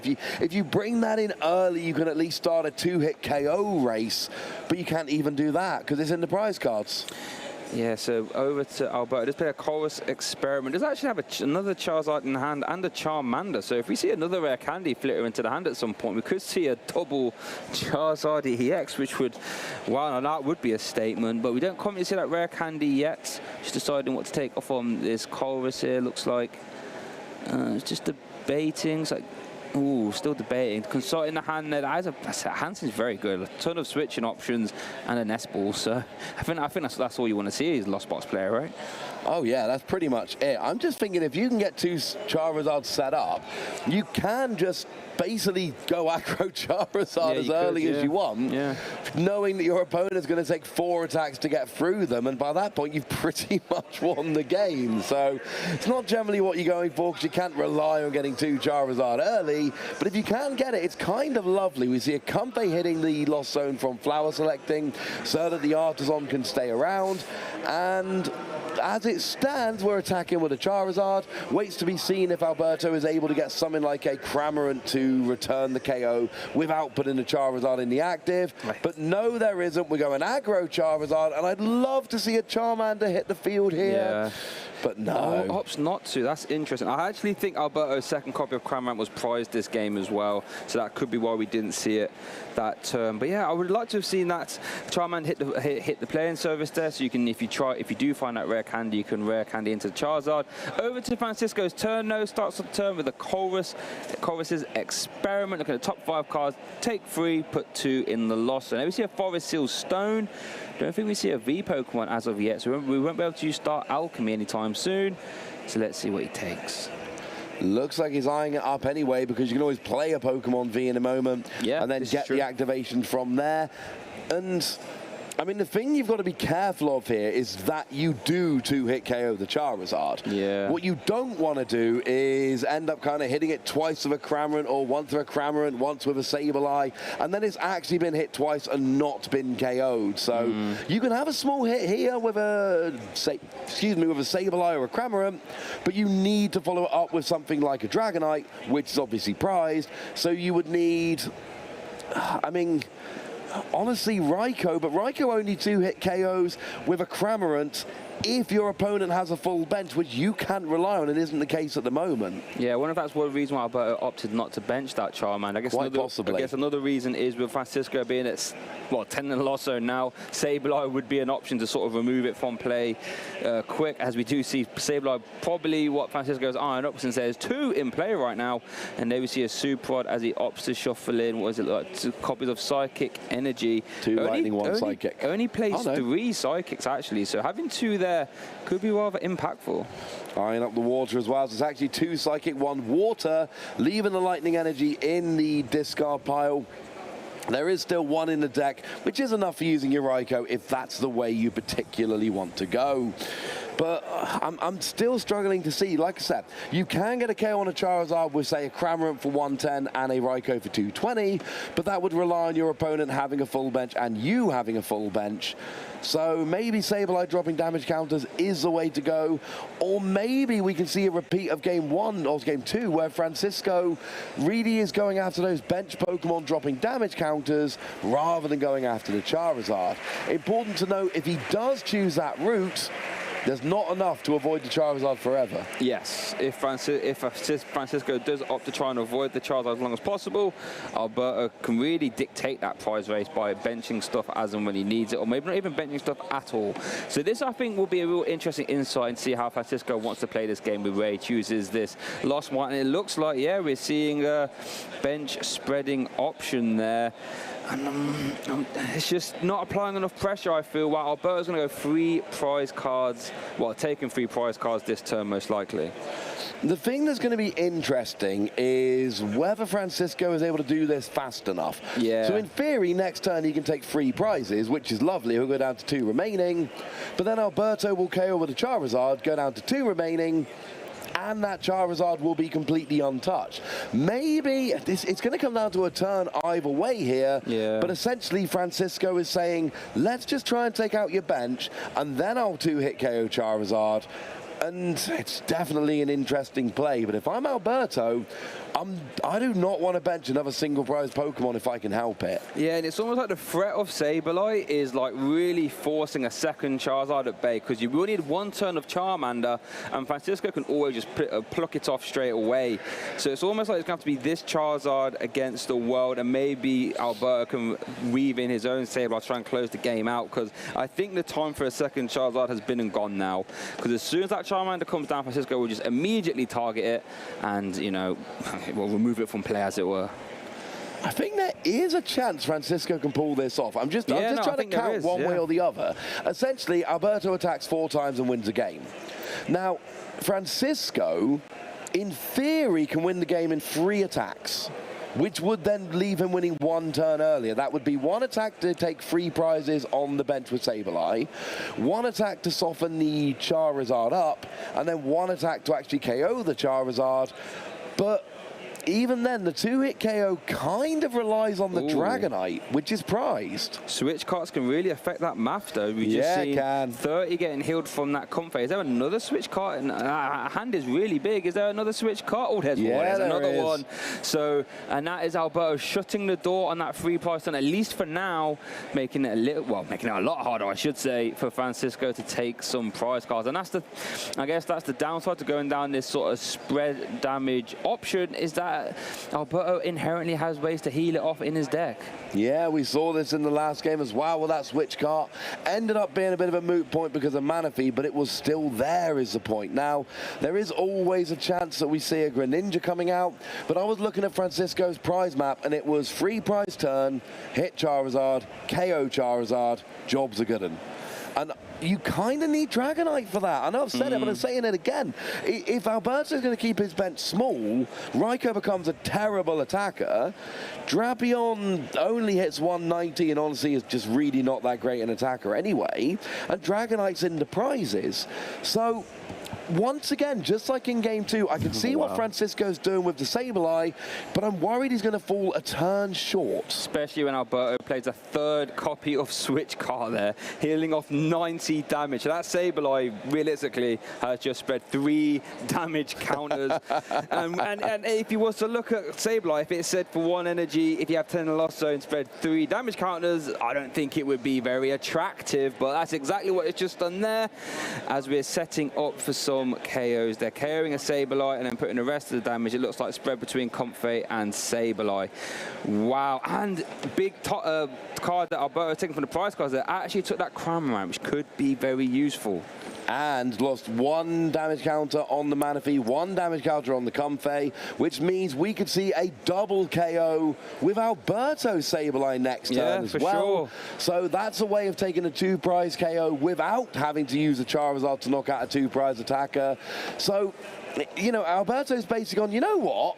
That Sableye play looks kind of fun. Yeah. But I'm ahead on prizes, so I'm going to do it too. Yeah, and it almost means that if Francisco's able to switch cart away the damage, it's not as backbreaking because he's ahead on prize cards anyway. So like, it works out really well there for Alberto. Francisco, over to him now. Let's see what he can manufacture. Just like playing a nest ball, and looks like we could be eyeing up finally a 2-prize Pokemon. I do think Francisco has Forest Hill Stone. He does in hand, so now we can activate Star Alchemy and grab any card from deck. I wonder if he's going to try and eye up a Roxanne here. That could be a fun one. One important point about Alberto's turn, he took a prize. Yes. If he didn't use Sableye, he was just going to attack with Charizard and take a prize.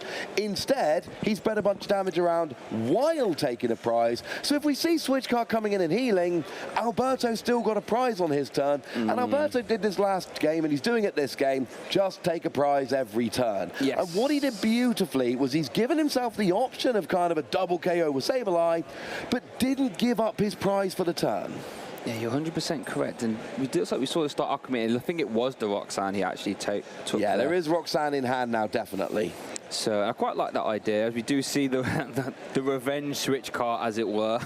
Saying, all right, you're going to hit some damage? I hit it too. And the Sableye hits the active. Do we see the Psychic Energy as well? So we can attach the Psychic as well. So we can have a Lost Mind guaranteed. Otherwise, we have to find the Psychic Energy off the Roxanne still. And I think we do. Wow, so this Roxanne's going to be really impactful. Can it remove options for Alberto? And can it find Francisco? Either Psychic Energy or Mirage Gate. Otherwise, we could struggle to attack here. Yeah, and if you struggle to attack when you're already down 2 prizes and your opponent's got that Sableye in the active and a Charizard on the bench, that is going to be going pretty bad pretty quickly. So I think you need to keep up with the pressure here, and certainly a Roxanne would help, especially combined with a KO on the Sableye, because what is probably up, and Alberto can still get the double KO next turn. Sableye and Comfey have still got 60 HP remaining each. So you certainly want to take that Sableye off of the field and force Alberto to either attack with Charizard or find the Sableye and the energy to get a 2-prize KO. Right, let's see what Francisco gets it off the Roxanne. Really important. Does he find a Psychic Energy? He finds a Water Energy. That's not a Psychic. It's not. Will the concealed cards fight? Oh, yeah, the Greninja coming in the clutch. Greninja's like, don't worry, Francisco, I got you, fella. I'm going to help us get our place in top 4. Yeah, that was beautiful. And now we see Hisui and Heavy Ball going at it. Had to be, didn't it? It had to take that, yeah. I mean, it literally had to be as the only option. But also it had to be because that is the one answer you've got. And it won't one-hit KO, say, Charizard, but it will, if you can get 80 damage on there, come along and finish it off with a 250 damage Dragon Gale. So I see where we're going here. I like where we're going. We could see a double KO on the Comfey, or we could see setting up the Charizard or KOing the Sableye. But yeah, as I said a second ago, you have to go after the Sableye. Now what?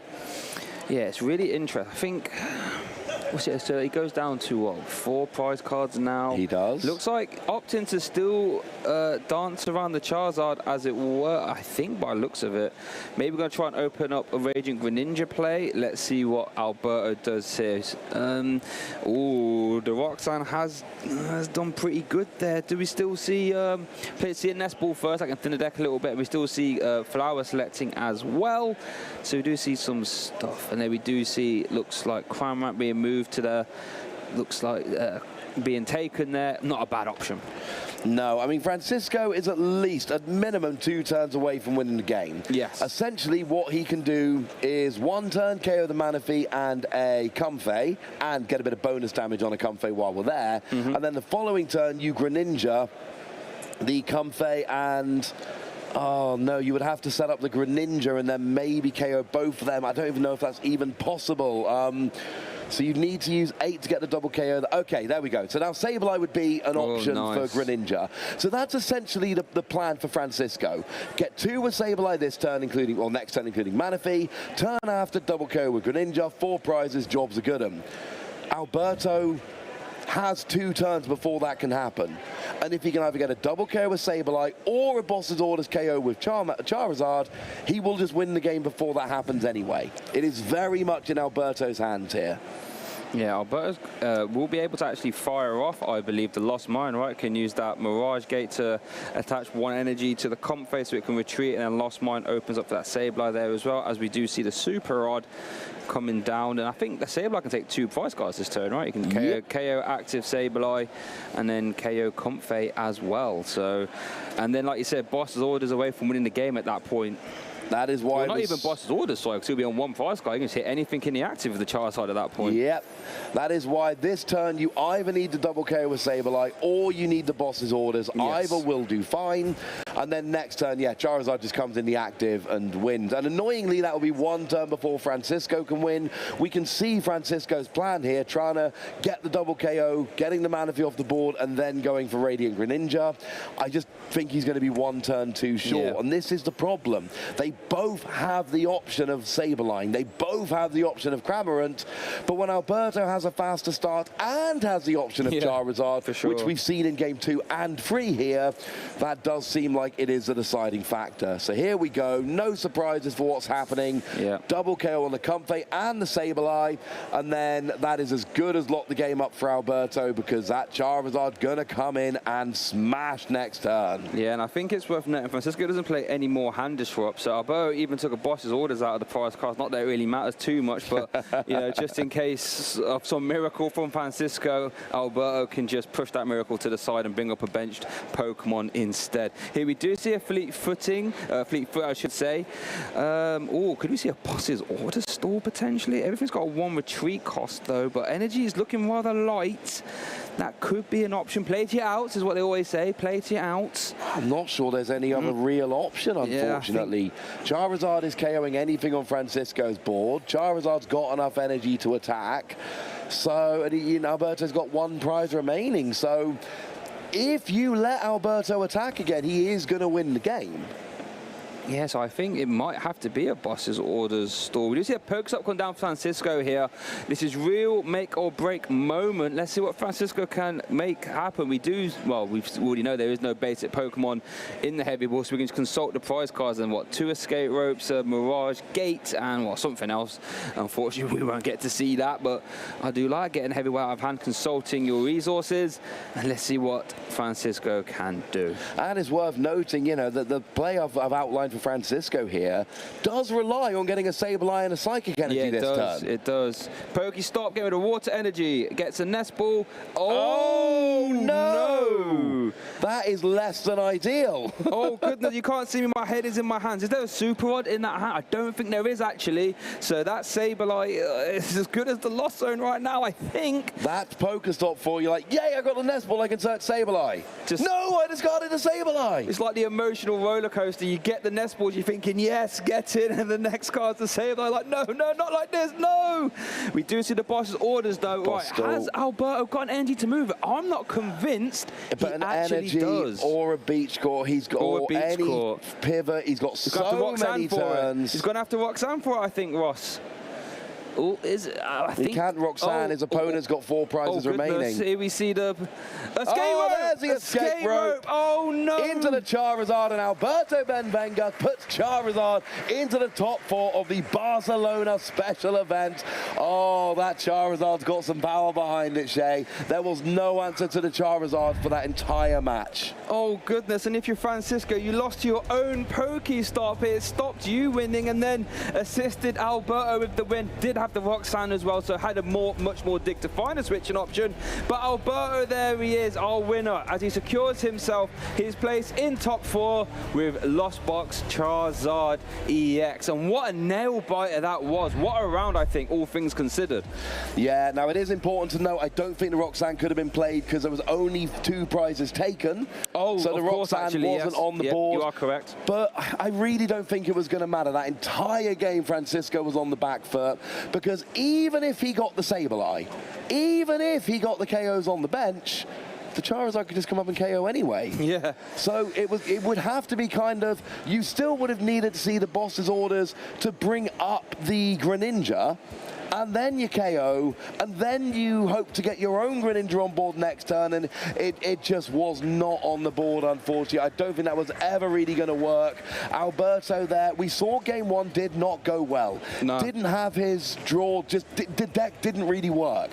But game 2 and 3, we saw why this deck is good. Because Francisco played really well, had some really clever turns with Sableye, and I don't know if any of it ever really mattered.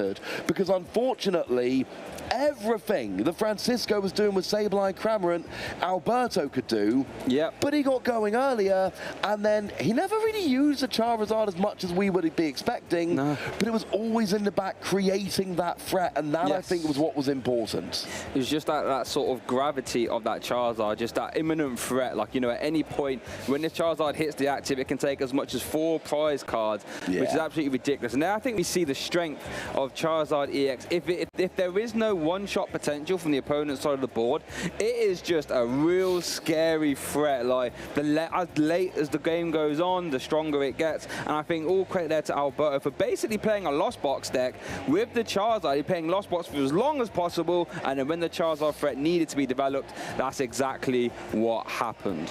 And I think that is a strength for the deck, honestly. I think that is when the deck becomes its absolute strongest. If you can take turn after turn, being a Lost Box deck, using your Cramorant for some early prizes, using Sableye to, you know, get some damage around the board and set up some KOs, and then transition into Charizard, it is really, really good.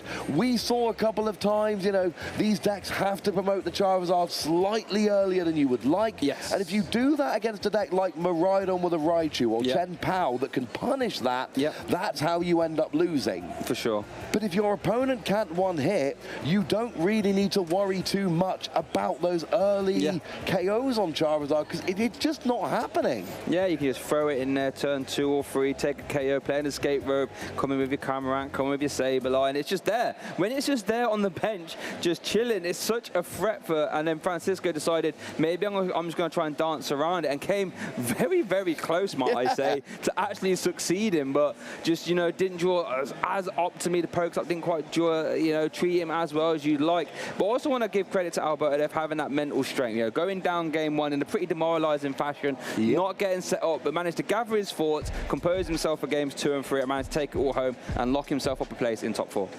Yeah, absolutely well put there. Alberto played that absolutely brilliantly. It is very, very difficult to keep rolling when you have that first game not go your way, especially in top 8 in a very long tournament. We are going to hear from Alberto in just a moment, but we're going to grab a quick break before we do. So grab yourselves a nice cold beverage. Don't go anywhere, because we're going to hear from Alberto, and then we're going to play a top 4 game. Ooh.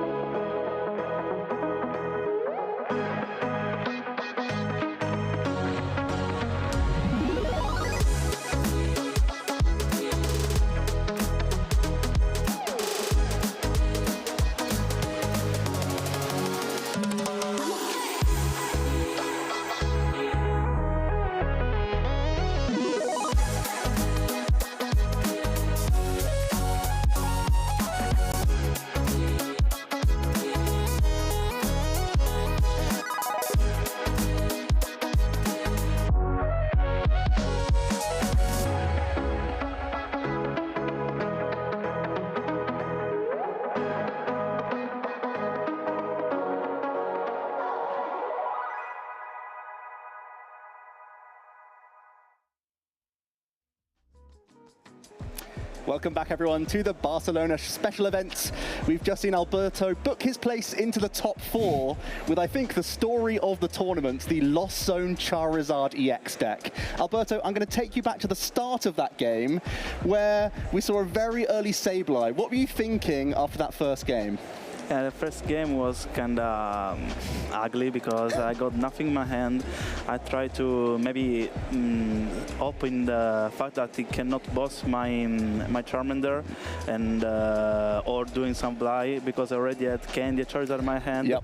But then in my opponent, turn 2, was able to do Sublime, and I was saying, okay, this is gone. Let's go to the next one. Yeah, had to really pack it up early there. But we saw the power of Charizard in games 2 of 3. You really turned it around there. I think in both games, Charizard was left untouched. Yeah. Is it just an attacker that's too big for many opponents to deal with? Yeah, especially against Lost Box, they try to take the chaos on your, let's say, low HP Pokemon, Comfy, Manaphy, and maybe Cramorant. So against Turbo Lost Box or Lost Box in general, my idea is, okay, evolve on Charizard, then you can KO 5 of my low HP Pokemon, but then the other one Charizard. I will, that's it, Charizard. And then I also take from the discard pile that Pokemon being knocked out with the rod, so no Echoing Horn. Always important to play around cards. You'd never know in the closed deck list format. Sounds very intelligent. We saw in game 3, both players got set up with the Battle VIP pass, got really nice boards, but we saw the big, I think the big turning point in the game was a triple switch cart turn from you. How did that feel? Well, the turn before that, with the chorus, I was unsecure if lost the switch card or not, because they were very good for cards. But then I decided, okay, switch cards are really important.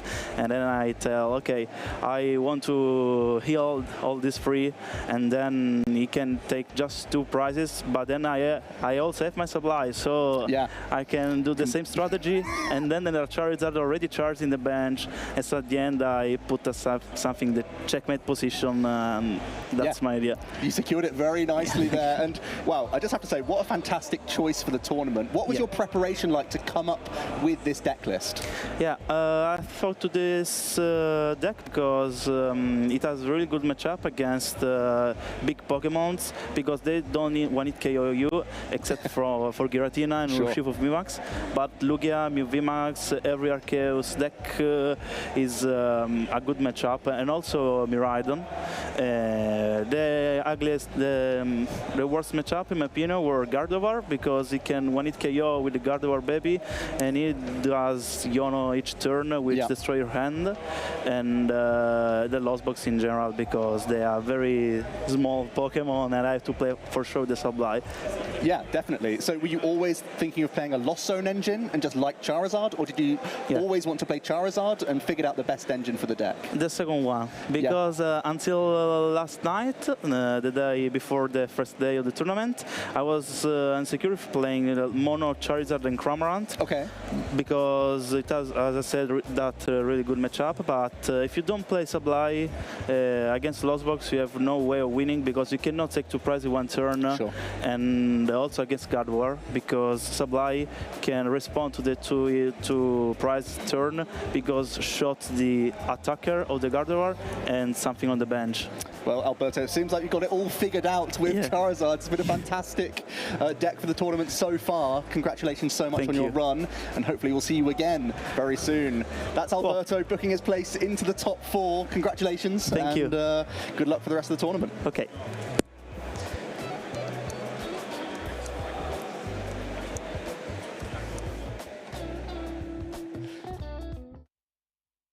We wanted to have a bit of a chat about changes that have been made this season to the qualification for the World Championships for the Pokemon trading card game.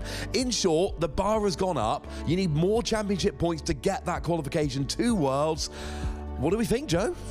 Well, yeah, really tough invite this season. There's lower best finish limit as well, which means every tournament matters now. You really need to put a lot of effort in because you have to maximize the regionals and special events that you are attending.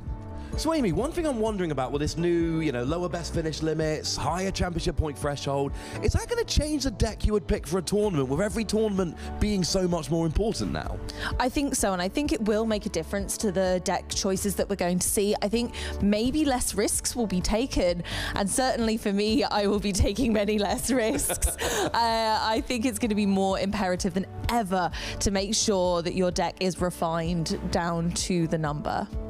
I mean, one of the things for me has always been that big question of, are you going to win or are you going to cut? Are you taking a bit more of a risk to try and actually win the whole thing, or are you going for a nice consistent deck with decent matchups across the board? I want to top cut and get some points. Winning the tournament isn't necessarily my goal. One of the reasons I love Maridon so much, fast, consistent, likely to cut. I mean, Joe, where do you come down on that? When you go to tournaments, what's your goal? Well, it previously was just play it safe, but I think now, because you can get an automatic invitation from spiking the tournament, now players can go for that risk. They can go for broke and end up getting an automatic invitation from winning a regional or special event. That's new this season, so there's a bit of everything for everyone now. Yeah, this is something which I love about the new format this season, because we've seen it before where players have, won a regional and then somehow fallen short of qualification. That was possible. And we want all the regionals winners at Worlds. That just makes sense. So, I mean, Worlds, it's supposed to be exclusive, right? It's supposed to be difficult to qualify for. What have we been hearing around the community since these changes have been announced? How are people feeling? I think people generally are excited. From what I've seen, people are really enjoying the changes that are being made. I think people are enjoying the fact there's more compensation for these events, for those who do well. I think that there's a lot of excitement around kind of being able to go to these events and being able to shine brighter than before. There's more participants at these events. The cups and challenges locally seem to be getting bigger and bigger. The stakes are really high, but all I'm hearing is positive things right now. Yeah, I mean, it's a great time to be a Pokemon fan. We've got locals back now, League Challenges and League Cups. They are all over. My timeline is constantly filled with people reporting how they've done at Cups. Seems like half of them have won and half of them have scrubbed out every single weekend. We talked about the increase in prize money for regionals and internationals, which is something people are very excited about, and the attendance numbers this year. We are seeing tournament numbers. When we started this commentary, Joe, in 2016, we could not have imagined numbers like this.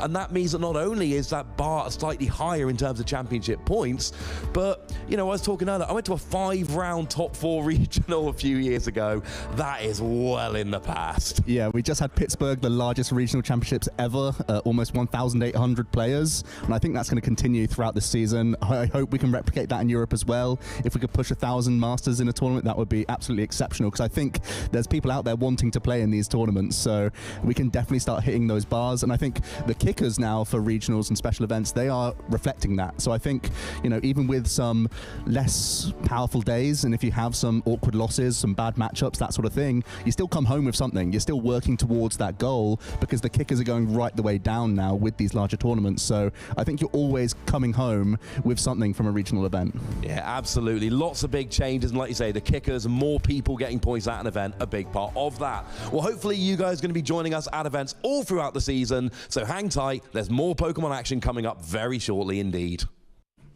Right then, now you're joined with myself, Shay Burton, Amy and Joe. And we have a bit of a fun segment here. So Amy and Joe have both got a surprise rogue pick for this event. And they're both going to put a pitch forward to me to try and convince me which one is going to do the best at this event. And I haven't got a clue what these decks are. So this is going to be a lot of fun. Joe, what have you got?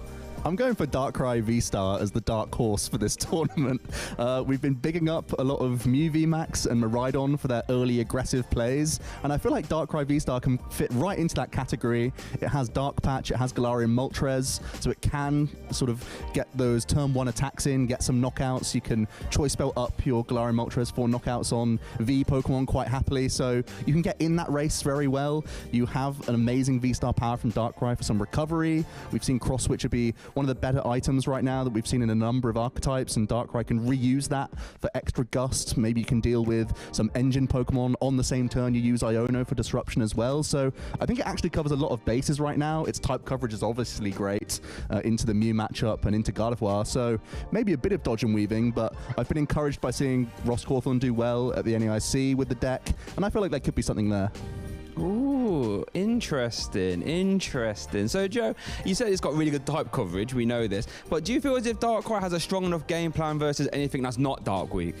I mean, sure, that's going to be a much more difficult ramp, right? But of course, you can recover Dark Patch as well with Darkrai. So you can reach those higher numbers. Maybe at times you need to stay out of range and avoid some crucial KOs. But you can even use the single prize Galarian Moltres for late game beat stick potential as well. So it doesn't always need to have a swarm of energy to reach higher numbers. Oh, interesting. Yeah, that baby Moltres, forgot about that fiery Wrath. Yeah. That adds up really quick, and that Malevolent Charge gets the energy into play. Got some food for thought there, Joe. I like it, I like it. But we do have another deck from the lovely Amy. Amy, what is your deck? I think United Wings could swoop in for some victories this time round. Soaring into the limelight. I can see it happening. I would love to see some strong knockouts from our little birdie friends, because realistically, they've got such good coverage in this meta with the strength of Kilowattrel and their ability to take out Lugias, and that's still relatively popular. There's two different variants of Lugia that we're seeing at the moment, with the single strike and then just the basics. So we've got obviously those lovely Snorlax. I also really like that Murkrow again hits for weakness into our two big powerhouses recently seen in the World Championship Finals, Gardevoir and Mew VMAX.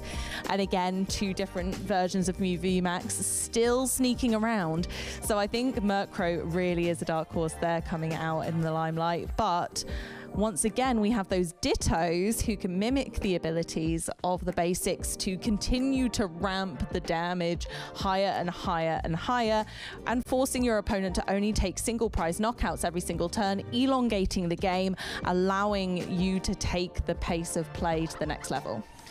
Wings of Unity, I did not expect that. Okay, but had a really good Wonder One, didn't it? NAIC, Alex Szymanski at the helm. So my question about Wings of Unity would be, very strong on paper, lots of good type coverage, but, you know, Lost Box and Giratina, very popular decks right now. Sableye can spread 12 damage counters. Is the Lost Box matchup winnable at all?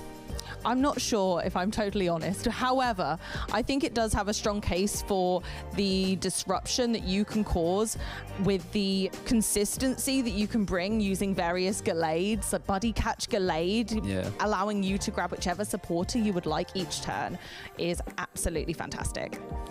Yeah, fair enough. That all just seemed very good to me. So let's give yourselves a couple more seconds for your last little pitch there. Joe, why should I pick Darkrai V-Star? Well, versus Wings of Union, I think you've hit the nail on the head. You're going to have to dodge and weave the Lost Zone matchups, and I feel like Giratina and Lost Zone Box are going to be some of the most popular decks in the room. So it's a bit more of a risky play. I think the Wings of Union, you're pretty much trying to put yourself in that matchup roulette, whereas I feel like Darkrai could be a more well-rounded pick. And Amy, same question to you. Your last quick pitch.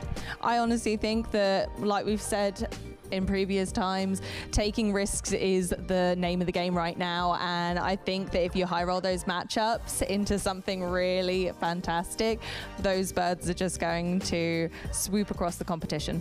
Okay, now it's my time to pick, and I'm a risk taker.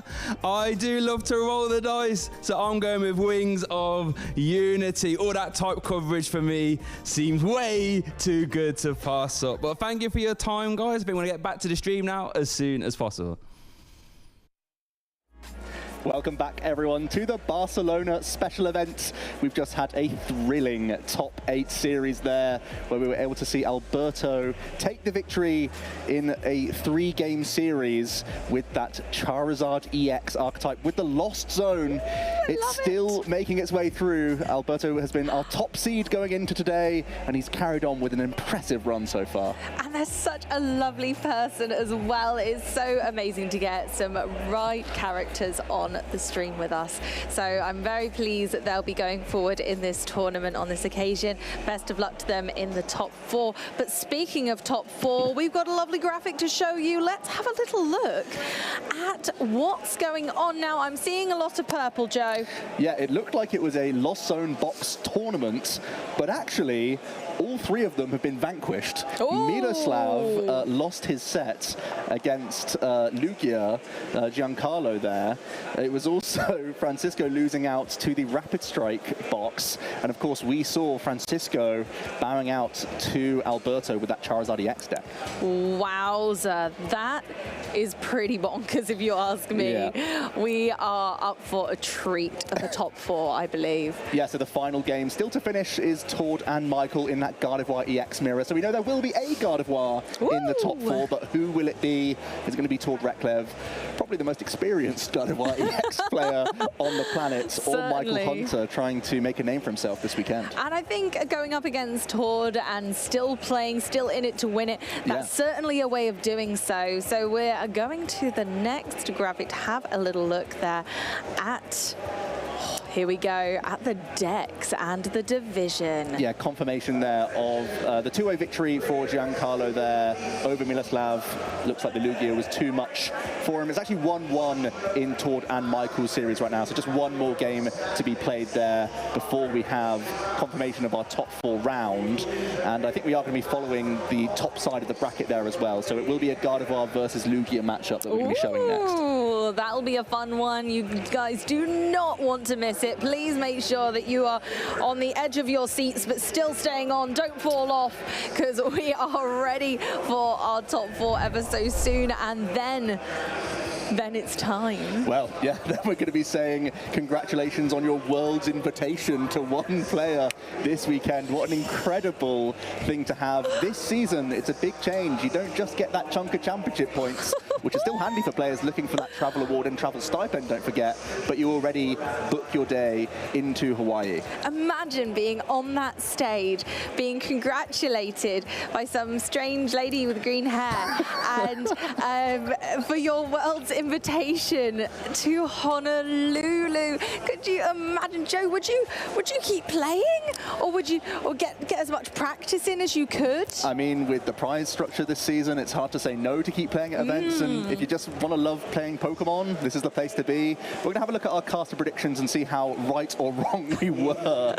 with the overall top 8. Actually, pretty much everyone but you has had a bad call by the looks of things. No Miraidon, no Mew, and not even any Giratina Lost Zone, despite being the most popular deck in the day 1 of the competition. I mean, that's a bit crazy. There is still a chance for good old Gardevoir EX. There very much is. So maybe we called it, or maybe the Rogue Charizard flies to the top. Ruler of the Black Flame quite literally could be crowned the champ on this occasion. Yeah. I was close with Chorus's experiment. There's been a lot of them this weekend, but they've all not been paired with Giratina V-Star in our top 8. No. So I'll take a half victory on that one, but you're doing really well with the cast predictions so far. Yeah, we'll allow you half a point. I'll take that.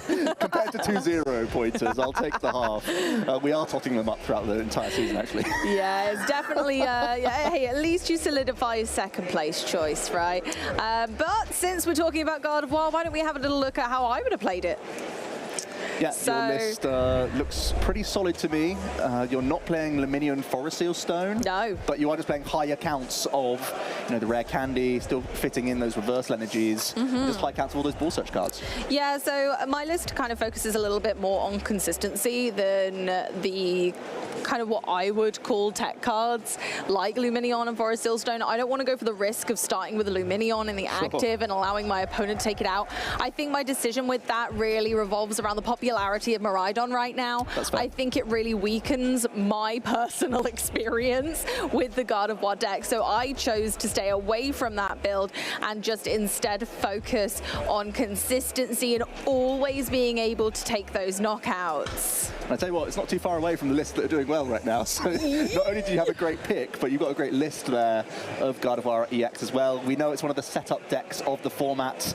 You've gone for Quad Refinement over the Mirage Step. Do you want to talk about that one a little bit? Again, I just really enjoy the consistency. I think sometimes when you're going for those larger knockouts, especially Charizard, which can be a silly tough matchup, I think it's really important that I am able to get to those higher damage counts. So getting my energy in the discard pile is so crucial. So skipping them over the Mirage Step Curlier allows me to double down on the consistency of being always able to refine an energy. Yeah, definitely makes sense. Just have that cycle. Oftentimes it's like 6 in the early stages, you want to get into the discard pile, and then you want to get towards that 9 and even 10. Sometimes they all end up in there. Exactly. Just so you can reach with that Zacian V. So can't really discredit refinement. It's one of the strongest abilities that we have in the game for filtering through Psychic Energy and other cards. You know, the Battle VIP Pass, these have diminishing returns. Also that third copy of Fog Crystal, it's something I'm always trying to fit into my own list. I tell you what though, I gotta say, thinking about this matchup we're very likely to see next, I do think that God of War does struggle into it, especially a build like this. Unfortunately for me, it is troublesome, especially the single strike variant of the deck using those dark type attackers is really scary, especially those who have decided to put Yveltal in their deck, being another single prize Pokemon, can be rather troublesome. Yeah, one of God of War's main boasts is that it can have such a robust single prize board state, only having one EX in play at any one given time. But Lugia can actually do a very similar thing in this matchup where, seeing as though God of War damages their own Pokemon so much, the Archeops are actually great attackers, the Stonjourner can come in for only a couple of energy, and then at any point in the game there's a big boss's orders swing with that Yveltal. So that is definitely a dangerous one. It should be a really interesting top 4 game, I think. It really should. There's going to be a lot of to and fro. God of War has speed and consistency on their side, but it is a tough matchup into Archeops specifically because of the high HP and, you know, just being able to attack with those single prizes is so crucial. Yeah, I feel like it puts pressure on getting rare candies in the opening stages. Also, you now play 2 copies of Reversal Energy. Tord, actually a player still in the tournament as of right now, popularized the double copy of Reversal Energy, and that seems to be really handy into the V-Star matchups. And I feel like the Reversal could be a big swing in this game. If you can reach on those Lugias and get a one-hit KO, especially with Shining Arcana God of War, that could be huge. Now, Joe, I have some news for you. Yeah. I do have some news. It's Michael. Michael was able to win in the top 8 game. Was able to make their name as that God of War player, overtaking the absolute powerhouse Tord. That means we have Michael and Giancarlo as our top 4 feature match coming up very soon. We've just been talking about the matchup, and now we have the players as well. We're going to get them seated as soon as possible so you don't miss a moment of the action. But yeah, just going through again, oftentimes it's going to be a big coin flip as well involved, how you can get set up. Sometimes Lugia and God of War, they're both not pressurizing on the first turn, going second in the game. They're both trying to evolve into their Pokemon to unleash their main attackers. Even if they have basic attacking Pokemon, they require the support of evolutions more often than not to get into the game for that energy acceleration. Yeah, both decks take a couple of turns to set up. So in terms of speed and acceleration of the gameplay of the game, we should see a relatively ample pace. However, if one takes over the other, it can just snowball. Both these archetypes, they're quite sequence heavy actually. It can be the difference between a massive board and quite a weak one based on how you navigate your Mezagoza coin flips, your Capturing Aroma coin flips if you're Lugia, and we have on the God of War player side when to weave in Fog Crystal, Battle VIP Pass, that Celebrations Mew, even Radiant Greninja draws. So sequencing is crucial in the Pokemon trading card game. Let's hear a little bit more about that.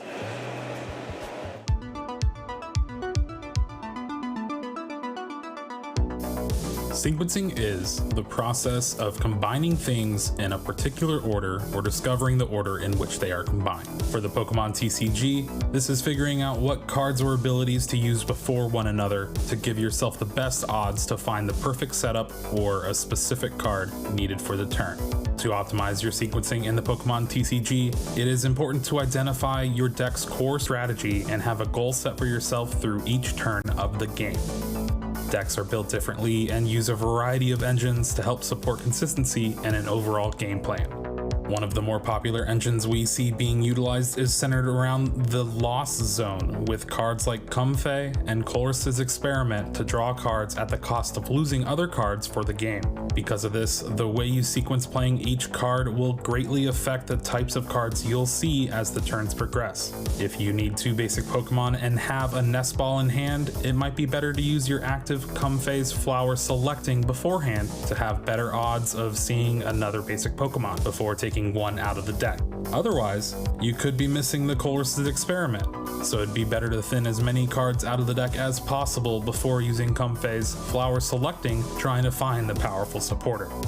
A deck like Lugia V-Star aims to get 2 Archeops in the discard as fast as possible to utilize the powerful Summoning Star V-Star ability. It's important to play search cards Mesagoza, Capturing Aroma, and Great Ball first in a turn over cards like Nest Ball and Ultra Ball because their effects are not guaranteed, thus giving you the most amount of information possible before committing to a play.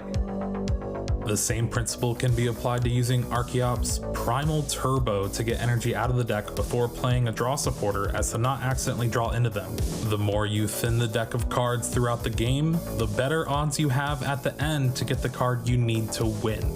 Kyogre's Aqua Storm is a very risky attack to try and accomplish early on in a game, but when paired with the Lost Zone engine, you are able to get the deck to nearly 0 cards to where it is guaranteed to take massive knockouts. You play cards like Energy Recycler and Mirage Gate to stack your deck with energy and power up Kyogre, but to get to that point you have to sequence your plays perfectly. As long as there is a way for you to win the game, you should always play to your outs. Sometimes it is out of your hands and you are forced to see if the other player can finish the game. Just try and make it as hard as possible for them to accomplish their goal.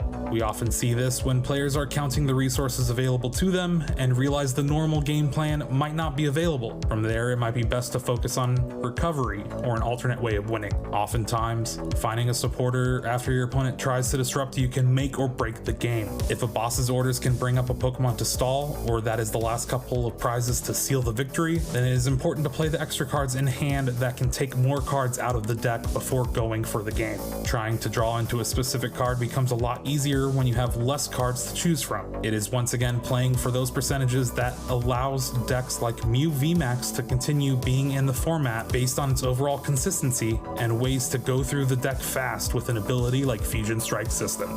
There are bad draws here and there, but if you try to sequence your plays in a way to minimize the amount of luck, the better you have a chance at winning your next game. Proper sequencing helps take your game to the next level. It's a battle of knowledge, as the more information you have before making a play allows you to find the best possible play available on your way to become a champion.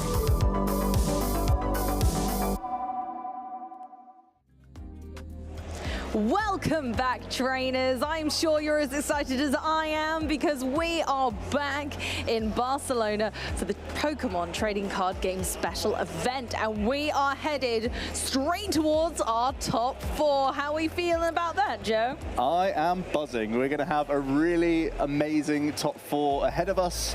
We have Gardevoir up against Lugia, and we're going to waste no time because it looks like the players are getting set up for the game, and it's going to be a really interesting one to watch. Both these players have had a little bit of success here and there. Only a little. A couple of placements, but this one seems to dwarf everything else up to now. Oh, absolutely. And I'm sure they'll go down in history for this one, no matter what. I am very excited to see what both of them are going to bring to the table and how they have mastered their decks for this matchup. Both very prominent decks in the meta, not to be ignored or forgotten. Let's see how we go.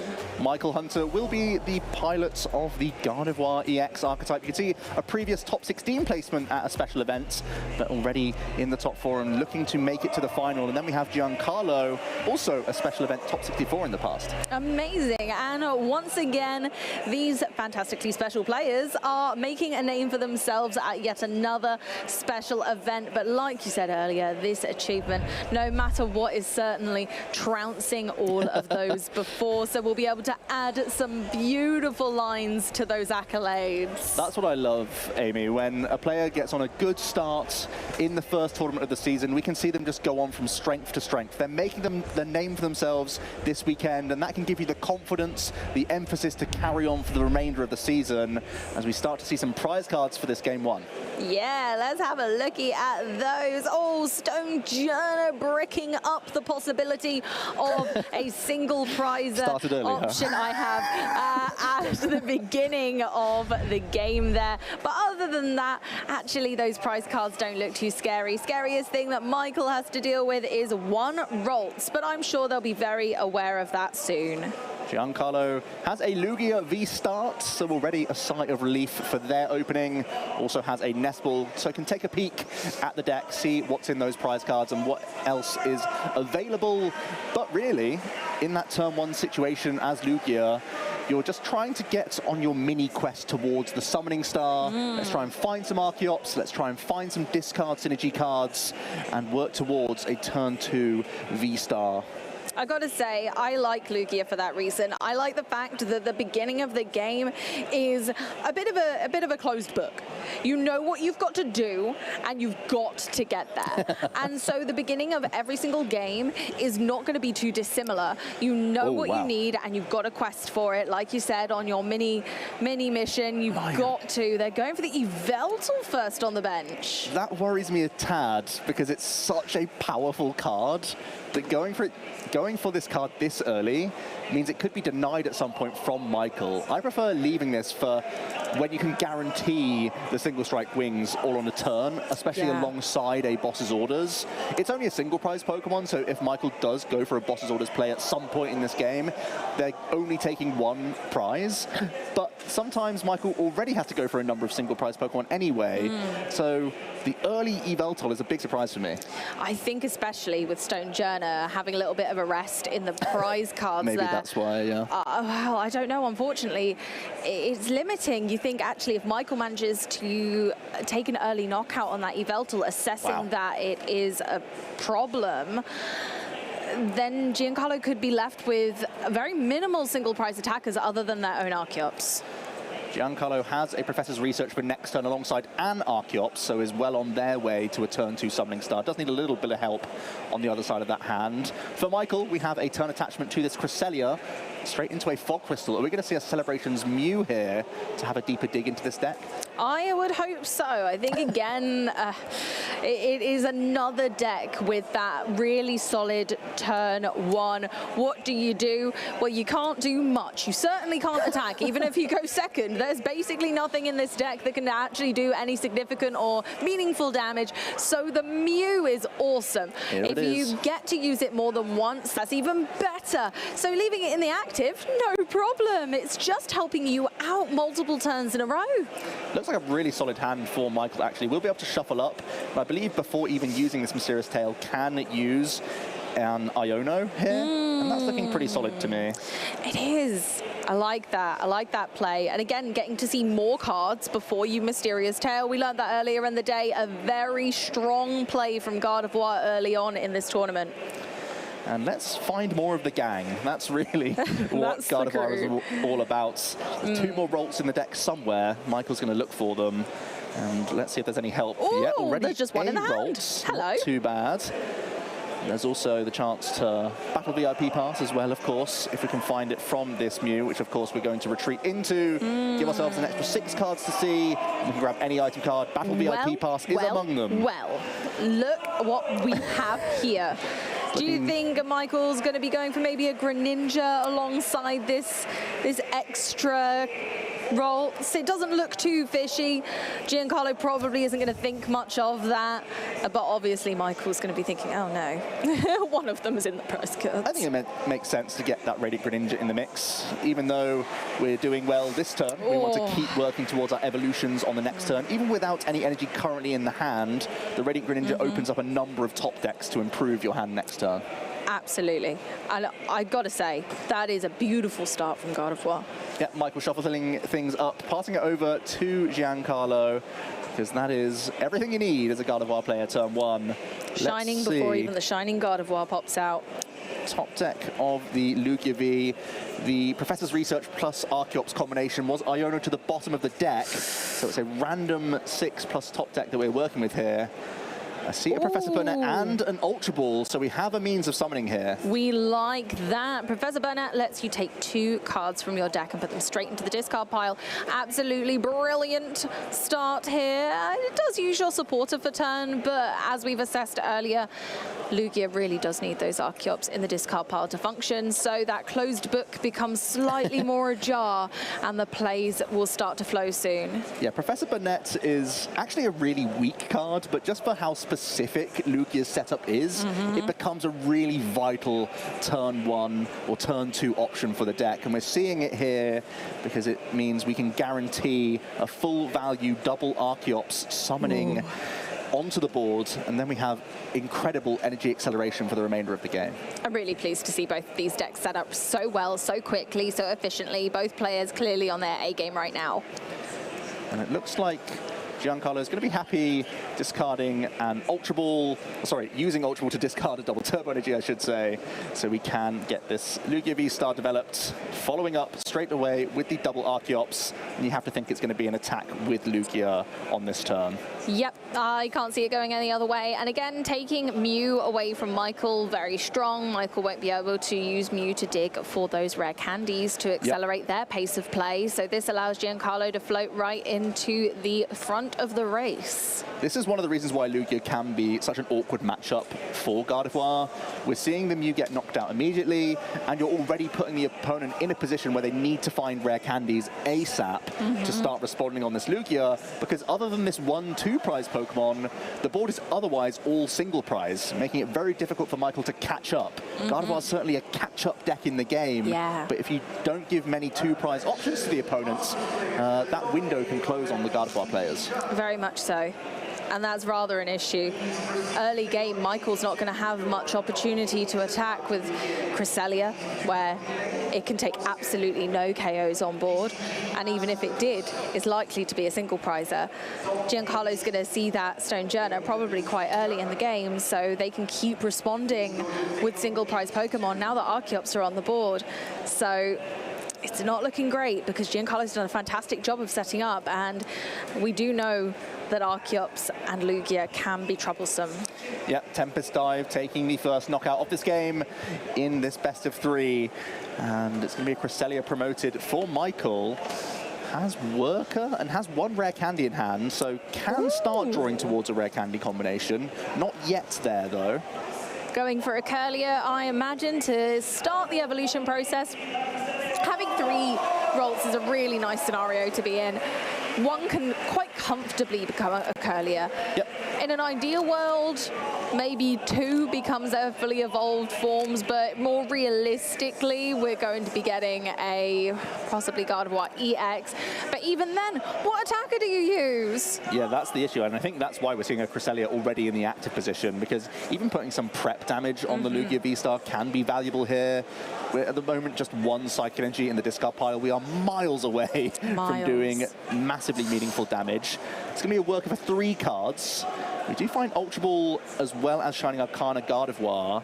If you're not going to launch an attack that's that meaningful, you could just retain a single prize board state here and draw as much as possible with more Curlier and even candying into Shining Arcana here, which is what we're seeing. Yeah, I think that would be my play in this scenario. I think I would candy go for the Shining Arcana instead, maybe just try and get some energy on the board, or choose to take it to hand to Greninja it. We're seeing the Ultra Ball, though. That means the Zacian is being spied for a discard. There's also Boss's Orders currently in the hand. Michael might want to keep hold of that because it's so important to deal with this Yveltal at some point. It is. Well, support of the turn's already been used, and wow, that must have been a tricky decision. Yeah, the hand was actually really powerful. You can see why Michael wanted to hold on to the Boss's Orders. It may even get pitched now with some more refinements, but no easy choice there. Still holding on to rare candy pieces that could be drawn into. Really wants to find some Psych Energy to unlock this hand. Yeah, massively. Wow, but rare candy hitting the discard pile here with the first refinement. Okay, I think it's quite clear that Michael's going for the slow and steady approach. I think all of these rolls are intending to become Curlier this turn and then go and try and make the big comeback next turn. They will catch up if they manage to one-hit KO the Lugia V, as long as Giancarlo takes a single prize, which at the moment they're being forced to. But where the Psychic Energy at? We really need to start seeing some of those. Super Rod. God, oh my gosh, already. Yeah, recycling 3 Pokemon already. And maybe, wow, yeah, no real reason to Ultra Ball here. Just going to shuffle up, and that's going to be the turn here for Michael. I think they've got one more refinement. Oh, that's right. You're correct. But it's not quite going dandy. I hope they see an energy off this refinement so that Greninja can then kind of combo with that. They've already played a supporter for turn. Worker was at the beginning of the turn. So they can't Iono, but they can. They can still so refinement, valuable. but like all of these cards are so powerful. They're really important. The Ultra Ball is helping you get towards an EX next turn. You actually might have to get rid of the Iono that you just thought about playing. I think the boss might be going. Yeah, we do have recovery for supporters in the deck. Does find a Psychic, so we can see 2 more from conceal cards now. What else? Battle VIP and something. Even if it's not great cards right now, just banking more Psych Energy is so important right now. Oh, they're going to go for the Curlier off the Ultra Ball. I think they are because they did draw into a Gardevoir EX, so they don't need that to search the EX anymore. So I think they're thinking, okay, actually, this is probably more important that I just get a Curlier, or they're going to go for the Mew. Yeah, Mew also a decent option. Can very good option. Give up this Cresselia for no value. Just leave it as the least helpful Pokemon right now for Michael, and just then go back into Mew next turn. This is a big window for Giancarlo, as they have been unpressured. This Lugia is looking still pretty happy, and with the state of things, you know, taking another prize at this stage. There's still only a couple of Psych Energy in the discard pile. You've still got to feel that you're in a pretty good position for this Lugia to stick around, possibly for another turn. You're quite correct. Michael has a long way to go. Giancarlo has set up this board spectacularly. Lugia has taken no damage so far.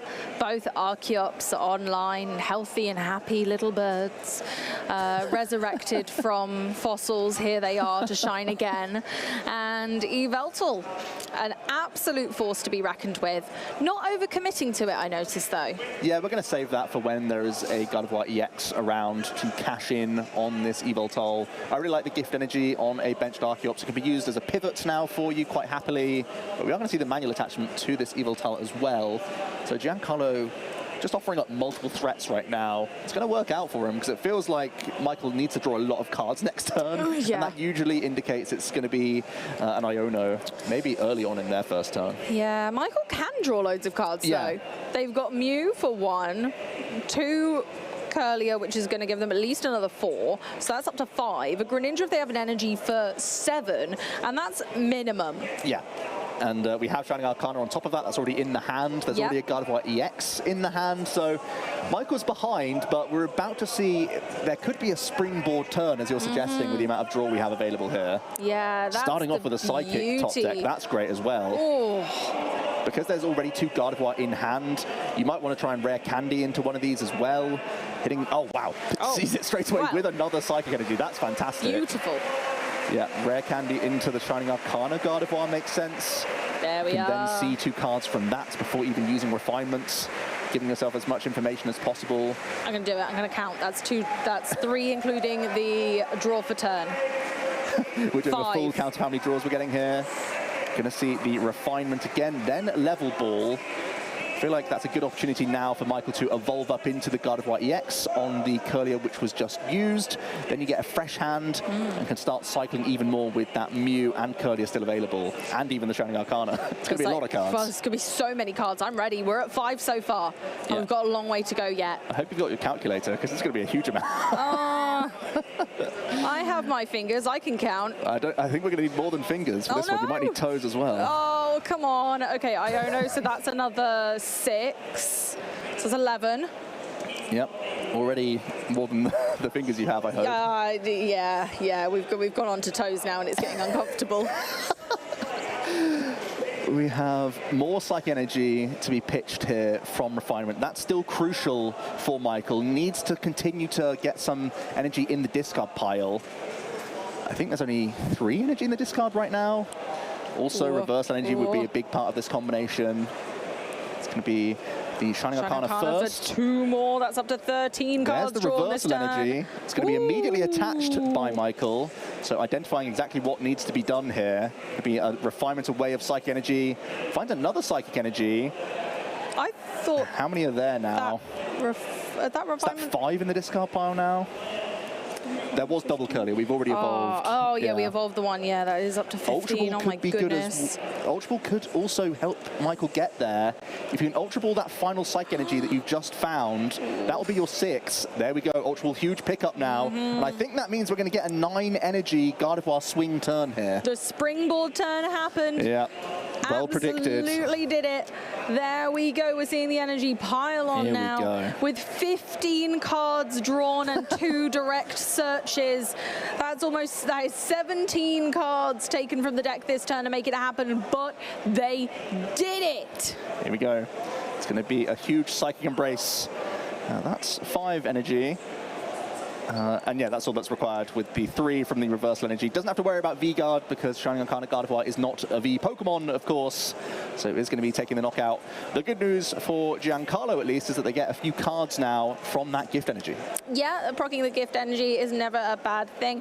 Gives them a bit of a reward for having to put that Pokemon in the discard pile, which always feels a little bit nice when your opponent's just had a big turn.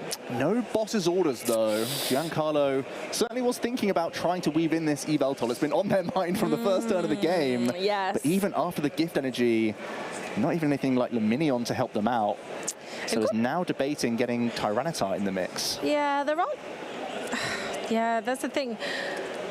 There's no way to get the supporter that they really want right now. Correct. They can get ready for next time, but that's not particularly useful right now, and putting the Tyranitar down does risk this board state no longer being single prizer friendly. And I think that means it might be a Speed Wing response. If you're forced through a single prize Pokemon, let it be Archeops, let your single strike Pokemon load up and stay powerful in the back. Yeah, and again, that's a really good reason not to overcommit to the Yveltal, making sure that you have enough single strike energy to make the Tyranitar effective as well. I think that's what we're seeing. We might even see the Tyranitar still attack this turn. Maybe. Even getting a couple of discards from the top of Michael's deck could harm the resources as well. Yeah, massively. Michael needs like super rods to be able to come back from big KOs. They're going to need possibly another Gardevoir EX at some point in the game if that Yveltal is successful with its devious plan. With Jet Energy in hand, yep, looks like it's actually going to be Tyranitar getting into the action. Ooh, I love a good Jet Energy. Giancarlo trying to keep their Archeops protected on the bench, and it's a big Iono. Look how many cards Michael had. He's having a great look at how many cards he had access to, because it's always good to keep an eye on what you can't find, especially because Gardevoir has so many means of resetting the deck. Yes. Sometimes it's worth drawing before using ball search cards, or any ways to reset. Sometimes the cards you don't have in hand are best staying at the bottom. Absolutely. Checking what those were, whether you need them right now, so whether you're going to, let's say, Mysterious Tell Mew before you start refinementing so that you get to shuffle the deck, or using a Stadium to let you shuffle the deck like Artisan, even just to do exactly that, can be a huge advantage if you're like, oh no, I really did need all of that. But if you don't, leave it at the bottom, it's fine. Giancarlo capturing Aroma, gets the tail, so can put a Luminion V in hand for the following turn. That's going to open up a number of players and really put the fear in Michael. But he has already been forced into 2 multi-prize Pokemon onto this board. It is going to be a knockout and milling 2 cards. Let's see what they are. Be some key resources. Reversal Energy is big, and the second copy of Boss's Orders. That's a big hit from the Tyranitar V. Huge! Taking away a big modifier in the reversal energy this game, and also a Boss's Orders, so that Yveltal might not get dealt with in the most ideal way. Yeah, now Michael has to find the 1 copy of Palpad, then recycle his Boss's Orders, and then draw back into those Boss's Orders, and that's a pretty daunting task. There were lots of and thens. Yeah, and then, because which means it's unlikely. Right. It's a process, and it's gonna take a minute. Unless the draws are incredibly favorable, and I've seen it happen, it's not impossible, especially with a thinned deck, as Michael is meticulously planning currently, I imagine. Yeah, we see the level ball fork earlier. I believe Michael still has that prized Ralts, so it's making his board a little bit weaker than he would like, I think, here. He's eyeing up which option to take first. It's going to be the Mysterious Tail before using Concealed Cards or Refinement, and that's a big miss. I think eyeing up Super Rod would have been big there, and the Pal Pad that we've already mentioned. Yeah, and again, both of those would have been huge. Mew's great. Mew being able to search out item cards, yes please. That's exactly what we need right now.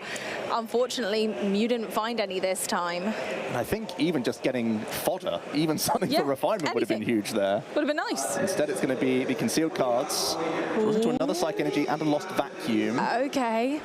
The field isn't too messy. No, the field isn't too messy right now. We don't need the Vacuum, but we do have an Energy, and that's always useful to put in the discard pile for Gardevoir. But we do have a lot in there already. I don't know whether it's worth it. This is a monster Refinement. We need to find a supporter card to see some fresh cards here. Too much. Or we need to work towards maybe a Zacian just for response KO here. Otherwise, I'm not seeing an easy way for Michael to actually get a knockout this turn. No, and similarly to myself, Michael does not run Luminium. Ooh, Boss's Orders, I think, was the pickup. No, a concession from Michael in this first game. Looks like wasn't able to launch any meaningful attack there. And that's going to be 1-0 for Giancarlo in our top 4. That was an incredible game and a brilliant showmanship of just how Lugia V-Star can perform into even a monstrous deck like Gardevoir, which we've seen has been incredibly high performing over the first part of the season here, and even just today has been incredibly high performing, getting 2 into our top 8.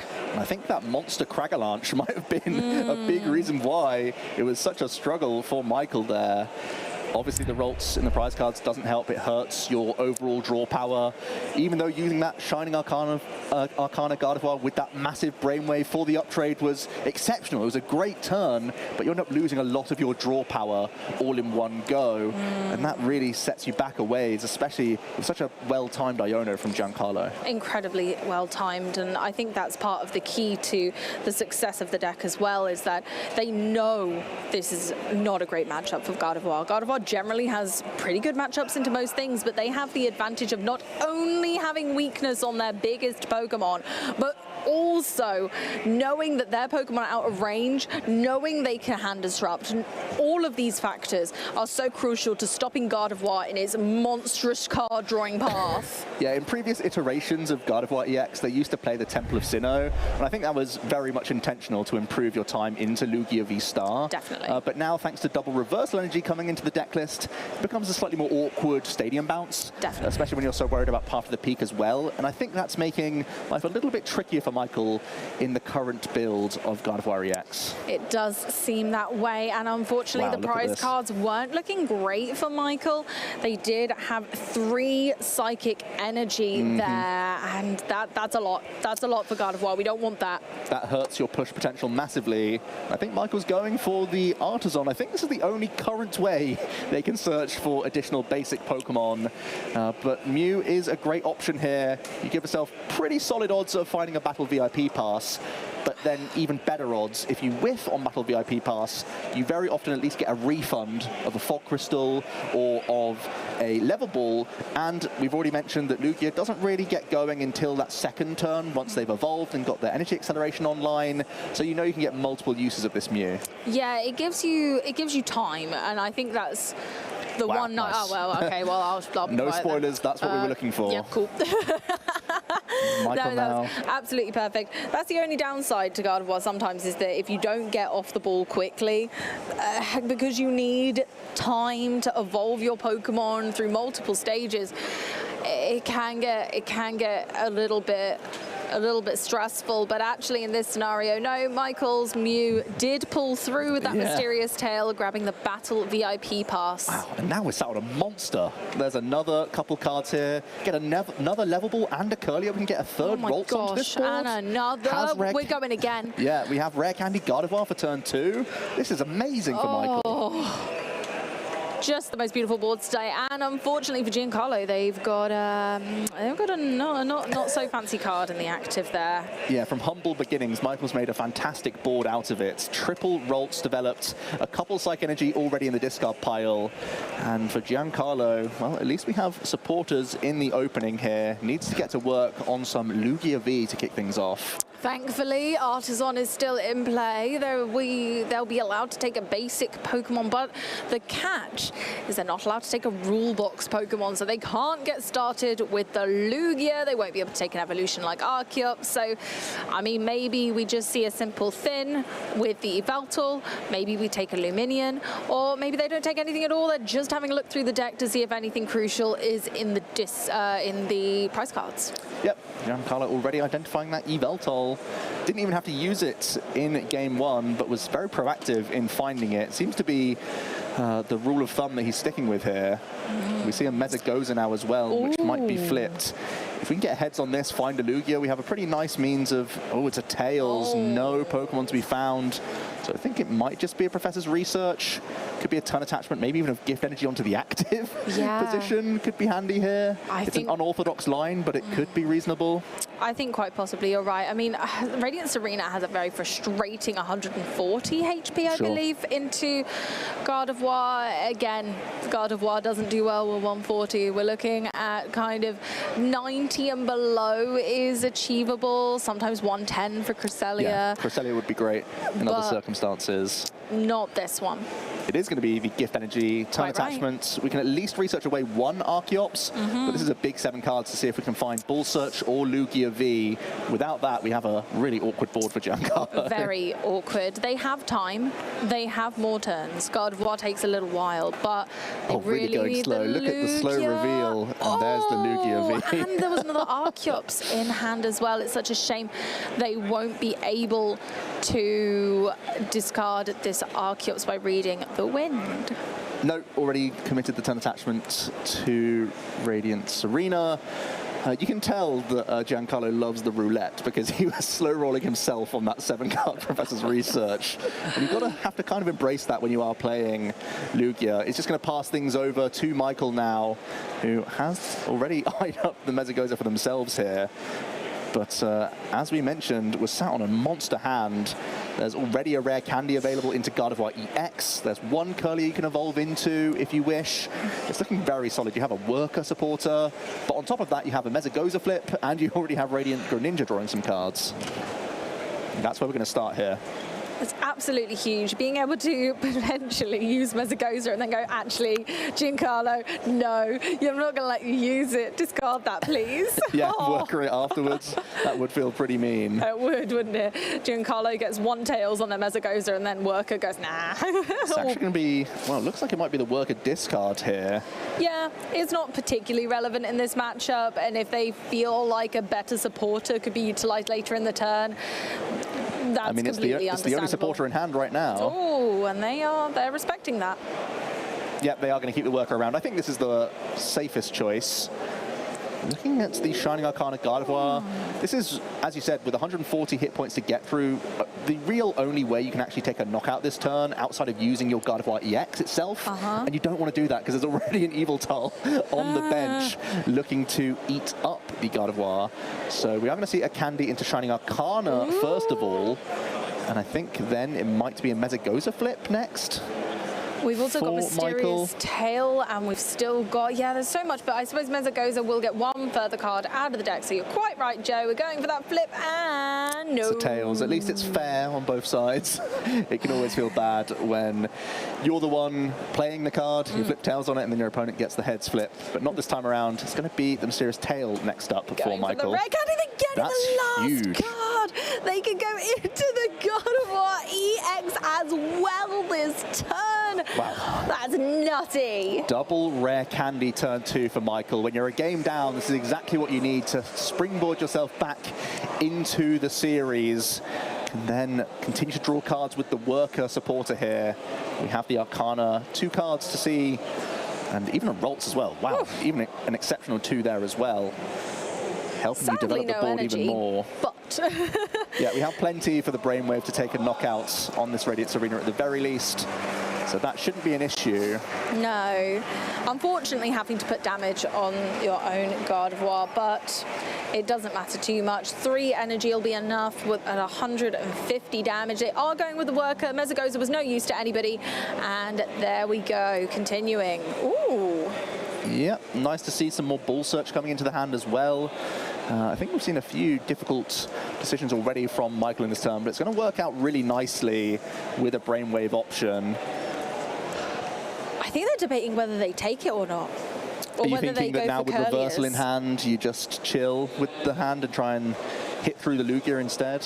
It's definitely something you can bear in mind. Yeah. It's always valuable to stay behind as Gardevoir to an extent. You could even go into another Shining Arcana. Yep, here we go. Yeah. I don't think it's a bad decision. You have the backup of Ultra Balls. You can always get another Curlier developed this turn. There's still one Rocks that's unevolved. So yeah, looks like taking the backseat approach rather than coming into the active too soon. I like it, not being... Oh, Another rare cat, my triple candy God. turn two. They can just do it. Why not? Oh my goodness. 3 Gardevoir full evolutions using rare candy. I mean, the only downside is that we're limiting the amount of psychic energy that can hit the discard pile. So is it worth it? It's a big question. It's going to be the reversal energy to the bench for Michael. Yeah. You've almost half revealed it by thinking about attaching, so you may as well attach it at that stage. And you're right, I think a slower approach here. Double Super Rod in the hand. Actually going to get rid of the Gardevoir EX here. I prefer keeping, I prefer this way round. Yeah. I'm going to get rid of a Super Rod instead. That's also fine. Keep the option to steal Gardevoir next turn. A little bit more likely now. I'm much happier with this slow and steady approach. They didn't take the knockout. They're protecting their assets on bench and allowing Giancarlo to take the lead if possible. And then if they just don't get set up, well, Michael can just run away with this. Yeah, Michael's setting the trap of that reversal energy, really putting it on Giancarlo to find a single prize attacker that can get through this Mew. You don't want to leave your Lugia in the active position, because even 280 hit points seems like a low threshold when there's already a reversal attached to a Brainwave Gardevoir. Indeed. So it is a little scary, and I think again it takes a boss target, because you're putting the emphasis on that Gardevoir specifically, possibly encouraging Giancarlo to burn a boss's orders on a single prize Pokemon, which isn't ideal. Yeah, only one Archeops, I believe, in the discard pile right now, so wants to try and continue to work towards a second one for the full value as well. So it looks like there won't be the option to boss's orders here. I think it's just Iono to draw some cards from Giancarlo, so no guarantees we'll have double Archeops this game. No, and that can be a big problem. Michael's deck, especially having the utilization of Cresselia, could take a couple of turns or even a boss's orders to take away the option of the fantastic energy acceleration abilities of Archeops. Yeah, it's really rough. Whenever you get just the one copy of Archeops in play, you've got to feel slightly bad for yourself, especially when you have that really chunky Radiant Serena still in the active position. Haven't found any Jet Energies yet. That could be another potential remedy for this board. Still getting an attack in with just one Archeops. But again, Jet Energy has to be attached from the hand. Yeah. By attaching before using Iono, you really need to find double Archeops to still launch an attack here. It is going to be the Iono. You could also just use the Tyranitar. Possibly that's why it was benched here. You could use one Archeops to get a single strike energy and another double turbo out the deck. And the downside of double turbo is cancelled out by the upside of the single strike energy, so you'd still deal the 60 damage, which you need for this Mew. Yeah, it's disheartening seeing that much energy on a Radiant Serena that's not grass. And I don't see a discard option for this Archeops. Now, this is the big decision, the big debate for Giancarlo. Pass and don't get Summoning Star, try and get full value next turn, or just take what you can now, go in with a Tyranitar, and try and take the first prize of this game. I think Giancarlo has to. I think they've surely got to Archeops, because what if Michael takes out that Lugia? What next? Well, is there any way that the Lugia can go down? I mean, we just saw Michael's last turn. I mean, that's true, but... You want to take those chances, Joe? The board's full. I don't think there's a way that the Lugia can go down. Regardless, it is the Summoning Star for the tempo. So we'll see the single strike energy double turbo combination, I have to imagine, for this Tyranitar. And we're going to see a Crackerlaunch again here. Oh no, eyeing up Gift Energy, so maybe still no attack being launched. And slowly powering up some of your V Pokemon on the bench. This is like a standoff. Really Who's is. going to attack first? It's a tough one. Coming up against Gardevoir, they have all the draw in the world. It's a tough standoff for me. It is. But they're both both not relenting. They're both going, no, I'm going to set up my board first, have this squishy Pokemon in the active. I'm going to leave it there and see, and you're going to respond at some point. And it's kind of like they're daring each other. You take the first knockout. Go on, go on. And I think Giancarlo will be the one to do this. A payment of retreats onto the Radiance Arena for a Cragalanche. Discarding the top 2 cards of our opponent's deck. It really helped him out in that game 1, removing some key resources. And this is essentially accepting that Michael can take a 2-prize knockout next turn. There's already reversal energy on board, so he's already expecting this. Captain Cragalanche goes for the Lost Vacuum and the boss's boss orders. again, the boss both times. Yeah, there is still the Power Pad, of course, but it's never nice. You always like to have the option of boss's orders in the hand whenever you can, especially when you're worried about that Yveltal at some point in the game. A reversal energy Gardevoir, unsurprisingly, is coming into the active position, and we have another Curlier. Michael is going to be drawing a ton of cards once again here. Here we go. Can draw 10 from abilities alone this turn. Oh my gosh. That is beautiful. That's the kind of standoff I like. We see some brainwaves coming in before anything else. We need those big brains in games like this.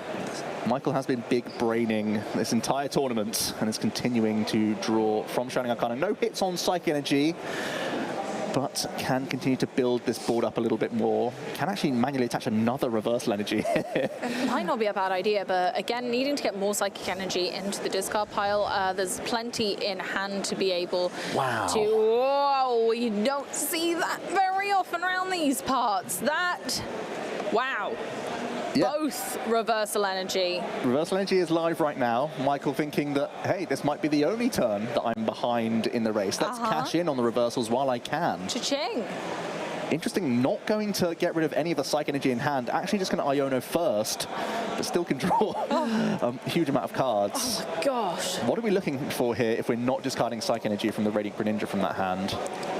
I honestly think Michael's not going to evolve an EX yet. I think he's holding off. You're thinking, yeah, just stick at the 1-prize board for now. Yeah, that makes sense. I'm kind of like, you know what, actually? I don't think he's going to go for it. I'm feeling like maybe we're not going to see the EX purposefully. Yeah, that's exactly what we're seeing. The single prize board state for another turn, really slowing down Giancarlo. If Michael's able to take 2 multi-prize knockouts, he's going to be well ahead in this prize race. And thanks to the double reversal energy, can retain a single prize board state. Yeah, an entirely single prize board state is incredibly impressive. Drawing that many cards allowed them to get both reversal energy, and it looks like we're going for... It looks like we're going for gold. Taking a double prize knockout on Tyranitar with Gardevoir's Brainwave attack with 6 energy attached, which aren't live anable, so now it's none.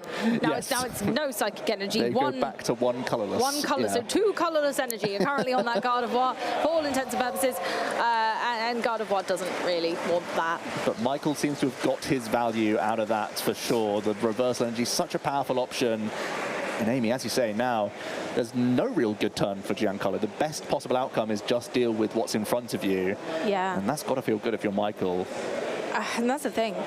Dealing with this is fine, but I don't know. It is almost, if possible, targeting a Curlier a better move here, because those reversal energy, as we said earlier, aren't likely to be live for the rest of the game now. Are they a threat?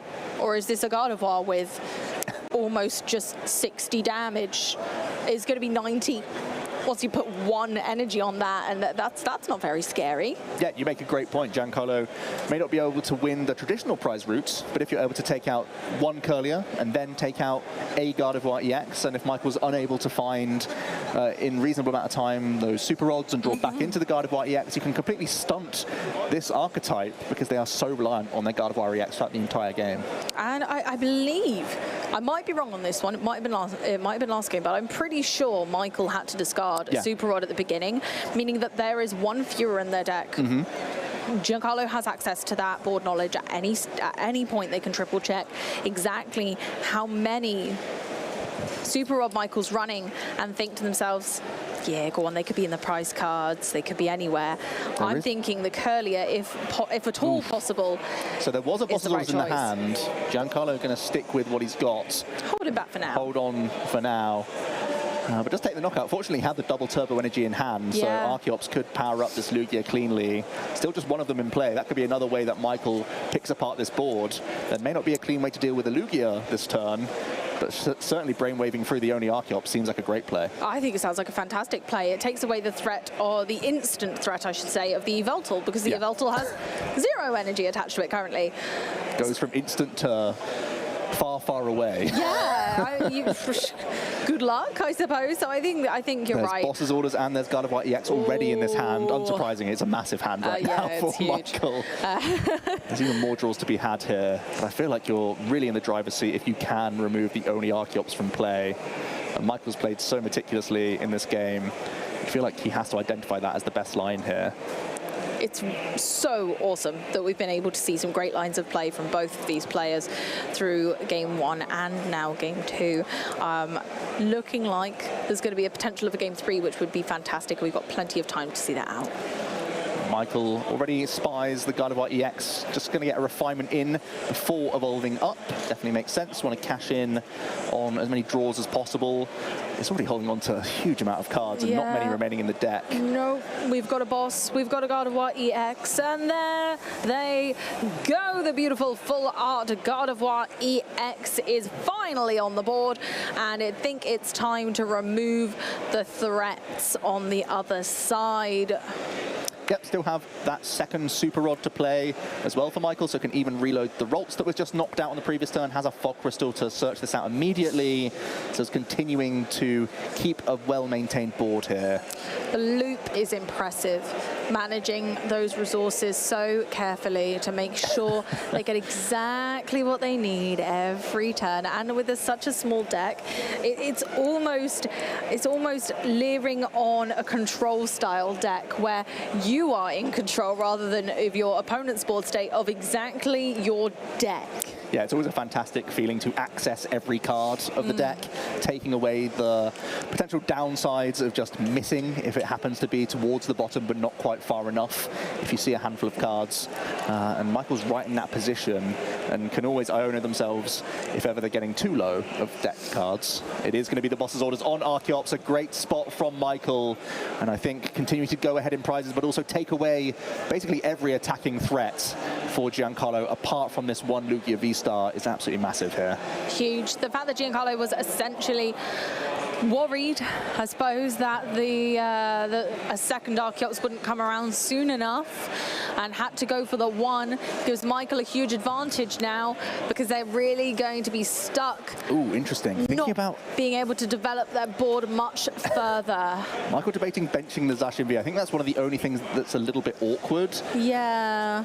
The Lugia could hit it for just 200 damage and then you're in that strange situation of not being able to embrace onto it. I much prefer holding it into the hand.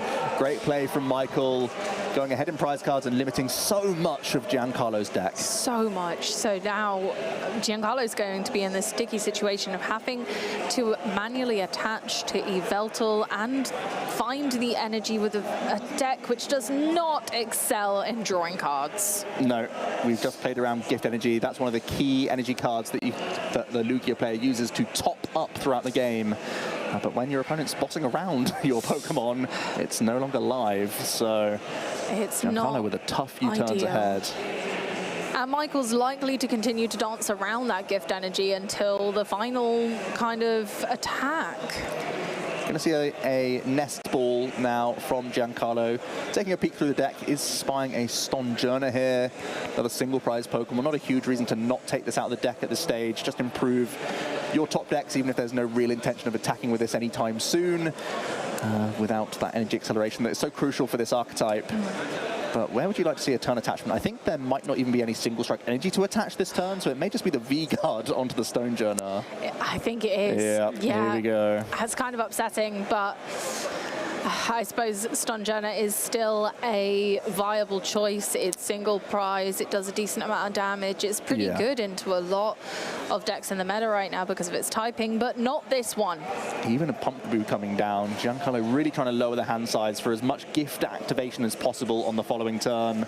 Will Tempest dive through Michael's God of War, leveling up the prize trade, putting themselves in a pretty awkward position in terms of that board state still. If Michael can find a means of knocking out this Lugia, he'll be just one KO away on any of these vulnerable single prizes from the game.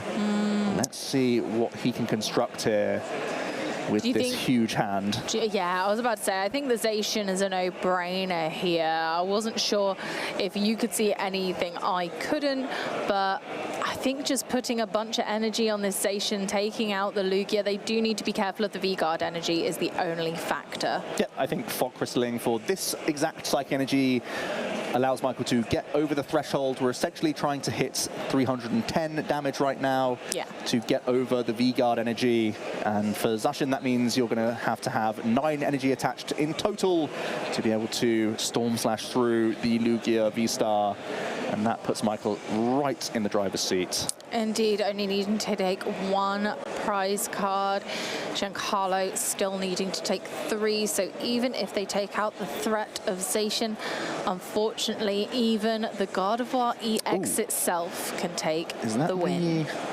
Okay, it looks like Michael will have to use the Iono this turn so that they are able to access the last few cards in the deck without decking themselves out here. It's going to be the refinement into this last Psychic Energy. Now, the risk with this play is, if you power up this Zacian, that's all your energy. Giancarlo could find a backdoor win condition of gusting up the Radiant Greninja and trapping it now. It is a concern. However, Michael does have a lot of energy in the prize cards, so they might well draw another one. That's true. Could find their way around this. They might be okay, but it's only a maybe. But even with all these energies committed, Michael would have to find 2 from the prize cards as well, 2 Psychic Energy. I know there are still some in there. But this is still a risk for Michael. Isn't going to play Iono, is just going to instead Pal Pad and get back Boss's Orders, a couple copies of them. Seems like a decent way of making your life a little easier. Then you can knock things out with Brainwave quite happily, or even use Gardevoir EX itself. It's going to be 1 Boss's Orders, 1 Iono. Also seems pretty reasonable. It's always so funny when there's a two card deck. I wonder if they'll get both of them. That's 9 Psychic Energy in the discard pile. It's going to be a fully loaded Zacian V here in order to Storm Slash for the knockouts. We don't really mind how much damage Zacian has left on them if they're going to be his 2-card deck, taking offering the cut as well. I always do. I always feel like it's respectful. There we go. All of that energy piling onto Zacian to take out the Lugia V-Star. Now, if Giancarlo checks the discard pile, he can see that there's only, well, there's 2 reverse energy already in there. There's 9 committed to the Zacian, and traditional Gardevoir lists play 10 basic Psychic Energy. So there could easily be a Boss's Orders backdoor win condition on a Gardevoir EX here. And there is Boss's Orders in hand, so Giancarlo really has to think about this turn. It could all be over if he can scout the resources. It very much could. We'll have to see. Again, Giancarlo's deck does not. This is exactly what I like to see. Benefit. Check that discard pile. 9 on the Zacian. You're behind on prize cards. You don't have an easy way. Your opponent has a very easy response KO if you just go for the knockout on Zacian. This is the time to think about alternative win conditions. And Giancarlo may be looking at gusting up Gardevoir EX here to put himself in the final. Quite possibly. I believe, yeah, that's both Super Odds and both Reversal Energy in the discard pile. Boss's Orders on Gardevoir EX will win the game here, as long as we're keeping track of resources correctly. There's the single strike energy onto Stonjourner. Here it is. Is it going to be the Boss's Orders onto Gardevoir EX? Has Michael overcommitted here? I feel like they... I don't know. Oh, it's going to be the Radiant Greninja. That means it's only 1 energy to retreat, and Michael might have taken that from prize cards. He did take it from the prize cards. Oh, no. It could have been the Gardevoir. No! But it's just the Psychic Energy, so it is going to be a game 3 here. So close for Giancarlo, but Michael still in the tournament, still with a great chance to put himself in the final here. That was massive, yeah. If they'd have taken the time to count the energy thoroughly and properly worked out exactly how much energy Michael had access to, maybe if they'd have gone for that Gardevoir instead. I think because Collapse Stadium may have still been available, that there could have been a collapse of the Zacian, and then you can reattach to the Gardevoir. Yeah, so I don't risky. hate the choice, actually, from Giancarlo. It's trying to play around things when I have caster vision and Giancarlo doesn't. So I don't believe the Collapse Stadium was played that game. So no, I it still feels like the Greninja was it. probably the right choice from where Giancarlo was sitting. We've certainly seen wins in the past from poor Greninja getting stuck in the active, where Psychic Embrace only accelerates energy to Psychic-type Pokemon. Right. So even if you would have got rid of the Zacian with a Collapse Stadium, Greninja would still be stuck. Yep, and we're getting into game 3 then in top 4. Doesn't get much better than this. We've had really interesting back and forth gameplay. Giancarlo only able to summon for 1 Archeops that game and still made a really good fist of it. Still had very real win conditions on the table on that last turn. 1000%. They could have taken that 2-0, but thankfully we get to enjoy another game and see just who manages to pull ahead. Which one of these players will be making it into the final of the first European special event of the season and getting a whole heap of championship points? They've already done so well to get here, but it's coming down to this. Will they progress in the tournament? It's going to be a Mew lead for Michael. The pressure is on, and those price Triple cards Ultra Ball. it's not great. It's not great. You don't want to see that. They run 2 Luminion, so I suppose that's okay. But then typically the Ultra Ball would be used to search for Luminion or Archeops or Lugia V-Star. Having 3 of them in the prize cards. We see an early tail split from the Capturing Aroma. That means we have to go into the deck for a basic Pokemon. Not necessarily the worst thing for Giancarlo. We've seen trying to weave in the Stonejourner and the Yveltal already in this series, so it's quite happy to thin the deck and also just take a peek as well. It's not, it's certainly not a bad thing to take a peek, especially when both players are slightly reliant on their prize cards not being too awful, and it certainly could be worse. So in this scenario, just seeing what they've got, seeing what's available, and unfortunately for Giancarlo, the Capturing Aroma coin flips are going to be essential. Lugia players know that this is the best and worst parts about the archetype. These coin flips really dictate how your opening first turns look, and finding basic Pokemon in this situation is far worse than finding those evolutions. Indeed, so we'll have to see. Just a Lugia V to the hand by the looks of things. Already has Luminion in the hand. Look at that, was holding on to their last Ultra Ball. The other 3 are prize, so it would have been insane to start finding some Archeops. Now it's a much more foggy route towards a turn 2 Summoning Star. Could go for holding this Ultra Ball, Luminion for Professor Burnett. That would be the only means of doing it, but you need to keep your hand in order for that to work out. I honestly think it's quite a lucky hand. Having the access to that Professor Burnett is huge, considering 1 Luminion is already in the prize cards and 3 Ultra Ball. Passing things over then, and it's a top deck of Battle VIP pass for Michael. Not too shabby, even able to lead with their Celebrations Mew. So we'll have even more access to the deck for more item cards, and potentially more Battle VIP pass. For now, going to be spying 2 Rolts to get the ball rolling. We've seen very often now, Gardevoir is looking to go as wide as possible on the board. It wants to refine, it wants to find their Stage 2 Pokemon as well, and you need to start off with a little basic. So it's going to be all about these item cards in the opening turn. It sure will. This is an absolutely phenomenal start for both players. We're going to have a proper Game 3 tussle. And you love to see it. It's going to just shuffle up from Michael. I'm not sure if they actually have Iono in hand. If they do, it could be a real problem for Giancarlo, because they'll be losing that very strong hand. They will, and if they do lose that strong hand, can they make a comeback? It's going to be a Mysterious Tail from this Mew. So far, Ultra Ball is looking like the best target to take here, and that's going to come to the hand. It's not ideal, just for some discards, but there is Iono, so there is the option for Michael to deny this turn 2 guaranteed Summoning Star for full value. It's going to be so difficult to get it as well with the Luminion at the bottom of the deck, and the Ultra Ball at the bottom of the deck. Getting those Archeops in the discard pile, unless they draw naturally into the Burnett, is looking like it is slim pickings. We have a really nice Fog Crystal getting rid of Psych Energy as well as Manaphy. That seems like a really handy discard. You're going to see a level ball for third roll. So even before this Iono, once again, Michael's found a really excellent turn one, but could be seeing even more on the other side of this Iono for 6 fresh cards. It's never a bad thing, getting ready for the next turn. And again, if the current cards in hand, which, to be fair, don't look very useful right now in reversal energy, they can go to the bottom for now. We're going to stash those for later. A great place to put Super Rod. Certainly a late game card. Draws into their other reversal energy and another Battle VIP pass. Keep going! Yep, looking really good for next turn. There go it is. again with Battle VIP pass. How often do you see the Gardevoir players go as wide as possible on the opening turn?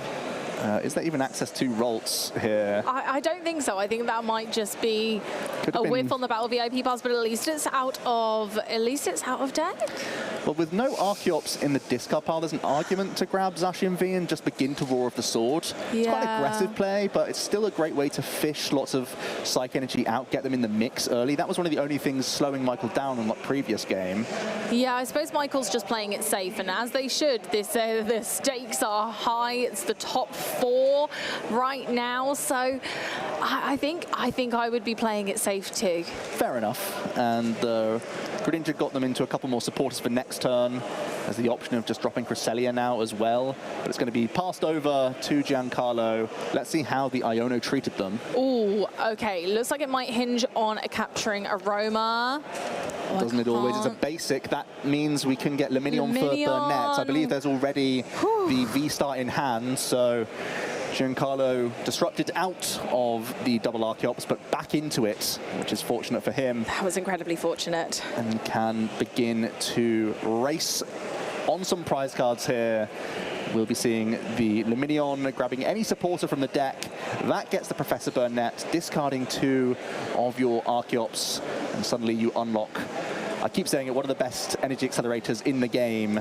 So versatile to have these Archeops around. So many different attackers can be burst on the scene all in one go. I think the only other accelerator that can rival Archeops is actually the other side of the board, the Gardevoir EX deck. Yeah, you're quite right. I think these 2 decks are seeing who's going to be victorious from the typical energy acceleration champions. Yeah, Primal Turboing always puts the go fast into the energy acceleration of the deck. They're going ahead and kicking that off with the first couple, going on to Lugia V-Star, so they can take an early lead, presumably. Yep, definitely makes a ton of sense to power up the Lugia to attack with. There is a Tyranitar in the hand, but also preloading even one of these Pokemon to retreat could be pretty handy, or starting to get a couple of these single strike energy in the mix really just sets a lot of pressure on Michael to deal with this single prize Yveltal. Yeah, so they've definitely set the tone of this game well. Both players are playing seriously. They've got their A game. They've both set up. I think this could be dangerous. It's what you want to see in Game 3. Both players getting well established on the board. Yes. And we're going to see both these decks at full power. And we'll see which one comes out on top. It's going to be Giancarlo going ahead in this prize race, just debating that Tyranitar V. It does eventually come into play, plus a turn attachment of gift energy coming in as well. Getting that ready to rumble. We've seen it a couple of times in this series. And it is going to possibly get in the mix again at some point. It's certainly on Giancarlo's list of attacking threats. So over to Michael then. How many rare candies can we spy? Oh my goodness. And what else can we construct here? Oh, I spy my little eye. No rare candies yet. Nothing yet. There is Curlia right now. There is that reversal energy. Actually, a couple Curlia. We're not mad at a couple Curlia. Again, it gets things going. Refinementing away Cresselia, it's not particularly massive in this matchup. And if it is needed later, it can always be super rodded back into the deck. Straight into Psychic Energy, so we can then go with Radiant Greninja for the concealed cards. We have Ultra Ball now. I think it is just Rare Candy, the missing piece. And Michael has to debate, should I just evolve into another Curlia at this stage, knowing that I'm not going to get a knockout this turn onto the Lugia, and just try and develop my board as much as possible. And here we are, we're seeing the second evolution. and that means it's really difficult to deal with Lugia this turn. Yeah, it really locks up their options and leaves the Lugia in its full capacity right in front of them. It's the shame of not having access to Mew for a second turn. They've gone for the Mirage step earlier. I like this play. Yep, I think it's actually a really decent option. If you can't deal meaningful damage, let me just develop my board that little bit more. And even with just one Refinement Curlier, it's basically getting a refund with this attack. We're going to see a shuffle up, though, from Michael. He does have the option to Iono, but actually holding on to Reversal Energy Iono sounds really powerful for me next turn. Oh, I think it really is. Knowing that they're going to be able to Refinement, possibly concealed cards, and then attach and Iono, huge. Yeah, what a sneaky play from Michael. Do you think with a couple Refinement already on the board that this wouldn't have been a line? But he's got it in his sights, and it's a great way to retain a really solid board state and give yourself a springboard for next turn. Again, one of those fabled 15 or so card turns that Gardevoir can sometimes have. Yeah, that it's very capable of. And now Giancarlo just has the task of getting the next attacker ready. Oh, they're jet energying. Yeah. Jetting into the active position, getting some more energy on with the Primal Turbo here, trying to Cragalaunch some resources away, possibly. Oh, I from like Michael. that. I think the Cragalaunch is it's very Lugia. It's very coin flip, isn't it? It's do I get rid of... I mean, most cards, obviously, in Gardevoir are useful, but there's also a bit of a risk. What if Psychic Energy ends up in the discard pile? But every now and then, a Cragalaunch can go haywire. It can. The Gardevoir player losing a Super Rod, losing a Gardevoir piece. These can be absolutely massive. And we are going to see the Iono. That's a really incredible choice from Giancarlo.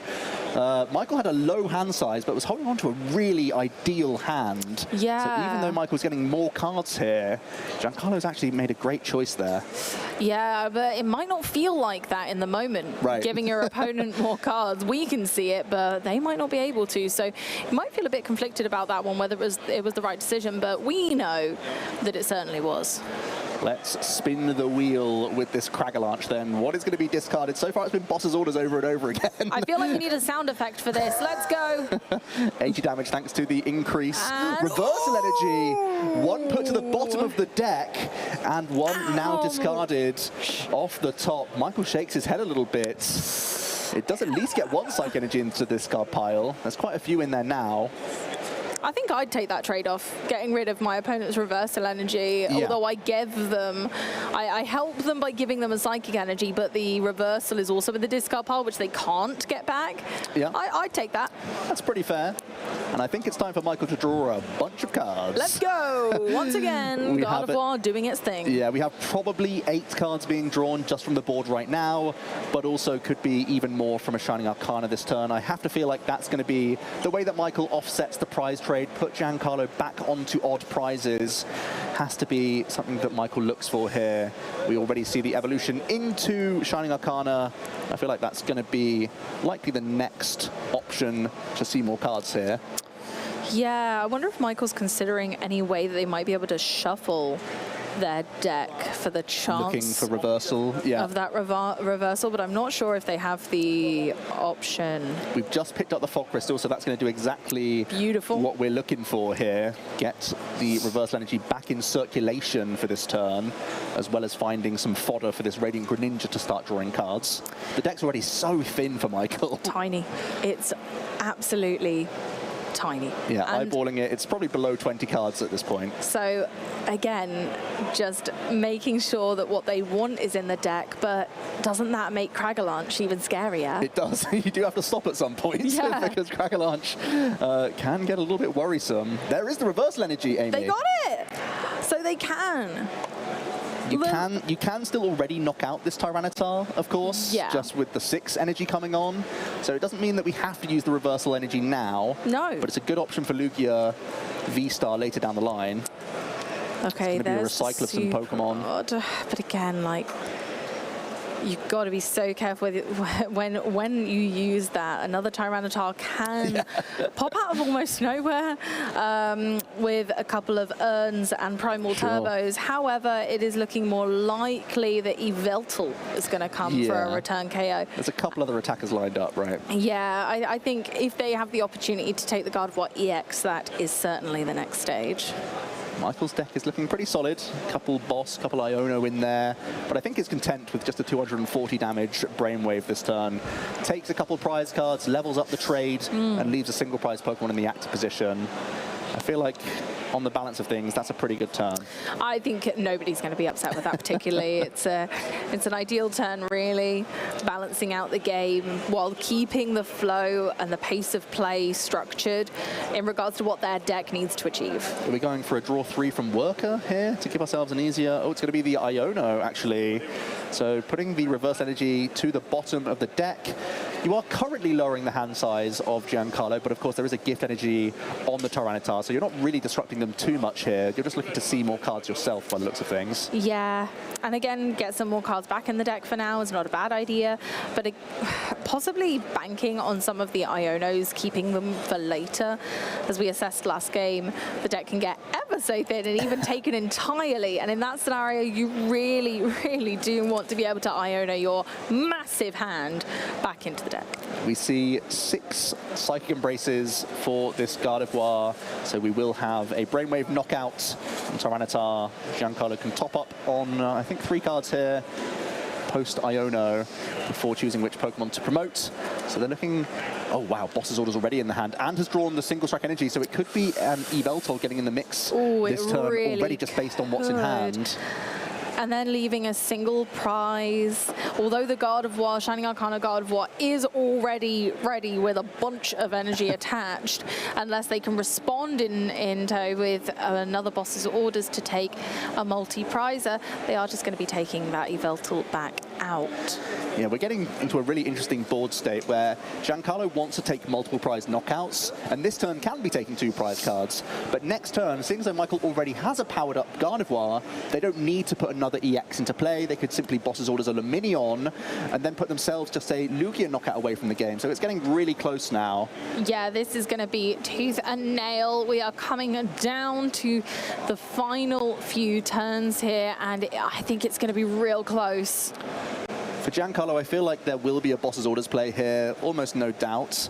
But then it's also trying to work in your next Tyranitar to threaten the potential next Gardevoir EX. The alternative that could be also really handy here is if you are able to collapse away your Luminion V and force Michael to find either hits from Shining Arcana or turn attachments and some heal plays or something like that to get through Giancarlo's Lugia V-Star. Yeah, Lugia V-Star is still there, present and ready. Oh, with another gift energy. Yeah. Again, because Lugia doesn't have that card draw that we'd love to see. So unfortunately, using and maybe overextending on a little bit of energy is worth it for the card draw alone. Yeah, definitely an argument for the Stonjourner to come down this turn. Then you could draw into that Collapse Stadium and make it as difficult as possible for Michael. I feel like that has to be the reason why we see Giancarlo shuffling up and not using this Nest Ball. We'll just have Here to it is, see the Stonjourner coming down. Yeah, I think it's Boss's a smart Orders thing to do. There it comes, the first Gardevoir EX knockout with the Yveltal. We wanted to see it last game, we didn't manage to, but now it's happened. Goodbye, Gardevoir EX. Single strike wings. Ooh. Just does 110 vanilla, but when you're buffing it with 3 single strike energy, that's plenty of damage to get through Gardevoir EX. Let's see how Michael can respond here. For me, I think, well, we already have Boss's Orders in hand, so it's going to be likely Boss's Orders Brainwave on the Luminion and set up as many Curlier as you can on the bench. Yeah, as long as they've got the resources to keep going in hand and just keeping the pace up, they might be okay. This might not be as tricky for them, especially with a thin deck, being able to draw cards still with now 2 Curlier and possibly Greninja. Yes, there is an energy in hand, so, But again, they want to let that energy go. Is it worth keeping in hand in case of needing to retreat the Grid Ninja like last game? Yeah, almost caught short last game, but it is going to be the boss's orders. I think this is really well identified by Michael, that this has to be the line you go for. You can win in 2 attacks here quite cleanly. You can also reduce your deck down even further if need be. Has to be a little bit aware of a potential Cragalanche, but could at least get a Shining Arcana in here pretty happily, I think. Well, and realistically, they're putting Giancarlo in a tricky situation where there's only single prizes out. They physically cannot win on their next turn. They can't do it. There are not multiple knockouts to be taken. So even if they take out the Shining Arcana Gardevoir, Giancarlo is still in the position of needing to take another KO, where Michael might just have the wiggle room to take out a final 2-prize attacker. Michael's drawn into the next boss's orders required to close out the game. Just gonna have a quick count. Don't want to be embarrassed by a Tyranitar backdoor play. Can Palpad the boss's orders back into the deck to protect yourself around Iono here? Definitely seems like a strong option. Close, unbelievably close game. Yeah, boss's orders going back in. I think Michael is very well prepped to close out here, but it's not all over for Giancarlo yet. Michael goes down to just 2 prize cards remaining, didn't even need to put an EX in play, so Giancarlo cannot win this turn, but can disrupt Michael and try and dodge a boss's orders plus Gardevoir EX plus Zacian play, more than likely. I really like putting the boss's orders back in deck. I think the timing there was essential, knowing that Giancarlo could choose to Iono, meaning that the cards in Michael's hand, including the boss's orders, would go to the bottom, and they have a greater chance of drawing the one that's in the deck off the top. I believe there is Iono in hand for Giancarlo. That's the best thing you can really do here. Try and just put your opponent on a lower hand size. There might be some hesitation based on how many cards are actually remaining in the deck, because you've seen a boss's orders be put back in. And if you Iono, even giving Michael 2 cards gets them closer to that boss, and with refinements, you can actually map out if they're guaranteed to hit boss's orders or not. It might be the better play for Giancarlo to not disrupt here, because you're actually getting them closer to the boss's orders that was cycled back into the deck. You know, any good Gardevoir player, once they've got their deck that thin, they know exactly what's in it. And depending on how many cards are left in that deck right this moment, it could be all that Michael needs, and just planned it that way. And he still has so much card draw on his board, which is unusual at this stage in the game for a Gardevoir player. And that's why we see players like Michael separating the best of the best and bringing his all, showing that they still can have that superior card draw, even closing out the game. Card draw, always a powerful card, always a powerful thing to do in the Pokemon trading card game, especially when Iono is in so many decks. When you're looking for combinations to close out the game, giving yourself that little bit of extra reach is just so vital. And once again, we're seeing it here. Michael needs a lot next turn, but we're both out here saying he's still got really good odds of doing that just because of how many cards he can see, even if there is any hand disruption coming in. We'll have to see whether Giancarlo decides to take that risk or not. Going to thin their own deck by taking the Pumpkaboo to hand. Can we Iono towards Collapse Stadium? Remove the Lugia? That's the only thing you can do here to deny Michael game next turn. Yeah, Michael has it otherwise. So they're just setting up as a just in case, putting kind of non-needed cards on the bench right now. They're not going to be utilized, but taking them out of deck can allow you to draw better when you're trying to Iono. So I think we are going to see the Iono incoming here, since they're putting the Radiant Serena and Double Turbo Energy on the board unnecessarily. It's only 2 cards, but if we can hit a Collapse Stadium here, Giancarlo could be back in the driver's seat. 2 big cards. Oh, I can't see them. It's an Archeops. Ooh. Oh, it's a Mesagoza, the wrong stadium. No, they hit the stadium, but it's not the correct one. What are we going to do? Well, I think we're just going to attack and hope that Michael can't reach the boss's orders that was power-padded back into the deck. Yep, or Gardevoir EX is going to be important we've got to find more than just boss's orders, you're right. So Michael has 2 cards. Let's see if we can get those perfect combo pieces, or whether they are now all at the bottom of the deck and unretrievable. Yeah, it's 2 with a massive asterisk. It's 2 where you can draw so many more next turn. Couple refinements, could be a concealed cards, could be a Shining Arcana. all working towards that end goal of either a Zacian, well, yeah, definitely a Zacian knockout. That's the way of reaching on a Lugia. So we would need, well, what are we needing? We're needing the EX at least. We're needing a Zacian, V. and we need to discard one more Psychic Energy, I believe, as well in the mix, and the Boss's Orders. So that is 4 cards. That's quite a lot. It's going to be the knockout. Oh, a pass.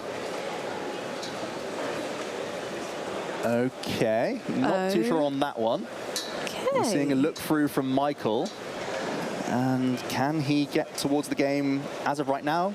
Probably a little bit more difficult, but when you're not giving up a prize card, it's not too worrying. You could just simply announce an attack here and be in the same position as last turn. Yeah, I mean, you might as well Shining Arcana, I suppose, but other than that, there's not much to be done. If they have the Boss's Orders and the Gardevoirs to take game this turn, I see no reason why not, right? That's a worker, not a boss. So, do we have it?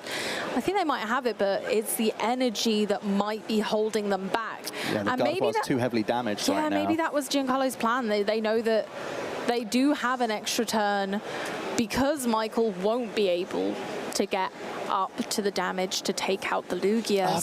The Collapse Ending was the very next card as well. Wow. Gift Energy now drawing back into it. Yeah, forcing Michael to go around the long way. Yeah, it certainly does do that. We were saying how Michael easily could win next turn, but by trapping all the energy on the Shining Arcana, this is a way to keep in the game for a turn, but the window is getting even smaller now to win. There's only single prize Pokemon in play. Michael didn't jump the gun and get any extra Pokemon down, so it's looking like he can take a knockout on anything now and close out this game 3.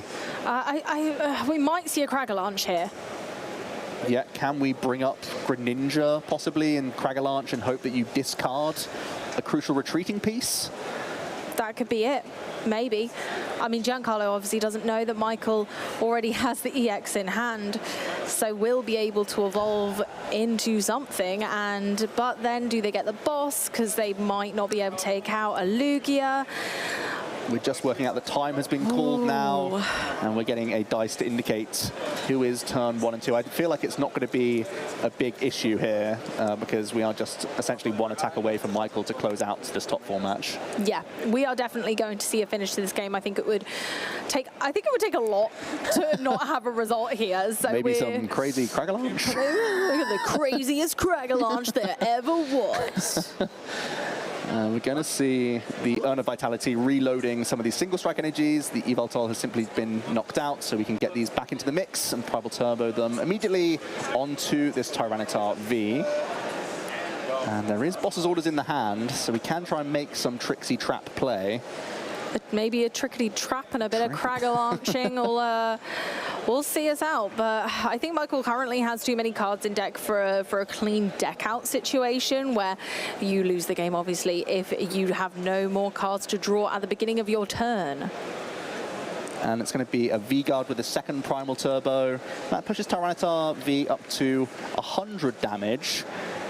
Ideally, if you could hit 120 onto the next Brainwave Gardevoir, because of course you don't hit for weakness on those Gardevoir. Yeah. Could have been a great way to actually try and trap the opponent, but it's going to be a payment of retreat now into the Tyranitar V, and I think it's panic stations for Giancarlo. Can he get rid of some key resources from the top of the deck, because he's going to need help this turn to stay in this game. We're going to need that Cragalanche jingle again. Here we go. Let's see if it's important. It's always a boss. Yeah. It's always a boss. Going to see a Collapse Stadium now. Boss is a lot less relevant now, in fairness. It's going to be the Stonejourner. Oh, no, it's going to be the Radiant Serena. No, oh, no, we're dancing. Here we go. Oh, it's there going we to be go. the Stonejourner that goes in the end. Just so that you can't actually get something stuck. It's actually just going to go through the active position. So it is going to be a knockout. I think that means Michael should be safe. It doesn't matter what gets discarded at this stage. Tyranitar is vulnerable enough for simply Michael to evolve into the Gardevoir EX and can Brainwave for his last couple of prize cards. And that means Michael is heading to the final. Oh my goodness gracious, there it is. All the energy's on. The handshake has been had. And Gardevoir has triumphed over the adversary of Lugia. A really tough matchup, but Michael played it so well. Yeah, Michael and Giancarlo just discussing that a collapsed stadium could have been the difference. It was only 2 cards from the Iono, but it was 1 card away. We saw from the gift energy how close Giancarlo was to actually getting back into a winning position. Could have taken a single prize knockout whilst removing the Lugia V-Star from play. So it was actually a real nail-biter at the end there. So close, and that wraps up our top 4 match. That was beautiful. To and fro, nail-biting. We got to time, but finished the game, the best of 3. What more could we ask for? Yeah, Amy, I mean, we've seen a great display from God of War EX, and now it's in the final. You've made no secret of it being your favorite deck for the weekend, and you are getting proved right time and time again. And we have a fantastic pilot in Michael. He's knowing all the tricks here. I was super impressed by the Mirage step for 1 Curlier in that game 3. Very patient, looked like he couldn't make anything happen on that turn. Many players may have looked towards some Cresselia prep damage or some other attack there, but maintaining as many refinements as possible was the key to victory in that game. Even when he was getting hit with hand disruption, it wasn't slowing him down, made sure that he could still close out that game 3. I think it really goes to show why that Mirage Step Curly is in the deck. Much to my despair. Fine, Michael, you're it's a solid right. Card. It's a good card. It's been in and out of my deck. It has been hopping and skipping in and out. And okay, fine, Michael, you're right. Yeah, that's why he's the expert. He's in top 4 and I'm not. Yeah, what an impressive display there from Michael. And Gardevoir in another finals. Can it do it again? Or is it going to fall in the finals? I'm not yet sure which other matchup has concluded. If we have the result of that, we'll get it to you as soon as we can. But yeah, another Gardevoir EX final. Every time I see it on stream, it feels like they're the ones in the driver's seat because they're always holding on to a huge amount of cards. They can be behind the prize race, but there's just that turning point where you see 12 cards from all from abilities. They're using the best supporter they can at the right moment. They can limit the board to single prizes so well. It's such an impressive archetype. And I love single prize decks myself. I'm a real big fan of single prize decks in general, and Gardevoir always feels like a pseudo single prize deck because it utilizes so many as its primary attackers that it just feels like a single prize deck. Yeah, you have 1 or 2 multi-prizes, but they are helping the single prizes to be useful rather than being the big kind of attackers of the day themselves. They're happy standing on the bench and going, go on, off you trot. You've got this, buddy. Yeah, and commiserations for Giancarlo. Played so well to make it to the top 4. Lugia seemed like a great choice as well for the weekend. I know there was only 1 of them in the top 8,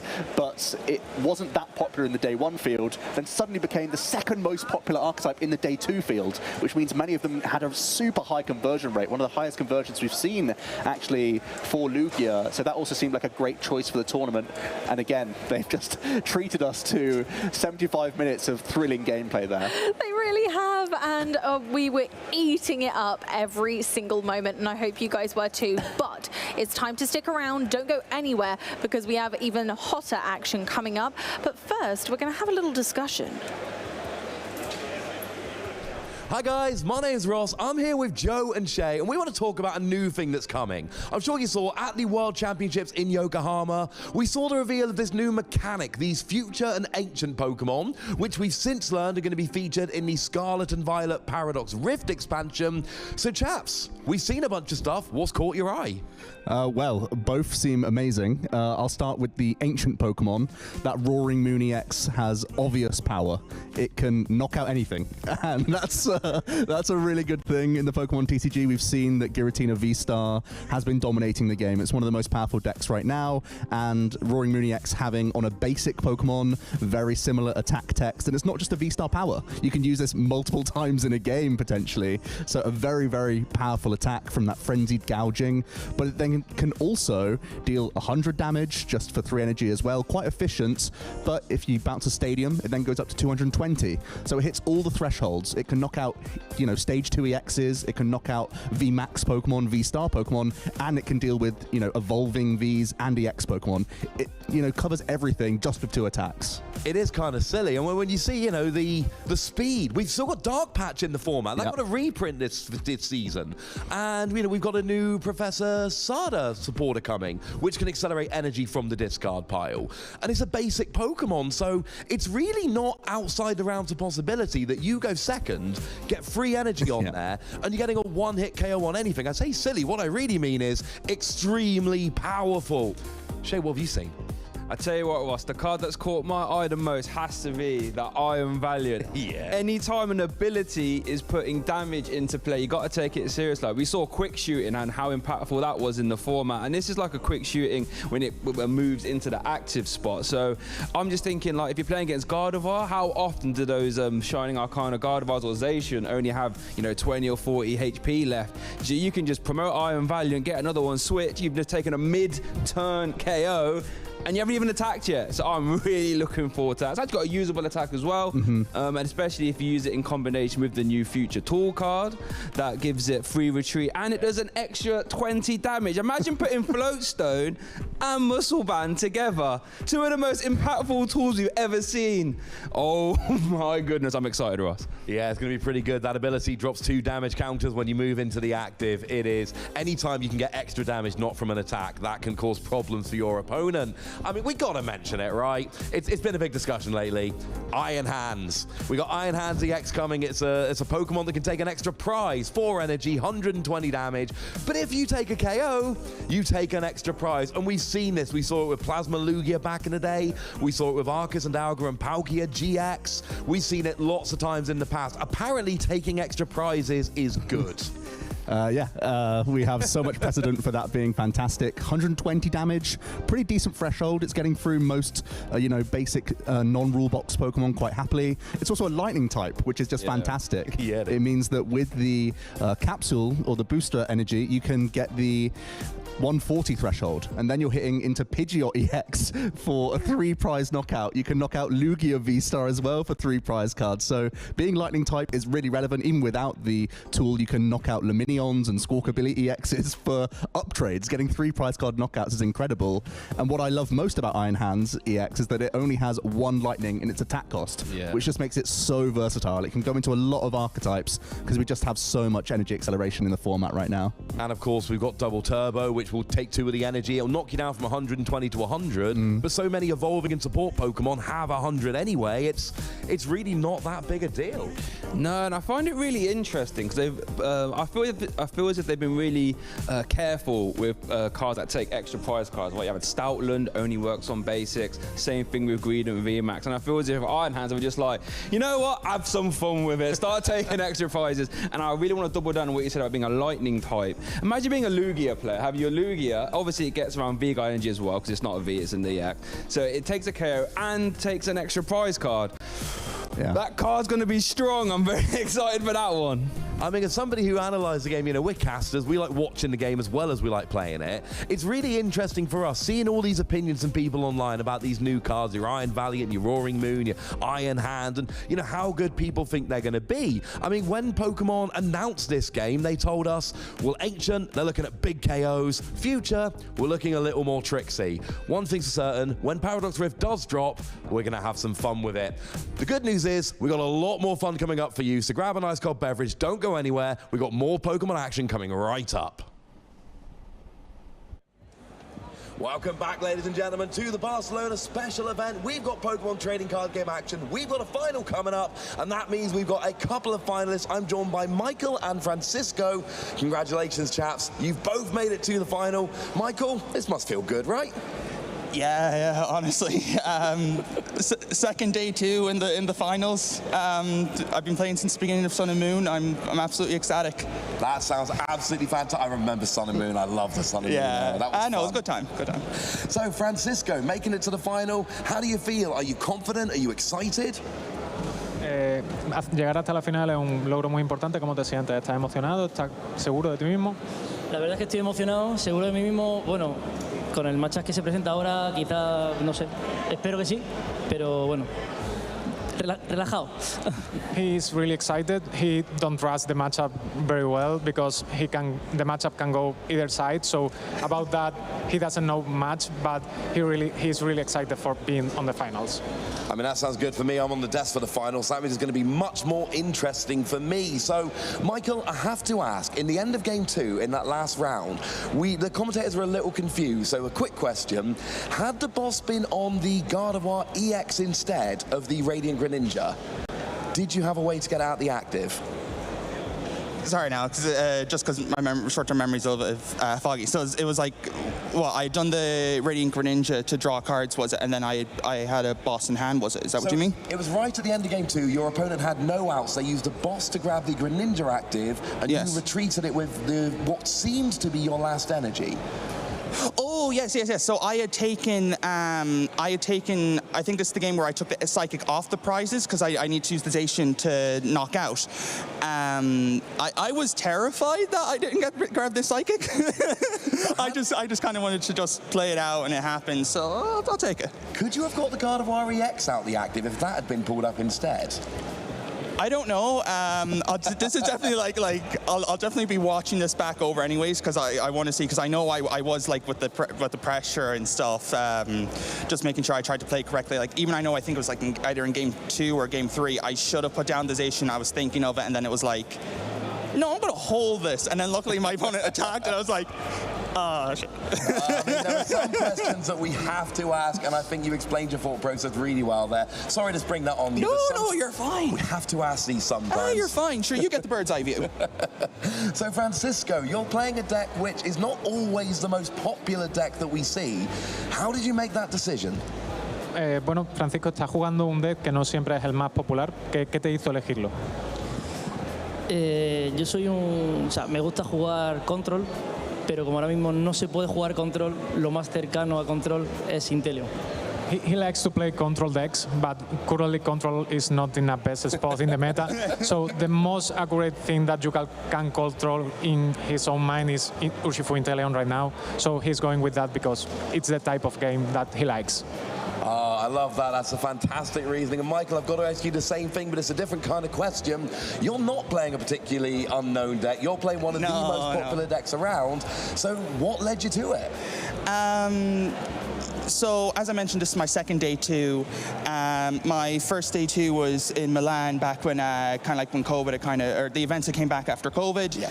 And I had played with Mew, and I was tempted to kind of play Mew again with this kind of format, but I just haven't been accustomed to it. Kind of like, I think, just because with the Forest Seal Stone and stuff. So I was like, okay, I'd rather just draw cards. I'd rather just have fun.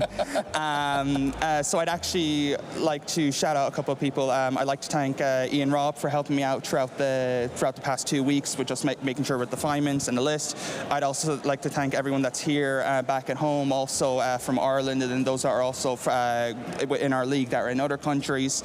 And then I'd also like to thank one of my teammates, Malik, who has kind of really been the big heart and soul behind the Gardevoir, and we've been very close making sure that the list is, well, I'd say Tord has the perfect list, but in top 8 it was we went to game 3, so we'll see how it works out. You took him to game 3, you won, you're in the final. Let's say your list must be pretty gosh darn good. Francisco, anyone you'd like to shout out before we get to the final?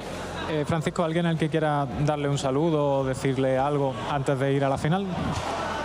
Pues, como siempre, a mi familia y a todos los que me apoyan. He would like to shout out to his family and all his friends that are cheering for him in the crowd. Superb. Well, thank you for giving us a bit of time before the final, boys. It was lovely to speak to you. So, yeah, don't go anywhere, ladies and gentlemen. We've got a final coming up, and I am fairly sure this one's going to be spectacular. This 2023 Regional Championship Series event will be showcasing exciting Pokémon TCG matches all weekend. Trainers from across the region are competing for World Invites, Travel Awards, and the Regional Champion title.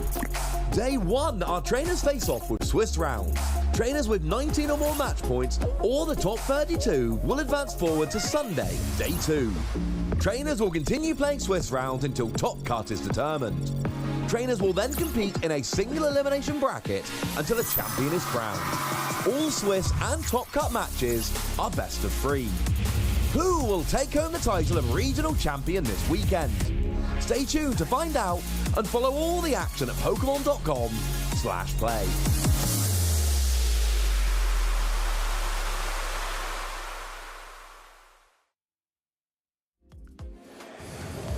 Alright then guys, welcome back to the stream desk. I've been subbed in. I am Shea Burton. I'm joined with Ross, who has just had to no word of a lie sprint around that corner to get here in time. But it was worth the sprint because we now have the final of this Barcelona special event. The first event here of the season here in the EU. Winner of this event gets a trip to the World Championships. I had a good 3 seconds between putting my headset on and us going live, Shay. Don't know what you're talking about. Let's take a look at the top 8 bracket then that we've been going through for the last few hours, really deciding our 2 finalists, who incidentally both seem absolutely lovely. Yeah. It's hard to pick one to root for because they both just seem great. So we're going to have a look at this bracket, see the routes that they had to take to get to this situation. And of course, we saw Michael Hunter, the Gardevoir player, beat Tord in a Gardevoir mirror match in top 8, going all the way to game 3. That is something to boast about, you know, for pretty much the rest of your Pokemon playing career. Yeah, it doesn't get much better than that, beating Tord Reclef in a mirror match.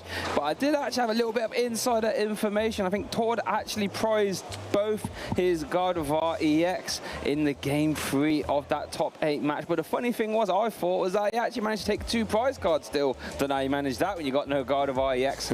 So shout outs to him. Michael Hunter getting it done there. And then in top 4, as we saw on stream, besting Giancarlo and that Lugia deck to find himself in the finals. How about that bottom bracket though there, Ross? Oh, Francisco's gone through with a couple of hard matchups as well. There was this Inteleon Urshifu deck. Found it very interesting. I don't think you heard the interview, Shay, but I asked, you know, what led you to Inteleon? He basically said, well, I like playing Control, but Control's not that good right now, so this is the closest I could get. Yeah. And I was like, you know what? That's a really nice answer. I love that thought process of, look, the kind of deck I want to play isn't giving me enough success right now. What's close enough that could be good? And that is how Francisco ended up on this Inteleon deck. So, yeah, we've got Michael Hunter and the Gardevoir against Francisco Taranzo with that Rapid Strike box deck. This is maybe not the final we're expecting coming in, and this means we're going to have a very good matchup. This is another one of those interesting ones that could kind of go either way.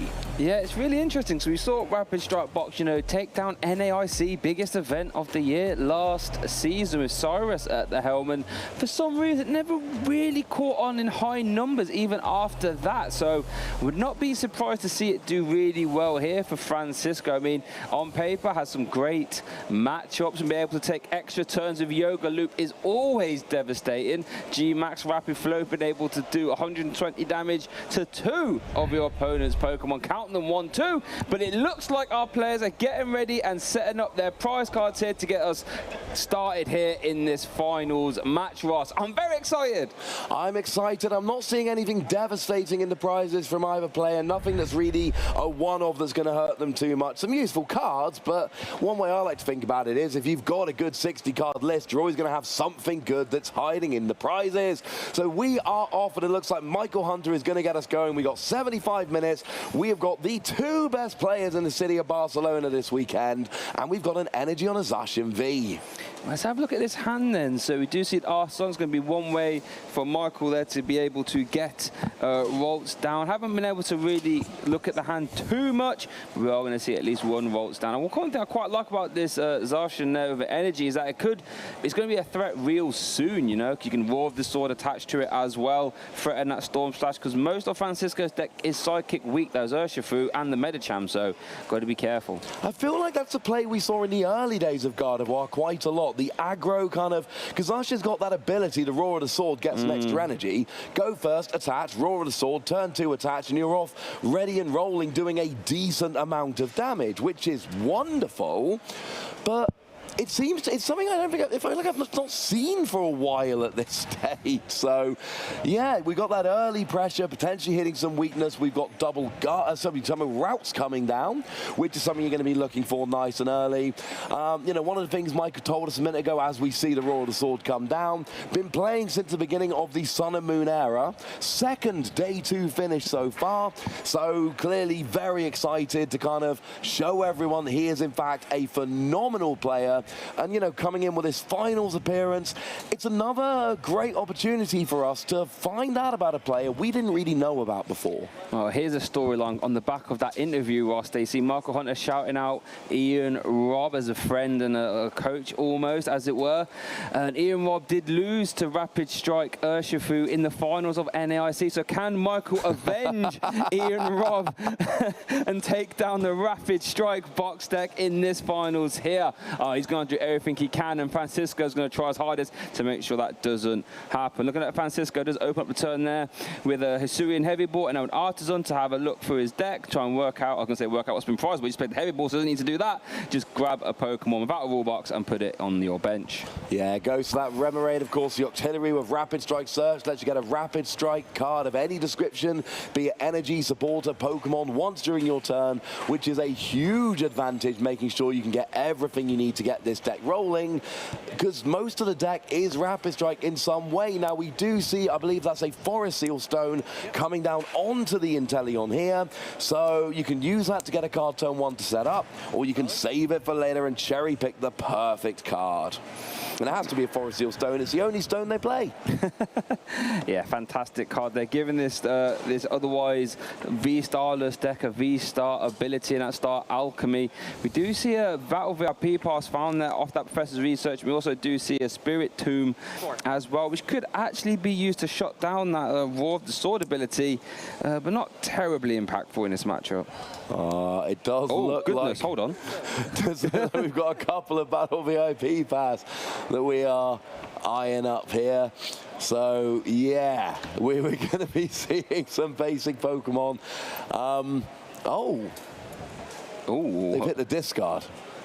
But yeah, we're going to be getting some basic Pokemon out here, it looks like. We're eyeing up the Urshifu. That's always a handy one. It's an interesting one, though, because it's got a great pair of attacks. Yes. But it's weak to Psychic, which is Michael's entire deck. Yeah. And it doesn't mean you can't use Urshifu. It just means you have to be extremely careful when you use Urshifu. We see Radiant Alakazam coming down there as well, which can, you know, manipulate those damage counters. And there is a possibility here that on Michael's next turn, we see Medicham just filling out the bench. There is a possibility that on Michael's next turn, he goes, Energy Boss. Hi, Urshifu. How you doing, mate? Yeah, that would be kind of devastating, actually. And looking at Michael's deck list, doesn't play Luminion, so it might be quite hard to find his one of his 2 copies of Boss's orders, but it's definitely a possibility here, as Francisco does bench 2 V Pokemon that are weak to Psychic, Medicham and Urshifu V. And there is a pass over to Michael. Let's see what Michael can cook up here. Does, or has a Manaphy and an Iono. So as it stands now, no way of getting that Boss's orders, at least this turn, Ross. No, unfortunately not. If there was some Curlier, we could evolve, get some refinement rolling, etc. Does not look like it, no. And now as the Iono comes down, that will guarantee no Boss's orders. We are 1 supporter per turn, unless you've got some shenanigans on a particular Pokemon with a particular ability. So a new hand of 6 for Michael here. And honestly, we're looking for the usual stuff. We want some Curlier, that would be nice. We've got at least an Ultra Ball. Wouldn't mind another Routes, maybe. Just keep setting up that. Oh, we actually got a Curlier straight in the hand. Yeah, we've got the Mirage deck one as well. And I actually think, correct me if I'm wrong, but I think the next card would have been the Boss's orders for Michael there, as the top card he drew off that Iono was the Boss. Was 1 turn away from that madness. But here we do see a Curlier coming down with that refinement, discarding that Boss's orders, funnily enough, to draw 2 cards. Let's see what we get here. Battle VIP pass, turn 2 late there, and what is that over? I can't even make that out. What is that one? Oh, it's the Celebrations Mew. Oh, we love that Celebrations Mew. Go get yourself an item card. You've been good. You deserve it. We don't like it in this matchup, though. That is Yoga Loop food right there. We do not want to have a 60 HP basic Pokemon in play while there's double gunners and all that knocking about. No, absolutely not. We want to be making sure we are evolving those little Pokemon, trying to keep them out of range. Because that's one thing Francisco is going to be looking to do here. Use things like Double Gunner on Inteleon VMAX, using the Alakazam to manipulate a bit of energy, get something with 10 or 20 HP remaining, and then use Yoga Loop, dropping 2 damage counters, and crucially, taking an extra turn immediately when you do so. That is a phenomenal advantage. You know, taking an extra prize is nice. Taking an extra turn, there are it's not the only one, but there are very few Pokemon we've ever seen that can pull that off. Yeah, there hasn't been many, but they've always been meta-relevant at some point, I would like to say. There we see the Mirage Depth getting involved. We're just going to see that Storm Slash there. Yeah, getting a bit of damage down onto the board. It's not enough for a KO, unfortunately. We're only seeing 150 come down. We got free energy at 30 each, is 90 plus the 60. And that puts you up to 150. Decent amount of damage on the board. And the thing to remember is that Inteleon is going to turn into a VMAX at some point. So now there's going to be, well, if it does, it's going to be a damage-free Bryzer. If it doesn't, then brilliant. They're not using the ability they want to. Yeah, and it also could force the 1 copy of Cheryl for Francisco a little bit earlier than he'd like. You know, in an ideal circumstance, you'd love to use that Cheryl to completely heal, in an ideal world, 2 damage VMAX Pokemon. But if you're forced to use it earlier, it's not going to be for maximum value there. So a little bit of an interesting wrinkle I'd like you to keep an eye out for at home there is when that copy of Cheryl for Francisco gets you. In case you don't know, Cheryl heals all damage from your evolution Pokemon, but force them to discard any energy attached. Yeah, so you could go up into the VMAX, then play that Cheryl, immediately get the damage off. Hey, speaking of the VMAX, Shay, we've got a VMAX coming out. There's 2 that could be evolved. We've got the active and we've got the bench, but then we can hopefully have some water energy in hand, start discarding it to use that Double Gunner ability. Oh, speaking of Char, I think it's actually in Francisco's hand right now. I think we saw and Clara. There we see that Octillery, that Rapid Strike Search. Fantastic ability for these Rapid Strike decks, because funnily enough, they should just grab any Rapid Strike card from your deck. And that can include some supporters like Karina's Focus, or that Stadium cards there we see Tower of Waters as well. So providing a ton of utility for these Rapid Strike decks. Yeah, I love getting that reduced retreat with Tower of Waters. Always makes me happy. It means you can flick between your Pokemon so much more easily. And this is a deck where you do want to flick between your attackers. Sometimes you want the Inteleon for decent damage for a Rapid Strike energy. Sometimes it's Urshifu coming into Smash. And sometimes, if you're very lucky, it's Yoga Loop to go and get you an extra turn. So you've actually got an Energy Search coming in here, getting a basic water energy, presumably there to use Double Gunner and start getting some damage down on those Pokemon. And there's a lot you can go for here, but I think one of the ones you want to target down is the Manaphy, because if you can get the Manaphy off the board, then that G-Max Rapid Flow on the Urshifu will be unlocked. And it's worth noting as well, Francisco actually used his Star Alchemy V-Star power to grab that Energy Search, so there will be no V-Star power available for the rest of this game. But there we do see that Double Gunner, allowing you to discard a Water Energy from your hand and put 2 damage counters on 2 of your opponent's bench Pokemon, and worth keeping an eye out for that Radiant Alakazam, which can move 2 damage counters from one of your opponent's Pokemon to another one. So damage manipulation is the aim of the game here for Francisco, and it's quite an uphill struggle for Markle, since Psychic Embrace puts damage counters on as well. So look at this, all of a sudden, Ross, those currently now have 4 damage counters each. Hang on a second. And one's got 6. Wait. We could be seeing it. Is this turn 2 Yoga Loop? No, you don't get turn 2 Yoga Loop unless you're Francisco in the final, of course. We see the KO on the Curlier with that Yoga Loop, and that means you get yourself an extra turn. They said, hold up, wait a minute, I get another turn here as well. Oh my goodness gracious me, I did not expect that. Obviously all these abilities reset now, so Double Gunners can be used again. Circle Rapid Strike Search. Francisco has basically cheated a turn away from Michael. Now there is a world in which, you know, we can see some more bench damage manipulation going on. Oh my goodness, Ross. I'm just loving this. Yoga Loop is a hard thing to pull off. It's not something we get every game, because your opponent will be playing around it, because you need to combine. I mean, there we basically had 3 abilities and then the Yoga Loop attack itself all combining to actually make that happen. You've got to plan it, you've got to make your decisions correctly, and you've got to actually use multiple abilities abilities in concert. Ooh, now we see that wow. Cheryl that you called out, Shay, and that is going to completely heal that Inteleon VMAX, taking the Zacian attack off the board, and this is just wonderful. Not quite as good attack as we saw last time, but we still can see Inteleon getting, was it 140 damage with G-Max Spiral. And that 140 damage is very relevant because, again, any damage in play can be manipulated with Alakazam, which means you could even start seeing some potential Yoga Loop action on that Zacian if any Psychic Embrace energies will get attached to it. So Marco has to be very, very careful. And now he only has one curler in play, don't forget, and that is not a refinement curler, so no extra cards will be drawn this turn outside of Radiant Greninja. Yeah. Wow. Sometimes, well, a lot of the time, whichever curlier you go for doesn't matter. This time it absolutely did. Yeah. Go for the one with the draw engine, and Michael is really on the back foot early here. We've now gone over to Michael's turn. We do see that Radiant Greninja, and we did see the concealed cards. We're drawing ourselves a couple of cards here, but this is far from perfect. We really need to see at least one more route hit the field, and it looks like we're going to get one of a Fog Crystal here. And we did see Michael draw into the Gardevoir EX there, so we'll be able to evolve into it and start utilizing Psychic Embrace.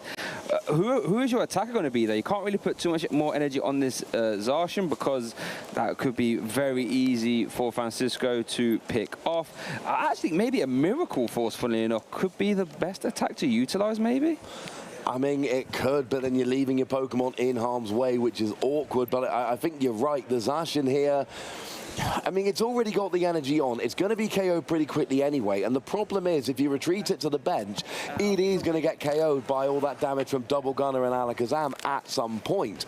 I would love to see a Gust coming in here. That's not possible. And yeah, it is just an attack with the Zacian. And I see why here, because there's no other great attack. And that Zacian is going to go down fairly soon anyway. Might get some benefit from it, especially now we've seen Cheryl leave the field. Yeah, exactly that. And I guess you could see, if you're Marco, you've already seen Francisco play some funky cards like that Giacomo, for example. Maybe you're thinking Power Pad might be a concession to fit that card in, so you could hope that Cheryl doesn't come down. Here we do see a Melanie card letting you attach water energy from your discard pile to one of your V Pokemon and then draw 3 cards. There we go, 1, 2, and the third.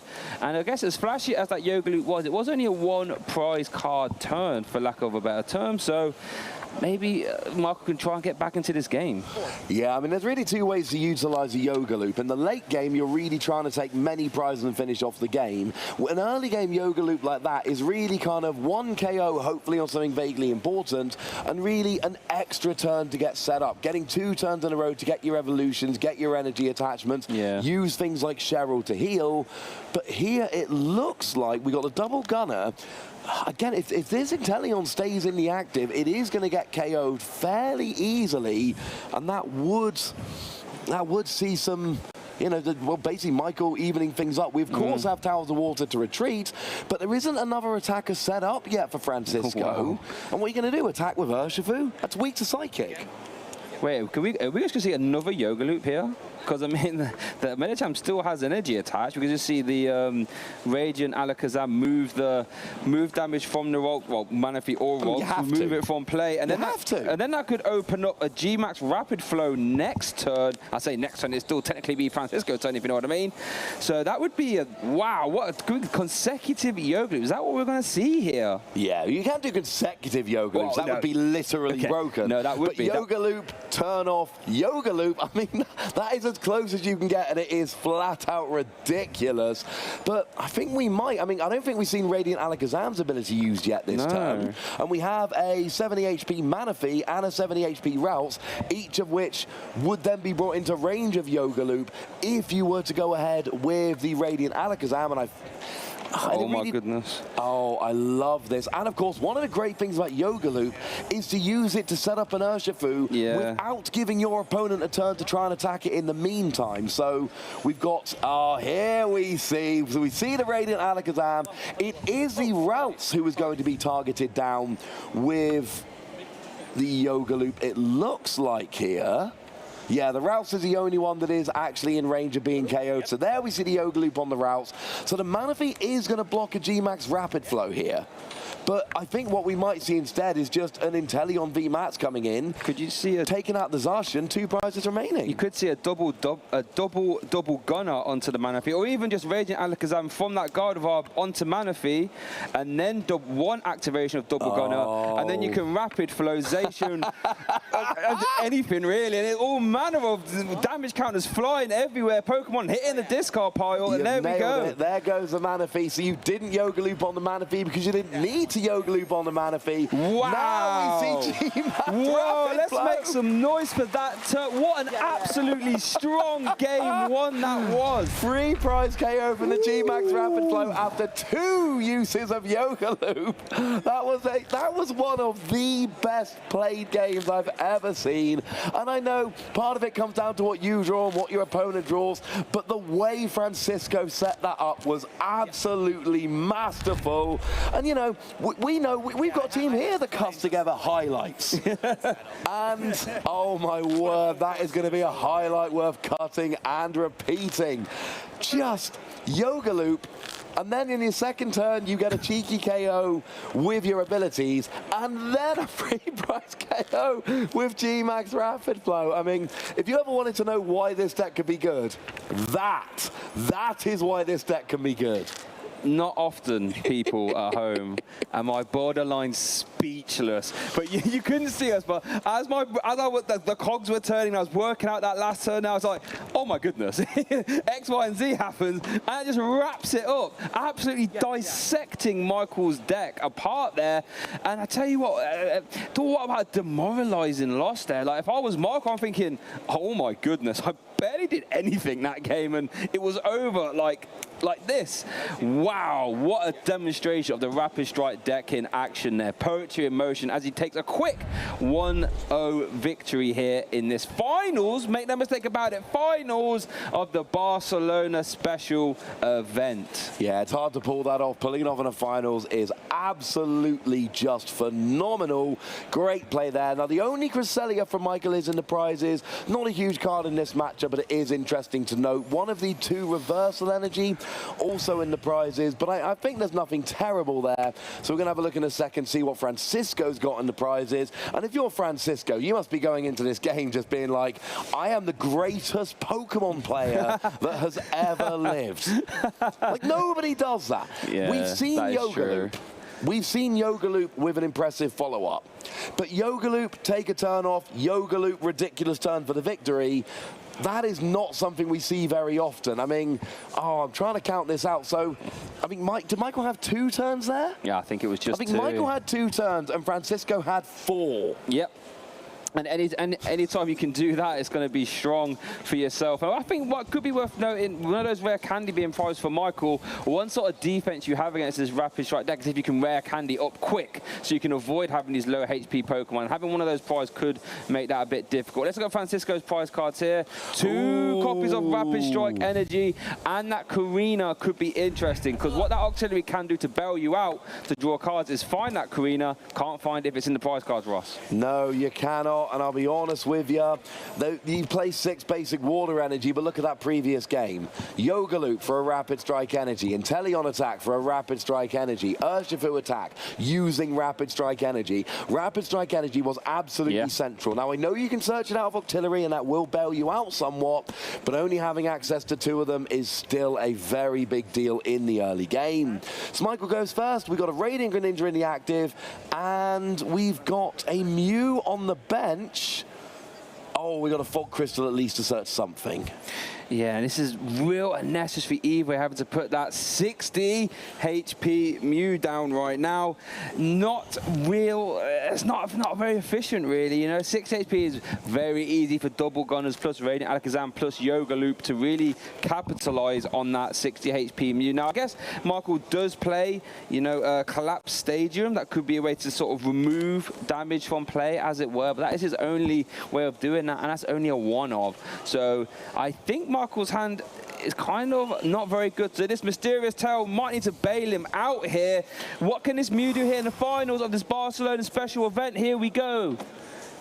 Oh, Michael. That is not a Battle VIP pass. We see a Fog Crystal though, so that can get down 1 Volt, but it's not half a Battle VIP pass. Half a Battle VIP pass, but really, I think the difference between 1 Volts and 2 is quite high.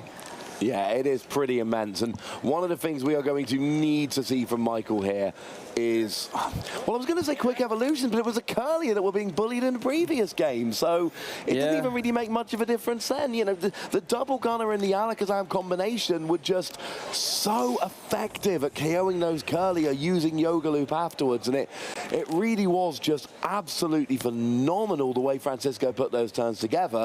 But Michael, it looks like he's ending the turn with just a single route, and that is not an ideal situation. No, this way you might see in that 1 copy of Rare Candy being prized could come back. I guess we could see a Mirage Step potentially, but like you said, even if you did Mirage Step and get down a lot of Refinement Curlier, they were just as easy bullied, for lack of a better term, into the discard pile by that Yoga Loop. So let's see what Francisco can manufacture. I haven't really had a chance to look at his hand, but it does open up with an Energy Search.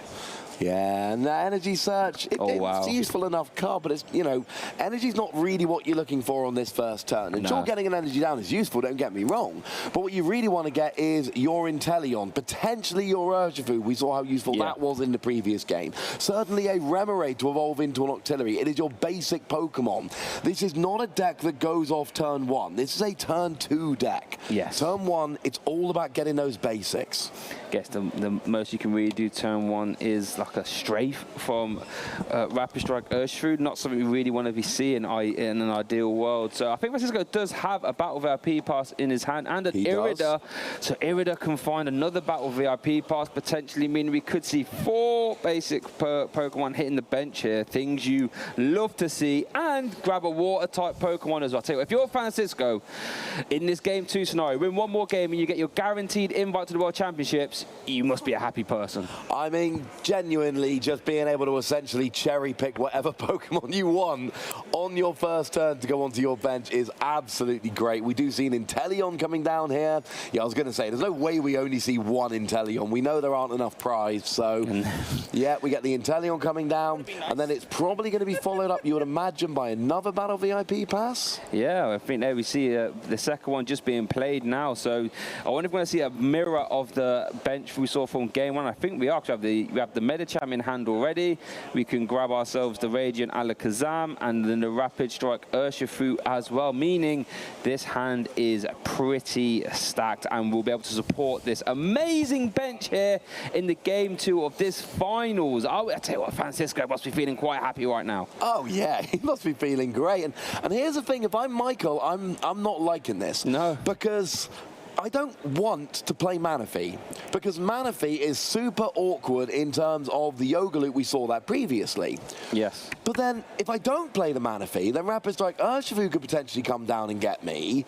So you kind of are relying on Rapid Strike Urshifu being down and then you being able to gust up and KO it. One thing we've seen these Rapid Strike decks do in the past is bench Urshifu right before a Yoga Loop, so that you've essentially got time to evolve it up without it being targeted down by something like a boss's orders. And there we do see the retreat to get that Remoraid out the active spot. See Medicham hit the bench. So this is a very, very similar scenario to game 1, just without the Rapid Strike Urshifu, which Francisco opted not to put into play. Right, over to Michael's turn, then let's have a look. We do see 1 Curlier, but you have to bear in mind that 1 copy of Volt. As soon as that Curlier hits the board, there will be no more development. There will be no access to a Mirage Step. There will be no access to Rare Candy. So we're really going to have to think. Plays the Worker to draw 3 cards. Let's see what these 3 cards are for Michael. Basic Energy, Super Rod, and another Rod. Okay, we'll take a Rolls. We'll take a Rolls. Yeah, Rolls doesn't seem too bad. I mean, there is a possibility here of actually trying to go for a Mirage Step, getting your Curlier out of the deck that way. Yeah. Something we've seen Tord do effectively many times on stream over a multitude of tournaments. And we do see an evolution up here into the Refinement Curlier, I believe. So that's going to at least get some more cards into your hand. But what that does do is prevent any Mirage Step this turn. That Waltz is just, the other Waltz has been benched this turn. So There will be no Mirage deck, which means Michael is pretty much locked into what Curlier he has in play right now. We do see the level ball instantly played. This could grab a Mana Feed, potentially one of the Rolts. I guess there is no Rapid Strike Urshifu threat developed, so Mana Feed isn't as essential this turn. But then, you know, if we see some Yoga Loop double gunner action, you might not get the chance to put that Mana Feed down. Because you can bench it, attach an energy, take an extra turn, evolve it, attach your other energy, and G-Max Rapid Flow is there. I mean, the one thing for Michael is that Francisco doesn't have an energy on the Metacham here. This is true. So that would necessitate a Melanie onto an Urshifu to do G-Max Rapid Flow, which can happen. We know it's there, but it's an extra step which makes it a bit less likely to happen. Yeah, this is 100% true and correct. So here we are going to see the refinement being used, discarding a boss's orders. Looks like we saw battle for IP. That's a turn too late there, my friend Michael. That's a turn, as he's chuckling, he's thinking, oh, that's a shame. And let's look back over what Michael can manufacture. Just checking the discard piles. Yeah, that's 2 battle VIP pass there for Francisco. And it looks like we're just going to have to maybe leave that Mew in the active. And we are over to Francisco right now. Francisco's turn 2 last game was, quote, wild. Let's see if Francisco can tee off again here and go off to the races. I would adore to see it again because it's some high-action gameplay. It's possible, but you essentially need 2 Inteleon VMAX. I'm actually seeing one hit the discard pile now, unfortunately. Yeah. You'd need 2 Water Energy to activate the double gunner. You could then get 40 onto a route. You could then use, onto each route, you would then use Alakazam to move 20 over, and then you would just need a Rapid Strike Energy. So an Auxiliary or a Rapid Strike Energy with 2 Inteleon VMAX and 2 Water Energy, that is essentially the route here if we want to see something like a Yoga Loop. And yeah, well, I don't like seeing that Inteleon hit the discard pile because I want to see the Inteleon, but there are 3 in the deck. We only need 2 of them. So unfortunately, it was one of those. It was necessary because we needed a fish. We needed the Luminion. One interesting thing I want to keep an eye on there is that with that Luminion, Francisco's bench is locked, which means we're not going to see any Rapid Strike Urshifu action at least until a KO has happened or a collapse stadium. So we do see Luminion, activate Luminion, sign for Professor's Research, and we see 1 Inteleon VMAX in the hand. We see Octillery, which can grab any other piece of the puzzle. I don't think we saw any basic waters there, though. Upsettingly. So the reason Francisco discarded the Inteleon VMAX before the research was because he kept the Octillery. Yes, of course. He had to choose between them. And then, of course, oh no, there's 2 Inteleon VMAX in hand. There are a pair of Inteleon VMAX in hand, so actually it worked out absolutely beautifully here. Now we see an escape rope coming down is going to force one of those Pokemon into the active. Anything that comes in the active will be KO'd by an Inteleon VMAX of a Rapid Strike Energy. So this is, and there we go. So we're not going to see a Yoga Loop this turn, but we are going to see a KO onto the Radiant Greninja. So basically forcing Michael to give up one of those cards there. Yeah, you're 100% correct. Just making them ask questions, and you still left a 320 HP Pokemon in the active. It's a tall order for Gardevoir to sort of remove in one hit, and we know that Francisco does play Cheryl. So any damage you put in there, you have to almost expect it or be prepared for it to sort of get healed off at a moment's notice. But like this, while it might not be as explosive as our game 1, turn 2, it's equally as effective. Taking 1 prize card here. Can't ask for more than that. Yeah, it's taking a prize card. It's setting up your board quite nicely. You've got now no water energy, annoyingly, it seems like. Oh, wait. He opted not to put the energy into hand, so he only hit for 70, not using the extra effect to get the KO there. And that's interesting. That would imply that Francisco is aggressively eyeing up Yoga Loop, keeping that damage into play. Yeah, the reason you do that is essentially because you want to keep the Radiant Greninja in the active. Oh, true. And you want to make sure, because obviously, you know, everything else is Psychic. A Gardevoir EX will be able to accelerate energy to it using the ability, except for the Radiant Greninja. So when that goes into the active, you have the opportunity to go, all right, I'll hit you for 70, I'll keep the energy. And actually, this is kind of interesting because now it means you can put an energy onto your Metacham next turn, for instance. So there's definitely reasons to do this. And if this Radiant Greninja stays in the active for the rest of this turn, it is definitely going to pay off. Yeah, we do see the Iona being played there by Michael. Going to try his hardest to get that Raging Greninja. Oh, that was a lot of energy I saw there. Well, one level ball on an Ultra Ball even. Can be costly, but yeah, I don't think you've got a choice here. We still have Shining Arcana be able to be used. So let's see what Michael chooses to do here. We do see a manual attachment to the active Ninja, pay and retreat back into that mute, activate Mysterious Tail at some point, or conceal cards first. Rare Candy Artisan. Oh, so now we can see some Rare Candy action. We could see a Gardevoir EX hitting the board here, which would be very nice. That would remove a low HP basic Pokemon that Francisco is eyeing up. Yeah, it absolutely would. The Curlier don't get much extra HP, unfortunately. They only go from 70 to 80, which really, in terms of Yoga Loop, it might as well be the same. It's still 2 Double Gunner, 1 Radiant Alakazam ability, and 1 Yoga Loop to get the KO and take the extra prize. So we do have a Curlier being established here. That's going to give some more draw for Michael. And it doesn't really feel, you know, we are half an hour into this game. Yeah. And it doesn't really feel like Michael's done very much. He's finally starting to do some stuff. Yeah, well, I guess in game 1 didn't really have a lot of opportunity to do much. Had 2 turns, didn't he, really? Francisco was hogging all the turns. Francisco's like, hold on, you can't win if you can't do anything. So how about I still 2 your turns? How about that one? Incredible performance. There we do see a refinement, discarding basic energy to draw 2. We see a Zacian hit the hand. We see most of the abilities being used now. We still see a Rare Candy as well as that Ultra Ball.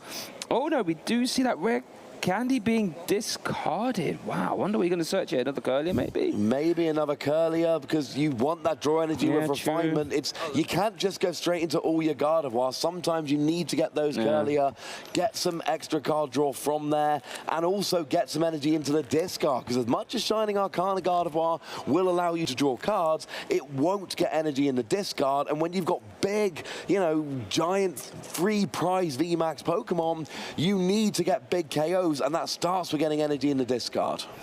You are 100% correct there. Now, let's see. We're going to see this Mysterious Tail. Especially, I don't think we've seen that yet. Nope. They're looking at the top 6. Grab any item. We see quite a few targets there. Takes the Battle VIP pass. Okay, going to probably thin that out later at some point with those refinements. Yeah. I think that's essentially he was just looking for a fodder card for refinement, something to discard that wasn't really going to hurt. Because there's nothing really, except for maybe another routes here that he's looking for. But even with the routes, you are a little bit worried about a potential Yoga Loop that might be coming out. This is very true there. We do see the Battle VIP pass getting discarded via Curlier refinement. Now, we do see a level ball, so we could see another Waltz come down. Will Michael opt to get that bench spot open? We do see the Zacian in hand as well, so we could maybe see that hit the bench with a Roar of the Sword, but we do not. We see over to Francisco, who, bear in mind, does have a fresh hand of 6 off the back of that Iona, so we do see some water energy immediately, and a retrieval. So you know what that means? That means double gunners are now live. Yeah, we are going to see double gunner here. This could well be a Yoga Loop turn. It's interesting. Oh no, he's actually got a Rapid Strike energy in hand. I was going to say there is a small chance he's not able to find a Rapid Strike energy, or, you know, is forced to go with it for the Octillery. Doesn't even need it off the Octillery. It's already in hand. So we're actually going for, well, that does look like an Urshifu, but like you said, there's no bench space at the moment to actually allow you to do that. Yeah, that Luminion is okay. So we do see it being taken anyway, but that Luminion is currently, you know, locking up that bench space, as it were. I mean, there's no Thornton or anything along those lines, which would be amazing. If we saw a Thornton being weaved in with a Yoga on a Yoga Loop, we do not see any of that. So let's see what Francisco does here. I'm on the edge of my seat right now. I cannot wait to see what is going to happen. We got some double gunners. I mean, I'm looking at Francisco. The 2 Rapid Strike cards he really needs, a Tower of Waters to retreat, and an energy for Yoga Loop. He's got both of them in hand. So he's in this situation where he doesn't actually need any Rapid Strike cards. So it's just kind of filling the deck, grabbing something for later, because you don't want to not use the ability if it's there to be used. Grab the Urshifu now. You can grab something else. You need more next turn. Here's the second double gunner. Are you starting to get a bit of deja vu, boy, here we go. Francisco's making Yoga Loop look like child's play here, as it were, being able to utilize another one. Do we see Tower Waters in? Tower Waters in hand already. No, I said he got the Tower Waters in hand. Here we go. You know and we got the energy. You know what that means? It means Yoga Loop. It's gonna be a Yoga Loop. It's gonna be a Yoga Loop. Oh my goodness, we can hear the crowd there making some noise here for that Yoga Loop action once again. Francisco dissecting the Michael's board here, making a mockery of these Curlier. And I noticed something which I think we might have missed first time round, and that is the 70 damage on Radiant Greninja, choosing not to take the prize. And we were talking about maybe stalling, and they were all fair points. Everything we said was a fair point. I'm thinking he might literally just be using it as a store of damage for Radiant Alakazam, so you can keep the energy on Curlier, or the damage on Curlier here, because previously he had to take the damage off a second Curlier. Now he's basically got like a little store of damage on the Radiant Greninja. That's a little bit mean to Greninja, frankly, but that might have been his thought process all along. Like, you know, it'd be fun, a little store of damage, because obviously if you do the 140, you just get the KO. So I'm starting to think that might have been the plan all along. Yeah, basically saying to Greninja, hold this damage for a second. I'll take them off you soon. Don't worry about it. You're not the main target. Don't worry about it, Greninja. I'm just going to make you pass those over to Curlier. And remember, Yoga Loop does have that text saying you cannot use Yoga Loop on back-to-back turns, so we will not be able to see any more Yoga Loop shenanigans. But we will see some Radiant Alakazam shenanigans, more double gunners potentially as well. Things could get out of hand quite fast here for Michael. And there is always, you know, that question of what do you want to do here? Do you want to take prizes? You do want to take prizes. So the other alternative was potentially trying to keep that as a Yoga Loop target for the following turn, but then an evolution takes that away. And you've always got the Mew. That Mew is a very nice Yoga Loop target for the future, except, I hate to say this, Shay, I'm not sure Mew's still going to be there at the end of the turn. I think that Mew might be getting knocked out here. So we're just doing a little bit of thinning here. We got an Ultra Ball for a Spiritomb, which isn't going to be coming in because there is no bench space for it. We're not going to be attacking with Metacham. We've done our Yoga Loop for now, but there's already energy on the bench in Inteleon, and you could KO the Mew while keeping the energy on. So yeah, Francisco, it's not exactly the same as we saw back in game 1, but I think in control would be a very mild way of putting this. 3 prizes up, and it's not just the prizes. Look at Michael's board. A Gardevoir with no energy on, a Radiant Greninja. Just imagine, the last time Michael did an action, he had 2 Curliers in play, a Mew and that benched Gardevoir. The next time he gets to do an action, both those Curliers have gone, and only has this one Gardevoir against the world here, it seems. The uphill struggle has started. We do see an Artisan, at least that removing that Tower of Waters, which really unlocks Francisco to do these turns, being able to just free retreat, for lack of a better term, between his Rapid Strike Pokemon. And let's see what Michael can do. There we do see the Zacian hit the bench. It's a reliable attacker. He's got a lot more HP than 80. Got more than 80 HP, and these Yoga Loop targets, Michael kind of wants to avoid them, but also it is a Gardevoir deck. You kind of need Gardevoir, and the problem is the deck doesn't really function properly without Gardevoir EX.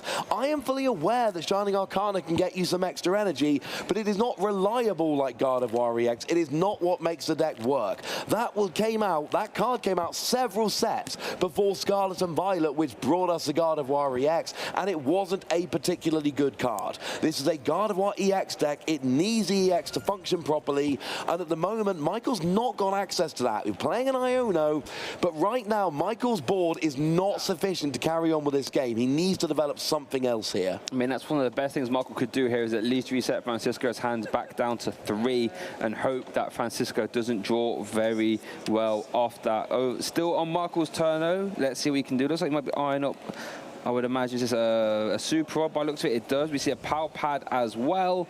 So maybe Michael can start to try and reload. Here we do see a Shining Arcana. Does get a hit, funnily enough. That's a good start if you want to start trying to mount a combat. You need to attack at some point. Oh, speaking of attack, we do see turn attachment being a reversal energy. So we will see a brainwave here. Things you love to see. And give all full credit to Michael there, playing to his outs. Does get the Volts back down. And Michael not going down without a fight here. No, not at all, but we didn't see a Yoga Loop last turn, did we, Shay? We didn't see Yoga Loop last turn. We saw the Inteleon attack. Yeah, we saw the G-Max Spiral. Yeah, we've still got 2 Inteleon. Yep. We've still got Radiant Alakazam. Yep. We've still got Medicham with an energy. Yep. And there's a 70 HP Routes on the bench. There is. So with 2 basic water energy, and I'm going to spoil the surprise for anyone watching, you can clearly see them in Francisco's hand. Francisco. Yeah. Francisco has everything currently needed to pull off a Yoga Loop this turn. And no. Oh my goodness gracious. We've had the Forest Seal Stone. Don't even need the Forest Stone actually, because remember, Auxiliary can just find another Tower of Waters. And yeah, it can. This has to be a record. There has to be a record. Someone in chat worked this out for me. This has to be the most Yoga Loops we've ever seen in one stream round. Someone find out if we've ever seen one round with Yoga Loop twice in every turn, in every game. Because I don't remember seeing that before. Like, if this was the first time I'd ever seen this Rapid deck, I'd go, 1 NAIC. Yep. Looks like it's a pretty good chance to win Barcelona. This is what it does. I would genuinely be looking at me like, why is everybody not playing this deck? And we just see the concession, and Francisco is your Barcelona Special Event champion, Yoga Looping to victory. Yoga Looping his way all the way to Honolulu later as well with that World's Invite on the back of that Rapid Strike deck. Fantastically piloted. Wow, I am stunned. Like I said, it's not often I'm speechless. Francisco has took the words out of my mouth with that Rapid Strike deck. All credit to Francisco, our Barcelona Special Event champion. I mean, I'm an excitable fellow, Shay, as you well know. I am prone to hyperbole, as most people who know me know. And I don't even care. That might be one of the most impressive games of Pokemon I have ever seen. That was a final with a great player, with a top deck, and it was just effortless. Michael wasn't in either of those games, and I don't say that as anything other than a massive compliment to Francisco. Francisco was in complete control of both those games from the very first turn, working in that damage with a double gunner, working in the Radiant Alakazam, and then working in that Yoga Loop, and just there was not really any point in either of those games where I thought, oh, Michael might make a comeback here. No. And that says nothing about Michael and everything about Francisco. That game was played phenomenally well. Yeah, and whenever you try to play Yoga Loop in the past, it's normally a hard thing to do. Use that Yoga Loop, right? You're only placing 2 damage counters. You have to take a KO to activate. Then you have to sort of retreat to actually capitalize on that X turn. And Francisco, for quote lack of a better term, made it look easy. You would have thought Yoga Loop was the easiest thing in the world to do, just toying with it. Just like, oh, I would just double gunner, Ray Akazam, Yoga Loop, just every turn, G-Max Spiral, the next turn, how about I just do it again? Double gunner, Ray Akazam, Yoga Loop. Oh my goodness. And he secured himself a World's Invite there in Barcelona. First player in the EU region to get their invite. Absolutely. And I mean, we just played 2 games and Francisco got 4 extra turns.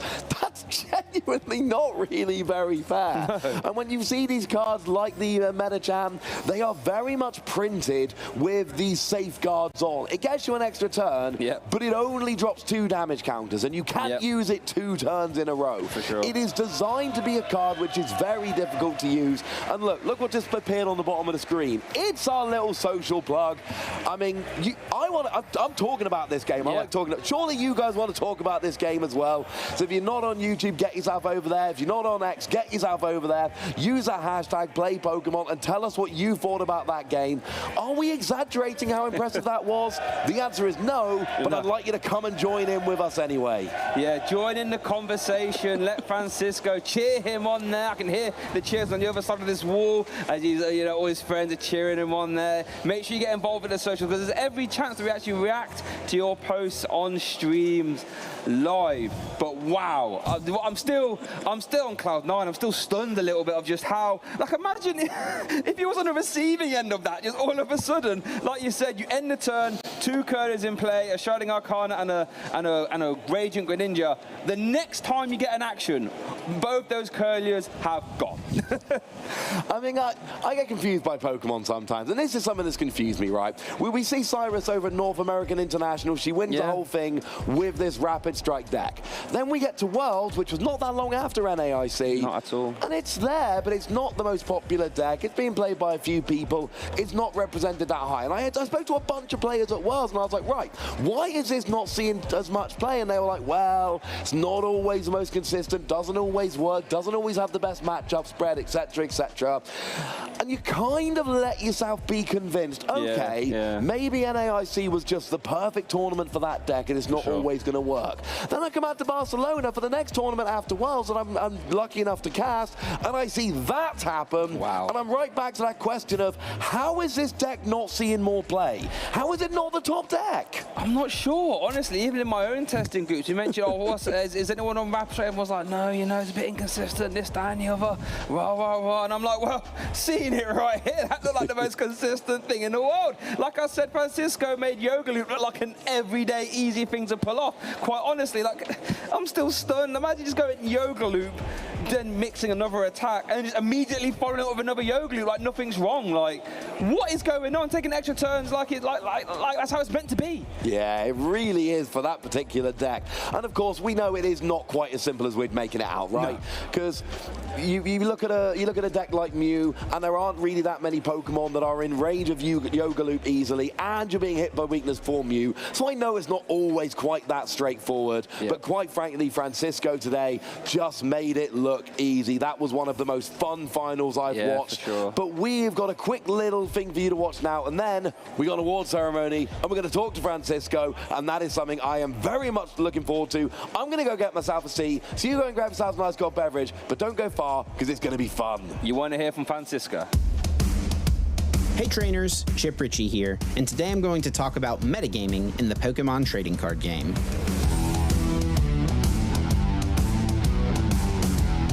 The competitive Pokemon TCG landscape is constantly shifting and evolving from event to event. We call this the metagame. Basically, what decks are popular and what decks are most successful. Let's discuss how you can use this information when preparing for a Pokemon TCG tournament. By using the results of recent tournaments and following along with online discussion, players can attempt to accurately predict what decks will be most popular at an upcoming event. There are a few ways to approach a tournament with this information. You could take a popular deck or archetype and just choose to play that. There's nothing wrong with doing this. There's a reason those decks were successful at the previous tournament. They are really good. It's easy to find successful deck lists on the Pokemon website. You can either copy one of these lists to use yourself, or use it as a baseline and put your own personal twist on the deck. Some players will look at what has been successful and try to find ways to take advantage of the anticipated metagame. This can be in the form of a single tech card to have an answer to something you expect to play against, or it could be an entire deck. When a player builds a deck with the intention of countering the expected metagame, this is called an anti-meta deck. Anti-meta decks can be very powerful, as they include cards that are good against a variety of popular strategies. But they also can be risky, as oftentimes these decks are less consistent and could lose games simply because they fail to get set up quickly enough. These are not your only two choices, however. Playing the best deck is rarely a bad choice, and trying to find an anti-meta strategy is very fun and rewarding, but you can also find some middle ground. There are dozens of viable strategies that you could play at any given tournament. It really becomes a numbers game. If there's a deck in a format that consistently makes up for 25 to 30% of the meta, it could be a really risky decision to play something with a bad matchup to that deck. I think it's important to recognize that it's okay to play a deck that has a bad matchup, so long as that bad matchup is something that you feel is not going to be very popular. The metagame is also constantly shifting between events, so it can be useful to stay in the loop online to see what the community is discussing and what players are thinking leading into a tournament. When making your final decision, comfort level should also be a factor. It's worth your time to practice and prepare to make sure you have a game plan regardless of what you come up against.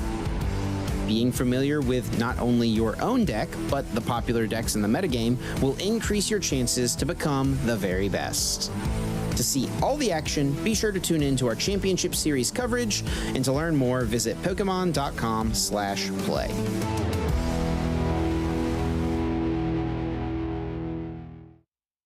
Hi, I'm Shay Byrne, and today we're going to run through the Obsidian Flames expansion, what cards are in it, and the impact it will have on our metagame. So first of all, let's address the elephant in the room, the absolutely stunning Terra Charizard EX. This card is the poster boy of the Obsidian Flames expansion, and for very good reason. First up, being a dark type, it inherently has such an advantage in this metagame. This lets Charizard have a massive advantage over cards like Mew VMAX and Gardevoir EX, instantly just by being able to hit them for 2 times weakness damage. And with Mew VMAX being the current world champion deck, and Gardevoir's, well, meeting it in the finals, that puts Charizard in a pretty good place to be. Its attack, Burning Darkness, does 180 damage plus 30 more for each prize card your opponent has taken. This is a very powerful attack, allowing you to efficiently trade 2 shots at the start of the game with Pokemon like Arceus V-Star and Giratina V-Star, for example. And then in the late game, once your opponent has taken 4 or more prizes, you can start to swing for massive one-hit KOs with Charizard. It doesn't stop there though for Charizard EX, since it also has the ability Infernal Rain, which when you evolve into Charizard EX, allows you to attach 3 fire energies from your deck to your Pokemon in any way you like. Do you actually understand how strong this is? This at face value lets one use of Infernal Rain set up at least 1 Charizard and get another one 50% ready to go too. However, Infernal Rain has another use, one that gives Charizard decks much more of a solid early game presence, and that's by piling those energies onto Arceus V-Star. Not only does Arceus V-Star provide a strong early game presence by firing off Trinity Novas for as high as 230 damage if you have a choice band attached, because you are no longer reliant on double turbo energy now. But Arceus also gives you access to Starbirth, a V-Star power that allows you to grab any 2 cards from your deck. This makes getting a turn 2 Charizard EX much easier, since you can just Starbirth for Rare Candy and Charizard combo. This Arceus Charizard deck can even run other attackers like Delphox V to help with a Lost Box matchup, since its magical fire attack can do 120 damage to the active and then 120 damage to one of your opponent's bench Pokemon too. This is fantastic for taking 2 prize KO turns on 1 prize attacking decks. So now that we have covered the juggernaut that is Charizard EX, what else is there in Obsidian Flames then? Well, Pidgeot EX is the next obvious standout. Pidgeot has the bonkers ability Quick Search. This lets you grab any card from your deck once per turn. Having access to your whole deck every turn is very strong and opens up the door to some really cool combinations. Of course, the limiting factor though for Pidgeot is that it's a stage 2, meaning the decks that can really efficiently use it are much more limited. Decks like Chien-Pao, Charizard and Gardevoir can all really run Pidgeot EX, since they're already running cards like Rare Candy. And I'm sure all of those archetypes would adore being able to get any card from their deck once per turn, right? But there are some other fringe cards you might want to keep your eye out for from Obsidian Flames. Glimmora EX. This has a strong ability Dust Field that forces your opponent to only have 3 bench Pokemon while Glimmora EX is in the act. When you actually think about the top decks in our format, decks like Miraidon, Gardevoir, Mew VMAX, Lost Box, Giratina, all of these decks love to go wide and have a ton of Pokemon in play. Glimmora can stop that right there in its tracks, meaning it's something you have to take seriously. However, its attack is the Achilles heel of the deck, since with 2 fighting energy, you can use Poisonous Gem that does 140 damage and poisons your active. And while you can use Radiant Sneasler to pump up that poison damage by 2 in between turns, giving you a total output of 170, this damage still isn't realistically high enough. However, you can make this deck even more disruptive by playing a Solrock Lunatone package, as Lunatone has the ability New Moon, which activates when you have Solrock in play too. And this makes it where stadiums in play do not affect your Pokemon. This allows you to slam Path to the Peak in play, and it will have no effects on your Rulebox Pokemon, only turning off the abilities of your opponent's Pokemon like Charizard EX, Arceus V-Star, and even Radiant Greninja, all while leaving your Radiant Sneasler and Glamora EX's abilities still online. This combination of ability lock and bench lock can be absolutely devastating to play around, so keep an eye out for it. Town Store is the next card I would like to draw your attention to. It is a stadium card that lets you search out a tool card from your deck once per turn. After the tool card reclassification that stops trainer search like Irida from searching for tools, this makes Town Store one of the best ways to search tool cards out currently. So decks like Lost Box could play this card to make use of some other tools like Cleansing Gloves, so Cram Rank can now KO Cresselia in Gardevoir, or making finding a Forest Seal Stone in Turbo Lost Box builds that much easier. So that wraps up our Obsidian Flames run through here today, so let's get back to the action. Welcome everybody to the main stage of the Pokemon Trading Card Game Champion Special Event here in Barcelona, Spain.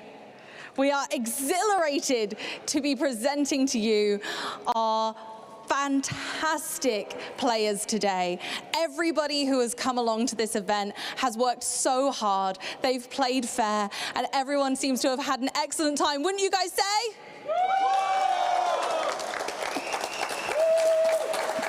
After 2 long days of harsh competition, decks everywhere, timers being called, and judges working tirelessly to help us out, we are finally at that stage where we can finally meet our first finalist of the day. Please, everybody, give a giant round of applause and congratulations to Michael Hunter. Michael. Hello. How are you doing today? Yeah, absolutely ecstatic. Amazing. How are you feeling in this moment? Describe to me in a few words. Emotionally now, it is a lot. Now, as I said earlier, like second day 2 in the finals, like absolutely delighted. I'm so pleased. What is the next stage of your journey, may I ask? Well, my plan was to not attend many events, but hopefully with Lille I'll be able to get in, and Utrecht and the UIC. Incredible! I'll be so glad to be playing against you in some of those events. So we are definitely going to bump into each other another time. Okay. So I believe it is now time for our judge to come on forward and present you with a massive congratulations. Can we get one more gigantic round of applause for Michael Hunter, everybody? Thank you so much. Thank you. Lovely. Congratulations. Thank you. Lovely. But just before you leave, is there anybody that you'd like to shout out and give a thanks to your success today? Once again, I'd like to thank everyone that both here and back home in Ireland that have supported me throughout the time. I would love to thank George for prizing the 2 Guardi EXs Game 3. The way it was setting up, it was kind of like he was just playing along, and then he was like, no, actually it is priced. And I was like, are you serious? And he was like, yeah, it is. And then he flipped over, and I took a picture and everything. I was like, oh my God, the dream. That doesn't happen to everyone. You were a lucky duck. I was. No, I'm kidding. You played exceptionally well. Thank you so much again. One final round of applause, everybody. Michael. Once again, thank you. Thank you so much. Catch you soon.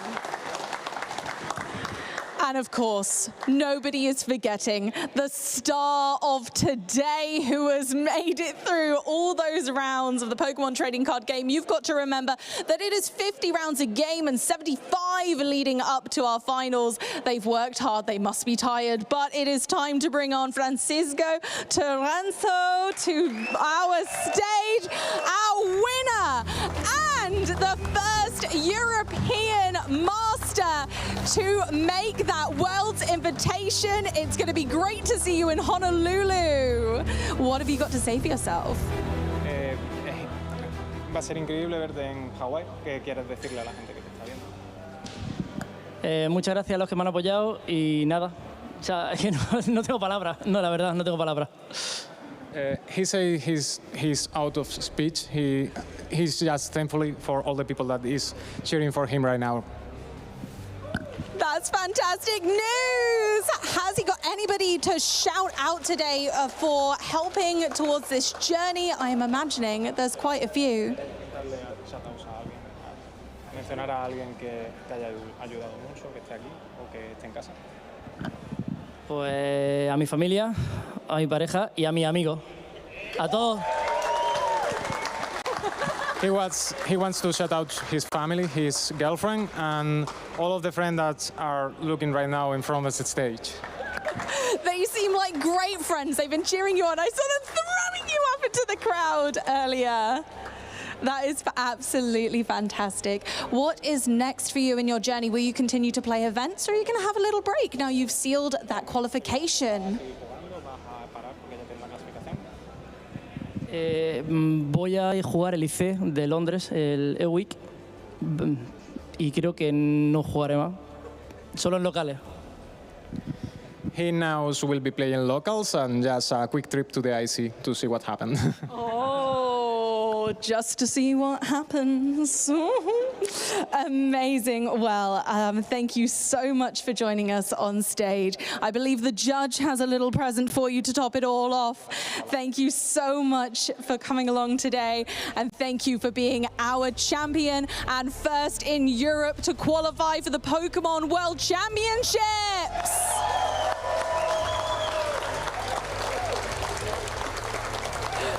Thank you so much. It was lovely to meet you. Lovely.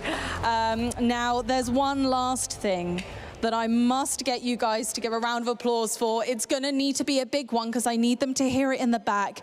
Our studio, our production members, our judges, our TOs, and everyone who has made this possible. We need the biggest round of applause going because without them we wouldn't be here. Thank you to everybody who makes this possible. Thank you to my fellow casters. You guys have been incredible. It's been so much fun being over here in Europe. Thank you so much to absolutely everybody. But don't go anywhere because we still have plenty of time. We're going to show you our impressions of day 2 while our fantastic champion wiggles along home. I hope you guys have had the most fantastic time watching, and we will see you soon.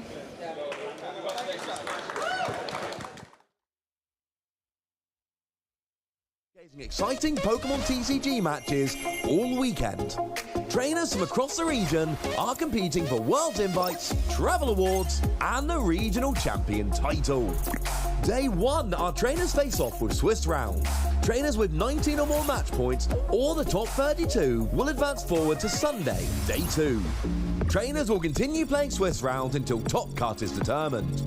Trainers will then compete in a single elimination bracket until a champion is crowned. All Swiss and top cut matches are best of 3. Who will take home the title of regional champion this weekend? Stay tuned to find out and follow all the action at Pokemon.com/play.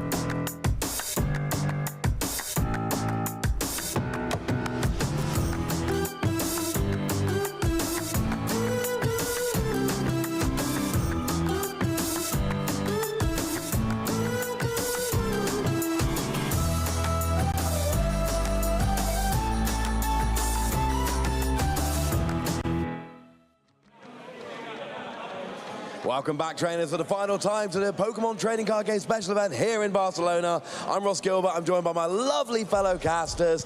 That one was fun. I mean, Shay, we had a good chat about it on the desk. So, Joe, I know you're watching that game backstage. Give me your impressions of the final.